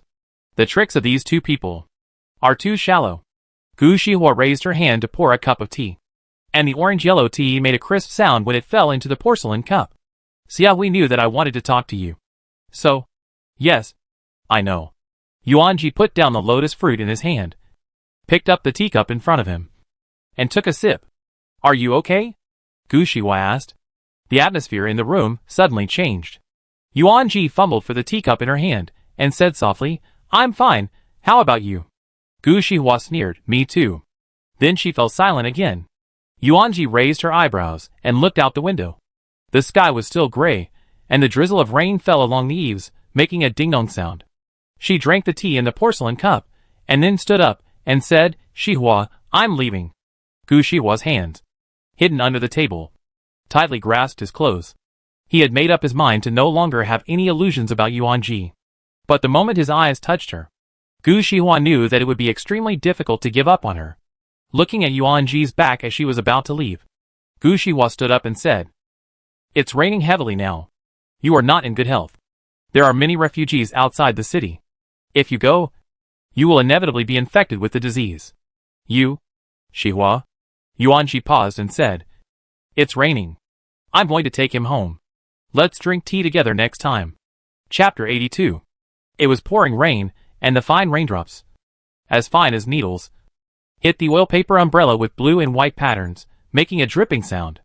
There were twice as many guards standing at the gate than usual, and all the people who wanted to leave the city turned back complaining. The raindrops splashed on the ground, and Yuanji listened to the people's complaints, while carefully lifting the hem of her skirt, walked forward on tiptoe, and said softly, Brother guard, didn't I say that you are not allowed to leave the city these days? Why don't you listen? The guard wiped his face with the rain, and said in a fierce voice, How dare you? Emu's face suddenly turned cold. The guard heard the familiar voice, and his body froze. His body reacted faster than he opened his eyes. He rubbed his hands and said flatteringly, Lord Emu, why are you here? Emu's face was stern, and he stood obediently beside Yuanji with his sword in his arms. Yuanji was not annoyed by the guard's behavior just now. He took out a jade pendant from his arms and handed it to him. I am the Prime Minister Feng's man. The Prime Minister specially asked me to go out of the city to discuss matters with him today. The guards didn't dare to look closely, nor did they see clearly who was under the umbrella, and immediately waved their hands to let him go. The people behind him shouted angrily, Why can't they go out? It's not fair. The guards walked forward with gritted teeth. What? Want to make trouble? Not letting you out of the city is for your own good. If you can't leave the city, my goods. The noise gradually faded away. Yuanji glanced at the furious people behind him, and asked in a low voice, Why are they so strict recently? Emu nodded, and said in a serious tone, The situation outside the city is more serious than expected. Yuanji was about to speak, when she saw an old woman in plain patched clothes suddenly rushing to Yuanji's feet, kowtowing repeatedly, and said sadly, Miss, are you from the city? Please, save my grandson. My grandson is starving to death. The old woman in front of her looked haggard. Her sallow face was covered with dirt, and tears covered her lifeless eyes. Yuanji pursed her lips. Her heart softened, and she took out a piece of cake from her sleeve and handed it over. When the people around saw that Yuanji had something to eat, they immediately surrounded him and kept reaching for Yuanji's sleeves. Yuanji was startled. Inu immediately drew out her long sword and blocked Yuanji. If you don't want to die, just come forward. The refugees saw that Inu was not someone to be trifled with, and they looked at each other, but were unwilling to leave. Didn't Feng Xiangu always manage the resettlement of refugees outside the city? How could this happen? Yuanji pursed her lips and threw out all the meat patties in her bag. Seeing this, the refugees pounced on her like hungry wolves, and she was able to leave. Miss, it's too dangerous outside the city, so the master doesn't want you to come out.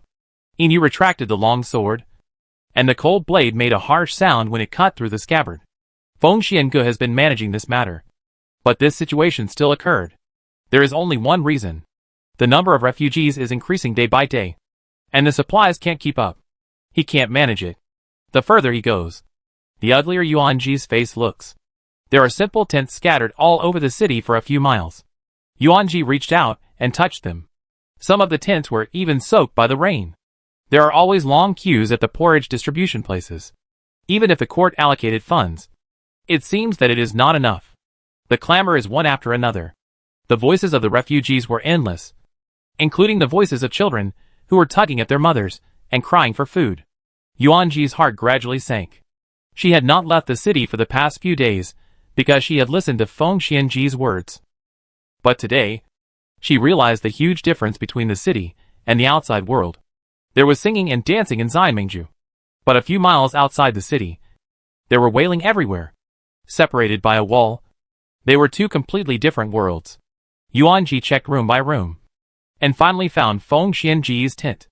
Jinyu stood outside the tent. He had not seen her for a few days, and he had lost a lot of weight. When he saw Yuanji, his eyes lit up, and he stepped forward and said, "Miss, are you here to see the adults?" Yuanji tiptoed into the tent and looked inside. "Is he in there?"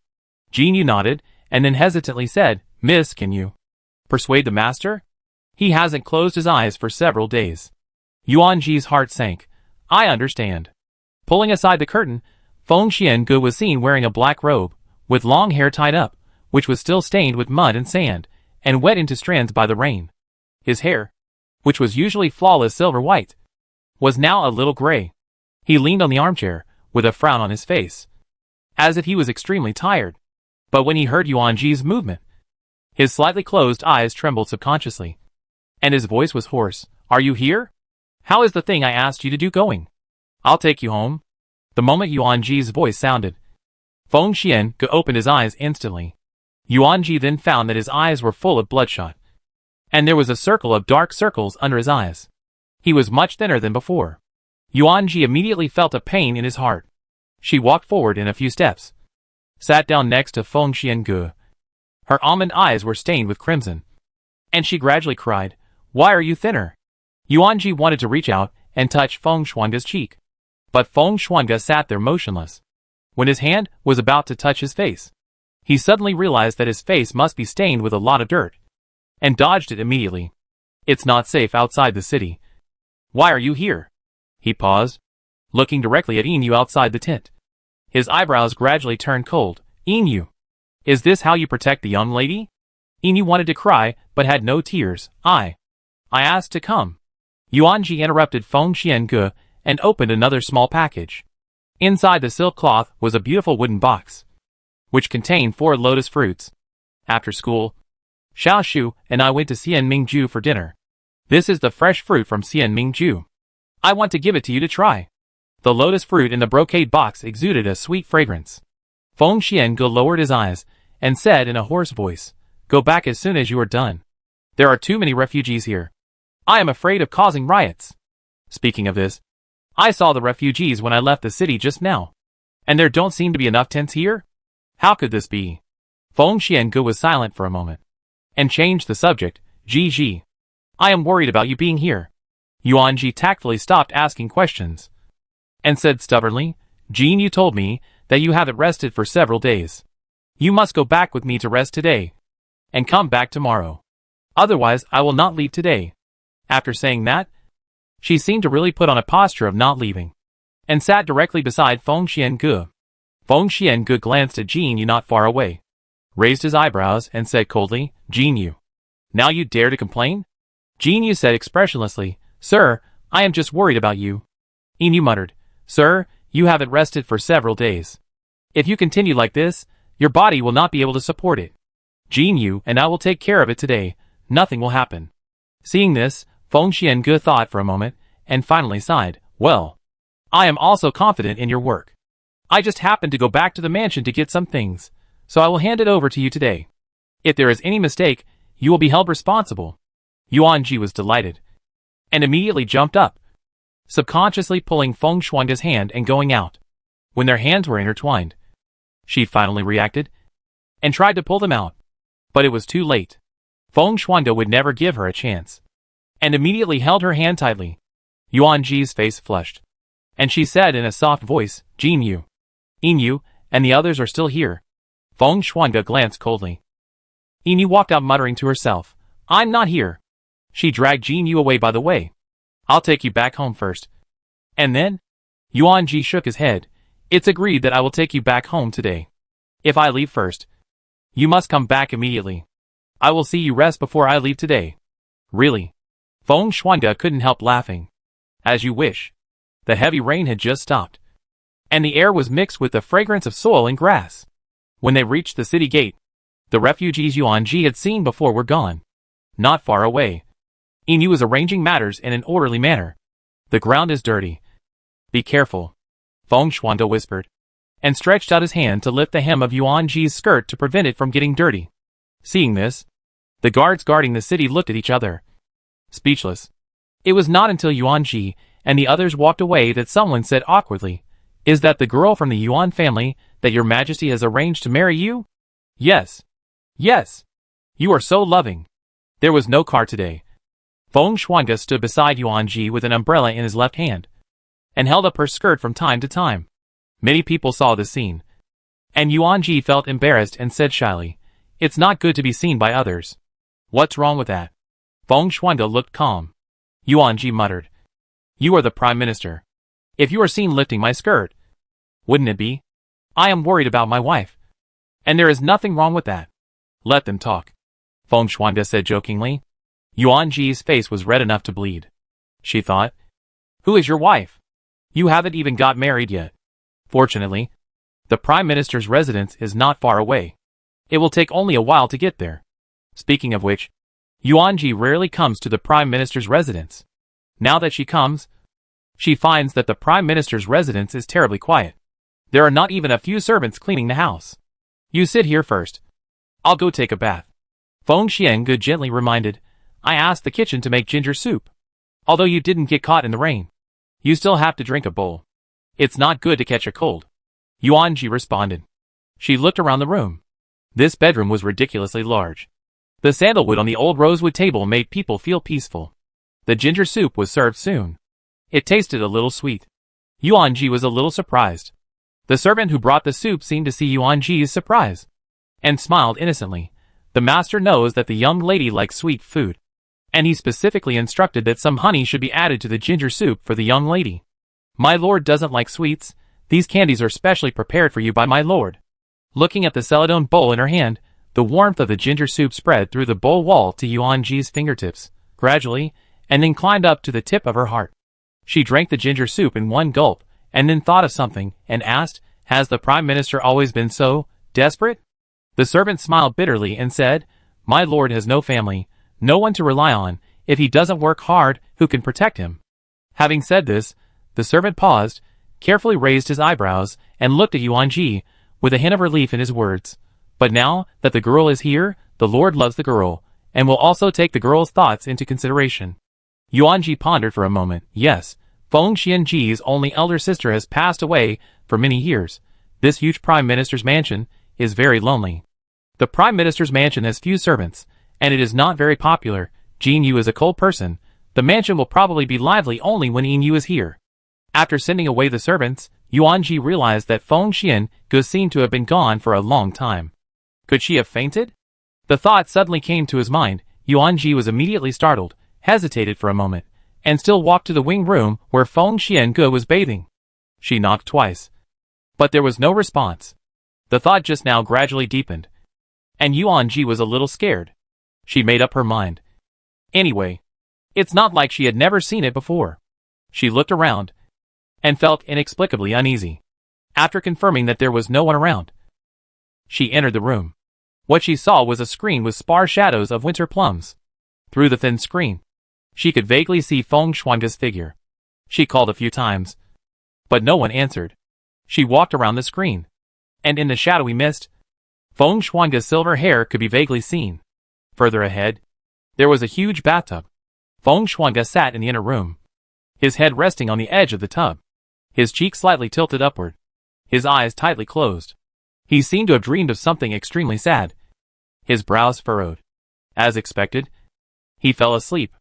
Yuanji sighed softly. She stepped forward and called him softly, but Feng Shuange remained unmoved, looking at his furrowed brows. Yuanji subconsciously reached out and rubbed his brows. At this moment, Feng Shuange suddenly woke up, suddenly grabbed Yuanji's wrist, and said coldly, "Who?" Yuanji cried out in pain, and Feng Xiange came to his senses, loosened his wrist, and said in a daze, "Ji, it's okay." Yuanji smiled, stood behind Feng Xiange, stretched out his hand to massage his shoulders, and said softly, "Did you have a nightmare? You have been too tired these days." Feng Xiange said slowly, "It's okay. I dreamed of the night when my eldest sister died." He closed his eyes, and he could vaguely hear the sound of rain falling outside the window. "It's clearly New Year's Eve, but it's raining heavily," he murmured. "Don't think about it." Yuanji's eyes fell on Feng Xiange's hair. There was still mud and sand in the gaps between her hair. It was obvious that Feng Xiange fell asleep as soon as she entered the water. She looked around, took out a brocade box from a shelf on the side, kneaded the soap in the water for a while, until foam appeared, and then scooped the milky white foam onto Feng Xiange's hair. Feng Xiange came back to his senses. "What are you doing?" "I'm washing your hair." Yuanji's hands moved very gently, kneading the tangled hair one by one, and washing away the dirt on it. "You are too tired. This little thing. I will do it for you reluctantly," Yuanji said coquettishly. "My sister is not here, but I am here. After we get married, I will be your wife. And my father and brother will also be your father and brother." She wanted to say that Feng Shuange was not a person without family and without support. He had her. Feng Shuange closed his eyes and said nothing, letting Yuanji's hand wander through his hair. Yuanji's voice was extremely soft, and her sweet and coquettish voice was like a lullaby echoing in your ears when you wake up from a dream at midnight. Feng Xiange's heart could not help but feel warm. The warm and delicate fingertips mixed with the slippery soap foam shuttled through his hair, and the unique fragrance of Yuanji also rushed into Feng Xiange's nose along with the soap fragrance. The delicate foam slowly flowed down along the hair, past Feng Xiange's collarbone, and then went down, and melted in the water. Yuanji's hand pressed Feng Xiange's temple, and gradually moved down. The next moment, Feng Xiange suddenly grabbed Yuanji's hand, his throat moved slightly, and said in a hoarse voice, "Don't move." Yuanji muttered, "I was reading a book last night, and it said that pressing more would relax you, ah." Before she finished her words, Feng Xiange suddenly stood up, and pulled Yuanji into the water. Water splashed everywhere, mixed with Yuanji's exclamation. She leaned against Feng Xiange's chest, hearing a steady and slow heartbeat, and a hot temperature came on her cheek. It was Feng Xiange's temperature. She was a little scared at this time, and said weakly, "Feng, Master Feng, are you scared now?" Feng Xiange raised his eyebrows, and Yuanji realized that his voice was strangely hoarse. The wet skirt was pressed against her body, and the milky white soap foam spread through her clothes onto her skin. Her black hair, which was stained with rain, was now completely soaked by the water. Feng Xiange pushed her against the edge of the barrel, and Yuanji looked at the man who suddenly approached her, and her heart was pounding. He pinched Yuanji's jaw, and opened his mouth slightly. "Why? You're not touching me anymore?" Yuanji wanted to cry, but she swore that she had learned massage from Yufuji last night. But Yuanji had no idea that such an unserious book could have a proper massage technique. She was about to open her mouth to defend herself, but before she could utter the first syllable, she was immediately surrounded by a strong scent of sandalwood. Feng Shuangge's tongue was clever and warm, creating a ripple on Yuan Ji's lips. With the refreshing fragrance of lotus fruit between her lips and teeth, the hot steam in the bath water was thick, and the fragrance of gardenia and sandalwood intertwined. The silk skirt stained with soapberry foam fell out of the bathtub layer by layer. His tongue gradually moved down along Yuan Ji's soft lips, dropping kisses on her jade-white neck, and the ambiguous red marks were like a few winter plums, blooming on Yuan Ji's shoulders. The bath water was rippling, and under the dim candlelight, the backs of the two people hugging each other were reflected. Yuan Ji's face flushed. She stretched out her hand to Feng Xianji's broad chest, and there were ambiguous silver threads on their lips. She had seductive eyes, and Yuan Ji never knew that she would make such a charming voice. Lord Feng, call me husband. Feng Xiange hugged Yuan Ji tightly. Her soft body gave off a fiery warmth. Stroking Yuan Ji's wet long hair, Feng Xianji's eyes were filled with undercurrents. His throat moved slightly, and he said hoarsely, Ji, can we have a child? In such a big mansion, it would be too lonely to have only you and me. His hand stroked Yuan Ji's flat belly. If there was a child here? The last time he heard that Yuan Ji was pregnant, Feng Xiange realized how much he expected from this child he had never met. But unfortunately, Yuan Ji was not pregnant at that time. If we have a child, it will be more lively. Yuan Ji was absent-minded, and raised her eyebrows to meet Feng Xianji's slightly lustful eyes. She didn't know how to react. Maybe it was the summer rain, or the heat, but Yuan Ji's brain was a little slow. She just wanted to get closer to the person in front of her by instinct. Wait for me. Wait until I finish dealing with things outside the city, and then I will marry you. He held her in his arms, as if he wanted to integrate Yuan Ji into his muscles and bones. Her head rested on Feng Xianji's shoulder, and her eyes moved downward vaguely. She was stunned. There was a long scar on Feng Xianji's back that ran from her shoulder to her waist, and a scar from when she blocked an arrow for Yuan Ji. Now it was completely covered by a gardenia tattoo. It was a totem of a phoenix circling a gardenia.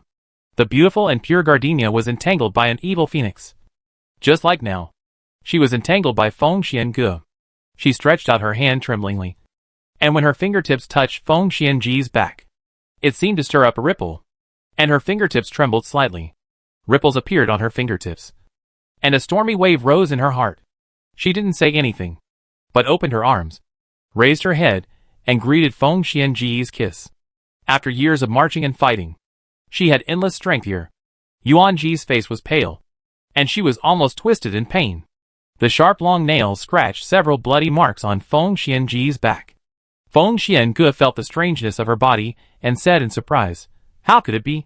Didn't that night happen? Feng Xiange comforted Yuan Ji, who was sobbing softly, and recalled carefully, but he was too drunk that night, and couldn't remember it clearly. The bright red blood mixed with the milky white water, and gradually faded. He suddenly thought of something, and asked in a hoarse voice, have you read the second half of that book? Yuan Ji was in so much pain. How could she remember what book it was? She breathed in and out, complaining, what book? There were too many books. I only read half of it, and then stopped. Feng Xiange understood. Looking at the naive Yuan Ji in front of her, Feng Xiange smiled. Fortunately, she entered his room by mistake when they first met. With her innocent look, she was confused about whether she had sex or whether she was pregnant. If it were someone else, she would probably have been deceived several times without knowing it. Ji. His kiss was delicate and gentle, biting Yuan Ji's ear. Leave everything to me. It started raining again outside. The summer rain was heavy and urgent. The rain was hitting the sycamore trees. The wind was roaring, and it didn't stop all night. Chapter 83. The sound of the wind outside the window gradually died down, and only the crisp sound of raindrops falling on the eaves could be heard. Yuan Ji rested her head on Feng Xianji's arm. Her little finger was wrapped around Feng Xianji's silver hair, and the strands were wrapped around her fingertips. Her eyes were slightly red, and she looked at Feng Xianji's quiet sleeping face, and said in a low voice, why me? Feng Xiange did not speak, and seemed to have fallen asleep, and turned sideways in a daze, and her left hand hung down beside Yuan Ji, and held him lightly. Yuan Ji looked at him sleeping soundly, and felt much more at ease, and gently moved his arm away, and tiptoed out of bed to put on her clothes, and the candlelight in the room was dim, but she still saw the tiny red marks on her neck in the bronze mirror. Her face suddenly turned red. After putting on her clothes, she looked at it carefully. making sure that the red mark was covered by the collar. And then she went out. Just a few steps out of the door, she heard a few small noises. What's the noise? Yuan-ji stepped forward. There were several strong young men standing in front of the moon cave. Although they were wearing ordinary clothes, the murderous aura between their eyebrows showed their status. Miss Yuan? The leading man's brows suddenly tightened. How did you come out of Lord Feng's courtyard? The servant standing on the side frowned. Deputy General Lin. Miss Yuan is the future wife of our Prime Minister's mansion. Please pay attention to etiquette. Deputy General Lin's face looked better, but the disdain in his eyes was evident. The Prime Minister fainted due to excessive worry. It rained heavily at night, and the doctor was not convenient to come. I stayed all night. What happened? Yuan-ji lied without changing his face. When he heard that Yuan-ji was staying here overnight for Feng Shuangde's health, regardless of her reputation, Deputy General Lin's expression eased a little. This matter, I'm afraid Miss Yuan can't do it, another young man said coldly.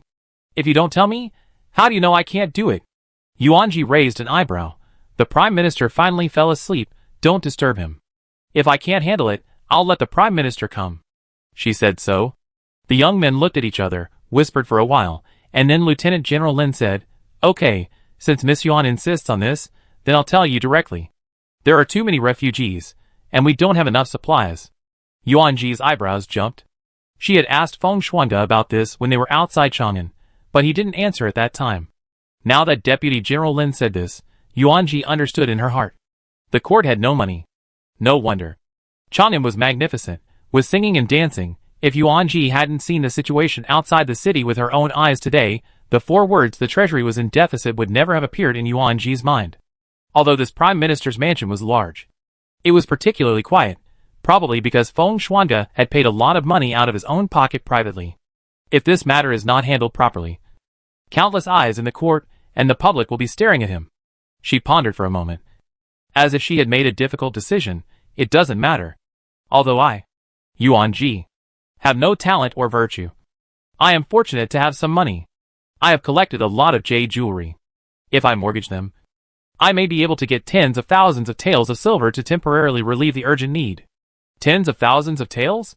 Deputy General Lin was shocked, and his mouth twitched constantly. Several adjutants looked at each other, with astonishment in their eyes. It is said that Yuan-ji was favored by Lord Yuan Fu to the extreme. She could get whatever she wanted. They all thought that she was just spoiled a little bit. They never thought that a woman could have so much wealth. Yuan-ji seemed to notice their surprise. She explained in a gentle voice, Don't be surprised. I am good at jade carving. Jade carving is valuable. Deputy General Lin temporarily suppressed his surprise, paused, and said, Even if the girl has a lot of collections, she can't wait for the rain. In such a short time. It rains a lot in summer. It rained for half a night tonight. It will probably rain again tomorrow. The refugees are already weak. If they get cold due to the rain, they may get sick easily. It is not easy to exchange the mortgaged materials for silver and purchase the materials in a very short time. She did not speak. She turned aside and told the servants a few words. She left the house and went straight to the Prime Minister's house. Deputy General Lin and the others looked at each other and followed with gritted teeth. Boss, does she really have a way? A young man looked at the delicate woman in front of him and was a little skeptical. I don't know. What else can we do now? Deputy General Lin whispered. The Prime Minister has been exhausted recently and hasn't slept for several days. Now he rarely rests. If we can handle this matter without disturbing the Prime Minister's rest, it would be the best. His eyes fell on the woman in front of him, and he immediately said, No matter what we heard before, since the Prime Minister has chosen her, let's give it a try. If Yuan-ji is really as arrogant as the rumors say, and has accomplished nothing, then they will never recognize this Prime Minister's wife. Yuan-ji led a few people back to Dingxue Tower. Yuan Jianzhou and Yuan Jinshao also came after hearing the noise.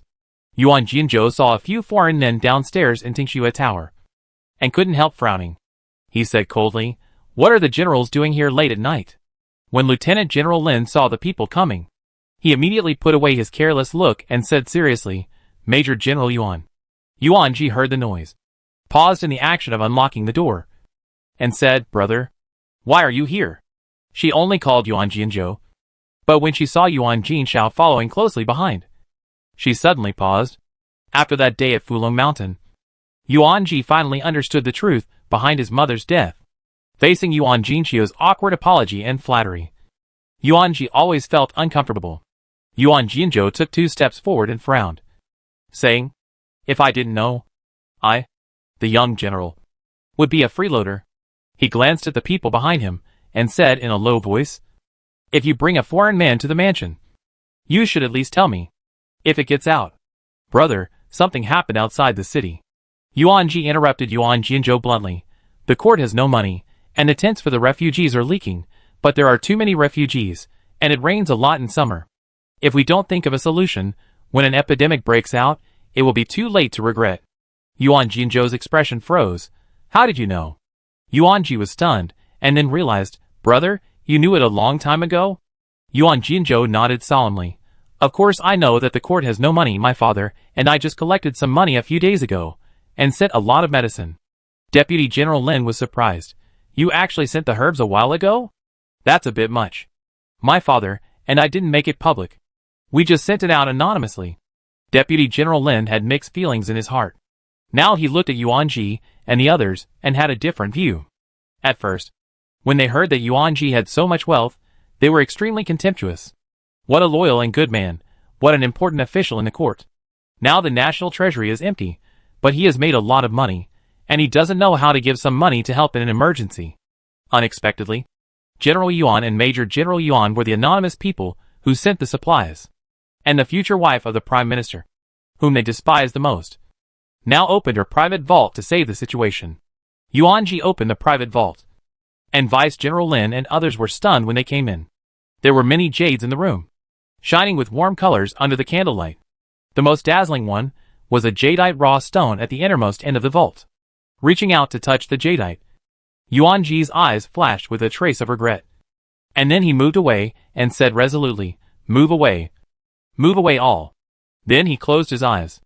Vice General Lin looked at Yuan-ji. His heart was heavy. He took 2 steps back and bowed respectfully. "Thank you, Miss Yuan. Move away. If she hesitates any longer, she will really regret it. These jades are all valuable." Yuan Jinzhou saw Yuan-ji's attitude. A trace of relief flashed in his eyes, stroked Yuan-ji's long hair, and said softly, "Ji has grown up. She is no longer a girl who would make trouble if she didn't have pearls, hairpins, or gems." The Yuan family has good relations with all walks of life in Chang'an. These jades, just shipped out from the Yuan mansion, were immediately sent to the pawn shop. Chang'an Imperial Street, inside the pawn shop. Several shopkeepers were holding abacuses, and the crackling sound of the abacus lingered in Yuan-ji's ears. Every time a bead fell, a jade was taken into the storeroom. "General Yuan, Miss Yuan, it's done. We have been taken care of by the Yuan family for many years, and this is the highest price we can offer." Shopkeeper Zhou handed a large stack of silver bills to Yuan-ji. A total of 35,000 taels. Looking at the thick stack of silver bills in his hand, Yuan-ji felt pain in his flesh. She hesitated and said, "Brother, those tents." Yuan Jinzhou's eyebrows curved. "Since you have this intention, how can brother not support it?" Father arranged everything before he left.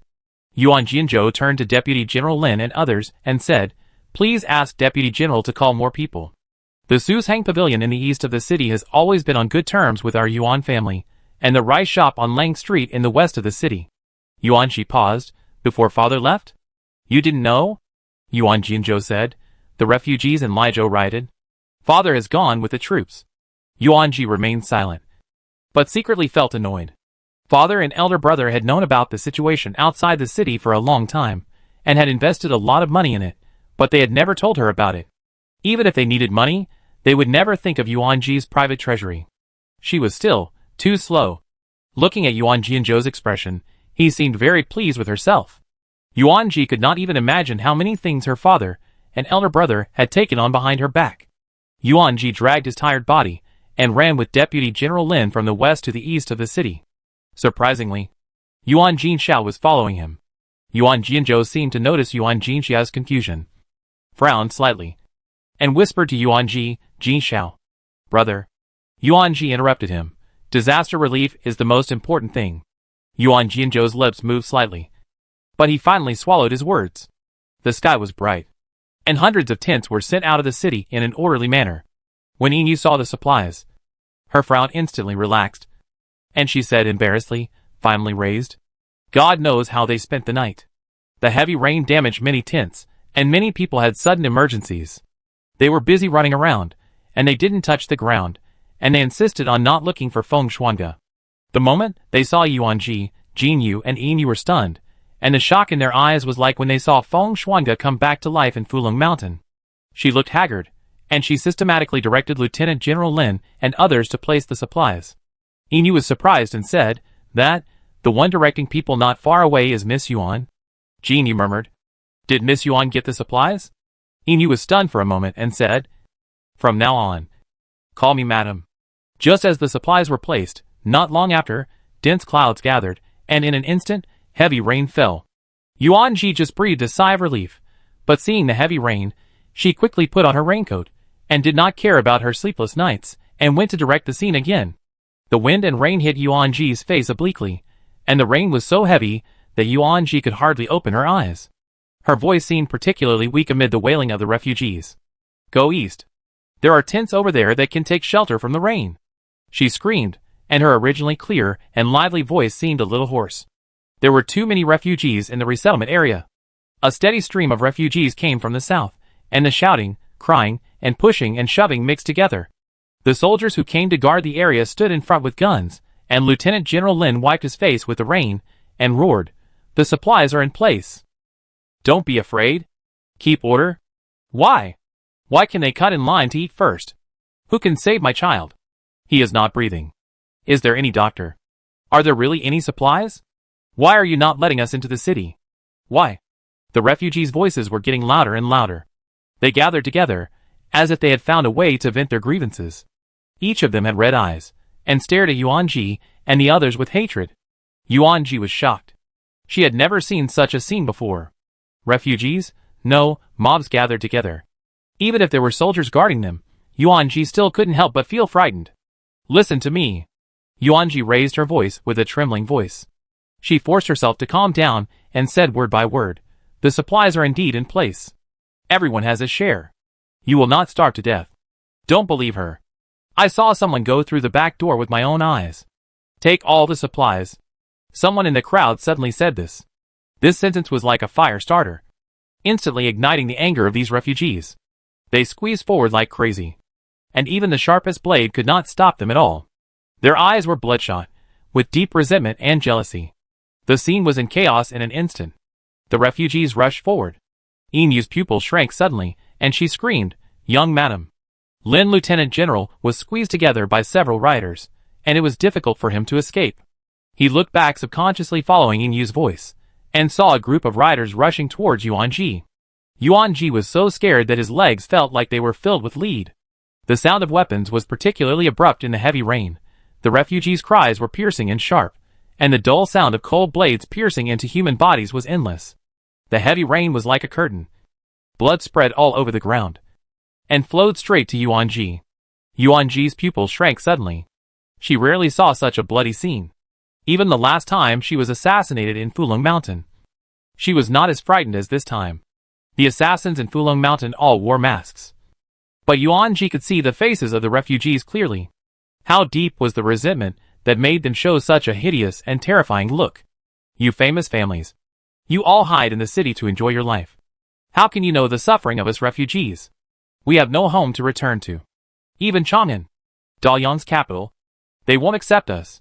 The refugees' voices were like a curse, and through the sound of rain, they went straight into Yuanji's ears.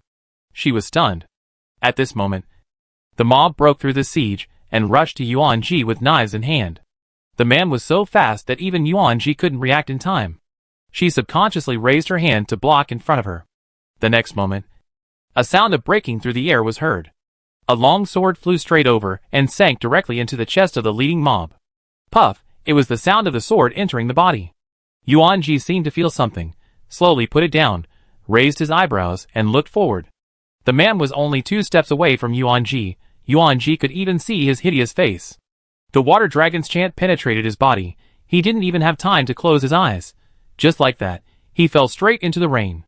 Murder. Ah! So much blood. The refugees who took the opportunity to riot saw a large pool of blood on the ground, and instantly became timid. Deputy General Lin and Jean Yu took the opportunity to escape, and detained all those who caused the riot. Yuan Ji's heart was beating non-stop, and a warm hand gently embraced her. Feng Shuangge's voice was cold and angry, but it made Yuan Ji feel particularly relieved. My wife, who allowed you to move? Chapter 84. Feng Shuangge's silver hair was wet with rain. In the misty rain, Yuan Ji could feel the coldness in his eyes. The riders panicked when they saw the dead. Jin Yu and Yin Yu counterattacked instantly, led Deputy General Lin and others to arrest the rioters. Torture and find out who ordered it. Feng Shuangge's eyebrows were light. He raised his hand to wipe the blood stains on Yuan Ji's cheek. He paused, and added, if you don't say it, you will be killed on the spot, and you don't need to tell me. Yes. The rioting people panicked when they saw Feng Xianji's decisiveness, and kept shirking responsibility. Yuan Ji was carried into the tent. She was still a little scared, and patted her chest, and said after a long while, why are you here? Feng Xiange lowered his eyebrows, and said in a deep voice, if I hadn't come, wouldn't your life be hanging by a thread today? Feeling the displeasure in his words, Yuan Ji said embarrassedly, it's not that bad. She specifically told the servants of the Prime Minister's mansion not to wake Feng Xiange too early. Yuan Ji's original intention was to let him sleep a little longer. Who knew that just distributing supplies would turn into such a mess? I thought nothing would happen. Seeing that he was still sulking, Yuan Ji simply softened his voice. Seeing his cold face, Yuan Ji tentatively reached out and hooked Feng Shuangge's little finger, gently shaking it. Your mediocre skills are okay in the city, but this is the suburbs of Chang'an, a resettlement camp. Do you think it's just a simple distribution of supplies? Do you know that these are refugees who have eaten human flesh and drank human blood to get here? Feng Xiange became more and more angry as he spoke, and his voice gradually became heavier. If something really happens to you, what will I do?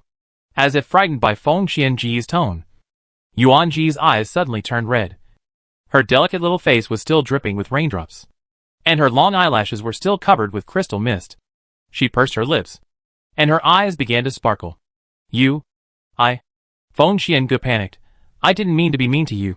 Hey, don't cry. Yuan Ji burst into tears, sobbing intermittently, woo-woo. It's my fault. Feng Xiange felt that he was in a big trouble.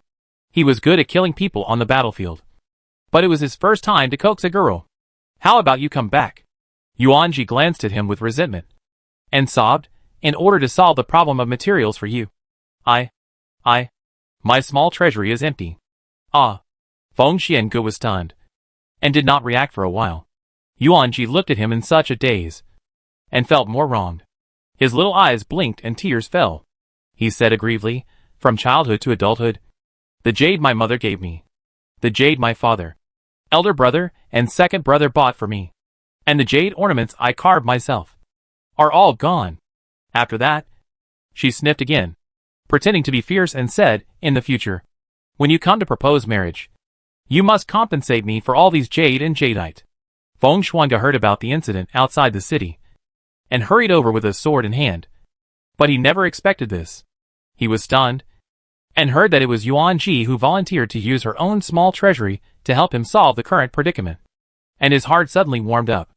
With a long arm, Feng Shuangge hugged Yuan Ji tightly into his arms, with a trace of love in his eyes that he himself could not even detect, and said softly, don't worry. I will give you everything when the time comes. The two wanted to say something, but Lieutenant General Lin suddenly opened the curtain and walked in. Prime Minister. Outside. Before he finished speaking, he looked up and saw the two people in love. His face suddenly became hot, and a red cloud rolled up his cheeks. He hurriedly stepped back. Sir, I'm leaving first. You continue. Yuan Ji, being intimate with Feng Shuangge, was caught by outsiders. Even Yuan Ji, who was lively and informal by nature, wanted to dig a hole and crawl into it. Jin Yu's voice rang out from outside. My lord. Lord Kong and Minister Chen are here. Yuan Ji looked at Feng Xiange reluctantly, and said softly, since you have something important to do, I will go back first. As if sensing Yuan Ji's depression, Feng Xiange immediately grabbed her hand and pulled it into his arms, and kissed her forehead lightly, his throat moving slightly. I'll let Jin Yu take you back. I will redeem the jade you pawned today after I'm done with my work. I have to be busy for a while, so stay at home and don't leave the city. Yuanji nodded obediently. That's right. Feng Xiange suddenly said, don't worry too much about your grandmother's illness. When I was fighting outside in the early years, I met many doctors and pharmacists. I have sent people to find them. You can rest assured. Yuanji was stunned immediately. She was a little surprised. Grandmother's illness was a big stone in Yuanji's heart that she couldn't let go of. But no matter how anxious she was, she couldn't find any good solution. Originally thought Feng Xiange was busy with court affairs, and would forget about this matter. I didn't expect that he had remembered it all along. Yuanji's heart slowly rose with a warm current. Okay. When leaving the tent, passing by Lieutenant General Lin, Lieutenant General Lin's eyes suddenly bounced away when they touched Yuanji. Lieutenant General Lin's subordinates saw this and said unhappily, after all, they are not married yet. It's too much to be alone in the same room with you. A man and a woman. Shut up. Lieutenant General Lin rebuked coldly, saying coldly, your future wife, how can you make irresponsible remarks? Under the tent, his ears were still faintly red. It rains a lot in summer. When Master Long heard about the situation outside the city, he simply suspended classes temporarily. Yuanji stayed in the mansion until Lu Wu came to report that Xia Hui and his friends were coming. She then lazily got out of bed and changed her clothes. As soon as she entered the West Pavilion, Xia Hui's scolding came towards her. You are so good. Yuanji. You secretly went outside the city to provide disaster relief and almost got injured. You didn't even tell us at all? Do you still consider us friends? Yuanji was shocked and said with a wry smile, I don't want you to worry. Chen Shu pinched Yuanji's cheek and said viciously, it's so dangerous for you to go alone. Will you dare to do it again in the future? No. No. No. Yuanji felt a pain on his face and begged for mercy. Xia Hui and Chen Shu have always been people who only care about eating, drinking and having fun. Their families treat them like their own daughters. So they naturally don't tell them about such a terrible thing. It was not until they went to Ximingju to drink that they heard about this from a certain marquis wife. They were so shocked that they didn't even drink the wine, and went straight to Yuan's house to ask for punishment. She hurriedly welcomed the person in. And Lu Wu brought another cup of Mingqian Longjing tea. Humph. Xia Hui rolled his eyes, squinted at Yuanji, and said, I heard that you spent all your own coffers to help your future husband out of an emergency. Right? Yuanji paused, and blurted out subconsciously. You know all this? Xia Hui supported his chin with his right hand, frowned, and stared at Yuanji. Those pawnshops in Chang'an City are all related to my Xia family. Yuanji. Is Feng Xiange so good? When the shopkeeper came to tell me, I looked at it carefully for a long time. TSK. You are willing to spend such a rare jade material? Gu Shihua, who had been silent, heard this, and his hand holding the porcelain cup suddenly stopped. The brown tea water rippled. He put down the teacup and said in a serious tone, Chang'an is not peaceful now. You all should not get involved in such things. Yuanji was stunned. Gu Shihua is now in the Hanlin Academy. And people come and go in the academy.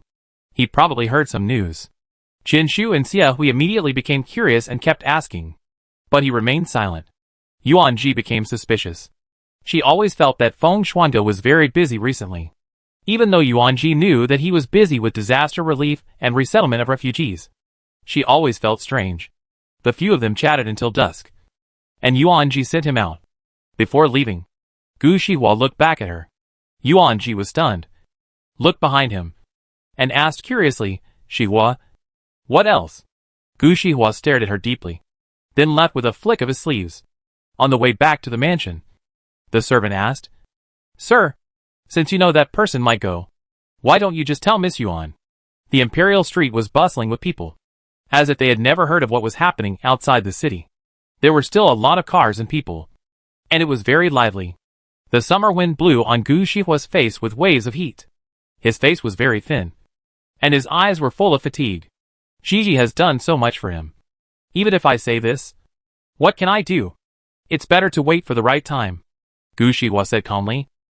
After sending Xia Hui and others away, Yuanji thought about Li Yuexi's birthday coming up, and after a while, she found some study treasures from her bedroom. There were still a few jades left in her bedroom, and Yuanji was reluctant to use them. She was bored these days, so she just stayed in her room to copy paintings. Feng Xiange was afraid that she would be bored, so he found many paintings by famous artists from the Xiangfu for her to copy. When Inu came, Yuanji had just finished painting. He put the shortbread in his arms on the table, glanced at it, and asked curiously, "Miss Yuan, is this for the adults?" Yuanji was very satisfied with the painting today. He carefully placed it aside to dry, and said softly, "No, it's a birthday gift for Yueshi. She will have her birthday in a few days," Inu said, and was very confused. That's not right. Miss Yuan knew Princess Jiayang's birthday. So how could she not know yours? He rolled his eyes, and said casually, "Your Excellency also likes calligraphy and painting. If you can get a painting painted by Miss Yuan, you will be so happy that you can't sleep for 3 days." Faced with Inu's direct hint, Yuanji was somewhat amused and asked with a smile, "Does your family really like calligraphy and painting?"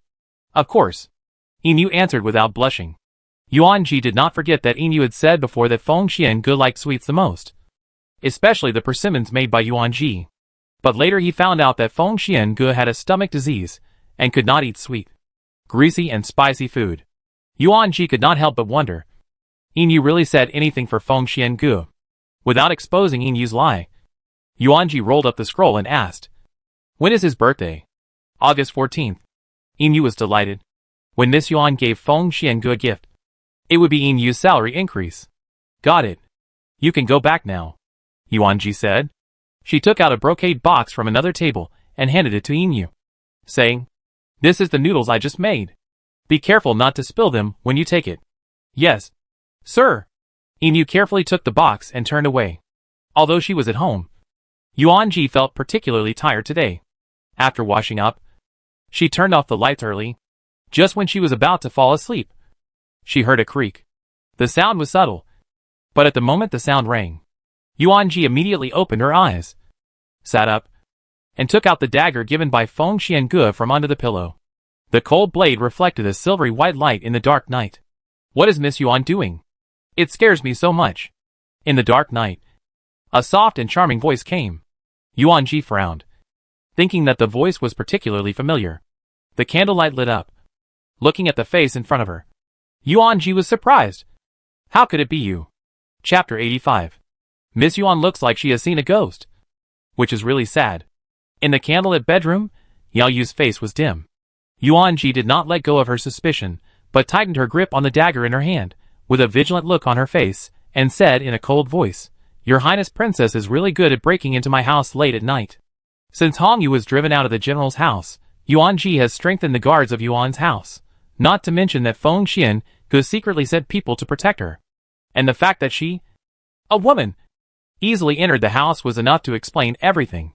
This time, she was dressed very normally, or rather, noble. Although it was just a simple flowing gauze skirt, it also sparkled with tiny points of light under the reflection of the stars and the moon. Probably because she entered Daliang as a princess, she could not dress as boldly as she did when they first met. But even though she was much more disciplined compared to Yuanji, her dress was still a little special. Yuanji tried his best not to look at the slightly undulating curves on her chest. Yao Yu didn't care about Yuanji's defense. Sat down, raised her hand to pour herself a cup of cold tea, took a sip, and said lazily, "Since you know my identity, and I also know what I feel for Master Feng, I just want to tell you that you should cancel the engagement yourself, so as to avoid the embarrassment of being cancelled by him." She paused, looked at Yuanji seriously, and added, "I was saved by Feng Xuande many years ago. Over the years, I have been deeply in love with him. This time, I came to Daliang for him." As if she was afraid that Yuanji would not believe her, she continued, "I have always been favored in our Qi state. My sisters were all promised to princes and ministers or sent to marry, but only I have the right to choose my own son-in-law. The emperor of your Liang state is on good terms with our Qi state. If I speak up, then..." Yuanji frowned. According to Yao Yu, if she really had been in love with Feng Xiange for so many years, if she was really favored in Qi state, why didn't she come to choose a husband long ago? Why did she come now? She raised her eyes, unmoved. "Princess, even if you are a princess, there is absolutely no reason to snatch someone else's husband." Yuanji was not a fool. If Yao Yu was really so noble, and really liked Feng Xiange so much, why would His Majesty grant her and Feng Xiange a marriage before? Yao Yu seemed to have expected Yuanji not to believe it. A charming smile appeared at the corner of her lips. The silver bell-like laughter seemed a little abrupt in the quiet night. She suddenly approached Yuan-ji and whispered, Yuan-ji, if Feng Xiange really admired you, he would definitely send guards to protect you. But I came into your bedroom so easily. Doesn't it explain the problem? Yuan-ji's heart tightened suddenly. But she didn't show it on her face. She said sarcastically, a plot to sow discord? Yao Yu smiled lightly, turned around, and looked Yuan-ji up and down. She was wearing a moon-white inner garment, wrapped herself tightly, and her curves could not be seen clearly in the dark. Casting a meaningful look at her, Yao Yu lifted her hair with her hand, and said ambiguously, girls in Dalian are too conservative. Do you think? Will Prime Minister Feng refuse to let a beauty enter his arms? You? Yuan-ji was furious. How could this woman be so shameless? Your Highness Yao Yu, I believe him. And you are a princess after all. You shouldn't speak so wildly. Yuan-ji's face was extremely ugly. Since being granted marriage, Yuan-ji has received many envious and jealous looks. But this is the first time she has been provoked so blatantly. Princess, worth a fortune. How can you say such rude words? Yao Yu didn't care about Yuan-ji's scolding at all, and smiled, really? You will know when the time comes. In this world, heroes are hard to resist beautiful women. She said this, and turned away without any regrets. Yuan-ji looked at her light back, but felt upset. She suddenly opened the window and growled, Silver moon! Golden moon! Han Ying! No one answered Yuan-ji's words. Han Ying was one of Feng Xiange's many subordinates. Jin Yu and Yin Yu had no free time during this period. Feng Xiange sent Han Ying to protect her secretly. Han Ying was a death warrior trained by Feng Xiange. How could he ignore Yuan-ji's call? Did something happen? It was getting darker. Yuan-ji waited for no one to come, and felt uneasy, but he was sleepy, until the sky was about to dawn, and he closed his eyes in depression and anger. Until the next day, Han Ying appeared in front of Yuan-ji with a bloody smell.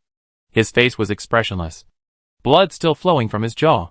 He said coldly, someone broke into the mansion last night, and I went to kill the enemy. Yuan-ji was shocked. After hearing Han Ying's account of the cause and effect, Yuan-ji pondered for a moment and immediately understood. Yao Yu was just pretending to be arrogant and trying to sow discord last night. The enemy Han Ying saw was probably the one who used the trick of luring the tiger away from the mountain. So Yao Yu was able to get close to the mansion so easily. But all this trouble just to threaten Yuan-ji? Yuan-ji was a little confused. Since then, Yao Yu never came again, as if she had disappeared. Yuan-ji no longer went out. Only Yin Yu would send some fresh cakes every day, and pass on Feng Xiange's message. The weather was just clear. Yuan-ji had just finished lunch. Yin Yu came on time, holding an oil paper bag in her hand. Yuan-ji skillfully opened the hemp rope. Inside was the freshly baked shortbread from Xian Mingju, still steaming. Looking at the shortbread on the table, Yuan-ji suddenly remembered something, and hurriedly called Yin Yu. Wait, miss, what else do you want? Yin Yu paused, turned around and looked at her. Madam, are you missing your master? Oh, what should I do? Why don't I take her to see the master secretly? Anyway, the master won't scold him. It's better to let them be alone for a while. Yuan-ji didn't know what Yin Yu was thinking. She hesitated for a moment and asked carefully, is he busy these days? Yin Yu answered truthfully. The master has been working hard recently. The situation outside the city has stabilized a lot. The disaster situation in various states has also gradually stabilized. He should not be busy today. It's not really busy. It's just working all night. When the lamp oil runs out, just add more. Seeing Yin Yu say this, Yuan-ji breathed a sigh of relief, and then said in a gentle voice, today is the Qixi festival. I want to invite your master. I wonder if he can. If he is free. Free. Free. Free. Without waiting for Yuan-ji to speak, Yin Yu spoke repeatedly. Take his master away quickly. During this period of time, Feng Xiange was busy day and night in order to complete the relevant matters as soon as possible. And they all complained bitterly. Jin Yu has always been the one who can endure hardships the most. But even he has been suffering these days. Yuan-ji was a little surprised by Yin Yu's reaction. But seeing him so confident, Yuan-ji felt relieved. Counting the time, she hasn't seen him for about a month. Resettlement camp. Your Highness the Crown Prince will return to the court today. The floods and earthquakes in Liizhou and Kanglan Road have been properly handled. These refugees should also be sent back.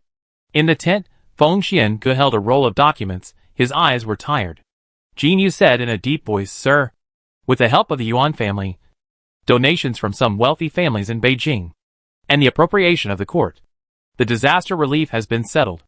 You can have a good rest tonight." Hearing this, Feng Shuange's brows knitted again. He stood up, and his moon-white black boots stained with mud stepped on the mud, making a creaking sound. He opened the curtain, and there were tents outside the tent. The old, weak, women and children with disheveled hair and dirty faces lived in the tents, with dull eyes. Even though they had not lost their food and clothing during this period, they were homeless as long as they were refugees blocked from Chang'an. It takes so much disaster relief money to barely survive. The court. He did not continue speaking, but sighed. Well? Feng Shuange closed his eyes, stretched out his hand to pinch his eyebrows, and said in a hoarse voice, "I will go back to the mansion to rest today. You can also relax a little, and don't slack off on tomorrow's work." Everyone was delighted when they heard this. Yes. As he was speaking, Inu came running over. Her eyes were bright, and her words were filled with a hint of joy. "Sir!" Feng Xiange did not turn around, and asked wearily, "What's the matter?" Inu smiled and said, "Miss Yuan asked you to go shopping tonight. It's the Qixi festival." "Hey, sir, where are you going?" Jin Yu frowned and said, "Sir, are you going back to the mansion to rest?" Looking at Feng Xiange's obviously hurried steps, Inu touched the tip of her nose, and said embarrassedly, Should be going back to the mansion to take a bath. Miss, you have already picked out several sets of clothes." Lu Wu brought the cakes and looked at Yuanji standing in front of the full-length mirror, looking at her helplessly. Yuanji looked at herself in the mirror, and her face flushed when she heard Lu Wu say that. She just hadn't seen him for too long. Holding the clothes in her hands, Yuanji still chose a rouge-red silk dress embroidered with lotus branches. The sun shone on Yuanji, and the sea of clouds in the sky rolled, slowly spreading over the sun, casting mottled and interlaced shadows. A breeze blew. The fragrance of lotus filled the air, and the green leaves rustled. It would be dark in 1 hour. Yuanji sat on the swing, counting the hours. In the past, she often stayed with Feng Shuange, and Yuanji never felt any change in her mood. Until today, they had only been apart for a month. One in the city, and the other in the suburbs of Beijing. But Yuanji felt that her longing was like a sea of clouds. The lantern market was as bright as day, with bright yellow lanterns in a row, and the streets and alleys were bustling with people. The usually quiet alleys were also very lively. Yuanji was wearing a scarlet dress, which shone lightly under the candlelight. She was not wearing a red hairpin, and she had a simple ice crystal stone around her white neck, which was given to her by Feng Xiange that day at Fulong Mountain. There was an endless stream of pedestrians coming and going. Yuanji stood by the street waiting. Pairs of lovers, couples who respected each other, men and women who were secretly in love, and children who were just joining in the fun passed by. Half an hour had passed, but Feng Xiange had not appeared yet. Yuanji felt a little discouraged. Could it be that Feng Xiange was so busy that he forgot? Or did he not pass on the message? After waiting for a while, Yuanji finally decided to go back to the mansion first.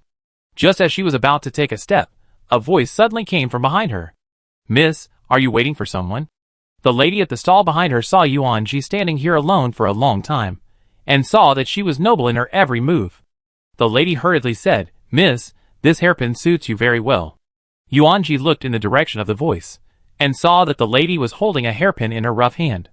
The hairpin was simple in style, but the jade inlaid on it was particularly dazzling, which was somewhat similar to the crystal stone on her neck. Touching the hairpin in her hand, she was a little moved. But when she thought of Feng Shuange's failure to show up, she felt a little angry. Touching the hairpin, Yuanji shook her head, put it back, with a trace of loneliness between her eyebrows, and said softly, "The person I'm waiting for didn't come.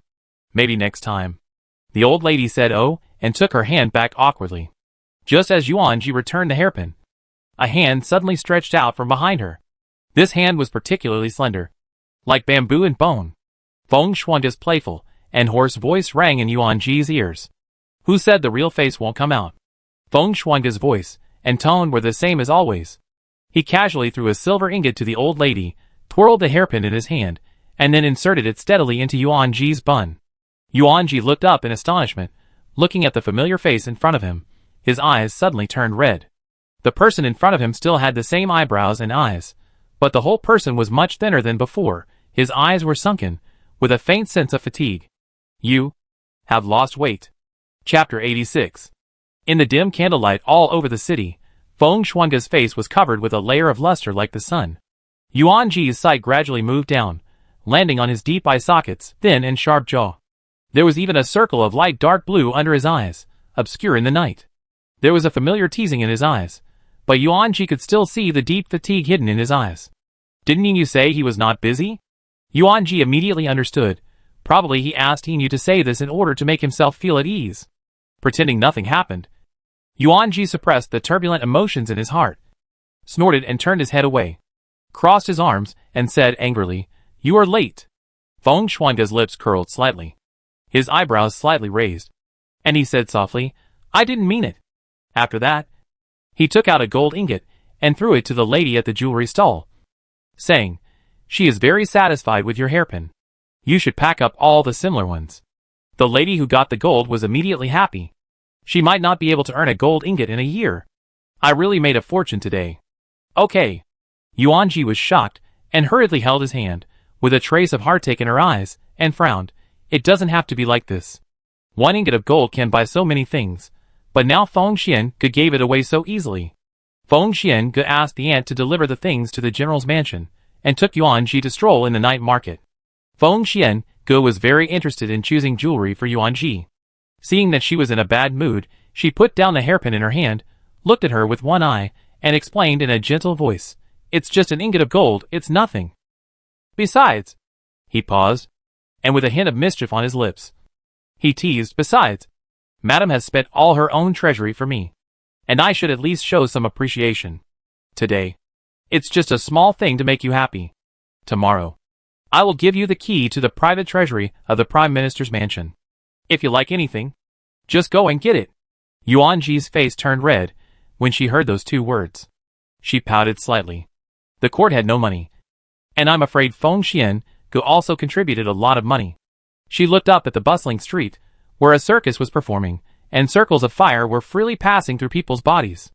Paper lanterns were hung high on the houses, and people strolling on the roadside were laughing and talking. These were things Yuan Ji had taken for granted. She lowered her eyes, and said in a hoarse voice, "A bag of food costs 100 coins, a tent to shelter from the rain is only 600 coins, and a gold ingot is enough for many people to survive this natural disaster." Even Yuan Ji herself did not realize that, unknowingly, she was no longer the young lady who spent money lavishly, and had no concept of money. Feng Xiange was stunned, looking at her for a long time. A faint arc appeared on the corner of his lips, but he did not continue to speak. "Why you like this?" Yuan Ji stopped in front of Xian Mingju, where there stood a huge wooden board, with leaves of different sizes hanging on it. The servant on the side of the board saw this, smiled flatteringly, rubbed his hands and said, "Sir, there will be prizes for shooting the leaves in the top 3 rows. The higher you go, the higher the reward." There were many people in front of the wooden frame who were eager to try, but they came with high hopes, but left with disappointment. During every festival, the prizes at Xianmingju are always more generous than those at other restaurants. Yuan Ji's eyes were fixed on the highest layer on the display stand, which was a piece of jade. Although the jade had not been polished yet, one could see something from the exposed corner. It must be a good material. Most of her own small treasury was empty, and she couldn't walk when she saw the jade. After paying the registration silver, Yuan Ji squeezed through the crowd and walked to the front. There were several bows on the table covered with red cloth. She picked one at random, and weighed the bow and arrow in her hand. Recalling how Yuan Gongfu taught her to shoot arrows when she was young, she got into position, and her fingers loosened, and the arrow passed by the edge of the leaves. Yuan Ji sighed. She clearly aimed carefully. Didn't she? It seems that her accuracy is really not good. She wanted to teach Tang Wanqiu and the others a lesson before, but she accidentally hit Xia Hui with a big bump. She was about to put it down, but Feng Shuangge's breath suddenly approached, and the surroundings instantly became quiet. The faint sandalwood lingered at the tip of her nose, and her silver-white hair fell in 2s and 3s. Feng Xiange held Yuan Ji's hand and got into a shooting position. "Watch out." Feng Xiange's voice was very close to her, and Yuan Ji could still see his profile from the corner of her eye. Focus. Being discovered by Feng Xiange peeking, Yuan Ji came back to her senses instantly. and her pretty face was stained with a blush, which was not very conspicuous in the bright candlelight. She followed Feng Xianji's line of sight, and stared closely at the leaf at the highest point. Although the reward of Xian Mingju was generous, the leaf used as a target was light and small. Feng Shuangge held Yuanji tightly, and his broad palm was warm. Yuanji felt a thin layer of sweat on his palm. Don't be distracted when aiming at the target. Narrow your eyes slightly, and control the strength. Then, let go. His voice was a little hoarse, and it scratched Yuanji's ear like a feather.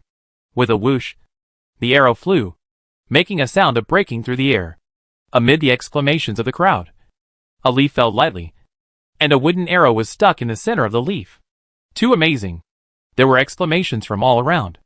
Yuanji was shocked. She looked up at Feng Shuangge, and then looked up at the highest jade on the shelf of Xianmingju. Too amazing, too amazing, too amazing.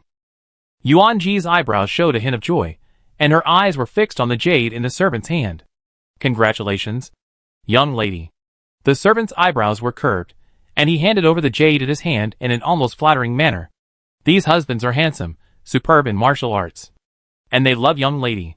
You are really lucky, young lady. When Feng Shuangge was teaching Yuanji archery, he saw that the two had a special relationship, and he kept saying auspicious things. Yuanji's face suddenly turned red, and she said in a soft voice, "We don't?" Feng Shuangge was in a good mood. His brows relaxed, and he shook the golden fan in his hand slightly. He said happily, "You have a good eye?" After that, he threw some silver coins to the waiter. Along the way, Yuanji held the jade stone and felt happy in his heart. Where are we going next? Yuanji glanced sideways, staring at Feng Xiange with bright eyes. Feng Xian laughed, closed his fan and tapped her forehead, raised his eyebrows and said, "Didn't you invite me?" Yuanji was stunned, and then she remembered that she had invited Feng Xiange to come out. But she had already walked most of the Imperial Street, and she didn't know where to go for a while. As if she saw Yuanji's embarrassment, Feng Xiange said, "Follow me." The two walked through the crowded crowd, and the crowd gradually went away. The surroundings gradually became quiet, with flickering candlelight and rustling cicadas. The ice crystal on Yuanji's neck shone with a fine emerald luster in the night. The silvery white moonlight was reflected on the sparkling water through the thin clouds. The koi carp flapped its leaves and made a splashing sound. The rippling water blurred the moonlight in the water. Beside the Biluan pond, Songhai Tower was brightly lit by candlelight. "Why are you here?" Yuanji was shocked. This Songhai Tower was the property of Lord Mu. It was not for ordinary people to come. Even the Yuan family had to tell the Lord in advance. She suddenly decided to invite Feng Shuangge to come, and he probably had no time to inform Lord Mu. It is not good to blatantly intrude into other people's territory. I have already told Lord Mu that tonight. No one dares to stop us in Songhai Tower. Feng Xiange patted her palm soothingly. Songhai Tower is 36 stories high. It is the tallest building in Chang'an. Feng Xiange led Yuanji all the way up, until the top floor. Yuanji found that the top floor of Songhai Tower was not completely sealed, leaving most of the terrace, which can almost see the whole Chang'an. So beautiful. Yuanji's eyes flashed brightly. On the night of Qixi Festival, Chang'an City was brightly lit, and the flickering candlelight was connected into one piece, like stars on the ground. She leaned on the railing to look, and the cool night breeze lifted Yuanji's long hair. Feng Shuangge stood beside her, looking at her with one eye, and his mind suddenly became dazed, thinking of the first time he met Yuanji. My mother told me before that my father met my mother when he was ordered to inspect Sichuan and Shu, and he fell in love with her at first sight and pursued her relentlessly. He knew that my mother liked jade, so he collected a lot of jade from all over the world and gave it to my mother. Yuanji's eyes sparkled. When he mentioned Yu Xiaoyun, his eyes were filled with deep attachment. My mother didn't agree with him at first, saying that she would only agree if my father picked the stars from the sky for her. My father really climbed the highest mountain in Sichuan and asked someone to build a building for my mother. The higher the building, the brighter the stars. Later, when it was really impossible to build any higher, he took my mother to see the stars. Yuanji raised his eyes, pointed at the brightest star in the sky, and said to Feng Shuangge with a sidelong glance, "My father said that if he couldn't pick the stars, he would let my mother get closer to the brightest star, and closer, and no one would be closer than her, and that star would belong to my mother." She supported her chin, and the flesh on her cheeks bulged slightly. She murmured, "It would be nice if I had a star too. I'll carve it into a decoration and put it in the Xiangfu garden." Feng Xuange's face was calm and beautiful.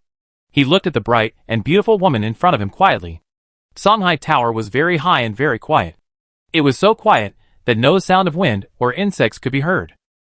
Looking up, there was the blue sky, and looking down, there were lights in thousands of houses. It seemed that everything was still at this moment. Feng Xuange had never gone to great lengths to prepare surprises for a woman. But when he thought that Yuan Ji would be happy, he didn't even have time to rest and rode to Muho Mansion. The moonlight poured down on Yuan Ji's hair, and her long black hair was covered with a layer of silver light. Feng Xiange suddenly approached and stretched out his hand to hold Yuan Ji's waist, and leaned his head on her head. The tip of his nose was filled with a light fragrance of gardenia that belonged to Yuan Ji. Feeling the warmth of the person behind her, Yuan Ji's face suddenly turned red. She opened her mouth, but did not speak. "Gigi." Feng Xiange suddenly spoke. He looked up, looked at the sky, and said in a hoarse voice, "Look." Yuan Ji followed Feng Xiange's line of sight, and his eyes shrank suddenly when his sight touched the sky. "I saw a large number of Kongming lanterns flying up slowly, from the palace, from the general's house, from the academy, from the prime minister's house, from every corner of Chang'an." Yuan Ji was held in Feng Xiange's arms. His light breath was like the dew on the tip of the lotus in the Biluan pond tonight, mixed with the faint fragrance of sandalwood, and the stars and Kongming lanterns in the sky, connected to form a bridge that hooked Yuan Ji's heartbeat. "You don't have to envy anyone." Feng Xiange dropped a dragonfly kiss on Yuan Ji's forehead. His eyes were like water. He looked at her deeply, and said, "Whatever you like, even if it's the morning sun and the evening, the Milky Way, and the moonlight, the true appearance will be found for you." Yuan Ji felt her breathing tighten, and her heartbeat gradually accelerated. The clouds dispersed, and the moonlight shone. Above Yuan Ji's head was a sky full of stars and Kongming lanterns. But at this moment, her eyes only saw Feng Xuange. The breaths of the two intertwined into a nocturne of the Qixi festival, with stars hanging over the plains and love lasting. Chapter 87. The moonlight is like a silver thread, and the evening breeze is rustling. On the way back to the mansion, Yuan Ji secretly lowered her eyebrows and glanced at the two people's tightly clasped hands. Feng Xiange wore scarlet clothes as usual, and Yuan Ji also changed into a rouge-red silk skirt. The hems of the two people's clothes intertwined together, and under the reflection of the moonlight, they formed a narrow and long shadow that could not be distinguished between you and me. It was dark and quiet here, and the street market not far away was bustling with people, and you could hear subtle cheers from afar. For some reason, I felt that the moonlight tonight, the chirping of insects, and the evening breeze, all made people feel particularly comfortable. Feng Xuange looked satisfied and in a good mood. His brows relaxed, and he said softly, "I will send the list of betrothal gifts to your house tomorrow. Your Majesty will set off to Fulong Mountain to pray for blessings in 3 days. The specific details will be discussed after I come back." Yuan Ji also heard that Emperor Mingxi was going to Fulong Mountain to pray for blessings. Recently, natural disasters have occurred frequently in Daliang. Not only in Liizhou, Kanglan Road, but also in Ling'an. Logically speaking, Emperor Mingxi was assassinated in Fulong Mountain last time, so he should not go out again this time. But now the prefectures are facing internal and external troubles. The court's disaster relief money is not much, and it is exploited layer by layer. The people in the disaster-stricken areas are suffering. Moreover, the successive natural disasters are really strange. Yuan Ji hesitated for a moment and asked, "Does the national teacher say so?" Feng Xuange nodded, with a more solemn look between his brows, and said in a hoarse voice, "Natural disasters occur frequently in many places. The national teacher said that it may be related to the failure of the last sacrifice. I don't believe it. But after all, it is related to the fate of the country, and your Majesty has to believe it. Now, there is no other way except offering sacrifices." Yuan Ji still has lingering fears about the last assassination attempt on Fulong Mountain. He was lucky to be caught by the peach tree last time. If something happens again this time. Feng Xuange seemed to see Yuan Ji's worry, and gently tapped Yuan Ji's head. Laughing loudly, "I have ordered people to keep an eye on Tianqing Hall. It will not be easy for Qi to take action. This time, it will be safe and sound. Don't worry." Yuan Ji did not speak. She remembered that there was a set of soft gold armor in Tingxue Tower. She would take it out and give it to Feng Shuangge. Just in case. She rolled her eyes and made up her mind. My father is going to. So I will go too. No. Feng Shuangge instantly denied Yuanji's words. Before Yuanji could react, Feng Shuangge stopped and looked at her seriously. She sighed and said, Gigi, this time we are not going to play. Although this trip is almost foolproof. After all, the Crown Prince and the King of Jin. It is safest for you to stay in Chang'an. I can't tell you too much about the court. You should stay in Chang'an obediently. You worry about me, and I worry about you too. Yuanji raised her voice. I am the daughter of the Yuan family. I have kung fu skills. Although they are only mediocre ones. As if she realized that she was a little emotional, Yuanji softened her tone again. Her almond eyes were watery. She pursed her lips, and gently shook Feng Xianji's hand. She said coquettishly, I know you worry about me, and I know you support the prince. But now the situation is different. Since I am with you, the Yuan family is naturally with the prince. Last time we went to worship, we were not prepared. And father did not make up his mind to stand on the side. But now it is different. The last time the imperial concubine celebrated her birthday, Yuanji found that Emperor Mingxi was ill. Although she did not understand the government, she could also glimpse the tense atmosphere between the prince and the king of Jin from the few words between Yuan Jianzhou and Yuan Gongfu. How could this trip to Fulong Mountain be as easy as Feng Shuangge said? The Yuan family has never been involved in party disputes for generations. But she is now with Feng Shuangge. And Yuan Gongfu also made the Yuan family's position clear to her after the two were married. Feng Shuangge opened her mouth, looking at the pair of eyes in front of her that were shining with a lively luster in the dark night. Feng Shuangge's heart was blocked for a moment. After a long while, he smoothed Yuanji's wind-blown hair and said with difficulty, the Yuan family has never been involved in party disputes. Gigi, you don't have to do this for me. I can do it myself. I told you before that I would never force the Yuan family to take sides because of my position. To put it nicely, the Prince of Jin and His Royal Highness the Crown Prince are equally matched. To put it bluntly, the Prince of Jin is just a prince. The Crown Prince is the heir to the throne. And it is the destiny of heaven. It is also natural for him to succeed the throne in the future. Although the Prince of Jin is difficult, he will not become a big deal. Seeing Feng Xianji's determination, Yuanji did not continue to argue. The road from Songhai Tower to the general's mansion is a bit far. But Yuanji felt it was too close today, as if he had just talked with Feng Xiange for a while and arrived. After parting with him, Yuanji tiptoed back to the mansion through the side door. As soon as her toes touched the ground, she suddenly remembered that she had something to give him. She was a little annoyed that she was as forgetful as her grandmother. Passing by the garden stealthily, Yuanji suddenly heard a soft creaking sound. She paused, and saw that it was the creaking sound coming from Yuan Gongfu's study. Yuanji was startled, and immediately held her breath and huddled in a corner of the garden. The country is in trouble. Yuan Gongfu has been working hard these days, worrying about state affairs all night long. Now it is past midnight, but he has just gone to bed. I should make a bowl of soothing soup for my father tomorrow. It's not good to stay up late like this. The next day, Yuanji was awakened by LV Wu's slightly panicked voice. LV Wu's voice came from the first floor. Yuanji rubbed his sleepy eyes, yawned, and asked lazily, What's wrong? Why are you so panicked? Miss, the King of Jin. The King of Jin wants to marry Miss Yuanchang as a concubine. Yuanji came back to his senses immediately, and asked in disbelief, Who said that? Where did anyone say that? His Royal Highness Prince Jin is in the main hall now. I just came back from outside, and I saw the carriage of Prince Jin parked at the gate from a distance. I came back and found out that he was going to marry the fourth lady.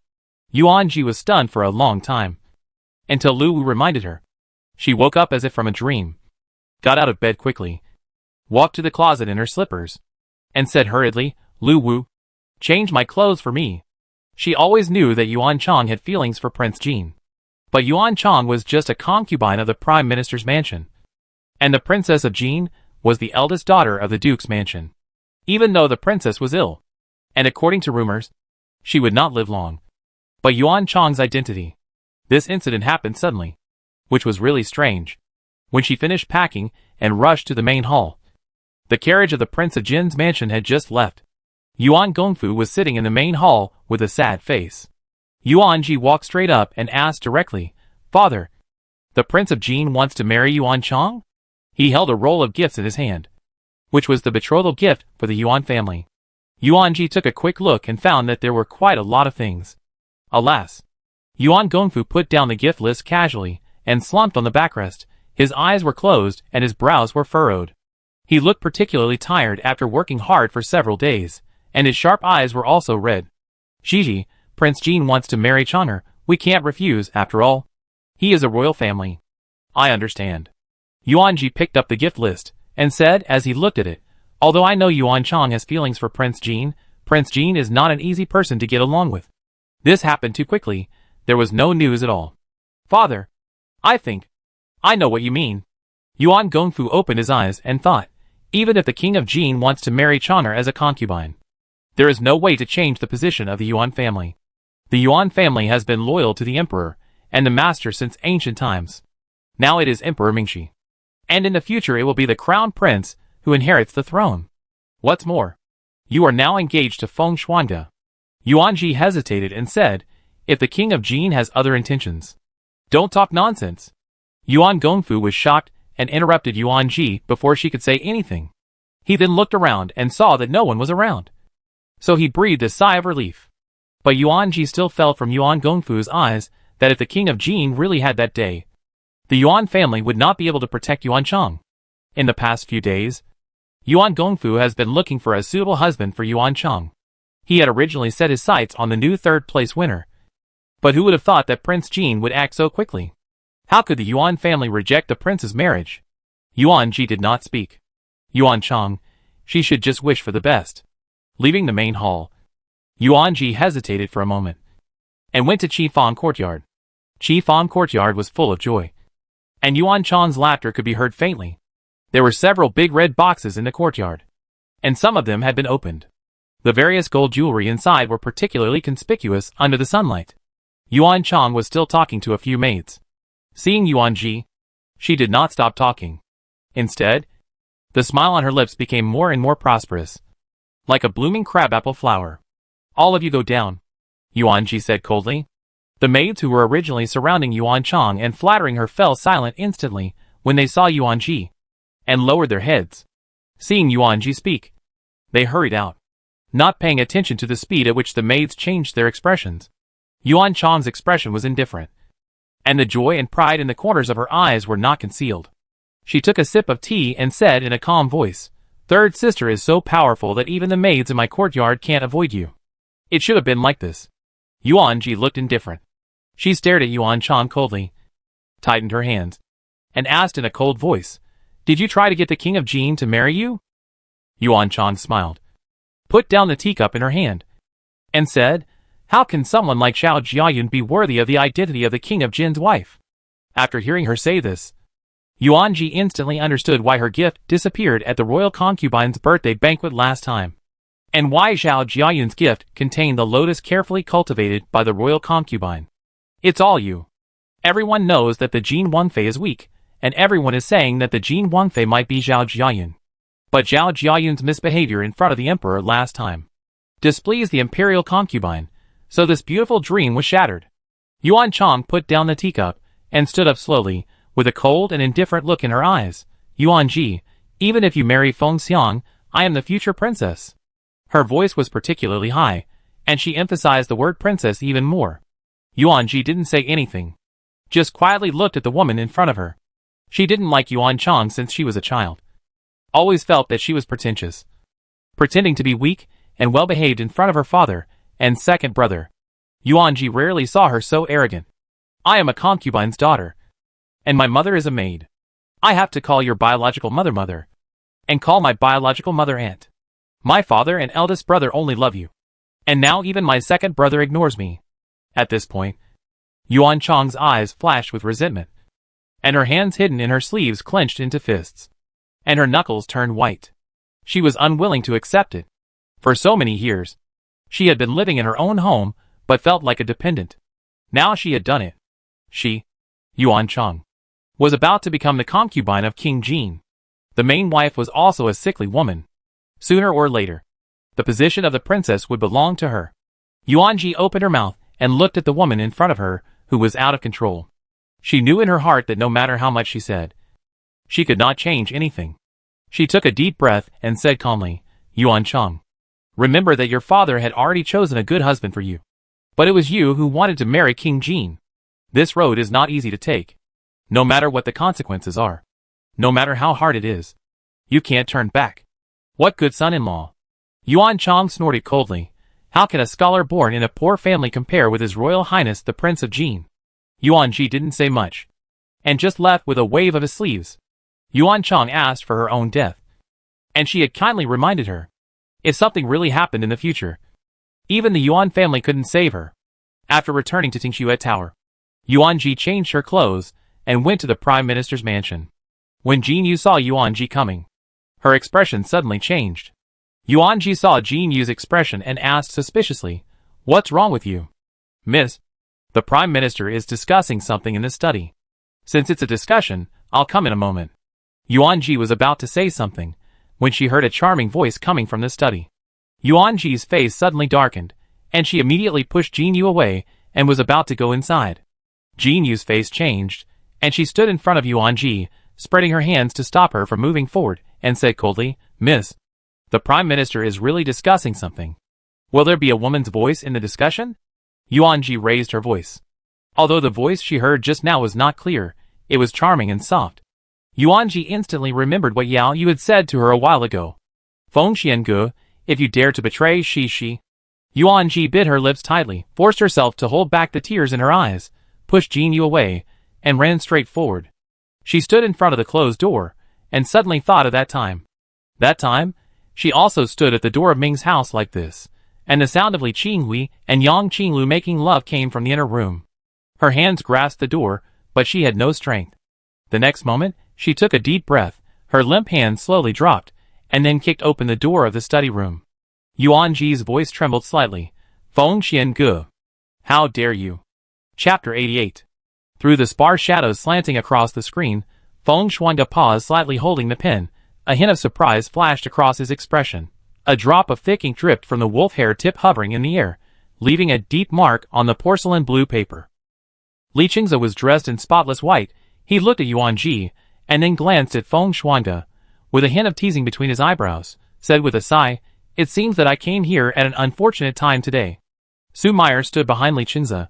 Her soft and boneless hands pinched his shoulders and neck again and again. She raised her eyebrows and glanced at Yuan Ji, and said softly, It's Meyer's fault that she came at an unfortunate time. It's all Meyer's fault. She should have waited outside just now. This voice was the voice Yuan Ji had just heard outside the study. Yuan Ji was stunned. In the spacious study, Feng Xiange was sitting at the desk. Li Qingze and the woman she had never seen before were sitting on the other side. The picture she had imagined was not so charming. The woman had an extremely charming face, and a graceful figure. Even with the skirt that did not flatter her figure, she could still vaguely see her attractive curves. The woman looked at Yuan Ji with a hint of inquiry and doubt. Yuan Ji's face was a little embarrassed. She stood at the door, not knowing whether to go in or go out. Her legs seemed to be filled with lead, and she didn't know what to do. She said awkwardly, I didn't know His Highness was here. Well, I'll leave first. You don't have to go. Li Qingze stood up slowly. Su Meyer followed him immediately. He spread out his fan and said softly, I have finished what I wanted to say to Feng Xiang. It's getting late, and I have something important to do. Miss Yuan, please do as you please. As he said this, Li Qingze cast a playful look at Feng Xiange. After the two of them left, Yuan Ji stepped forward, bowing his head in guilt, not daring to look at Feng Xiange's face. The door closed again, leaving only the two of them in the room. The wooden chair made a creaking sound, which was the sound of Feng Xiange getting up and dragging the chair, followed by the sound of light footsteps. He stood in front of Yuan Ji, bowed his head slightly, and said jokingly, Why? You just called me by my name so arrogantly. But now you are so timid and dare not speak. Feng Xiange pulled Yuan Ji to sit down, and raised his hand to pour a cup of tea and handed it to her. Seeing that she still didn't speak, his eyes briefly swept across her red ears. And then he smiled and explained, Miss Su is the prince's favorite. Today, the prince wanted to take her out for an outing. But something happened, so he brought her in directly. That's it. Yuan Ji was a little surprised. She had never heard that the prince had a favorite. Rumor has it that Prince Li Qingze is chaste, and has not married or had children at the age of 20. Could it be that the position of the crown princess is to be left to Miss Su? Hearing Yuanji's thoughts, Feng Xiange did not respond directly. He raised his hand and looked at Yuanji's forehead, and warned, "The prince's private affairs are not for you and me to discuss. As for Miss Su's future, it has nothing to do with us." Got it. Yuanji felt pain and glared at him resentfully. Fortunately, she almost thought. Why? You don't think that I will be like that inferior Li Qinghui? Do something dirty? Seeing Yuanji's expression, Feng Xiange raised his eyebrows and asked, "How is it possible?" Yuanji immediately expressed his attitude. The prime minister is as pure as the wind and moon, and is spotless. How can that mere Li Qinghui compare to him? Feng Xiange raised her eyebrows slightly, and was obviously very satisfied with this answer. Her brows relaxed, and she asked in a gentle voice, "What do you want today?" After Feng Xiange mentioned it, Yuanji remembered her own affairs. She handed over the package in her hand, and Feng Xiange reached out to untie it, and her eyes suddenly paused. The package contained a set of gold silk soft armor, and there was also an exquisite jade pendant on it. The jade pendant was black in color, similar to the jade bracelet on Yuanji's wrist. It was carved with a flying phoenix, and a gardenia was in full bloom under the phoenix. It was very similar to the tattoo on Feng Xiange's waist. Yuanji pursed his lips and explained, "You gave me your jade pendant in front of Wanghua Pavilion that day, so I thought of giving you one in return. But then we were granted marriage. And then, there was a natural disaster. So the matter was put on hold." Seeing that Feng Xiange didn't say anything, Yuanji thought he was disgusted with the material of the jade pendant. She added, "All those precious jades have been pawned, and this is the only one left. It was left before, although it is not as precious as the ones you saw in the past. It is also. I like it very much." Feng Xiange did not wait for Yuanji to finish, and raised his hand to tie the jade pendant around his waist. Seeing him tie it so decisively, Yuanji felt a little sweet in her heart. Then she told the story of Yuan Chang and Prince Jin. Feng Xiange pondered for a moment and said, "If Prince Jin is obedient, when His Highness inherits the throne, he will be allowed to live a prosperous and stable life. Then you, the concubine's sister, can at least be a worry-free princess." He paused. His eyes suddenly became cold. "If the king of Jin is still determined to do evil, I'm afraid your concubine's sister will be implicated. By then, even if I am, I can't." "I understand." Yuanji sighed lightly, and said, "I have talked to her about all these things. She herself doesn't want to turn back. If that day really comes, we will do whatever we want." Jin Yu's voice came from outside the door again, saying that General Lin had come. Yuanji knew that she shouldn't stay here, so she was about to get up and leave. Just before leaving, Feng Xiange called her.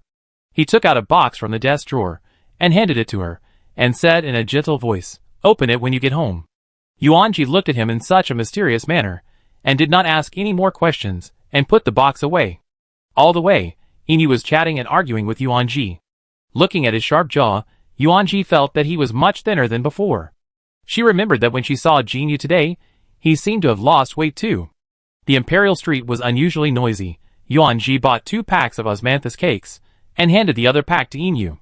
While biting the sweet-scented osmanthus cake, she asked incoherently, "Who is that Miss Su? How could such a brilliant man as the crown prince fall in love with her?" Yin was startled for a moment, and hurriedly covered Yuanji's mouth, looking around with horror. Seeing that no one was paying attention, she let go of her hand and said with a sad face, "Auntie, you can't talk about this. At least not in public."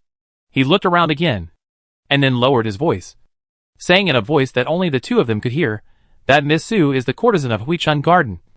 Miss, you must not let it slip." "Huichunyuan? A brothel girl?" When Yuanji heard these 3 words, his pupil shrank suddenly, and his face was full of disbelief. "Although she is a courtesan, she followed your highness cleanly. Very few people know about this. You must not spread it, or my master will kill me." Yuanji was stunned, and nodded slowly, "Okay." Although it was just a glimpse, Yuanji still remembered the feeling of being shocked when he saw Su Mir. She was graceful and charming. It would not be an exaggeration to say that she was Madame Peony descended to the earth. Yuanji thought of Yao Yu again. She was also very graceful. gentle and affectionate like a rose. In comparison, she seemed like a dull gardenia. She felt a little angry, but she couldn't figure out why. When she returned to the xiangfu, the plaque of the xiangfu was hung with red silk. The door was open, and there were many people coming in and out, carrying some mahogany boxes in their hands. "What are you doing?"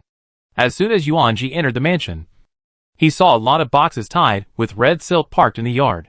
She understood instantly, and when she looked up again, she saw Yuan Chang walking towards her like a star surrounded by stars. Surrounding her were women from aristocratic families, whom Yuanji was not familiar with. Yuan Chang waved a round fan in her hand, and walked towards Yuanji gracefully, saying with a smile, "Sister, are you stunned? This is the betrothal gift sent by His Royal Highness Prince Jean. I will marry into the palace tomorrow." "Tomorrow? So soon?" Suppressing her surprise, Yuanji raised her eyebrows and said coldly, "Ordinary women still need to ask about the horoscope and other steps before getting married. If these steps are done quickly, it will take a month. I just saw the betrothal gift list from the Prince of Jin's mansion before I left today. Even if it was delivered this afternoon, how could she marry him tomorrow?" She sneered. "Why? Yuan Chang, you won't live for more than a month? Why do you have to rush to marry him? You?" Yuan Chang glared, and the women from the noble families beside her saw this, and didn't dare to say anything more. Everyone with a discerning eye could see that Yuan Chang was likely to be the future wife of the Prince of Jin. But Yuanji was also granted marriage by His Majesty, and was the Prime Minister's wife for sure. Two people, they can't afford to offend either of them. Yuan Chang glared at her fiercely, snorted coldly, "That's because His Royal Highness Prince Jean likes me." She left the noble lady beside her, waving a round fan, and walked towards Yuanji, until the two were only a few feet away. "Yuanji, now you are the future Prime Minister's wife, but my future will be brighter. When that happens, you will see." After that, she chuckled a few more times, turned and left. Bright? The best way out she could think of was for the fourth daughter of the xiangfu to become the concubine of the king of Jin? Besides, she was only the principal wife at most. But the title of a principal wife was indeed enough for her to make a beautiful comeback. Yuanji looked at Yuan Chang's back and shook her head. No more words. When she turned around, she saw Yuan Jinshao standing not far behind her. The atmosphere suddenly froze. Since returning from Fulong Mountain, the relationship between the two had become a little awkward. Yuan Jinshao had never been a person who would bow his head, and he didn't know how to bow his head. His awkward flattery and apology only made Yuan Ji feel uncomfortable. Besides, Yuan Ji didn't know how to face Yuan Jinshao. She still remembered how good Yuan Jinshao was to her when she was young. But she couldn't forget that later. Yuan Jinshao stood beside Yuan Chang for no reason, and became the sword in her hand facing her. Brothers from the same mother, facing their relatives. They all had an awkward temperament. She didn't say anything to Yuan Jinshao, and turned back to Dingxue Tower. The next day, the sedan chair of the Prince of Jin's mansion arrived at the Prime Minister's mansion on time. Although Yuan Gongfu was unhappy with Yuan Chang's behavior, at this moment, he was helpless. The noise of the guests around hit Yuan Ji's ears. Looking at the ill-fitting wedding dress on Yuan Chang, Yuan Ji's heart was inexplicably filled with an unknown emotion.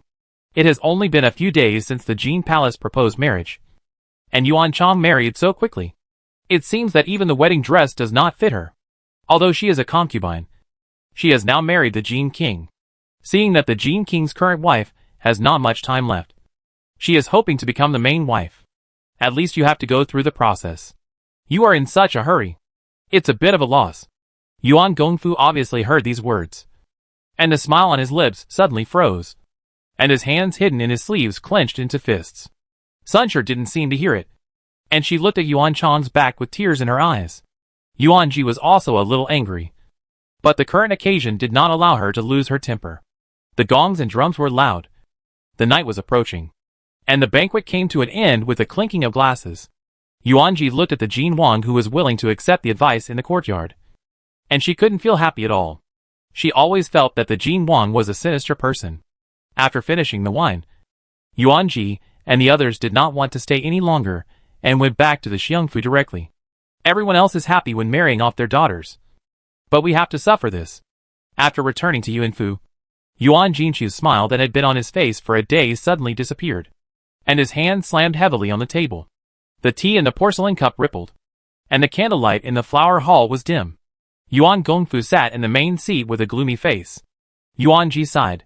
I'm afraid our Xiangfu has lost face today. Within a day, the news that the fourth daughter of the Xiangfu was eager to marry before the process was completed in order to climb up the social ladder spread throughout Chang'an. Yuan Ji also suffered from strange looks all day. Yuan Jianzhou poured a cup of cold tea, handed it to Yuan Jinshao, and said, drink some cold tea to cool down. This is the path chosen by Chang'er herself. Besides, it has already happened, and there is nothing we can do. He paused, looked at Yuan Gongfu, and said after a moment of hesitation, Father, Liang Zhongnan proposed to the young lady of Fuyuan General's mansion today. Yuan Gongfu's face became darker, and his hand slammed heavily on the table. This time, the teacup on the table was directly shaken away, and fell to the ground and turned into a pool of broken porcelain pieces. General Fuyuan and the Yuan family have always been at odds, and Liang Zhongnan is the new top scholar favored by Yuan Gongfu. He is handsome, well-educated, and kind and polite to others. I have talked to this person before. He is a man of great talent. He is modest and honest. What a pity. He sighed again. Yuan Ji also heard a little about Liang Zhongnan. He is of humble origin and easy to control. No matter how you look at it, he is the most suitable person for Yuan Chang. After a busy day, Yuan Gongfu felt tired at this moment and immediately dismissed everyone. After parting, Yuan Ji was about to return to Tingxue Tower, and Yuan Jianzhou hurriedly called her. Gigi. Brother. What's wrong? The two stood in front of the flower hall. Yuan Jianzhou walked forward, took out a brocade box from his sleeve, and handed it to her, saying softly, last time you donated all your money. You have been depressed. I thought of finding an object to cheer you up. How can I be unhappy? Although she said so, Yuan Ji was not very happy in her heart. It's still the eldest brother who cares about her. Yuan Ji smiled, raised her hand to open the brocade box, and when her eyes touched the bracelet in the box, her eyes suddenly paused. There was a jade bracelet in the cloud-patterned wooden box. The jade bracelet was black in color, and it shone with a delicate luster in the night. Yuan Ji took out the bracelet, raised her hand again, and rolled up her sleeves. On her hand, she was wearing a jade bracelet that was exactly the same as this one. You actually have the same one? Yuan Jianzhou looked strange. Why have I never seen the one on your hand before? If I had known that you had the same one, I would not have bought it. This is a gift from Lord Feng. Yuan Ji was a little anxious. Let's not talk about this first. Brother, where did you get the bracelet you gave me? Can you find the seller? You want to find someone? Yes. Yuan Ji nodded vigorously. I can't say more about the details. Brother, you must find someone. Seeing Yuan Ji's serious and anxious expression, Yuan Jianzhou immediately understood the importance of the matter. I will ask someone to find it tomorrow. Feng Xiange told her that he and his sister Feng Xian Xian both had the same bracelet. If they could find the person who sold the bracelet, they might be able to find Feng Xian Xian. Yuan Ji returned to Tingxue Tower with a lot on his mind. Just when he was about to call Lu Wu, he saw a familiar figure in the brightly lit courtyard. The man was dressed in green, holding Yuan Bao in his arms. He stood motionless under the peach tree in the courtyard, as if he had been there for a long time. Hearing the rustling sound coming from behind, the man's figure shook. He turned around, put Yuan Bao on the stone table. His eyebrows were light and dull, and a faint smile bloomed at the corner of his lips. Ji, I have something to tell you. Chapter 89. Gu Shihua was dressed in pure blue, his eye sockets were sunken, and his sharp jaw made him look particularly thin. When Yuan Bao heard Yuanji's voice, his cat ears twitched, he stretched in Gu Shihua's arms, and jumped lightly, jumping into Yuanji's arms. Stroke Yuan Bao's orange hair, Yuanji asked in confusion, Why are you here? She and Gu Shihua seldom interacted now, or only when Xia Hui and others were around. Feng Shuangde knew his feelings for her, and Yuanji also subconsciously avoided suspicion, so she seldom met him alone. His voice was slightly hoarse and full of fatigue. I came here just to remind you of one thing. Tomorrow we will pray at Fulong Mountain. Don't go with us. Will something happen at Fulong Mountain? Yuan Ji's eyes tightened, and he stared at Gu Shihua suspiciously. Gu Shihua's expression did not change. I just worry that what happened last time will happen again. Yuan Ji said nothing, but stared at Gu Shihua seriously, trying to get some information from his eyes. After he said this, he did not speak again. Nor did he respond to Yuanji's doubts. I didn't plan to go in the first place. She promised Feng Shuanga that she would stay in Chang'an, and Feng Shuanga had repeatedly assured her that nothing would happen. A step back, Yuan Jinzhou Yuan Gongfu was also there. After the last assassination, they were well prepared this time, and were not afraid of assassins at all.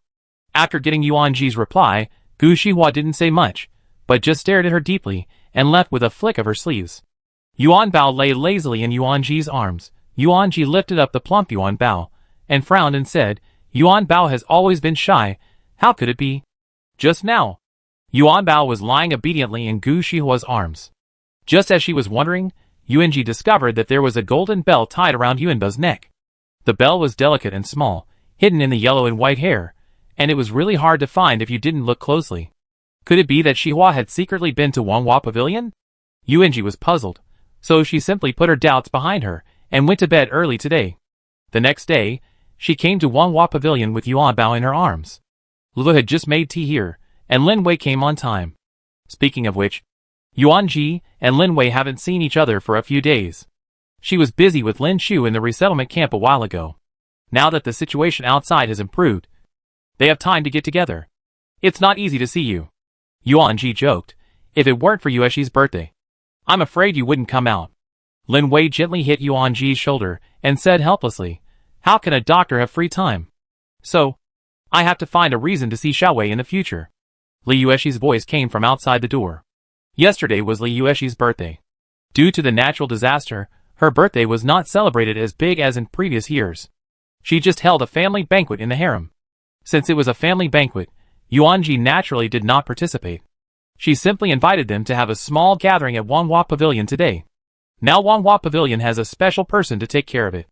Feng Xian also specially opened up the wall of the courtyard he built next door, connecting the two courtyards together. He also asked people to renovate it, which looks particularly elegant, and there are many cat slaves of different colors in the courtyard. Yuanji set up a simple tent in the courtyard to provide shade. Several people sat around. The aroma of Tongli spring tea mixed with the refreshing summer lotus fragrance. The sky was blue and boundless. It was very comfortable.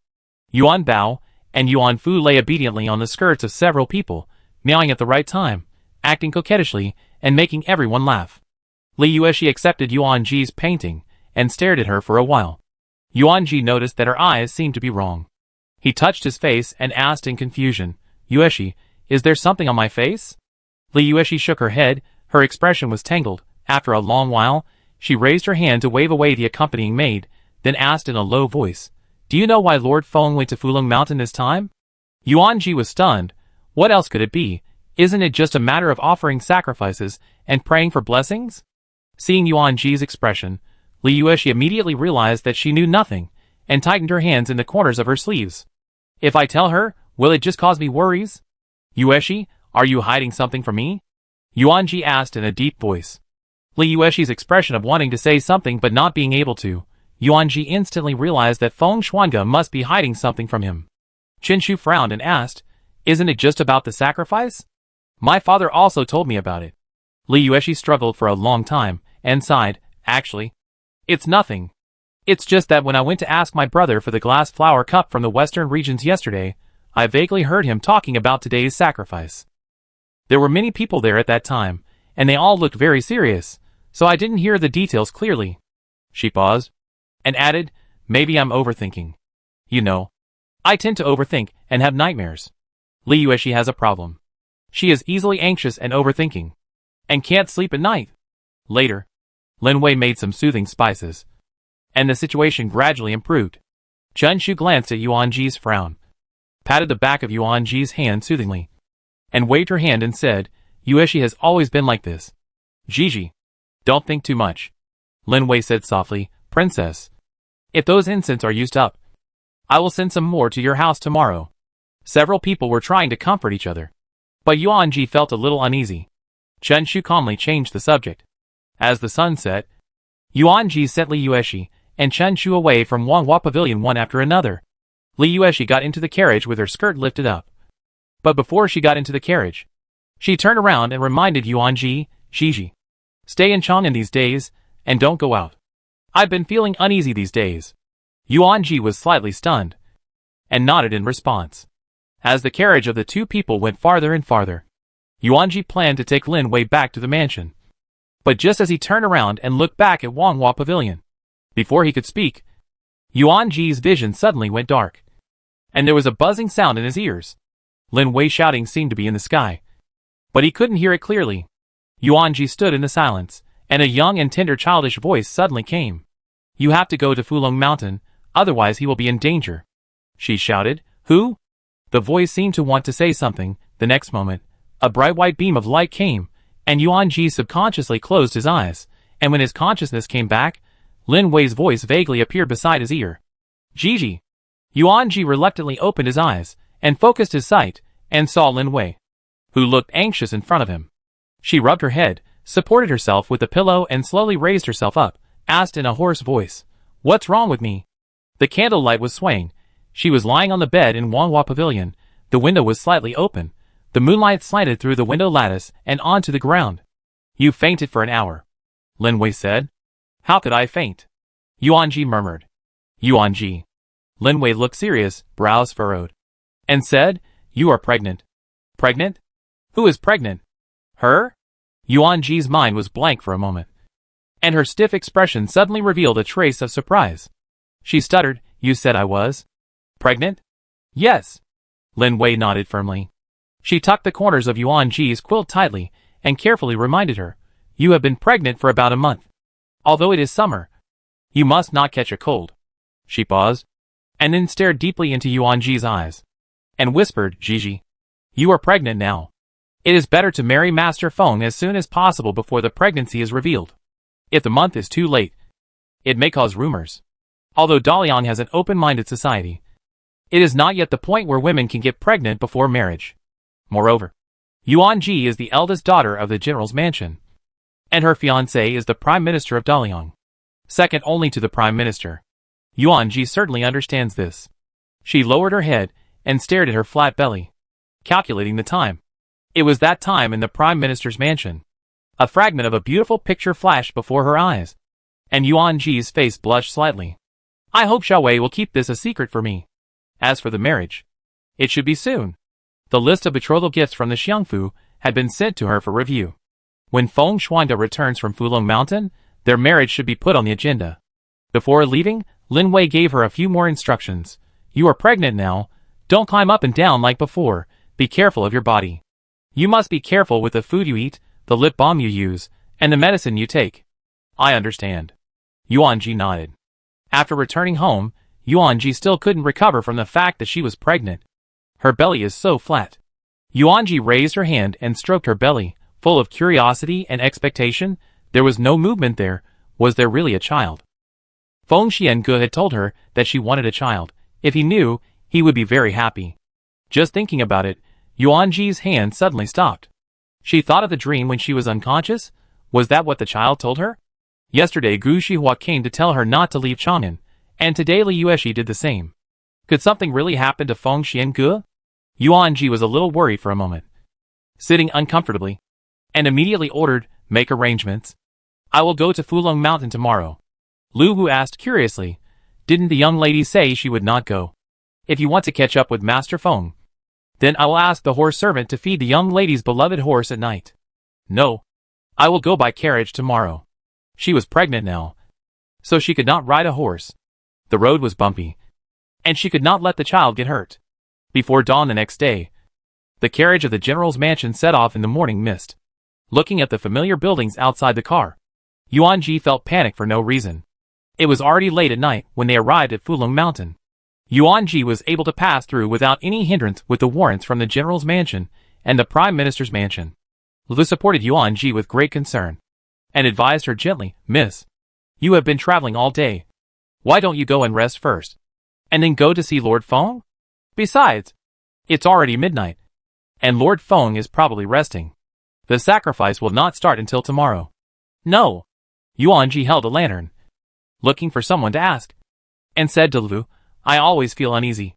I want to see him now." After finally asking about the room where Feng Xiange lived, Yuanji walked forward in the night. Most of the rooms in Longjian Temple had turned off the lights, and the weak candlelight in the courtyard was not enough to illuminate the way forward. When he found the room where Feng Xiange lived, Yuanji breathed a sigh of relief and walked forward with the lamp. When he passed a step, he accidentally stumbled, and the already weak candlelight went out instantly. Lu Wu was shocked and hurriedly supported her. "Miss, be careful." "It's okay." Yuanji waved his hand and fixed his sight on the wing in front of him. Finally found it. I don't know if he did it on purpose. This wing is the wing where they hid last time. She lifted the hem of her skirt, subconsciously protecting her abdomen with her right hand, and walked forward slowly, raising her hand slightly. At the moment of knocking on the door, there was a rustling sound from inside. Chapter 90. It was a woman's voice. The moment Yuanji heard the voice, her hand that was knocking on the door suddenly stopped in the air. She recognized this voice. "Feng Xiange, this princess knows your purpose of approaching Yuanji. With me, I can give you what Yuanji can give you, and even more than that." In the room, Feng Xiange half leaned on the bed. Her face was pale and indifferent. Yao Yu sat astride the brocade quilt. The already scarce fabric revealed a touch of spring color with her movements, which made people think of it. Reaching out and lifting Feng Xiange's chin, Yao Yu's eyes flashed with cunning and bloodshot. And she smiled charmingly. How can a general's daughter compare to the princess of Qi? The half-open window lattice let in the silvery moonlight, and Feng Xiange's face was covered with a layer of light glow, which made his face even brighter. He raised his eyebrows, turned his head to avoid Yao Yu's hand, and said coldly, "I don't understand what the princess means." Yao Yu smiled lightly. "You approached Yuanji just so that the Yuan family could join the prince? And that picture?" At the moment when Yao Yu said the second half of the sentence, Feng Xiange's face suddenly turned cold, looking at Yao Yu with a look of inquiry and murderous intent. The hands that were hanging weakly on the quilt exerted force secretly. "If you obey this princess, the Qi will naturally do its best to help you," Feng Xiange said coldly. "The princess has made sufficient preparations, but I'm afraid you don't know what kind of person she is." "Of course I know." Yao Yu laughed, twisted the hair on her temples, and said in a delicate voice, "You saved me at the border of Qi State that year. Actually, you wanted to take me as a hostage. Right? Feng Xiange, you have been a selfish person from the beginning to the end. Don't tell me that you are in love with Yuanji. I don't believe it. You have killed more people than the people in the temple today. Right? But I like people like you who are sober and terrifying." Her hand climbed up Feng Xiange's cheek, her bright eyes stared at his face infatuatedly, and said in a hoarse voice, "Lord Feng should not have touched a woman. I wonder if women are good? Being with me, you would envy the couple instead of the immortals." Her voice gradually softened. Her eyes were filled with lust and possession. Feng Xiange was the one she chose. If it was him, he would definitely be able to do it. Feng Xiange looked coldly at the woman sitting on him. Yao Yu was born charming and delicate, just like her title. There were countless people in the world who fell under her spell. Looking at such a face that brought disaster to the country and the people, he thought of Yuanji's face. He secretly exerted his strength to attack the soreness brought by the incense, and smiled sarcastically. "Being with you? Envy the Mandarin ducks instead of the immortals? I'm afraid that if I'm with the princess, I'll have to work for her. Right? Isn't the purpose of you choosing me for your throne?" Feng Xiange's eyes were full of sarcasm. "Being with the princess?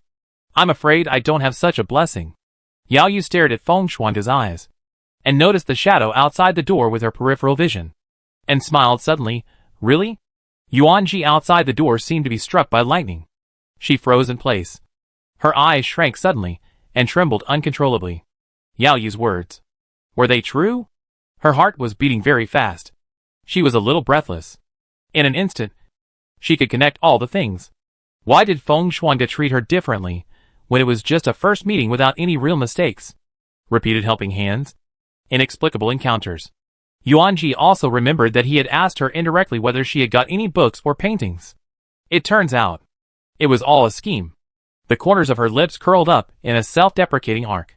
Yuanji felt as if her heart was being clenched by a big hand.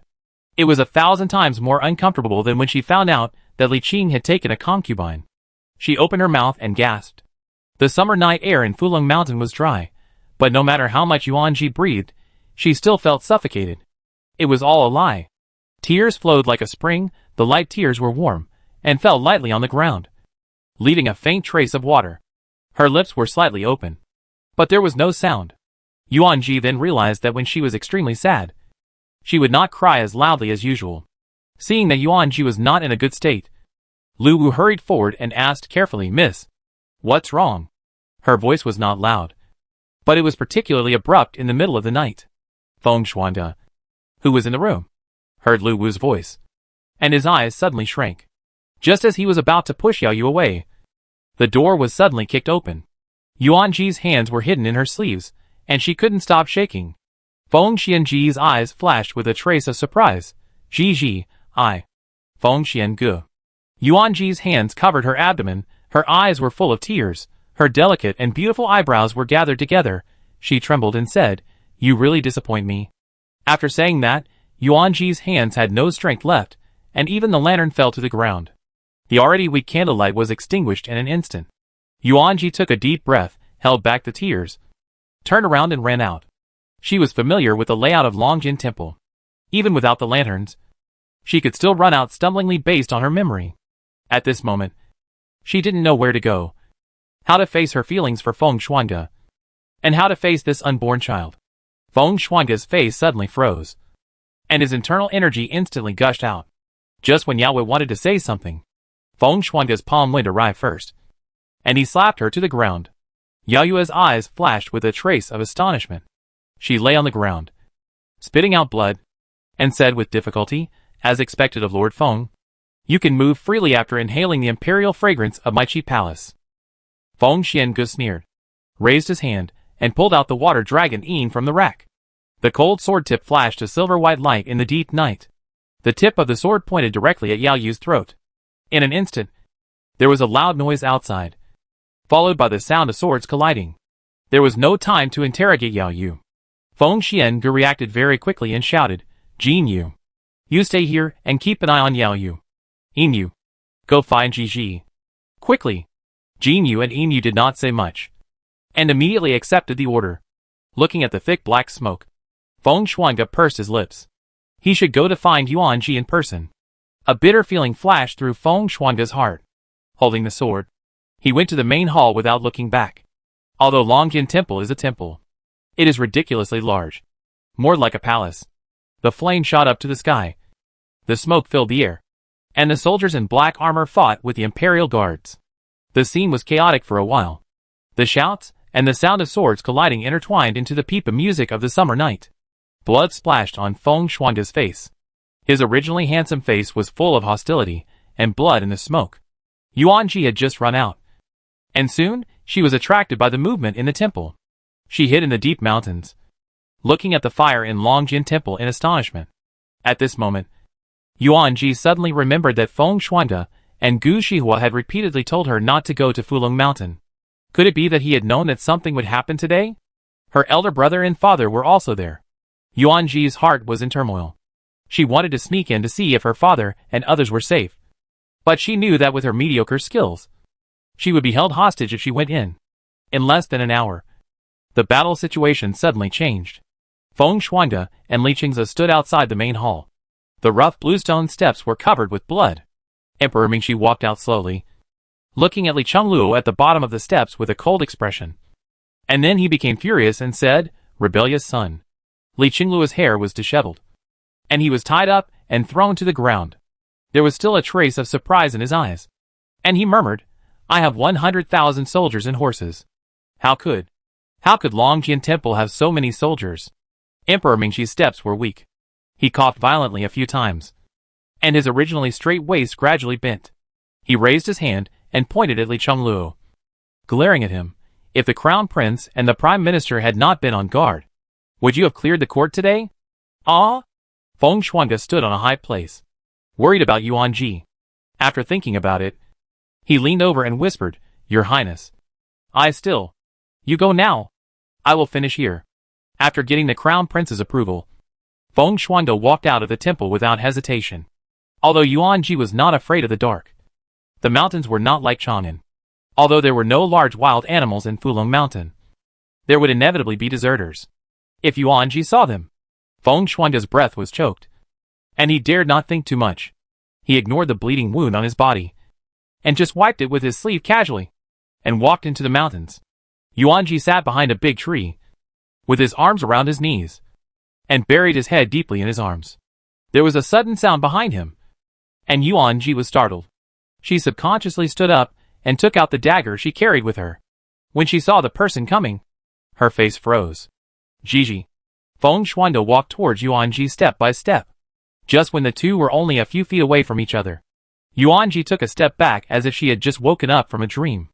Her eyes fell on Feng Shuangde's bleeding wound, and she lowered her eyebrows and said in a hoarse voice, Master Feng, after you have recuperated, we can discuss the matter of breaking off the engagement. Break off the engagement? Feng Shuangde raised her voice, with disbelief in her eyes, and said with difficulty, Gigi, listen to me. It's not what you see. Yuanji did not interrupt him, but just listened to his explanation quietly. I came to Fulong Mountain this time because I guessed that King Jin would take some action. So I didn't allow you to come with me. As for Yao Yu, I was just deceived for a while, and nothing happened between us. Feng Shuangde stretched out his trembling left hand, as if to prove it. Yao Yu used a drug that was not available in Daliang. Even I didn't expect the drug to be so strong. At that time, I was weak all over. So, what about winning over my Yuan family? Yuanji raised his head suddenly. In the beginning, you approached me because I took something I shouldn't have taken in Qianshu Pavilion? Feng Shuangde was speechless for a moment, and then denied, I didn't. It's not just your Linsheng army today. Yuanji raised his eyes, looking in the direction of Longjian Temple. Is my father injured? Yes. But King Jin intended to rebel. General Yuan was there to protect him, not me. That's all. Looking at the man in front of him, who was eager to prove his innocence, Yuanji felt confused. She believed that there was nothing between him and Yao Yu. What Yuanji cared about was what Yao Yu said. Did Feng Shuangde ask for marriage because he really loved her? Or was it for the power of the Yuan family? For a plot that even Yuanji didn't know? These doubts were originally hidden in the deepest part of Yuanji's heart. When she thought of these things in the middle of the night, Yuanji would fall into a brief confusion. But as she got along with Feng Shuangde, she would subconsciously suppress these doubts. The knot that cannot be explained will appear sooner or later. Feng Shuangde didn't speak. Yuanji's smile was a little cold and beautiful. Feng Shuangde suddenly panicked. He stepped forward and held Yuanji's hand, softened his tone, and almost begged, Gigi, believe me. Chapter 91. Should I believe it? Yuanji looked up at Feng Xiange, who rarely showed such panic. Yuanji pursed her lips and said nothing. On the way back, Feng Xiange kept explaining, but Yuanji couldn't understand what he said. It was a clear and logical sentence, but when it fell into Yuanji's ears, she couldn't understand the meaning. It was like a mess. She couldn't get over the hurdle in her heart. Her family had already made it clear that they would stand with the prince, and with Feng Xiange. But Yuanji just felt unhappy. What if he had come for the power of the Yuan family from the beginning? Her ears were still echoing with Yao Yu's words. Yuanji could not accept such a result. The Yuan family could be with Feng Xiange, and Yuanji could also spare no effort for Feng Xiange. However, her bottom line was here. Even if Feng Xiange loved her deeply now, but this love could not be fake from the beginning. Her thoughts were like a mess. The Longjian temple was full of corpses. Broken spears and long halberds were inserted diagonally everywhere. The blue brick floor was soaked with dark red blood, and the air was filled with a strong smell of blood. Yuanji frowned slightly, resisting the discomfort of wanting to vomit, lifted her skirt, and stood on tiptoe to step over the dirt. Feng Xiange subconsciously reached out to help, but Yuanji dodged it without leaving a trace. The hand suspended in the air froze slightly, and then slowly fell down. Inu saw the two of them, and immediately stepped forward and whispered a few words. Feng Xiange frowned slightly, pursed her thin lips, and said in a hoarse voice, Gigi, the prince has something important to do. I will let Inu take you back to your room first. Yuanji nodded. Along the way, Yuanji was unusually silent. Inu seemed to notice the subtle, awkward atmosphere between her and Feng Shuangde just now. Even though he was eloquent, he did not dare to say much at this time. Yuanji sat in the room for a while, and suddenly there was a burst of hurried footsteps outside the door. Yuan Gongfu pushed open the door with a heavy breath, and saw Yuanji was safe and sound. He was visibly relieved and said with a sense of relief, Gigi, why are you here? I heard from Lord Feng that you came, and you scared Dad. That's right. Yuan Jianzhou's face darkened, and he said angrily, I told you earlier that we were not here to play. Why didn't you listen? Yuanji's eyes fell on Yuan Gongfu. There were traces of being cut by a long sword on his armor. and dried blood spots condensed on his face. Even his hands were covered with tiny knife marks. "Father!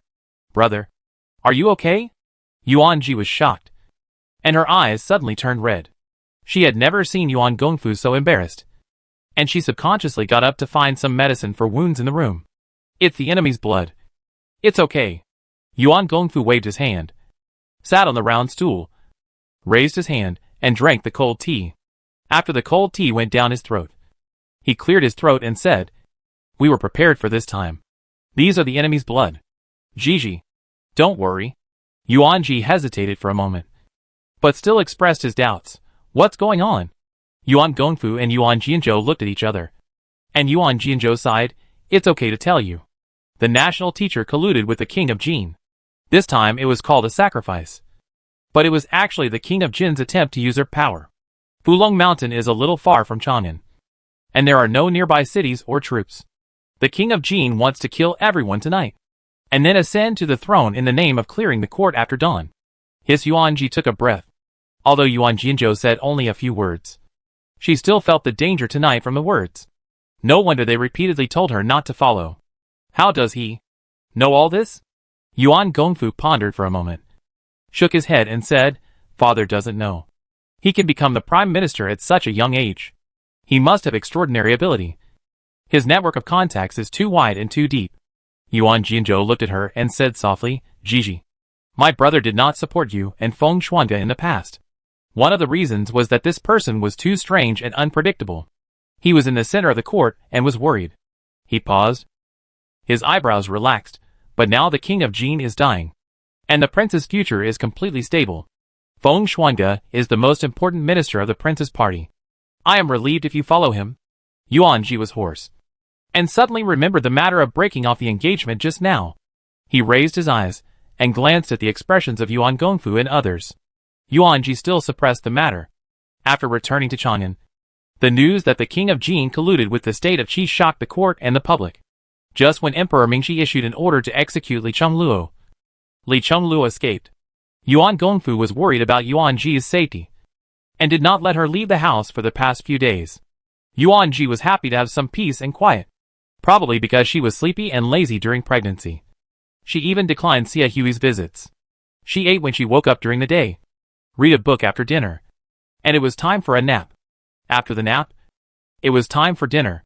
Yuan-ji only saw Lin Wei in the past few days. After hearing the whole story, Lin Wei was slightly surprised. "Lu, I haven't had the mung bean soup you made for a long time." Lin Wei smiled. Lu said, "I'll make it right away." After sending Lu away, Lin Wei's smile slowly faded, raised her hand, and held Yuan-ji's hand, and said worriedly, "Gigi, do you really want to break off the engagement?" Yuan-ji hesitated for a moment, and nodded. Lin Wei sighed. "You are pregnant now. Are you going to abort the child? Your body is not good to begin with. I have seen you taking soup and medicine since you were a child, and it is not easy to recover to your current appearance. If you insist on aborting the child, I am afraid your body will be worse than before. I told you earlier that you must take good care of yourself. I will give birth to the baby." Yuan-ji interrupted Lin Wei. Lin Wei stopped talking, staring at Yuan-ji with a look of shock on her face. After a long while, she stammered, "You want to give birth to this baby alone? Gigi, have you thought about it?" Yuan-ji lowered her eyebrows, stared at her relatively flat belly, nodded, and said with a hint of tenderness, "I have thought about it. Even if there will be some rumors about it, this is her child. She can't bear to break it. It must be a delicate and beautiful child. She once heard that lovely child's voice in her dream. She can't bear to break it, and she will never break it." Lin Wei was silent for a moment, then said, "Gigi, a woman's emotions fluctuate greatly during pregnancy. You should calm down carefully before thinking about canceling the engagement. Let's not talk about whether Yawa said that on purpose. Although I don't go out often, I often hear from patients that Feng Xian loves you. Even if he approached you with a purpose at the beginning. Now, he has feelings for you, and you are the same to him. Take another step. Your marriage was granted by His Majesty, and you want to cancel the engagement right away. Can the Yuan family afford it? If you really call off the engagement, how will you get married with a child? Can't you just not get married?" Yuan-ji suddenly said, "My Yuan family has been loyal for 100 years, and we are well off. Can't we afford to raise a child? Lin Wei lowered her eyebrows for a long time before she said softly, "Then can you bear to give up this child without a father?" Hearing this, Yuan Ji stopped talking. Perhaps it was really as Lin Wei said. Her mood was a little off. Even Yuan Ji herself felt that her thoughts were very confused recently. Lin Wei prescribed her some pregnancy-protecting medicine and sedative spices and left. During this period of time, Yuan Ji still did not speak to Xia Hui, Chen Shu and others. For a while, Tingxue Tower fell into silence again, with only the bird song and insects chirping in the early morning. During the day, it was quiet and deserted, and Yuan Ji ate, drank and slept as usual. But every late night, she would always see a scarlet figure standing under Tingxue Tower. He did not speak, but just stood silently in the courtyard. Lu Wu lay by the window, whispered, "Miss, Lord Feng is here again. He is not going to see you today either." "No." Yuan Ji leaned on the couch, flipping through a book, looking indifferent. Lu Wu sighed, simply closed the window, picked up a round fan, and stood in front of the ice bowl to fan the air. The cold wind brushed Yuan Ji's cheeks, bringing a refreshing feeling.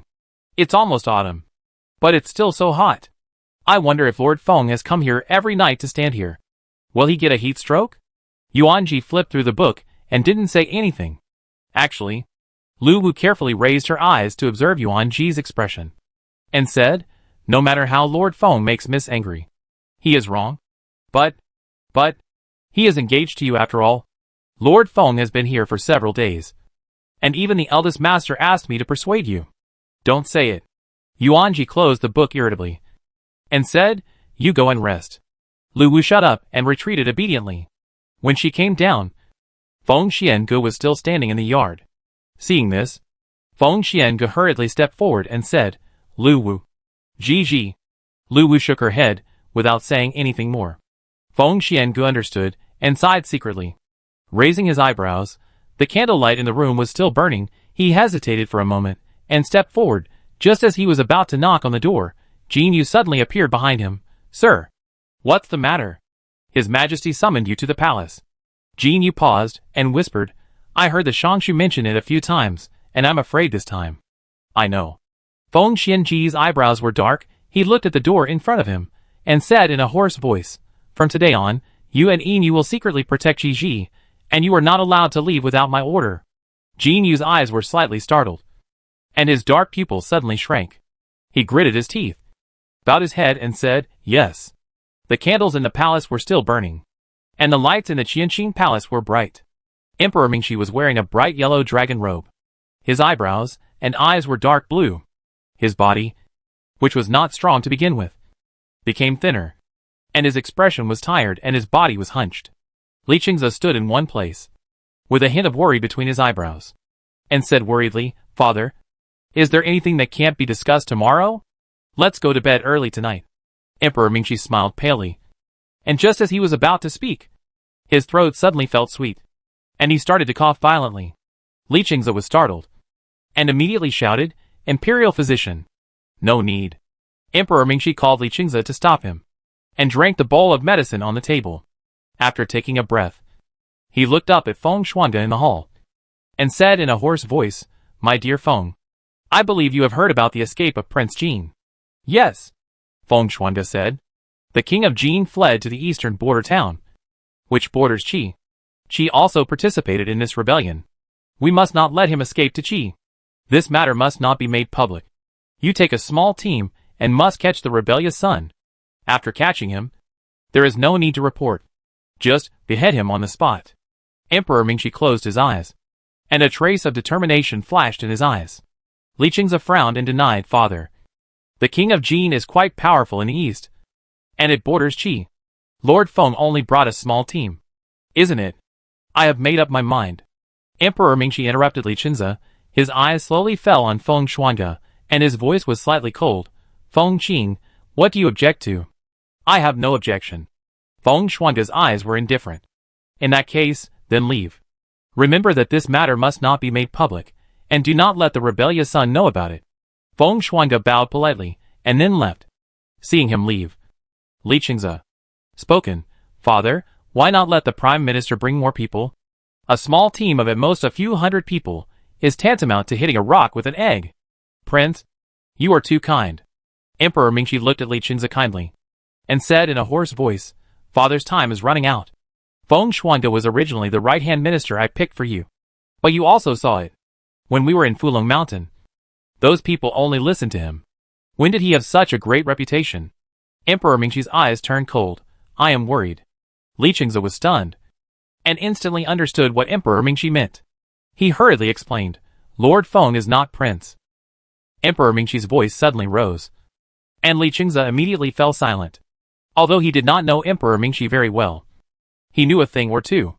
Although he usually looked kind and gentle, he was also a man of his word. Now Li Qingze has not yet become the emperor. Even if he is firmly in the East Palace, he cannot provoke the emperor's anger at this critical moment. For 2 days in a row, Yuan Ji did not see Feng Shuangde. Although she was angry, she felt inexplicably upset when she really did not see him. It was not until the mooncakes from Xianmingzhu were delivered to Tingxue Tower that Yuan Ji remembered that today was August 14th, which was also Feng Shuangde's birthday. Under Lin Wei's persuasion, Yuan Ji also thought about it several times and made up her mind. If Feng Shuangde came again tonight, she would meet him. The moon was on the willow branches, and the thin clouds were rolling. The clear moonlight was reflected in the courtyard. Yuan Ji sat on the swing. There was a bowl of steaming longevity noodles on the stone table not far away. If Feng Shuangde talked to her nicely and explained it well tonight, she would consider forgiving him. Cicadas chirped, and the night breeze was slightly cool. Feng Shuangde came forward in the night. Jin Yu saw him coming, and then emerged from the darkness, whispering, "The master has ordered not to let the young lady know, so we dare not wake her up." His eyes were fixed on Yuan Ji's face. She seemed to be thinner than before, and whiter. Jin Yu said that Yuan Ji had eaten a lot in the past few days. But why did she become thinner? Feng Shuangde's eyes flashed with pity, subconsciously raising his hand to touch Yuan Ji's face. Feng Xianji's slender fingers gently stroked Yuan Ji's closed eyes, passing through her long curled eyelashes, her tall and straight nose, and then settled on her rosy lips. He leaned over and gave her a light kiss. Yuan Ji was still asleep, and seemed to sense something, and her long eyelashes, which were spread out like a fan, trembled. Feng Xiange took a deep breath, as if he wanted to inhale the light fragrance of gardenia into his lungs and embed it into his muscles and bones. He stood up and ate the noodles that had already cooled and condensed into a ball on the stone table. The noodles didn't taste good, they were clumped together, and the texture wasn't good, but Feng Xiange still ate the bowl of longevity noodles clean. Yinyu's eyes were red, and she said in a hoarse voice, "Sir, why don't you let me accompany you on this trip? Jin Yu is a martial arts expert, and he can protect the young lady by himself." Jin Yu raised his head suddenly, with a glimmer of hope in his eyes, and said earnestly, "Sir, let me go with you." Feng Xianji's eyebrows were stern, and his voice suddenly sank, with a slight upward sound at the end. "Why, now even you dare to disobey my orders?" Jin Yu's eyes instantly turned red. He knelt on one knee and said in a hoarse voice, "I dare not. But there are many dangers on this journey.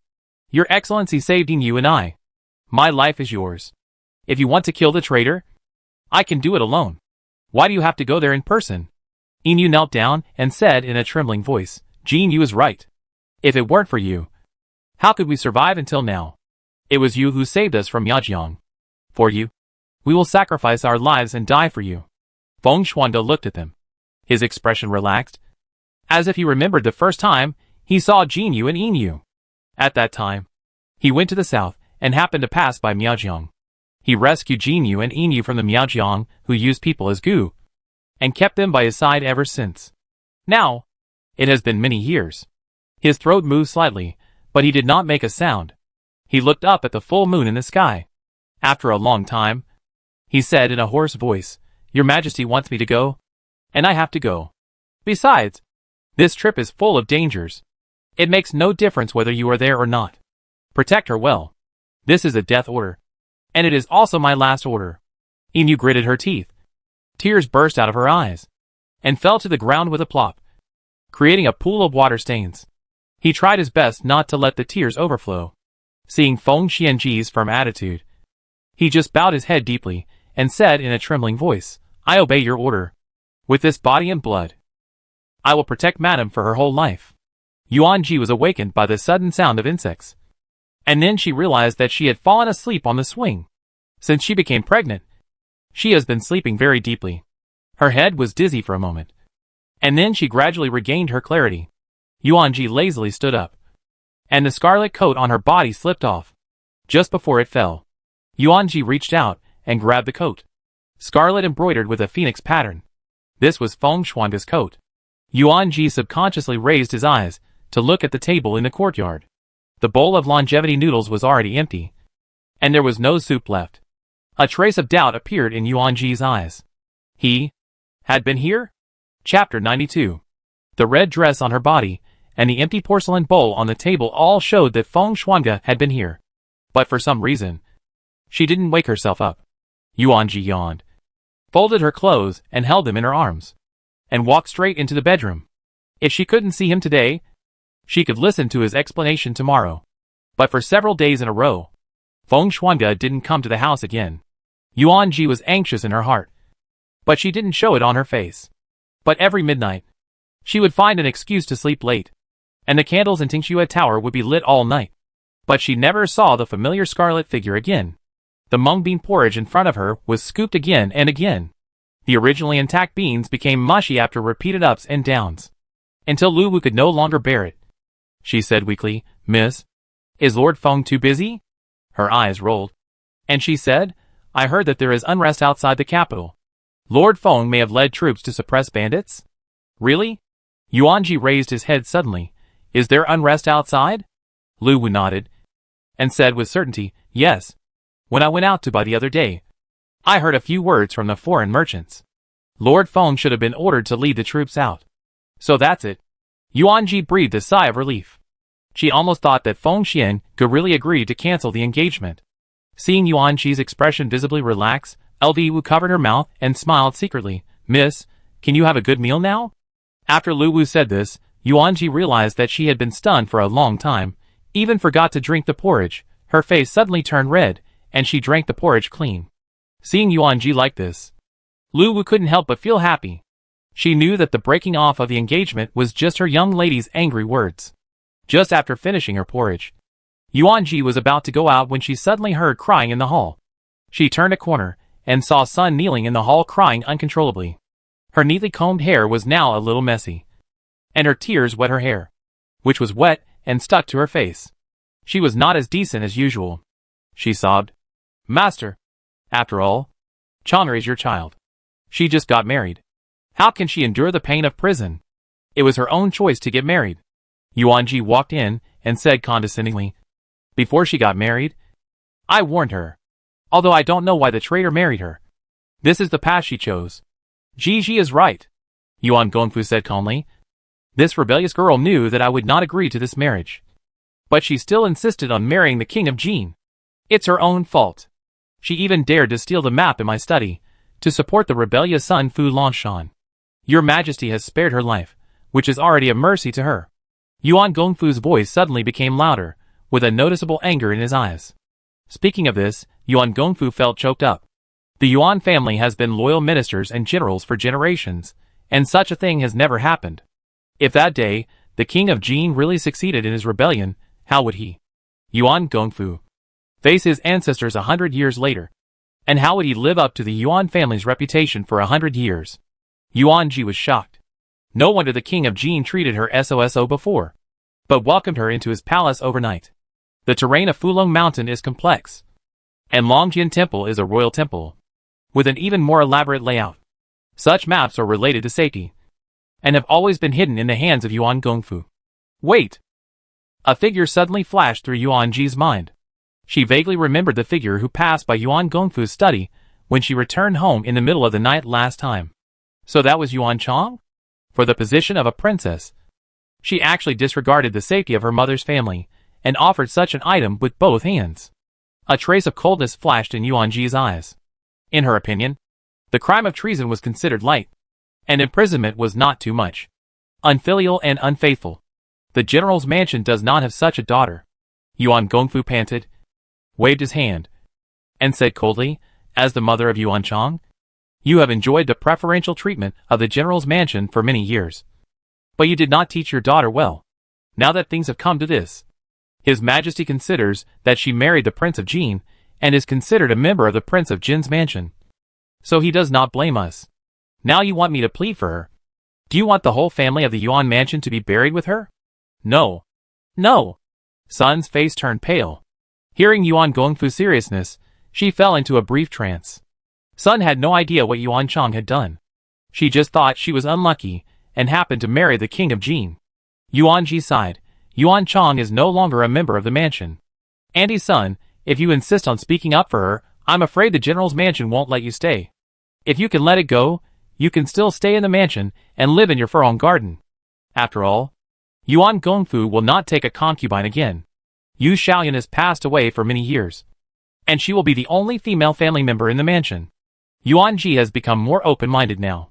When she was young, she always hated Sun and Yuan Chang, and even felt dissatisfied with Yuan Gongfu. But now, after so many things, she has seen refugees starving to death on the way, and women and children crying because of a bowl of porridge. Her heart is no longer the same as before, and is only confined to a small love and hate. Over the years, although Yuan Chang has made mistakes, and has now become the wife of a traitor, Sun is still sensible. She will eventually get married, and the elder and second brothers will eventually start a family. If Sun can take good care of Yuan Gongfu in his later years, then it's not a bad idea. Sun was struck by lightning. Her body swayed. Her face was as pale as paper. Her thin body was floating like duckweed, and she collapsed on the ground. Yuan Ji looked away and left the flower hall, ignoring the heart-wrenching cries coming from behind. The Imperial Street was as lively as usual. Yuan Ji wandered aimlessly, and saw groups of young talents going together. She was curious, until she saw Yuan Jinxiao in the crowd. Second brother? Yuan Ji looked stunned. Yuan Jinxiao obviously saw Yuan Ji as well. Their eyes met, and the atmosphere suddenly became awkward. Yuan Jinxiao seemed to say something to someone else, and then squeezed out of the crowd, and came to Yuan Ji's side. It's not safe outside. What are you doing out here? Yuan Jinxiao frowned, and put his arm around Yuan Ji, protecting him all the way to Xianmingju. What are you doing outside? Yuan Ji raised his hand, and took a sip of tea, and looked out from the window. From a high place, you can have a panoramic view of the Imperial Street. Many people are walking in groups of 2 or 3, heading to the place where they met Yuan Jinxiao just now. The court is recruiting soldiers, Yuan Jinxiao said. Recruiting soldiers? Yuan Ji looked surprised. After a long while, her eyebrows and eyes finally sank. She said seriously, "Are we going to fight?" Yuan Jinxiao raised his hand, and picked up a duck leg of a treasure duck, and put it in Yuan Ji's bowl. He said softly, "Maybe. In fact, there has been no peace in these years. But Qi state has been bullying too much. It even dared to assassinate a while ago. Many spies have been planted in the capital without knowing it. Now even Chang'an is in such a situation, and other prefectures are even more." Yuan Ji was a little confused. It turned out that such a big thing had happened during this period of time, but she didn't know anything about it. Yes, she was pregnant now, and it was the time for laziness. Let alone leaving the mansion, she had never even set foot in Tingxue Tower. Yuan Jinxiao paused, and then carefully raised his eyes to observe Yuan Ji's expression. A trace of awkwardness flashed across his face, and then he said, "Second brother will join the army in the future, and eldest brother and father will probably be busy too. Shiji, you stay in the mansion well, unless it is necessary, don't leave the mansion." Yuan Ji's eyes flickered slightly. "And after a long time," he said in a muffled voice, "if you want to join the army, why don't you go with your father or elder brother? But go by yourself? If you go with your father and elder brother, at least you can take care of each other, and it will be safer." Yuan Jinxiao immediately understood the meaning of Yuan Ji's words, and his frowned brows finally relaxed. Although the two did not say it explicitly, Yuan Jinxiao knew that Yuan Ji had forgiven him. He said solemnly, "My elder brother went by himself at that time. I think I can do it too." Yuan Ji didn't say anything, just looked at him for a long time, raised her hand, and was about to eat, and suddenly saw the 8 treasure duck in the bowl. She remembered that when Feng Xuanga first came to the mansion, it was their family's meal time. At that time, Yuan Chang wanted to eat the 8 treasure duck, and Yuan Jinxiao picked it up for her, but it fell into Yuan Ji's bowl by mistake. Now, the same 8 treasure duck is still in her bowl. The only difference is that this time Yuan Jinshao picked it up specifically for her. Even Yuan Jinshao is going to join the army. Is Daliang really in chaos? Yuan Ji thought of Feng Shuangde again. Second brother. Do you know where Feng Shuangde went? He? Yuan Jinshao was stunned for a moment, and then said, I have never heard of it. Maybe you can ask your eldest brother and father, they may know. Yes, Yuan Jinshao used to be a playboy who only knew how to be romantic. How could he know these official affairs? But when Yuan Ji returned home and asked Yuan Gongfu and Yuan Jianzhou, he got similar answers. She suddenly panicked. In the past, Feng Shuangde would go out on business without saying a word, but this time, Yuan Ji was inexplicably panicked. Will something happen? She waited in the mansion for several days, but Feng Shuangde never came once. Yuan Ji couldn't wait any longer, and immediately changed her clothes and went out. Lu Wu said worriedly, Miss, the master said that you are not allowed to leave the mansion these days. No. No. No. No. Is it possible that something really happened? Yuan Ji has been worried these days. She has worried a lot during pregnancy. And her temper is as bad as before. Because she is pregnant, Yuan Ji can't climb over the wall as usual, but sneaks out through the side door. Lu Wu remembers Yuan Gongfu's instructions, and doesn't dare to leave at all. Why are there so few people on the street? The usually bustling Imperial Street is now much quieter, and the original stalls have disappeared, and the pedestrians are in a hurry, and they don't stay long after buying necessities, as if they are afraid of being robbed, and run home with the things in their arms. A big man accidentally bumped into Yuan Ji when he passed by her. Before Yuan Ji could say anything, he glared at her fiercely. But when he saw the person behind Yuan Ji, he panicked and ran away with his things in his arms. Yuan Ji rubbed her painful shoulder and couldn't help whispering. What happened? It was obviously him who bumped into someone. But it seemed like I bumped into him. Are you okay? Hearing the voice behind her, Yuan Ji turned around to see that when she was bumped just now, Gu Shihua helped her in time. Gu Shihua was wearing a shabby blue shirt. His eyebrows were the same as before. Yuan Ji looked at him, and then looked at the group of soldiers behind him. Now she knew why the big men fled. Did something happen in Chang'an? Why did he bring so many people? Yuan Ji stood up straight, took a step back, and kept a distance. Gu Shihua said softly, It has been a bit uneasy these days. What are you doing out? I'm bored these days, and I want to go out for a walk. Yuan Ji lied without changing his expression. Facing Gu Shihua's inquiry, Yuan Ji gave an answer in an instant. Even Yuan Gongfu and others didn't know about Feng Shuangde's affairs. If the court really secretly sent Feng Shuangde to do something unknown, then it would be even more difficult for her to tell Gu Shihua. Gu Shihua said softly, Ji, I'll take you. It's bad. It's bad. In the distance, a very embarrassed figure ran towards this place. The man's face was bloody, his armor was pierced by arrows, and the blood at the corner of his mouth had not yet dried. Gu Shihua's face froze. And she immediately said in a deep voice, What happened? There was an explosion in the west of the city. Explosion? Yuan Ji took a breath of cold air instantly, and asked quickly, How many casualties? The soldier panted and said, We don't know the casualties yet. His Royal Highness the Crown Prince is also here. If it was really an explosion, the number of casualties would be more than that. Gu Shihua instantly understood the seriousness of the matter, and immediately said, Gigi, I will send someone to take you back. The explosion may be man-made. The streets are not safe. You should return home quickly. Someone, come! Send Miss Yuan back home. After explaining the situation, Gu Shihua jumped on the horse directly. Hearing the explosion, Lu Wu was very scared, huddled beside Yuan Ji, said with a bitter face, Miss, let's go back home quickly. No. Yuan Ji said after a moment's hesitation, We will go too. If you are afraid, you go back first. Hearing this, Lu Wu's face drooped instantly, and she followed Yuan Ji resignedly.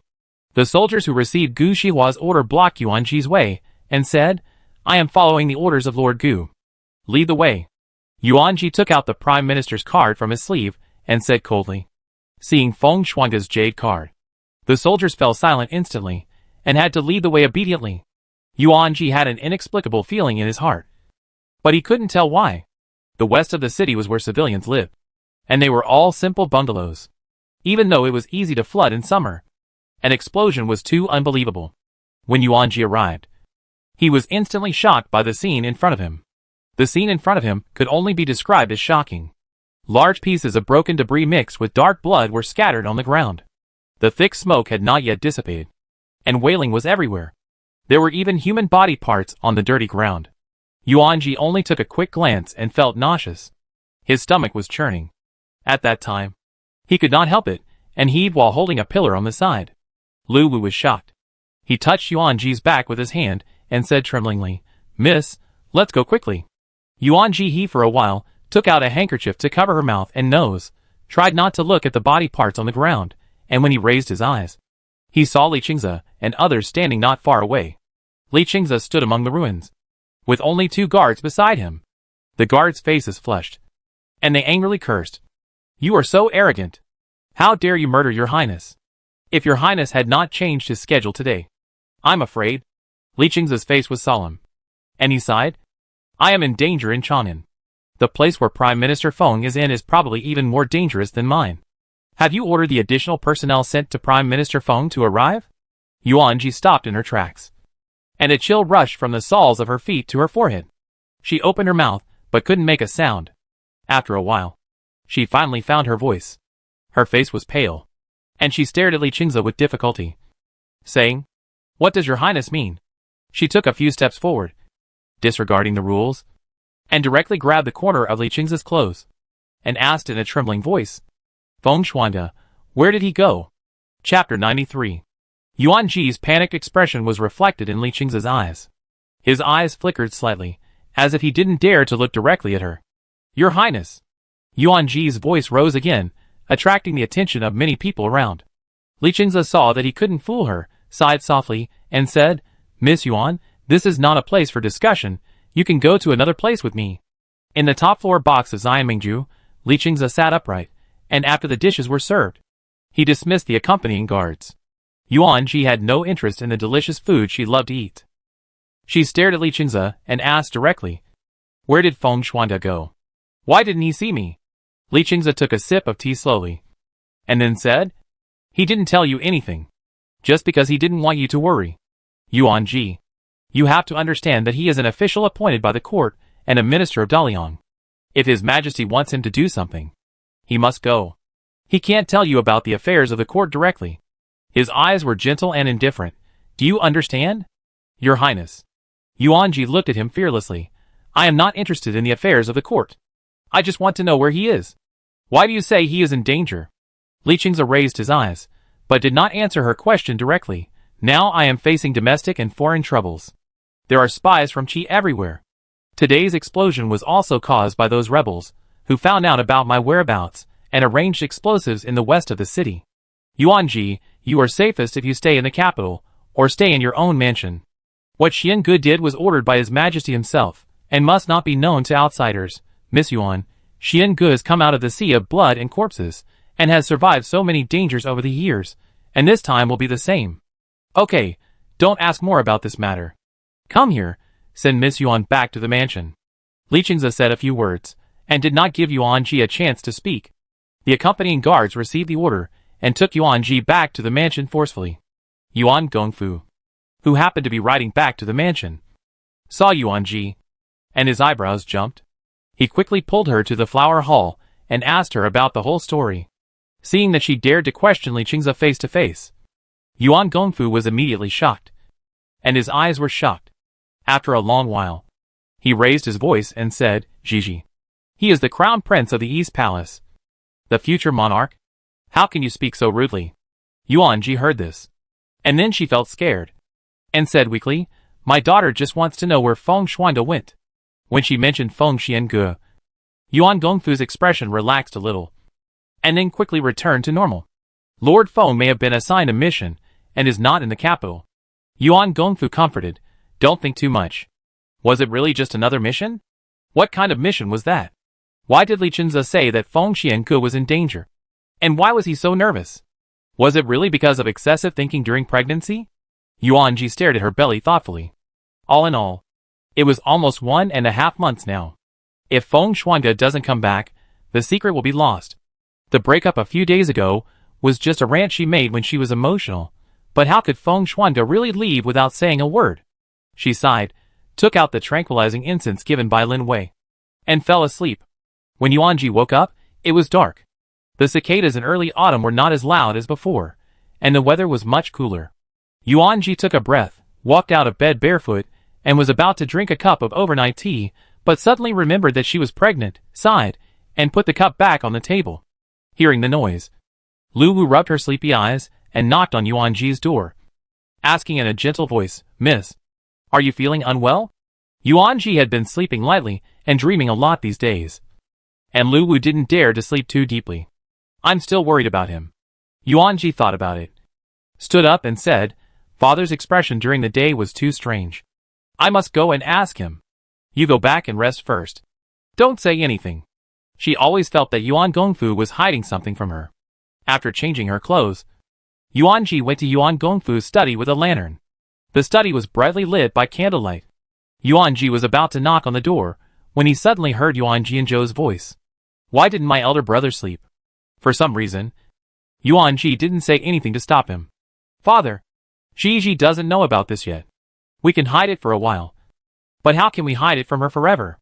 Under the candlelight, Yuan Jianzhou sat at the desk, holding a letter in his hand. Frowning, Yuan Gongfu supported his forehead with both hands, his eyes slightly closed, and he said hoarsely, "If I had known this earlier, I would never have agreed to this marriage." Yuan Jianzhou comforted him. "The situation may not be as bad as the letter says.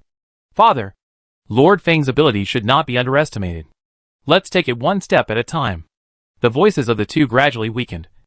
And then, there was the creaking sound of the door opening. Yuan-ji hid in the dark and did not speak. But her heart was in turmoil. When she could no longer hear the footsteps of the two, she crouched down and quietly entered Yuan Gongfu's study. After searching for a while, Yuan-ji found the letter in the drawer. She did not light the lamp, but just opened a tinder and read the contents of the letter carefully. Prince Jin started a rebellion in Yuecheng. Feng Xuange entered the city alone. There is no news. I am afraid that the plan will not be successful. What does this mean? Entering the city alone? Isn't this going to kill Feng Xuange? Yuan-ji's mind was in a mess. She suddenly remembered what Li Qingze said during the day, and Yuan Gongfu's strange expression. Emperor Mingxi clearly wanted Feng Xuange to die. Yuan-ji felt dizzy, and her blood circulation was not smooth. Her body was shaky, and she almost couldn't stand steadily. Ofen Danku tightly grasped the corner of the table, and his sharp long nails left a faint scratch on the corner. Blood rushed straight to Baihui acupoint, and she tried her best to calm her mind. The next moment, she felt a burst of pain in her abdomen like a needle. She returned to Tingxue Tower with a strong breath and asked Luwu to boil a medicine to stabilize the pregnancy. After sitting in front of the table and thinking for a while, Yuan-ji got up, packed a few casual clothes, and stuffed the pills and banknotes given by Lin Wei together. After hesitating for a while, she still stuffed Feng Xuange and the warrant from the Xiangfu into the box.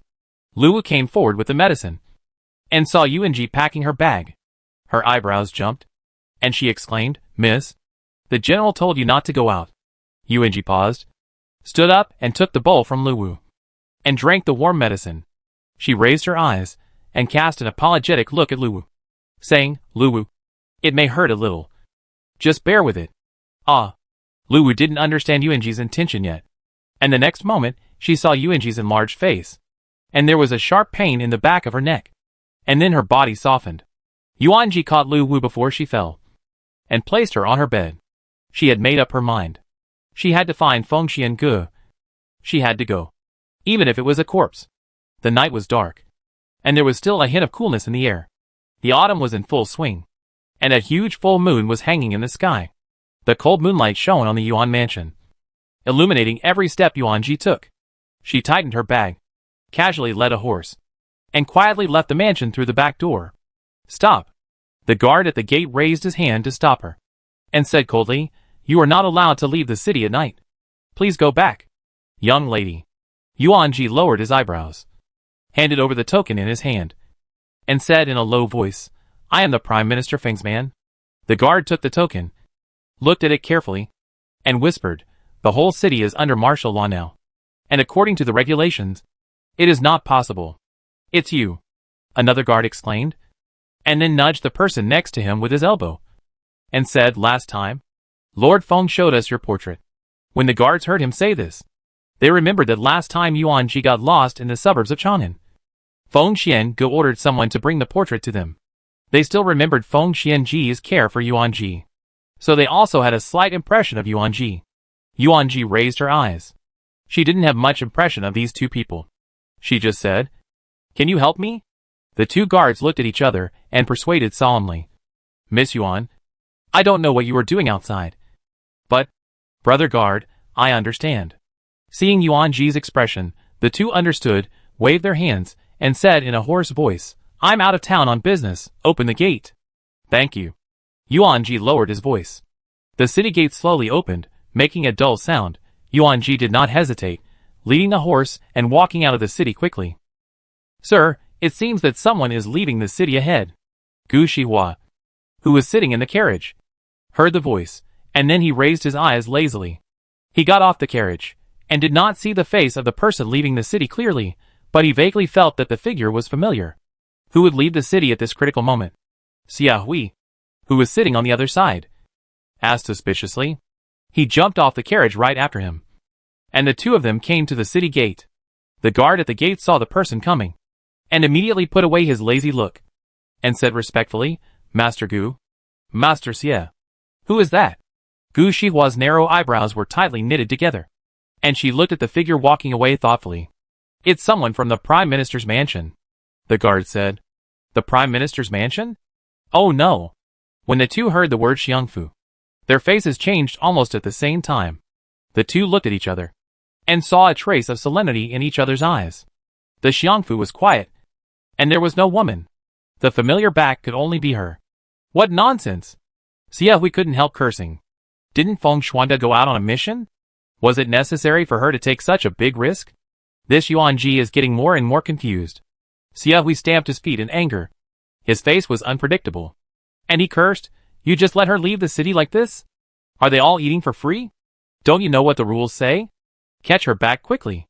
The two guards looked at each other, and said bitterly, "She has the token of the Prime Minister's mansion. We dare not let her go." Gu Shihua stood where she was. A trace of determination flashed in her eyes, and said coldly, "We will also leave the city." "Okay." Xia Hui nodded very decisively, and then said to the coachman, "You walk back to the mansion, and leave the carriage to us." "Shihua, get in the car quickly." Gu Shihua nodded. And when she was about to get on the carriage, the guard hurriedly stopped her, saying anxiously, "Sir, there is an order from above. If you leave the city, you must not come back." "You?" "I know." Gu Shihua nodded calmly, and then said politely, "Please make way." The carriage moved forward slowly. Yuan Ji was riding slowly.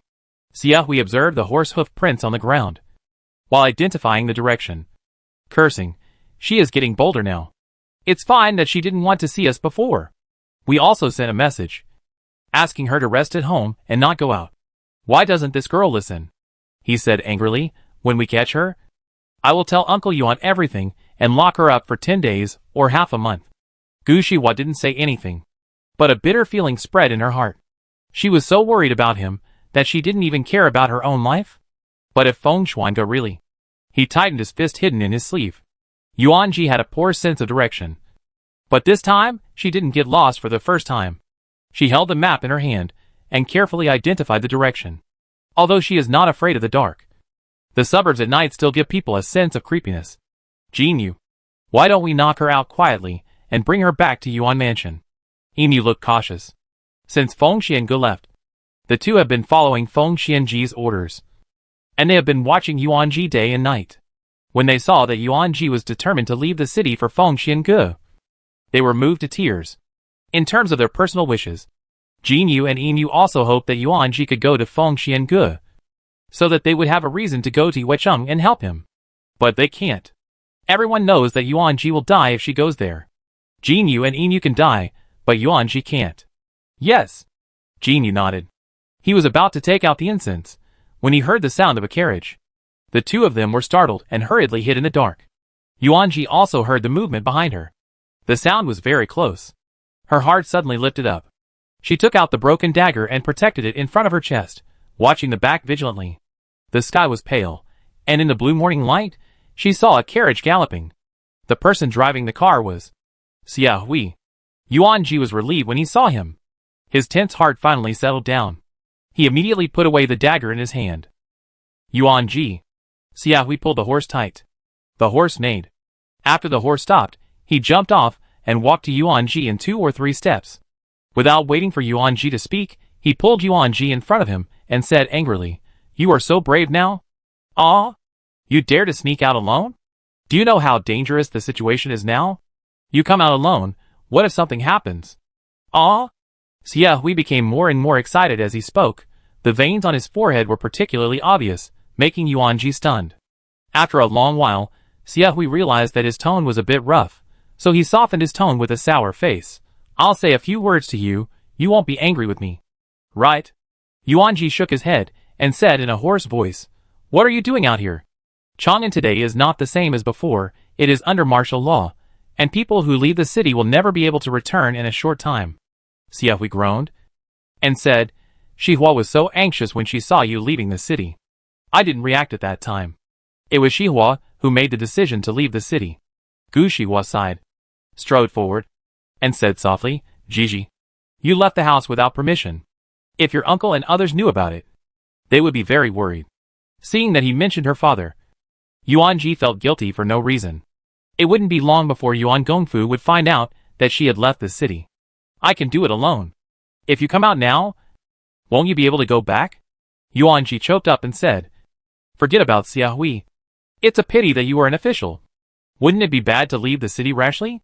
Xiaohui widened his eyes and cursed. "What do you mean by forget about me? I am worried about you. And you talk like that? You are a heartless person." Yuan Ji chuckled. "That's not what I meant." Gu Shihua looked at her, and after thinking for a moment, he said, "It's already out. What can I do?" "That's right." Xiaohui's hands hung casually behind his head, and he smiled and said, "We said we would travel together before. Have you forgotten? Since we are here, I will reluctantly go with you and protect your safety." Gu Shihua nodded and said softly, "Since we can't go back, I might as well go with you, so that I can take care of you on the way." His eyes fell on Yuan Ji's face, and he asked word by word, "Gigi, where are you going?" Yuan Ji looked at the person in front of her, and suddenly a bitterness welled up in her eyes. She suppressed her trembling voice and smiled. "I'm going to Yuecheng." It was indeed Yuecheng. Gu Shihua's eyes remained unchanged. After a moment's silence, she said, "Yuecheng is still a few days away from here. Give me the map." Yuan Ji abandoned the original horse and got on the carriage. It takes 7 days to drive from Yuecheng to Chang'an.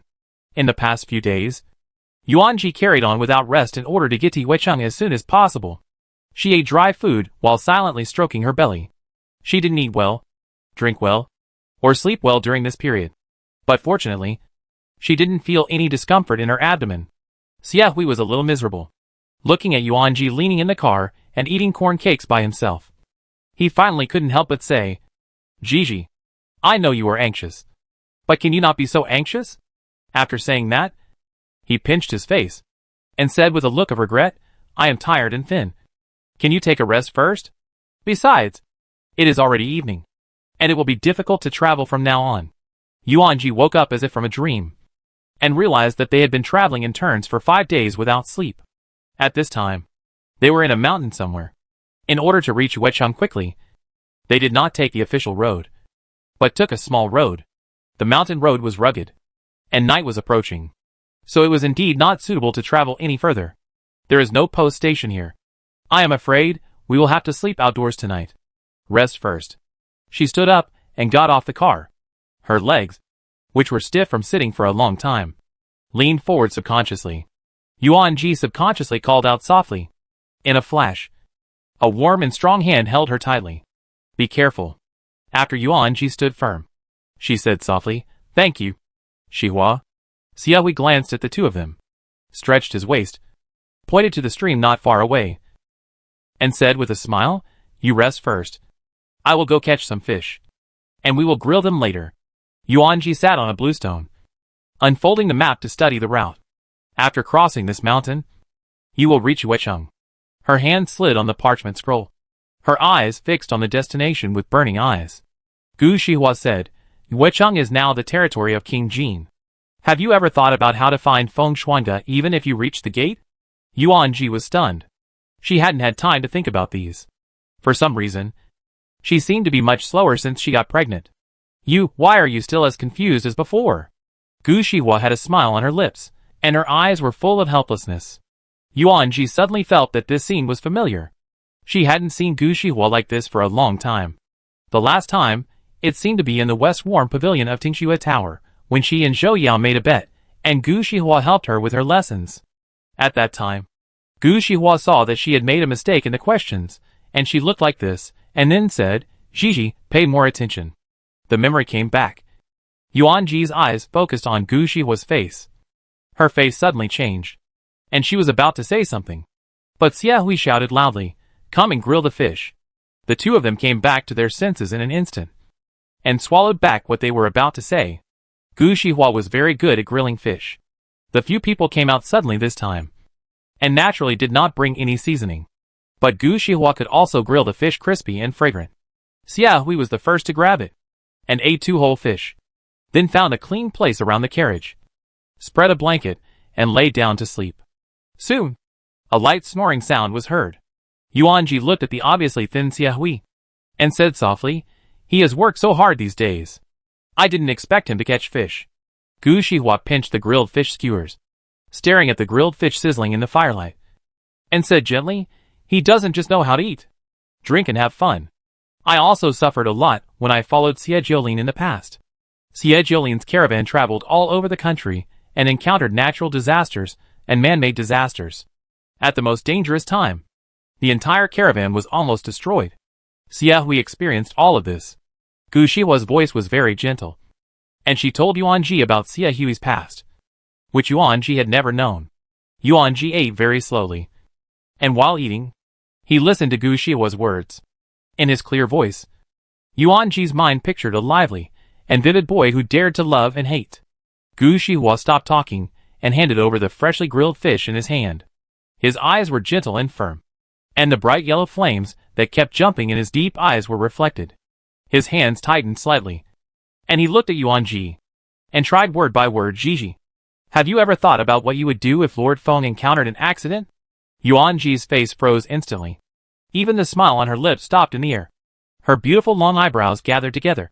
She said coldly, "Shihua, you shouldn't think about him like this. He must be fine." She said this to Gu Shihua, and also to herself. These days, her heart was in a mess. She didn't know what would happen if her family found out that she had escaped from the city. She didn't know whether Feng Shuanda was dead or alive in Yuecheng. These days, she didn't even have a good night's sleep. Xia Hui is good at hunting, and Gu Shihua is also good at cooking. But Yuanji couldn't eat the dishes. If it weren't for the child, she probably wouldn't be able to eat a single bite. Gu Shihua lowered her eyes slightly, her sight fixed on the pair of white hands holding the grilled fish. His throat moved slightly. "Gigi, that's not what I meant. I just think that you should be prepared." He frowned and said, "Although I don't know what Feng Shuanda is going to do, I have heard some rumors from the prince. Emperor Mingxi wants him to carry out an extremely difficult mission, but he doesn't allow him to lead the team, and wants him to take the risk alone." Gu Shihua's voice sank, and he stared at her solemnly and said, "Don't you understand yet?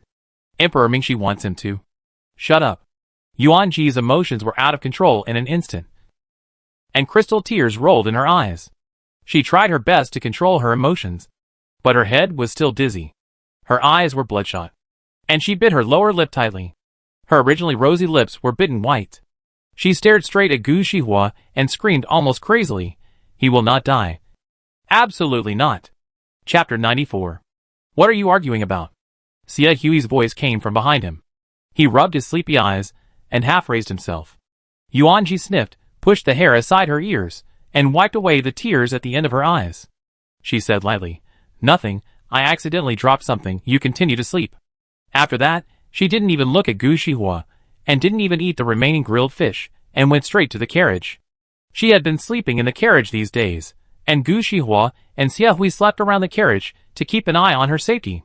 Gu Shihua clenched his fists, took a deep breath, and suppressed his irritable emotions. He was still too impatient. He had long known that Emperor Mingxi was wary of Feng Shuanda, and after the Fu Longshan sacrifice, Emperor Mingxi had the intention to kill him. He was not the one who fueled Emperor Mingxi's suspicion of Feng Shuanda. and he did not secretly interfere in Emperor Mingxi's decision. Gu Shihua had nothing to do with this matter from beginning to end, and Feng Xuange's death was a matter of time. As long as he died, Yuan Ji would definitely return to his side. Just like in the West Warm Pavilion at that time, Yuan Ji's eyes would only be on him. Xia Hui came to his senses at this time, looking at Gu Shihua thoughtfully, said in a deep voice, "Shihua, too much is as bad as too little." In the dungeon. The dungeon of Yuecheng holds many prisoners. Entering from the door, wailing and cries for help are heard one after another. Feng Xuange is imprisoned in the deepest part of the dungeon, but no sound can be heard here, only the sound of water dripping from the bluestone top. His hands are handcuffed high, half of his body is immersed in the water, the white clothes are torn, blood melts on the clothes, then slowly falls into the water along the silk thread. The clear water has light red ripples. Jingjuan's face was extremely pale, and his exposed skin was covered with scars. A blood-red color spread from his arms to his chest. His breath was very weak. When he heard the rustling noise in front of him, his eyelashes trembled slightly. He looked coldly at the man standing in front of the water prison and said hoarsely, "Li Chengluo." Li Chengluo looked normal, with a hint of teasing in the corners of his eyes. He kept playing with the string of golden and Buddha beads in his hand and said, "Why is Lord Feng doing this?" He looked down at Feng Xuange from a high position, and said with a raised tone at the end, "Is my father confused? He thinks you can kill me by yourself?" He paused, and then he looked as if he had suddenly realized something. He continued, "Oh, no.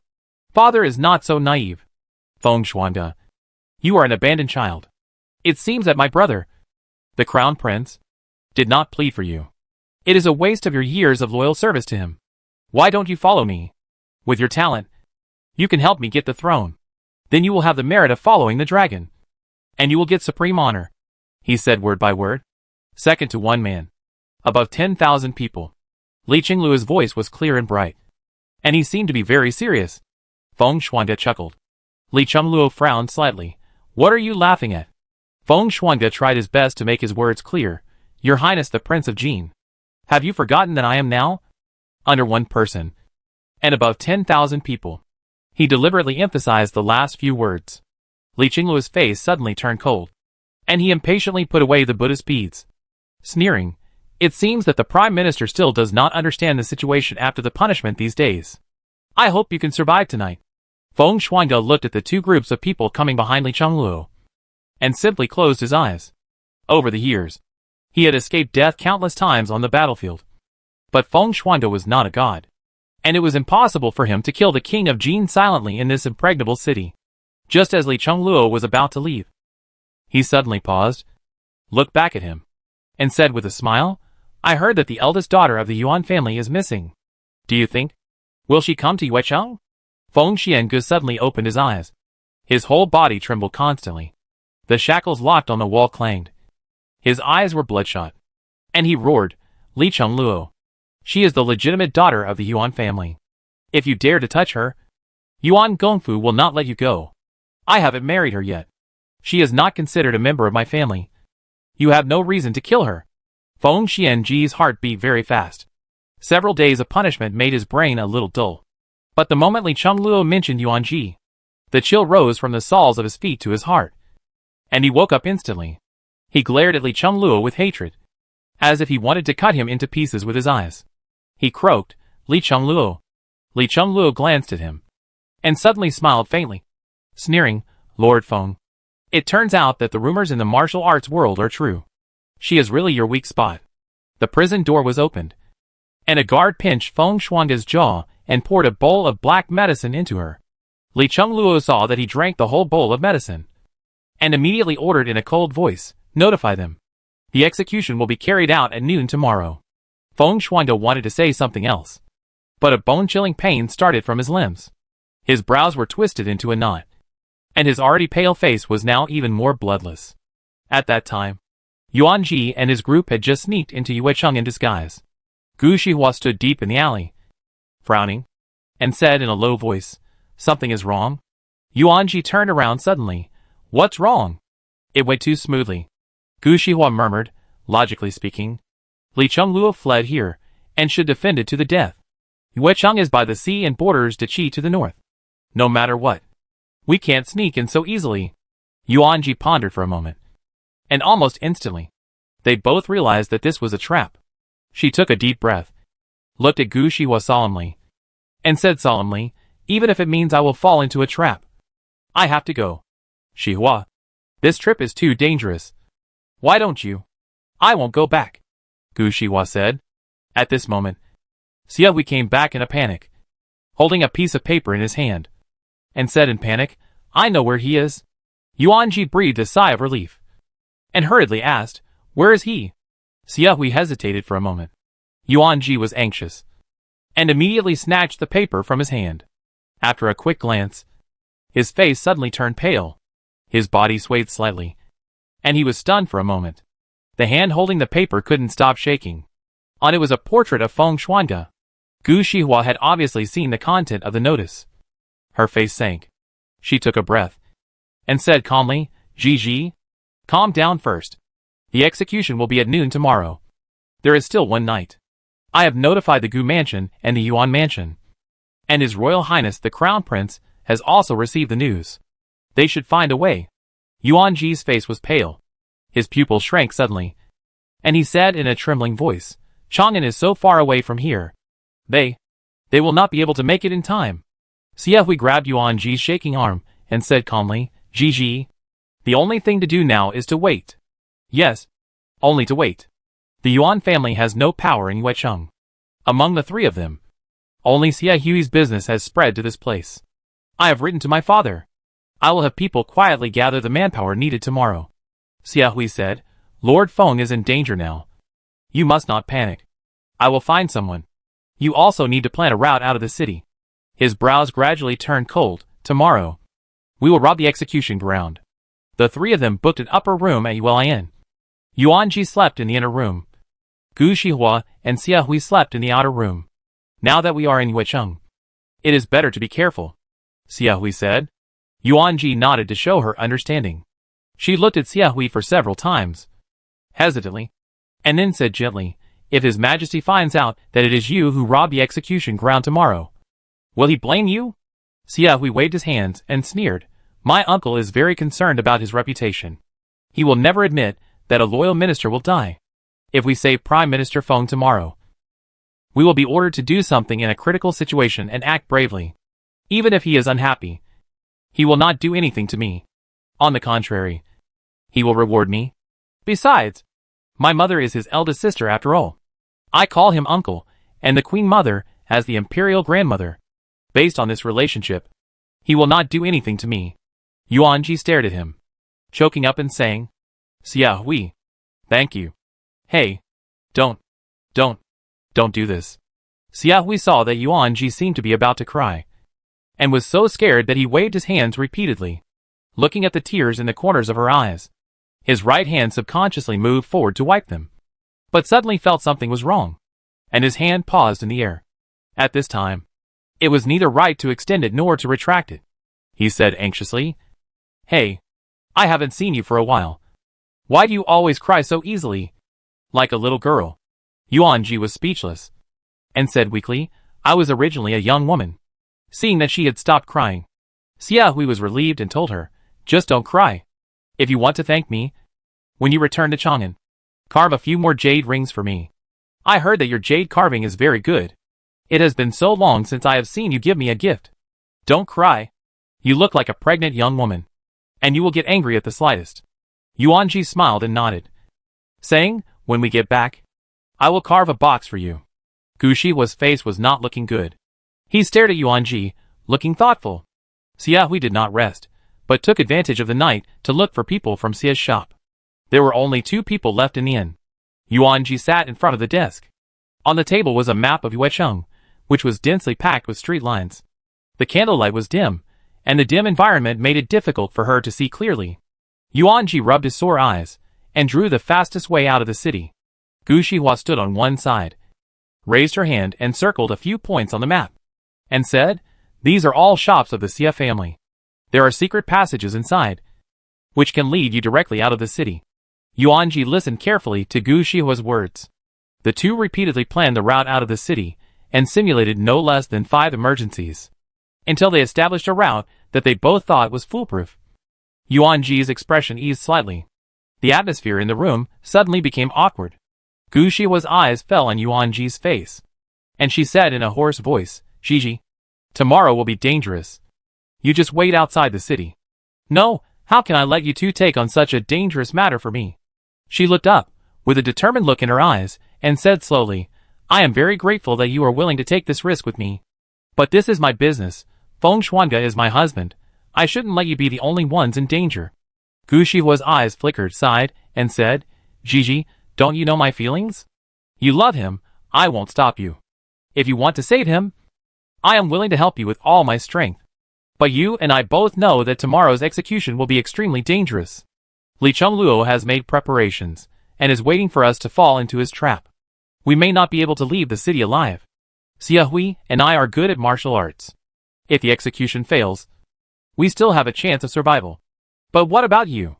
His expression was full of pity. His hands hidden in his sleeves subconsciously raised to hold Yuan Ji's shoulders. His eyes were filled with surging love that had been suppressed for a long time. He almost begged, Gigi, I can't watch you being imprisoned for him, even at the cost of your life. Gu Shihua's voice suddenly rose. It was rare for him to express his emotions like this. Yuan Ji's eyes were as clear as the moon, and Gu Shihua's face was reflected in her eyes. She said seriously, I know that the chance of survival this time is very small, but Feng Xuanga is my husband, the father of the child in my belly. If he and I cannot sleep together in life, we must be buried together in death. Shihua, I understand your feelings, but I am not your destined person. Gu Shihua's face suddenly changed. His originally rosy face turned pale in an instant. He was a little unsteady, and his body took a few steps back. His eyes slowly fell on Yuan Ji's abdomen, and he said in disbelief, what do you mean? Yes. Yuan Ji nodded slightly. Her eyes, which were always flamboyant, were now a little gentle. She gently stroked her belly, and said softly, I already have his child. So Shihua, tomorrow, I must go. At the same time, Jin Yu and Yin Yu, who were hiding in the dark, were so shocked that they couldn't even eat their cakes. Yuan Ji was actually pregnant with an adult's child? The two looked at each other, and immediately appeared from the dark. Madam, Jin Yu said. Yuan Ji was shocked, looking at Jin Yu and Yin Yu, who jumped in from the window, and said in shock, Why are you here? Yin Yu said sternly, before leaving, the master issued a death order, asking the two of us to protect your safety day and night. Originally, when you left the city, we wanted to take you back to Chang'an. But at that time, Master Gu and Master Xia came, and Jin Yu and I didn't find a chance to do it. Yuan Ji understood, and immediately got angry. He raised his leg and kicked Yin Yu hard twice, and said angrily, He asked you to protect me, and you really guarded me? Don't you know to rescue your master? Yin Yu took a few kicks from Yuan Ji, and said seriously, Madam, pay attention to the fetus. Yuan Ji held his forehead and said, You all know about this. It doesn't matter. But can you please stop calling me madam? After all, I haven't married him yet. Yin Yu smiled and said, After rescuing the master, we will get married in Chang'an. It's okay to change my mind early. Jin Yu nodded and said, Yin Yu and I will protect your safety tomorrow. As for rescuing the master, I have also told the brothers. They are all hiding in various places in Yuecheng. Gu Shihua said thoughtfully, I have heard that Lord Feng is surrounded by many experts. If they help, the chances of winning tomorrow may be greater. He paused, looked at Yuan Ji for a long time, and finally said, Tomorrow, you should be more careful. After saying that, he went out. In a corner where Yuan Ji could not see, Gu Shihua suddenly bent down, and felt a pain in her heart. She actually loved him so much that she wanted to save him even if she was pregnant. They could not sleep together in life, but they would be buried together in death. He trembled and took out a brocade handkerchief from his bosom. He fumbled for the object in the handkerchief, and made up his mind secretly. The next day, at noon, Feng Xuanga knelt in the middle of the execution ground. His bloodstained and tattered inner garment had a few more scratches than yesterday. The tattoo of a phoenix around a gardenia on his back was faintly visible. Li Chengluo sat in the main seat, sipping tea with great interest. He looked up at the sky and said with great interest, Lord Feng, you have one last chance. Submit, or die. Feng Xuanga seemed extremely tired. Even speaking took all his energy. With just a glance, Li Chengluo saw a trace of contempt in his eyes. His smile gradually faded. He said coldly, "It seems that Lord Feng is really loyal. I don't know what kind of medicine Li Chenzi gave you." Li Qingwei, who was standing beside Li Chengluo, also smiled coldly. He walked forward and said, "Lord Feng, how are you?" Li Qingwei? He actually defected to King Jin? This traitor. Yuan Ji hid in the dark, glaring at Li Qingwei with hatred. If she had known this, she should have killed him directly. She looked at Feng Xuande on the execution ground with a broken heart. He always loved cleanliness, but now he was covered in mud, and his long hair, which was as bright as the moonlight, was dull and stained with dried blood. Xiaohui whispered, "It's okay, it's okay." Li Chengluo glanced at the crowd as if unintentionally, and then said, "Feng Xuande, you say, will anyone come to see you off today?" He looked up at the sky, threw down the bamboo stick, and said calmly, "It's noon. Execute him." Feng Xuande heard this, and closed his eyes. "Gigi, don't come. Don't come to save him." The man with the knife sprayed a mouthful of wine under the scorching sun. Just when the long knife was about to fall, a flying knife hit the big man's hand, and the long knife flew out because of the loss of strength. The people watching around were boiling in an instant. The next moment, many masked men flew from all directions. Li Qingluo's eyebrows drooped slightly, and the smile on the corner of his lips became more intense. "You are really loyal and righteous. You came here knowing that it is a dangerous place. Come here. Catch them." The guards who received the order immediately surrounded the entire execution ground with knives. The masked man and the guards fought with each other. The people watching the execution were so scared that they scattered like birds and beasts. Yuan Ji took advantage of the chaos to go on stage, took out a dagger, cut the hemp rope that bound Feng Xiange, and said hurriedly, "Xiange, I have arranged the way. Let's go quickly." Feng Xiange heard Yuan Ji's voice, opened his eyes instantly, and said in surprise, "Gigi, you shouldn't have come." "Don't say that, go quickly. Xihua and the others can't hold on for much longer." Yuan Ji struggled to hold Feng Xuande up, and then he found that there were 2 bloody holes on his legs, and until now, they were still bleeding.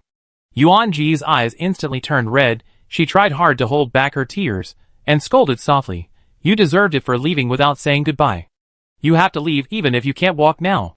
None of you can leave." Li Chengluo flew down. He stood on the execution ground, drew his sword, and smiled and said, "Miss Yuan came from afar to be a hostage. I am really grateful." Yuan Ji stood in front of Feng Xiange vigilantly, holding a dagger, and said coldly, "A traitor. You dare to call yourself the king?" Li Chengluo said indifferently, "You are still so sharp-tongued when you are about to die? But don't worry. Only Feng Xiange will die today. And you? I am still waiting for Yuan Gongfu to bring chips to exchange." Gigi. Feng Xiange's breath was long and dull. He stood behind Yuan Ji, his head leaning on her shoulder, and said weakly, "I was planted with a heart-eating poison, and I won't live for 3 days. You shouldn't have come." 3 days? Yuan Ji's eyes suddenly widened, subconsciously turned around. Her eyes wandered around him. Her hands touched him in panic, and she said in a trembling voice, "What kind of poison?" "It doesn't matter. 3 days. 3 days is enough to detoxify." Feng Xuande grabbed Yuan Ji's hand, and the warm touch came. Yuan Ji's tears could no longer be stopped, and she said tremblingly, "You don't." Li Chengluo raised his eyebrows, chuckled twice, "Hey, I am really moved by you." Feng Xiange tried his best to raise his eyebrows, took 2 steps forward with difficulty, blocked Yuan Ji behind him, and walked towards Li Chengluo step by step. A dying struggle. Li Chengluo sneered. Just as he was about to kill Feng Xiange with a knife, Feng Xiange's figure swayed, and floated in front of Li Chengluo like a ghost. Li Chengluo was shocked, subconsciously dodged backwards, and said in surprise, "You were poisoned and poisoned, how can you still raise your strength?" Li Chengluo's eyebrows and eyes showed a trace of anger, and he gritted his teeth and said, "Feng Xiange, I really underestimated you. Inu, keep an eye on Yuan Ji." Feng Xiange shouted. At the same time, Inu broke through the crowd with the help of Jinyu, and came to Yuan Ji's side. Feng Xiange was relieved to see her being protected. A trace of determination flashed in his eyes. He held a water dragon chant thrown by Jinyu, and said coldly, "Anyone who underestimated me will die. You are no exception." The scene was in chaos. The sound of swords clashing was endless. Yuan-ji stood on one side, with a heart tightly lifted. Jin Yu and Xia Hui did not gather many people in such a short time. Even if they were elite, they could only hold off the enemy, who was twice their number. For a while, they were in a tough fight. If Feng Shuangde killed Li Chengluo, the guards would be without a leader, and the fight would not continue. Feng Shuangde's sword was extremely sharp, and his moves defeated the enemy without any delay. Li Chengluo thought that Feng Shuangde was seriously injured and had a poisonous goo in his body, so he would not be able to hold on for long. In a moment, Li Chengluo found that he had made a mistake. Feng Shuangde showed no signs of defeat. Every move was life-threatening, and the sword became more and more fierce. You are crazy. Li Chengluo was shocked and said, "Are you really going to die? You know that you will not survive today if you force yourself to increase your strength." Feng Shuangde's eyes flashed with determination. "You are a hidden danger to His Highness, and also a hidden danger to Daliang. Even if I die, you can't live." After saying that, Feng Shuangde increased his strength again. Li Chengluo was already at a disadvantage. If he was not careful, the cold tip of the sword would go straight into his heart. Puff! It was the sound of a sword entering the body. Li Qinghui, who was watching, turned pale instantly. Li Chengluo died just like that. "This waste," a guard said with a bad face. "The king of Jin is dead, then let's surrender. Maybe we can survive if we surrender." "Idiot!" Li Qinghui kicked him fiercely, before everyone could react, picked up the long knife, and directly kidnapped Feng Shuangde. Yuan-ji's face darkened, pointed at Li Qinghui and cursed. "Li Qinghui, let him go." Looking at Yuan-ji, whom he had not seen for a long time, Li Qinghui showed a strange smile on his face. He said coldly, "Ji, it's been a long time since we last met. You like him very much, right? If you don't want him to die, then you, all of you, get out today." After saying that, his long sword moved one step closer to Feng Shuangde's neck, leaving a bloody mark on his jade-white skin. Seeing Li Chengluo's death, everyone was at a loss for a moment, and their movements gradually stopped. Gu Shihua and the others finally had time to catch their breath. Seeing this, Li Chenghui's eyes flashed with a hint of darkness, and he immediately shouted, "The king of Jin is dead, and the king of Liang will definitely sentence us to treason. We will not survive today. They are at the end of their rope. Kill them all on the spot." Then, he took out Li Chengluo's private seal. The guards looked at each other, looked at Feng Shuangde and Li Chenghui's hand, and then looked at Gu Shihua and the others who were seriously injured.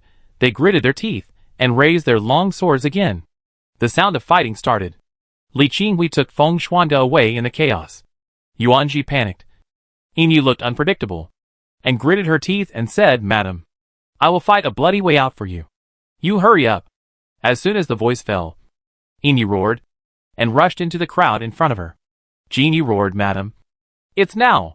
The execution ground, which was originally packed with people, opened a gap. Yuan-ji gritted his teeth, and rushed out with his eyes closed.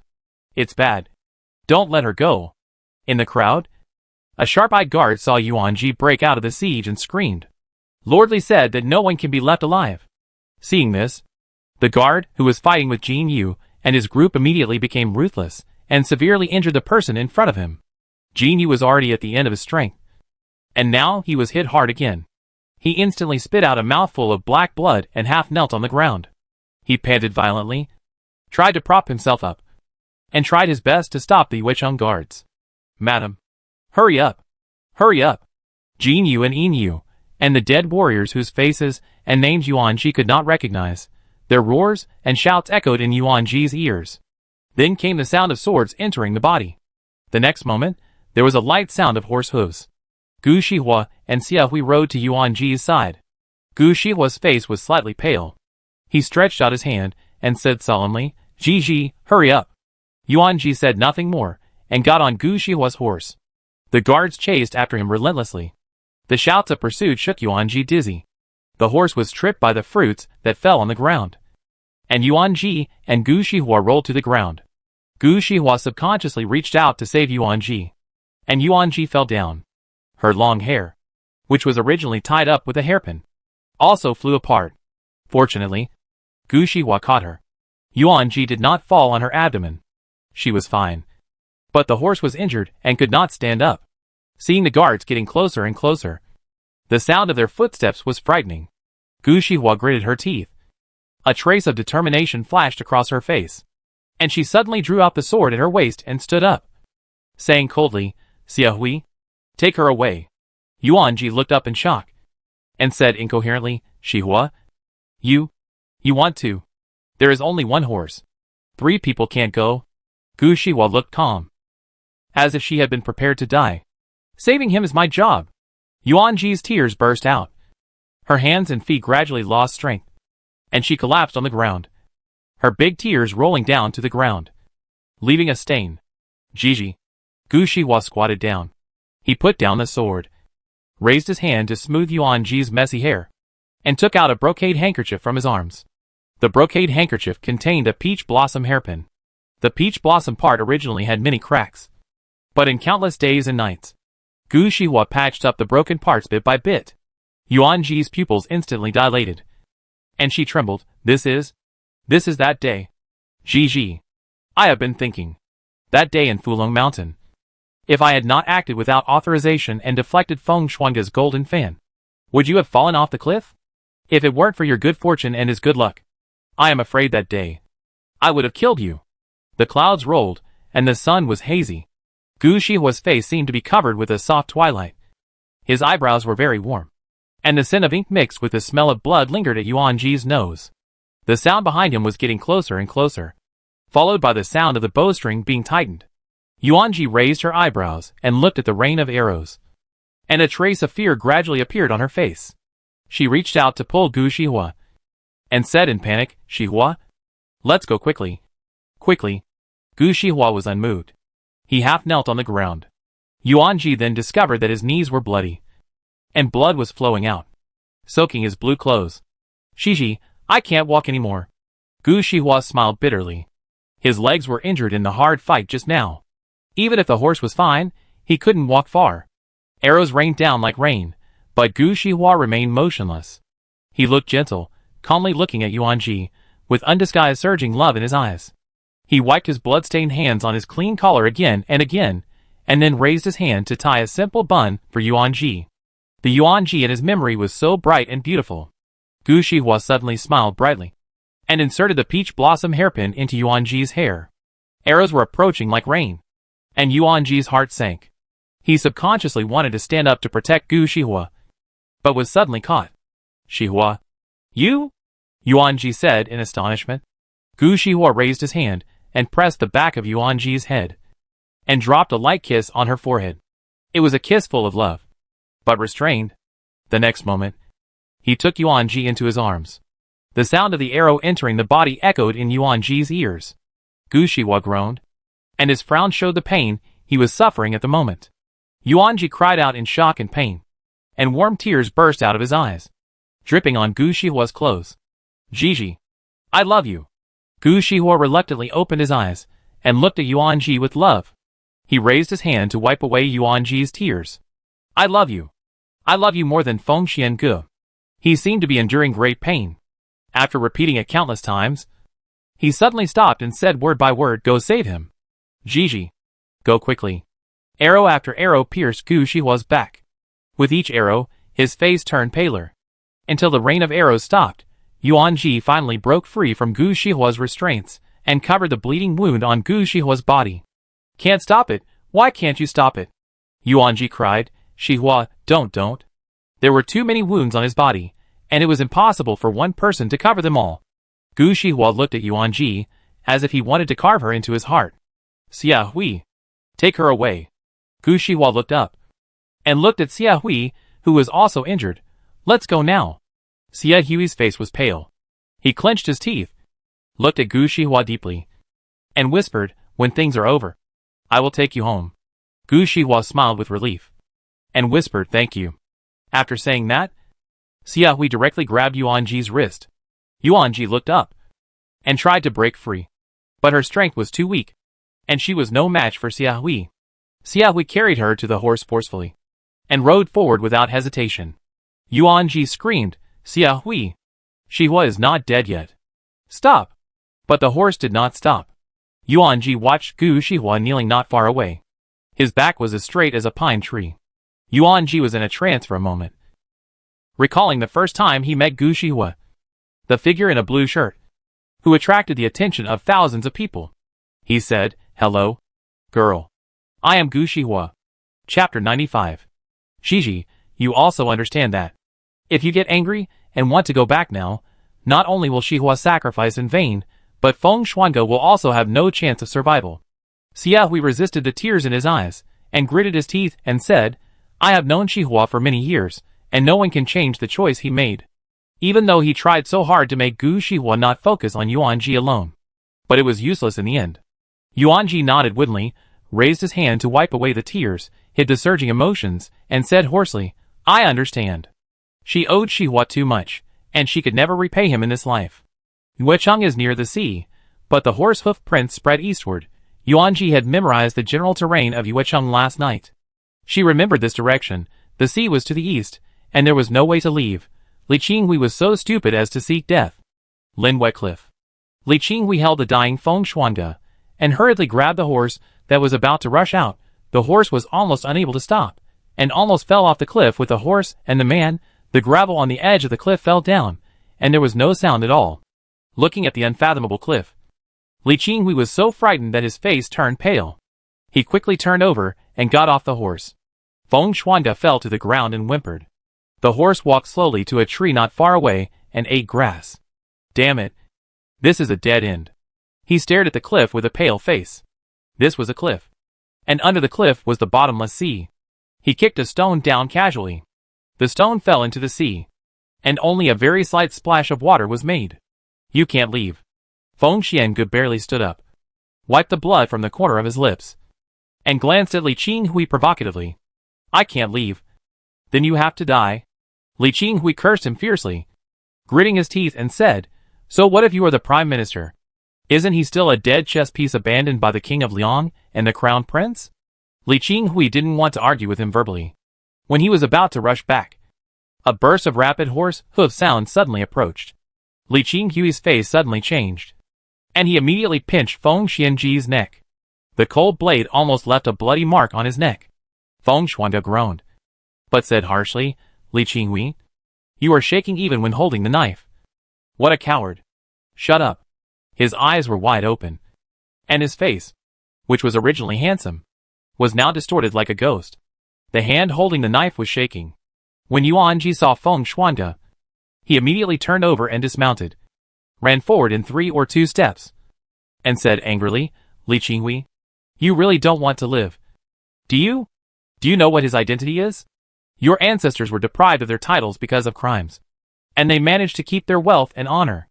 Now you don't even want a stable life. Right? Seeing Yuanji approaching, Li Qinghui suddenly came to his senses and threatened, If you come again, I will kill him. You dare. Yuanji was shocked. Seeing that the shining sword was stained with blood, she hurriedly took 2 steps back, took a deep breath, and tried her best to calm down. She said, What do you want to do to let him go? I know that there are not many people around you in Yuecheng. If you let him go, I will arrange for you to escape. You can go anywhere.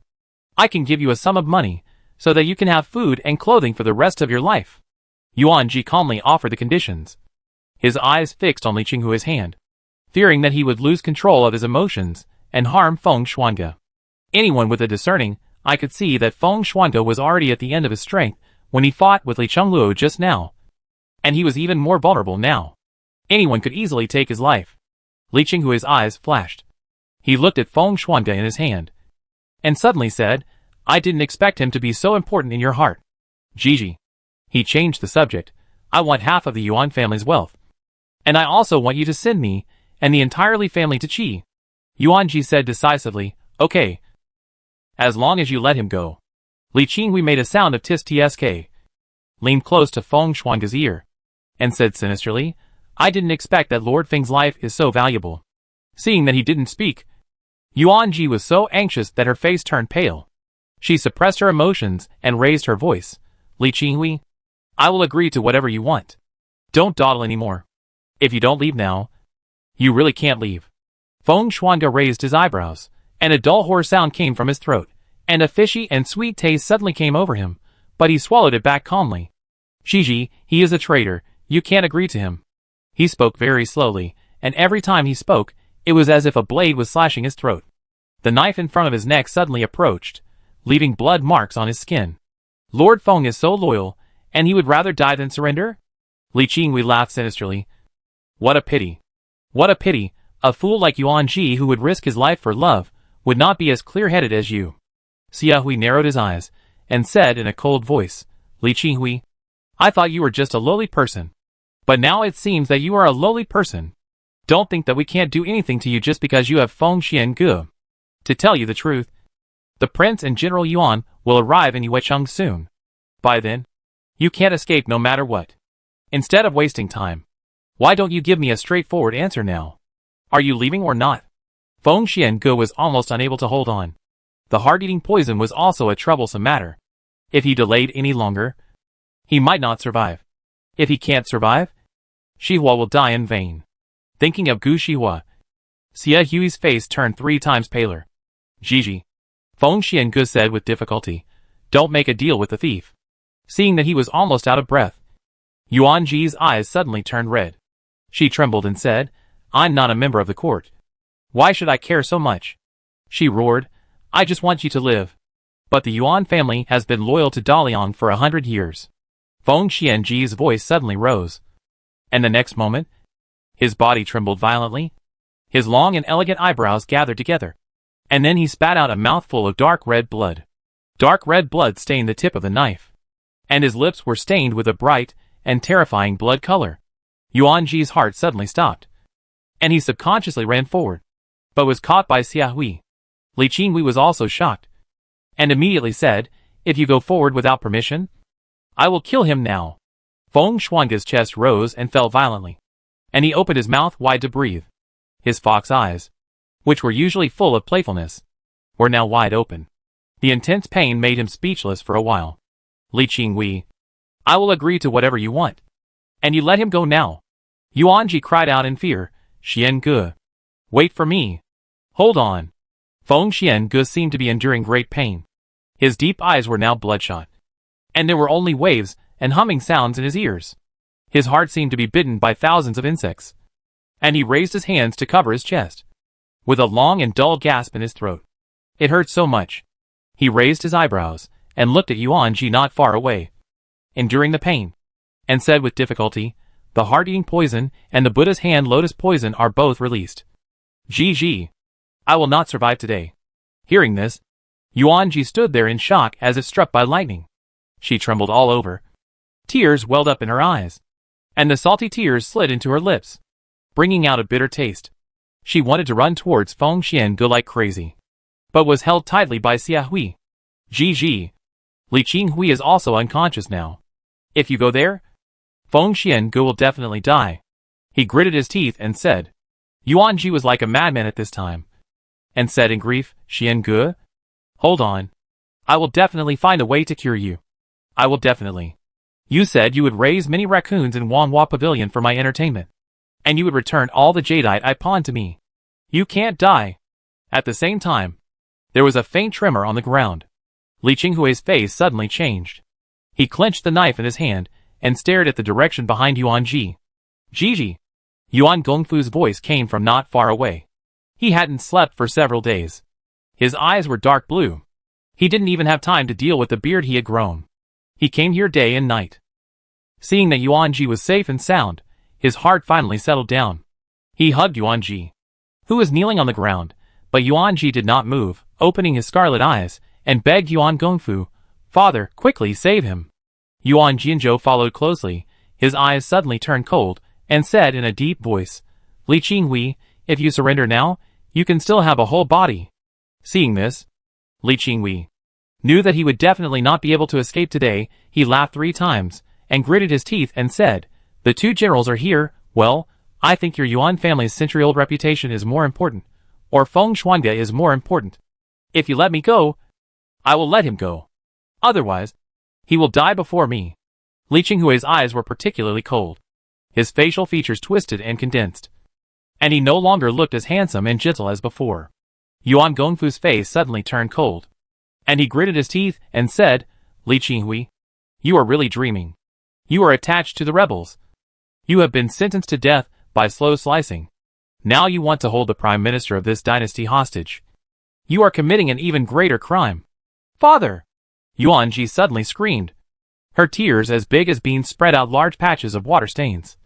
And she trembled and said, "Let him go, let him go." Yuan Gong was stunned again. He was silent for a moment, with some disappointment in his eyes. He said coldly, "Gigi, you are confused.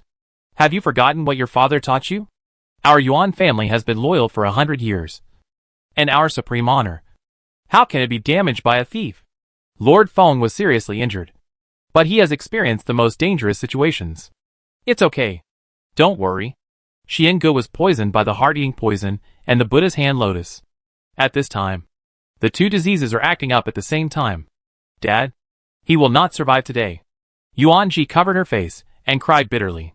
She raised her hand tremblingly, tugged at the corner of Yuan Gongfu's clothes, and said with a broken heart, "Dad, please save him." Yuan Gongfu stared at her for a long time, and finally gently tugged the corner of Yuan Ji's clothes, and said in a deep voice, "Gigi, our Yuan family is the pillar of the country." Yuan Ji's body trembled, and she suddenly woke up. Yes, this is what Yuan Gongfu taught her since she was a child. As a daughter of a general, you can be arrogant and lawless, but you must not forget your roots. The Yuan family has never compromised with traitors for hundreds of years. The Yuan family has been loyal for 100 years, and is the pillar of the country. She, Yuan Ji, is the daughter of the Yuan family. Yuan Ji collapsed to the ground powerlessly. If Yuan Jianzhou hadn't helped her in time, I'm afraid she would have fainted by now. Gigi. Feng Shuangde's voice was particularly weak. He seemed to be very tired. Even the rise and fall of his chest was not very obvious. His usually deep fox eyes were now unfocused. The severe pain had already made him lose his focus. "Kill me," he said. Yuan Ji's eyes suddenly trembled. She screamed, I won't. Li Qinghui's face suddenly changed. Feng Xiange, are you really going to die? If Feng Xiange himself doesn't want to live, then he has no way to live. If I had known this, I shouldn't have wasted time talking nonsense with Yuan Ji just now. His breath was particularly weak. Word by word, don't cry. Do you still remember how to shoot arrows? Remember the night of Qixi festival? Do you remember what I taught you? Yuan Ji's memory drifted back to that night with thousands of bright lights. A line of tears silently slid down. She murmured, I remember. Feng Xiange smiled, raised her finger and pointed at her heart, and said softly, use the archery I taught you to kill me. I don't want to. But Gigi, I'm in pain.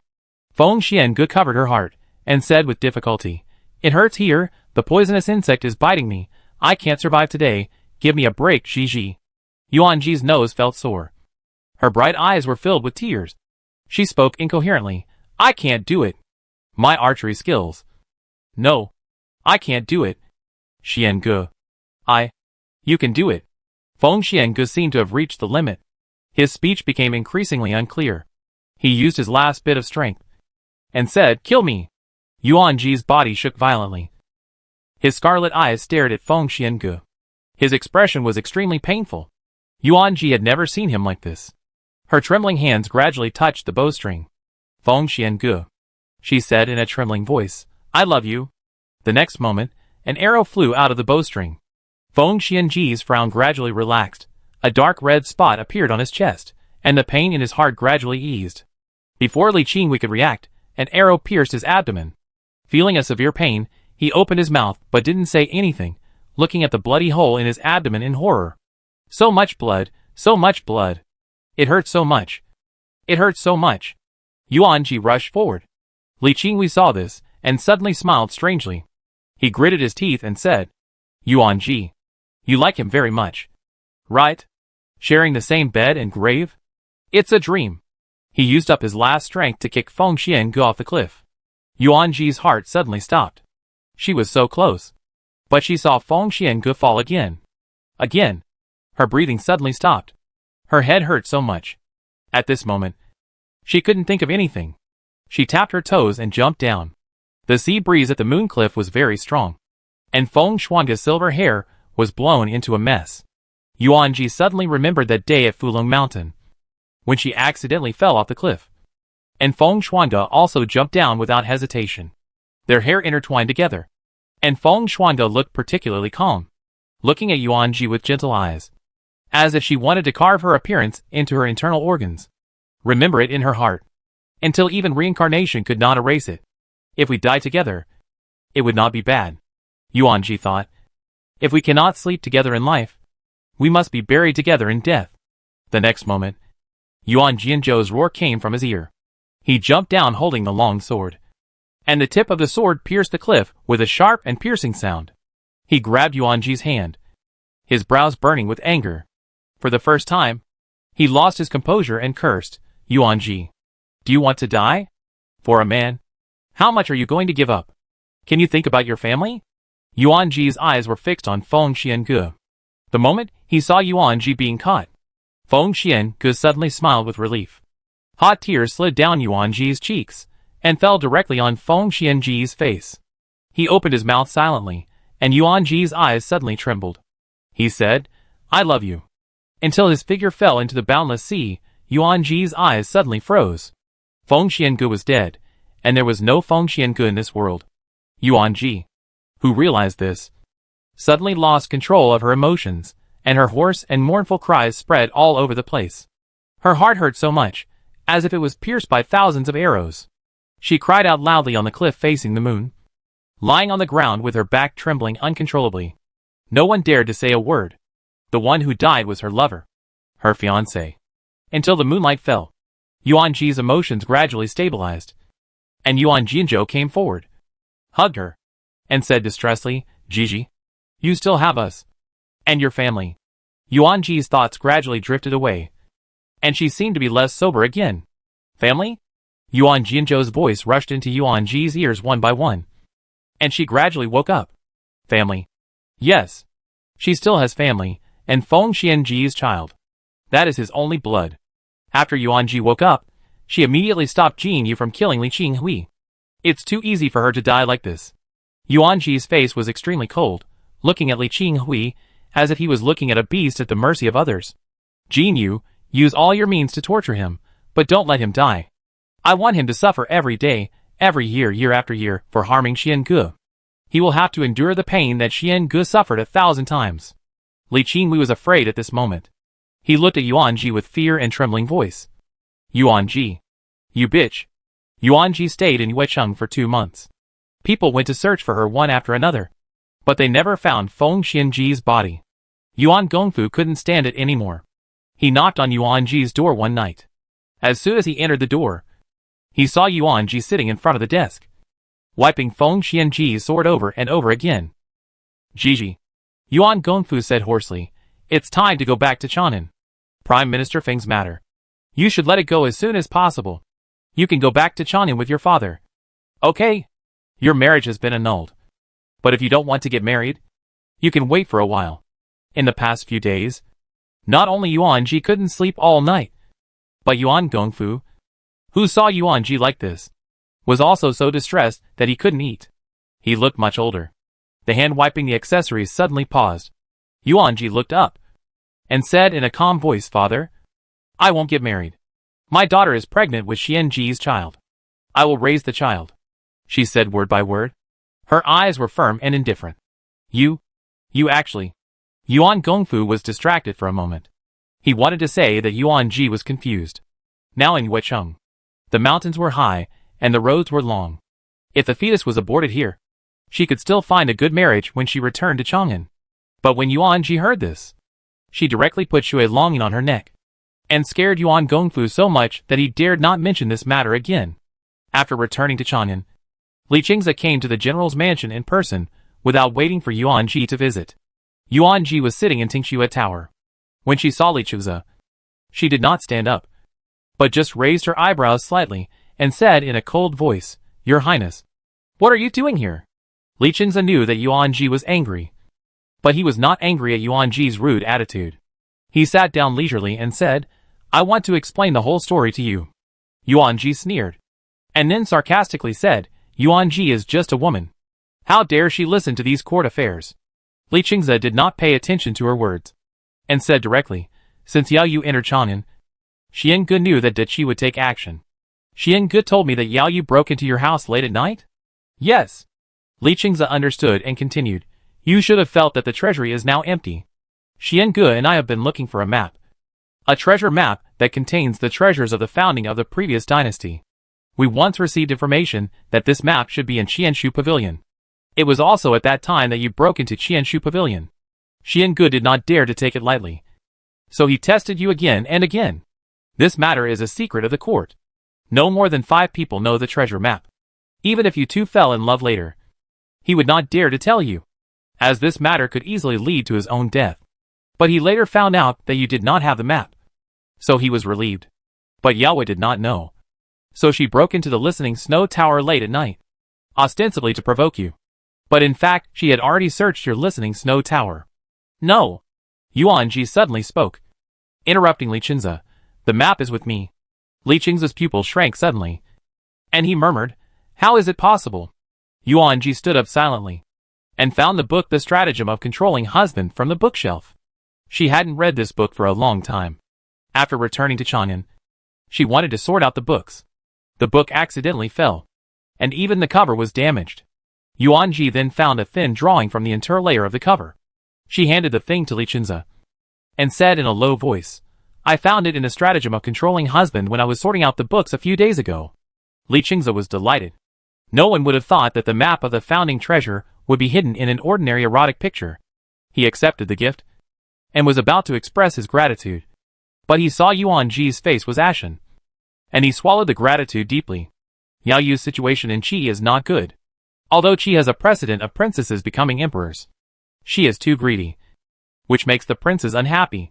After the new emperor ascends the throne, her consequences will be bad. Instead of this, it is better to find someone from Liang to marry, so as to save her life. This is why she is pestering Xiange. Yuanji paused, and asked, when in Fulong Mountain, how did Xiange know that King Jin and Yao Yu were collaborating to set an ambush? Li Qingze smiled faintly, and said softly, because of Mir. Miss Mir? Yuanji was a little surprised. Yes. Li Qingze nodded, and said, Su Mir is the princess of Qi State, and has the same father as Yao Yu but different mothers. Yuanji was stunned for a long time before muttering, so that's it. Miss Mir would be willing to give up Qi State for his highness? Yuanji still didn't quite believe it. Li Qingze unfolded his folding fan, stared at her meaningfully, and said, Miss Yuan is willing to sacrifice her life just to accompany Xiange. And Mir tipped me off. So what's wrong with that? In this world, power and interests are all like passing clouds, and only love is the most precious. Yuanji paused, and said, that's right. In this world, love, hate, and hatred. Who can tell clearly? Li Qingze looked out the window, stood up and said, it's getting late, and I have to go back to the palace first. Before leaving, he glanced at Yuanji, and after a long time, he advised, Miss Yuan, the dead are gone, and you don't have to stay single for Xiange's sake. If Xiange knew that you had been lonely all your life, I'm afraid it would be difficult for him to rest in peace in the 9 springs. Yuanji stared at him, and said softly, Your Highness also said that love is the only thing that is hard to come by in this world. Xiange worked hard for Your Highness until his death. Yuanji dares to ask Your Highness for a reward. Oh! Li Qingze raised his eyebrows, and said softly, just ask. I will agree. Yuanji's eyes slowly moved down, fixed on her slightly bulging belly, and said softly, I hope Your Highness will protect us mother and child. When the child is born, please give me and the child a safe life. You actually. Li Qingze looked surprised, looking at Yuanji's belly, and then understood, I know. Yuanji of the Yuan family is loyal and brave, fearless in the face of danger, and has the style of a general. She deserves the title of Princess Xiaohua. He said meaningfully. Thank you, Your Highness. Yuanji bowed slightly. She returned to Tingxue Tower, and suddenly remembered that Feng Xuanga had given her a wooden box. But many things happened later, and she forgot it for a while. Opening the wooden box, there was a bronze key inside. Memories drifted away silently. Yuanji tremblingly picked up the key, and hurried to the Xiangfu. After the housekeeper took the key, he was surprised. It's with you. Where is the key? Yuanji frowned and asked. The housekeeper took Yuanji through many paths, and came to a dark room in the Xiangfu. The housekeeper pressed a button behind the bookcase, and the next moment, the bookcase opened automatically to both sides. There was a dark-colored, copper-cast door there. The housekeeper inserted the key into the keyhole and turned it a few times, and the door slowly opened. "This is the Prime Minister's private vault," the housekeeper said. "Princess, please look for yourself. I will leave first. This is an extremely spacious room. On the white marble wall, a 1,000-year-old eternal lamp is burning. There are countless jades and jadeite inside." Yuanji walked in slowly. Suddenly, he remembered that he had told Feng Xuanga that when he proposed marriage, he should take back all the jades and jadeite that he had pawned. The number of jadeite in this room far exceeded what Yuanji had pawned that year. It turned out that he had always remembered his words. Yuanji's eyes suddenly turned red. She did not touch anything inside. She just picked up the cloth silently and wiped the items inside again and again before returning to Tingxue Tower. 7 days later, the decree to make Yuanji the princess of Jiahua spread throughout Chang'an. A few months later, Yuanji gave birth to a baby boy in Yuan Mansion. Yuanji and Zhou held the child, looked at the pale Yuanji with a look of pity, and sighed, "Why are you doing this?" He held the child, bent down, and said softly, "Gigi, it's a boy, you can give him a name." Yuanji was sweating profusely. She tried her best to open her eyes. The child was very beautiful. Narrow and long fox eyes were somewhat similar to Feng Xuanga, and there was a bright red mole at the end of the eye. The baby opened his round eyes. Clear and deep eyes stared at Yuanji curiously, and there were still tiny sounds in his throat. Yuanji looked at him absent-mindedly, thought for a long time and said, "Just call him Feng Qingxian." Qingxian. Yuanji and Zhou pondered for a moment and said, "What a good name." He teased the child while saying, "Jin Xiao is outside the Great Wall now, and he can't come back for a while. But the child's full moon can still come. Xuanqin is also coming back at full speed. She happened to go to Yangzhou to purchase goods the day before yesterday. She received the letter yesterday, and is on her way now. Tell the second brother not to worry about the family. When my sister arrives, wake me up." Yuanji's voice was very weak. Giving birth took all her strength. She said, "I need to sleep a little longer." Yuanji and Zhou nodded. Yuanji raised his hand and touched Feng Qingxuan's little face, said in a daze, "Brother, if Xiangu was still alive, it would be great. Sister Xian Xian has been found, and Qing Xian is also born. He must be very happy." Yuanji's eyes were misted again. Okay. Don't cry." Yuan Jinzhou comforted him repeatedly. "Don't say these unhappy things in front of Qing Xian. He will cry when he hears it later." Yuanji burst into laughter. He is still young. What can he understand? I don't know if Feng Qingxian understood. But as the two of them were talking, he burst into tears, which scared the two of them. A month later, Yuan Mansion held a full moon banquet.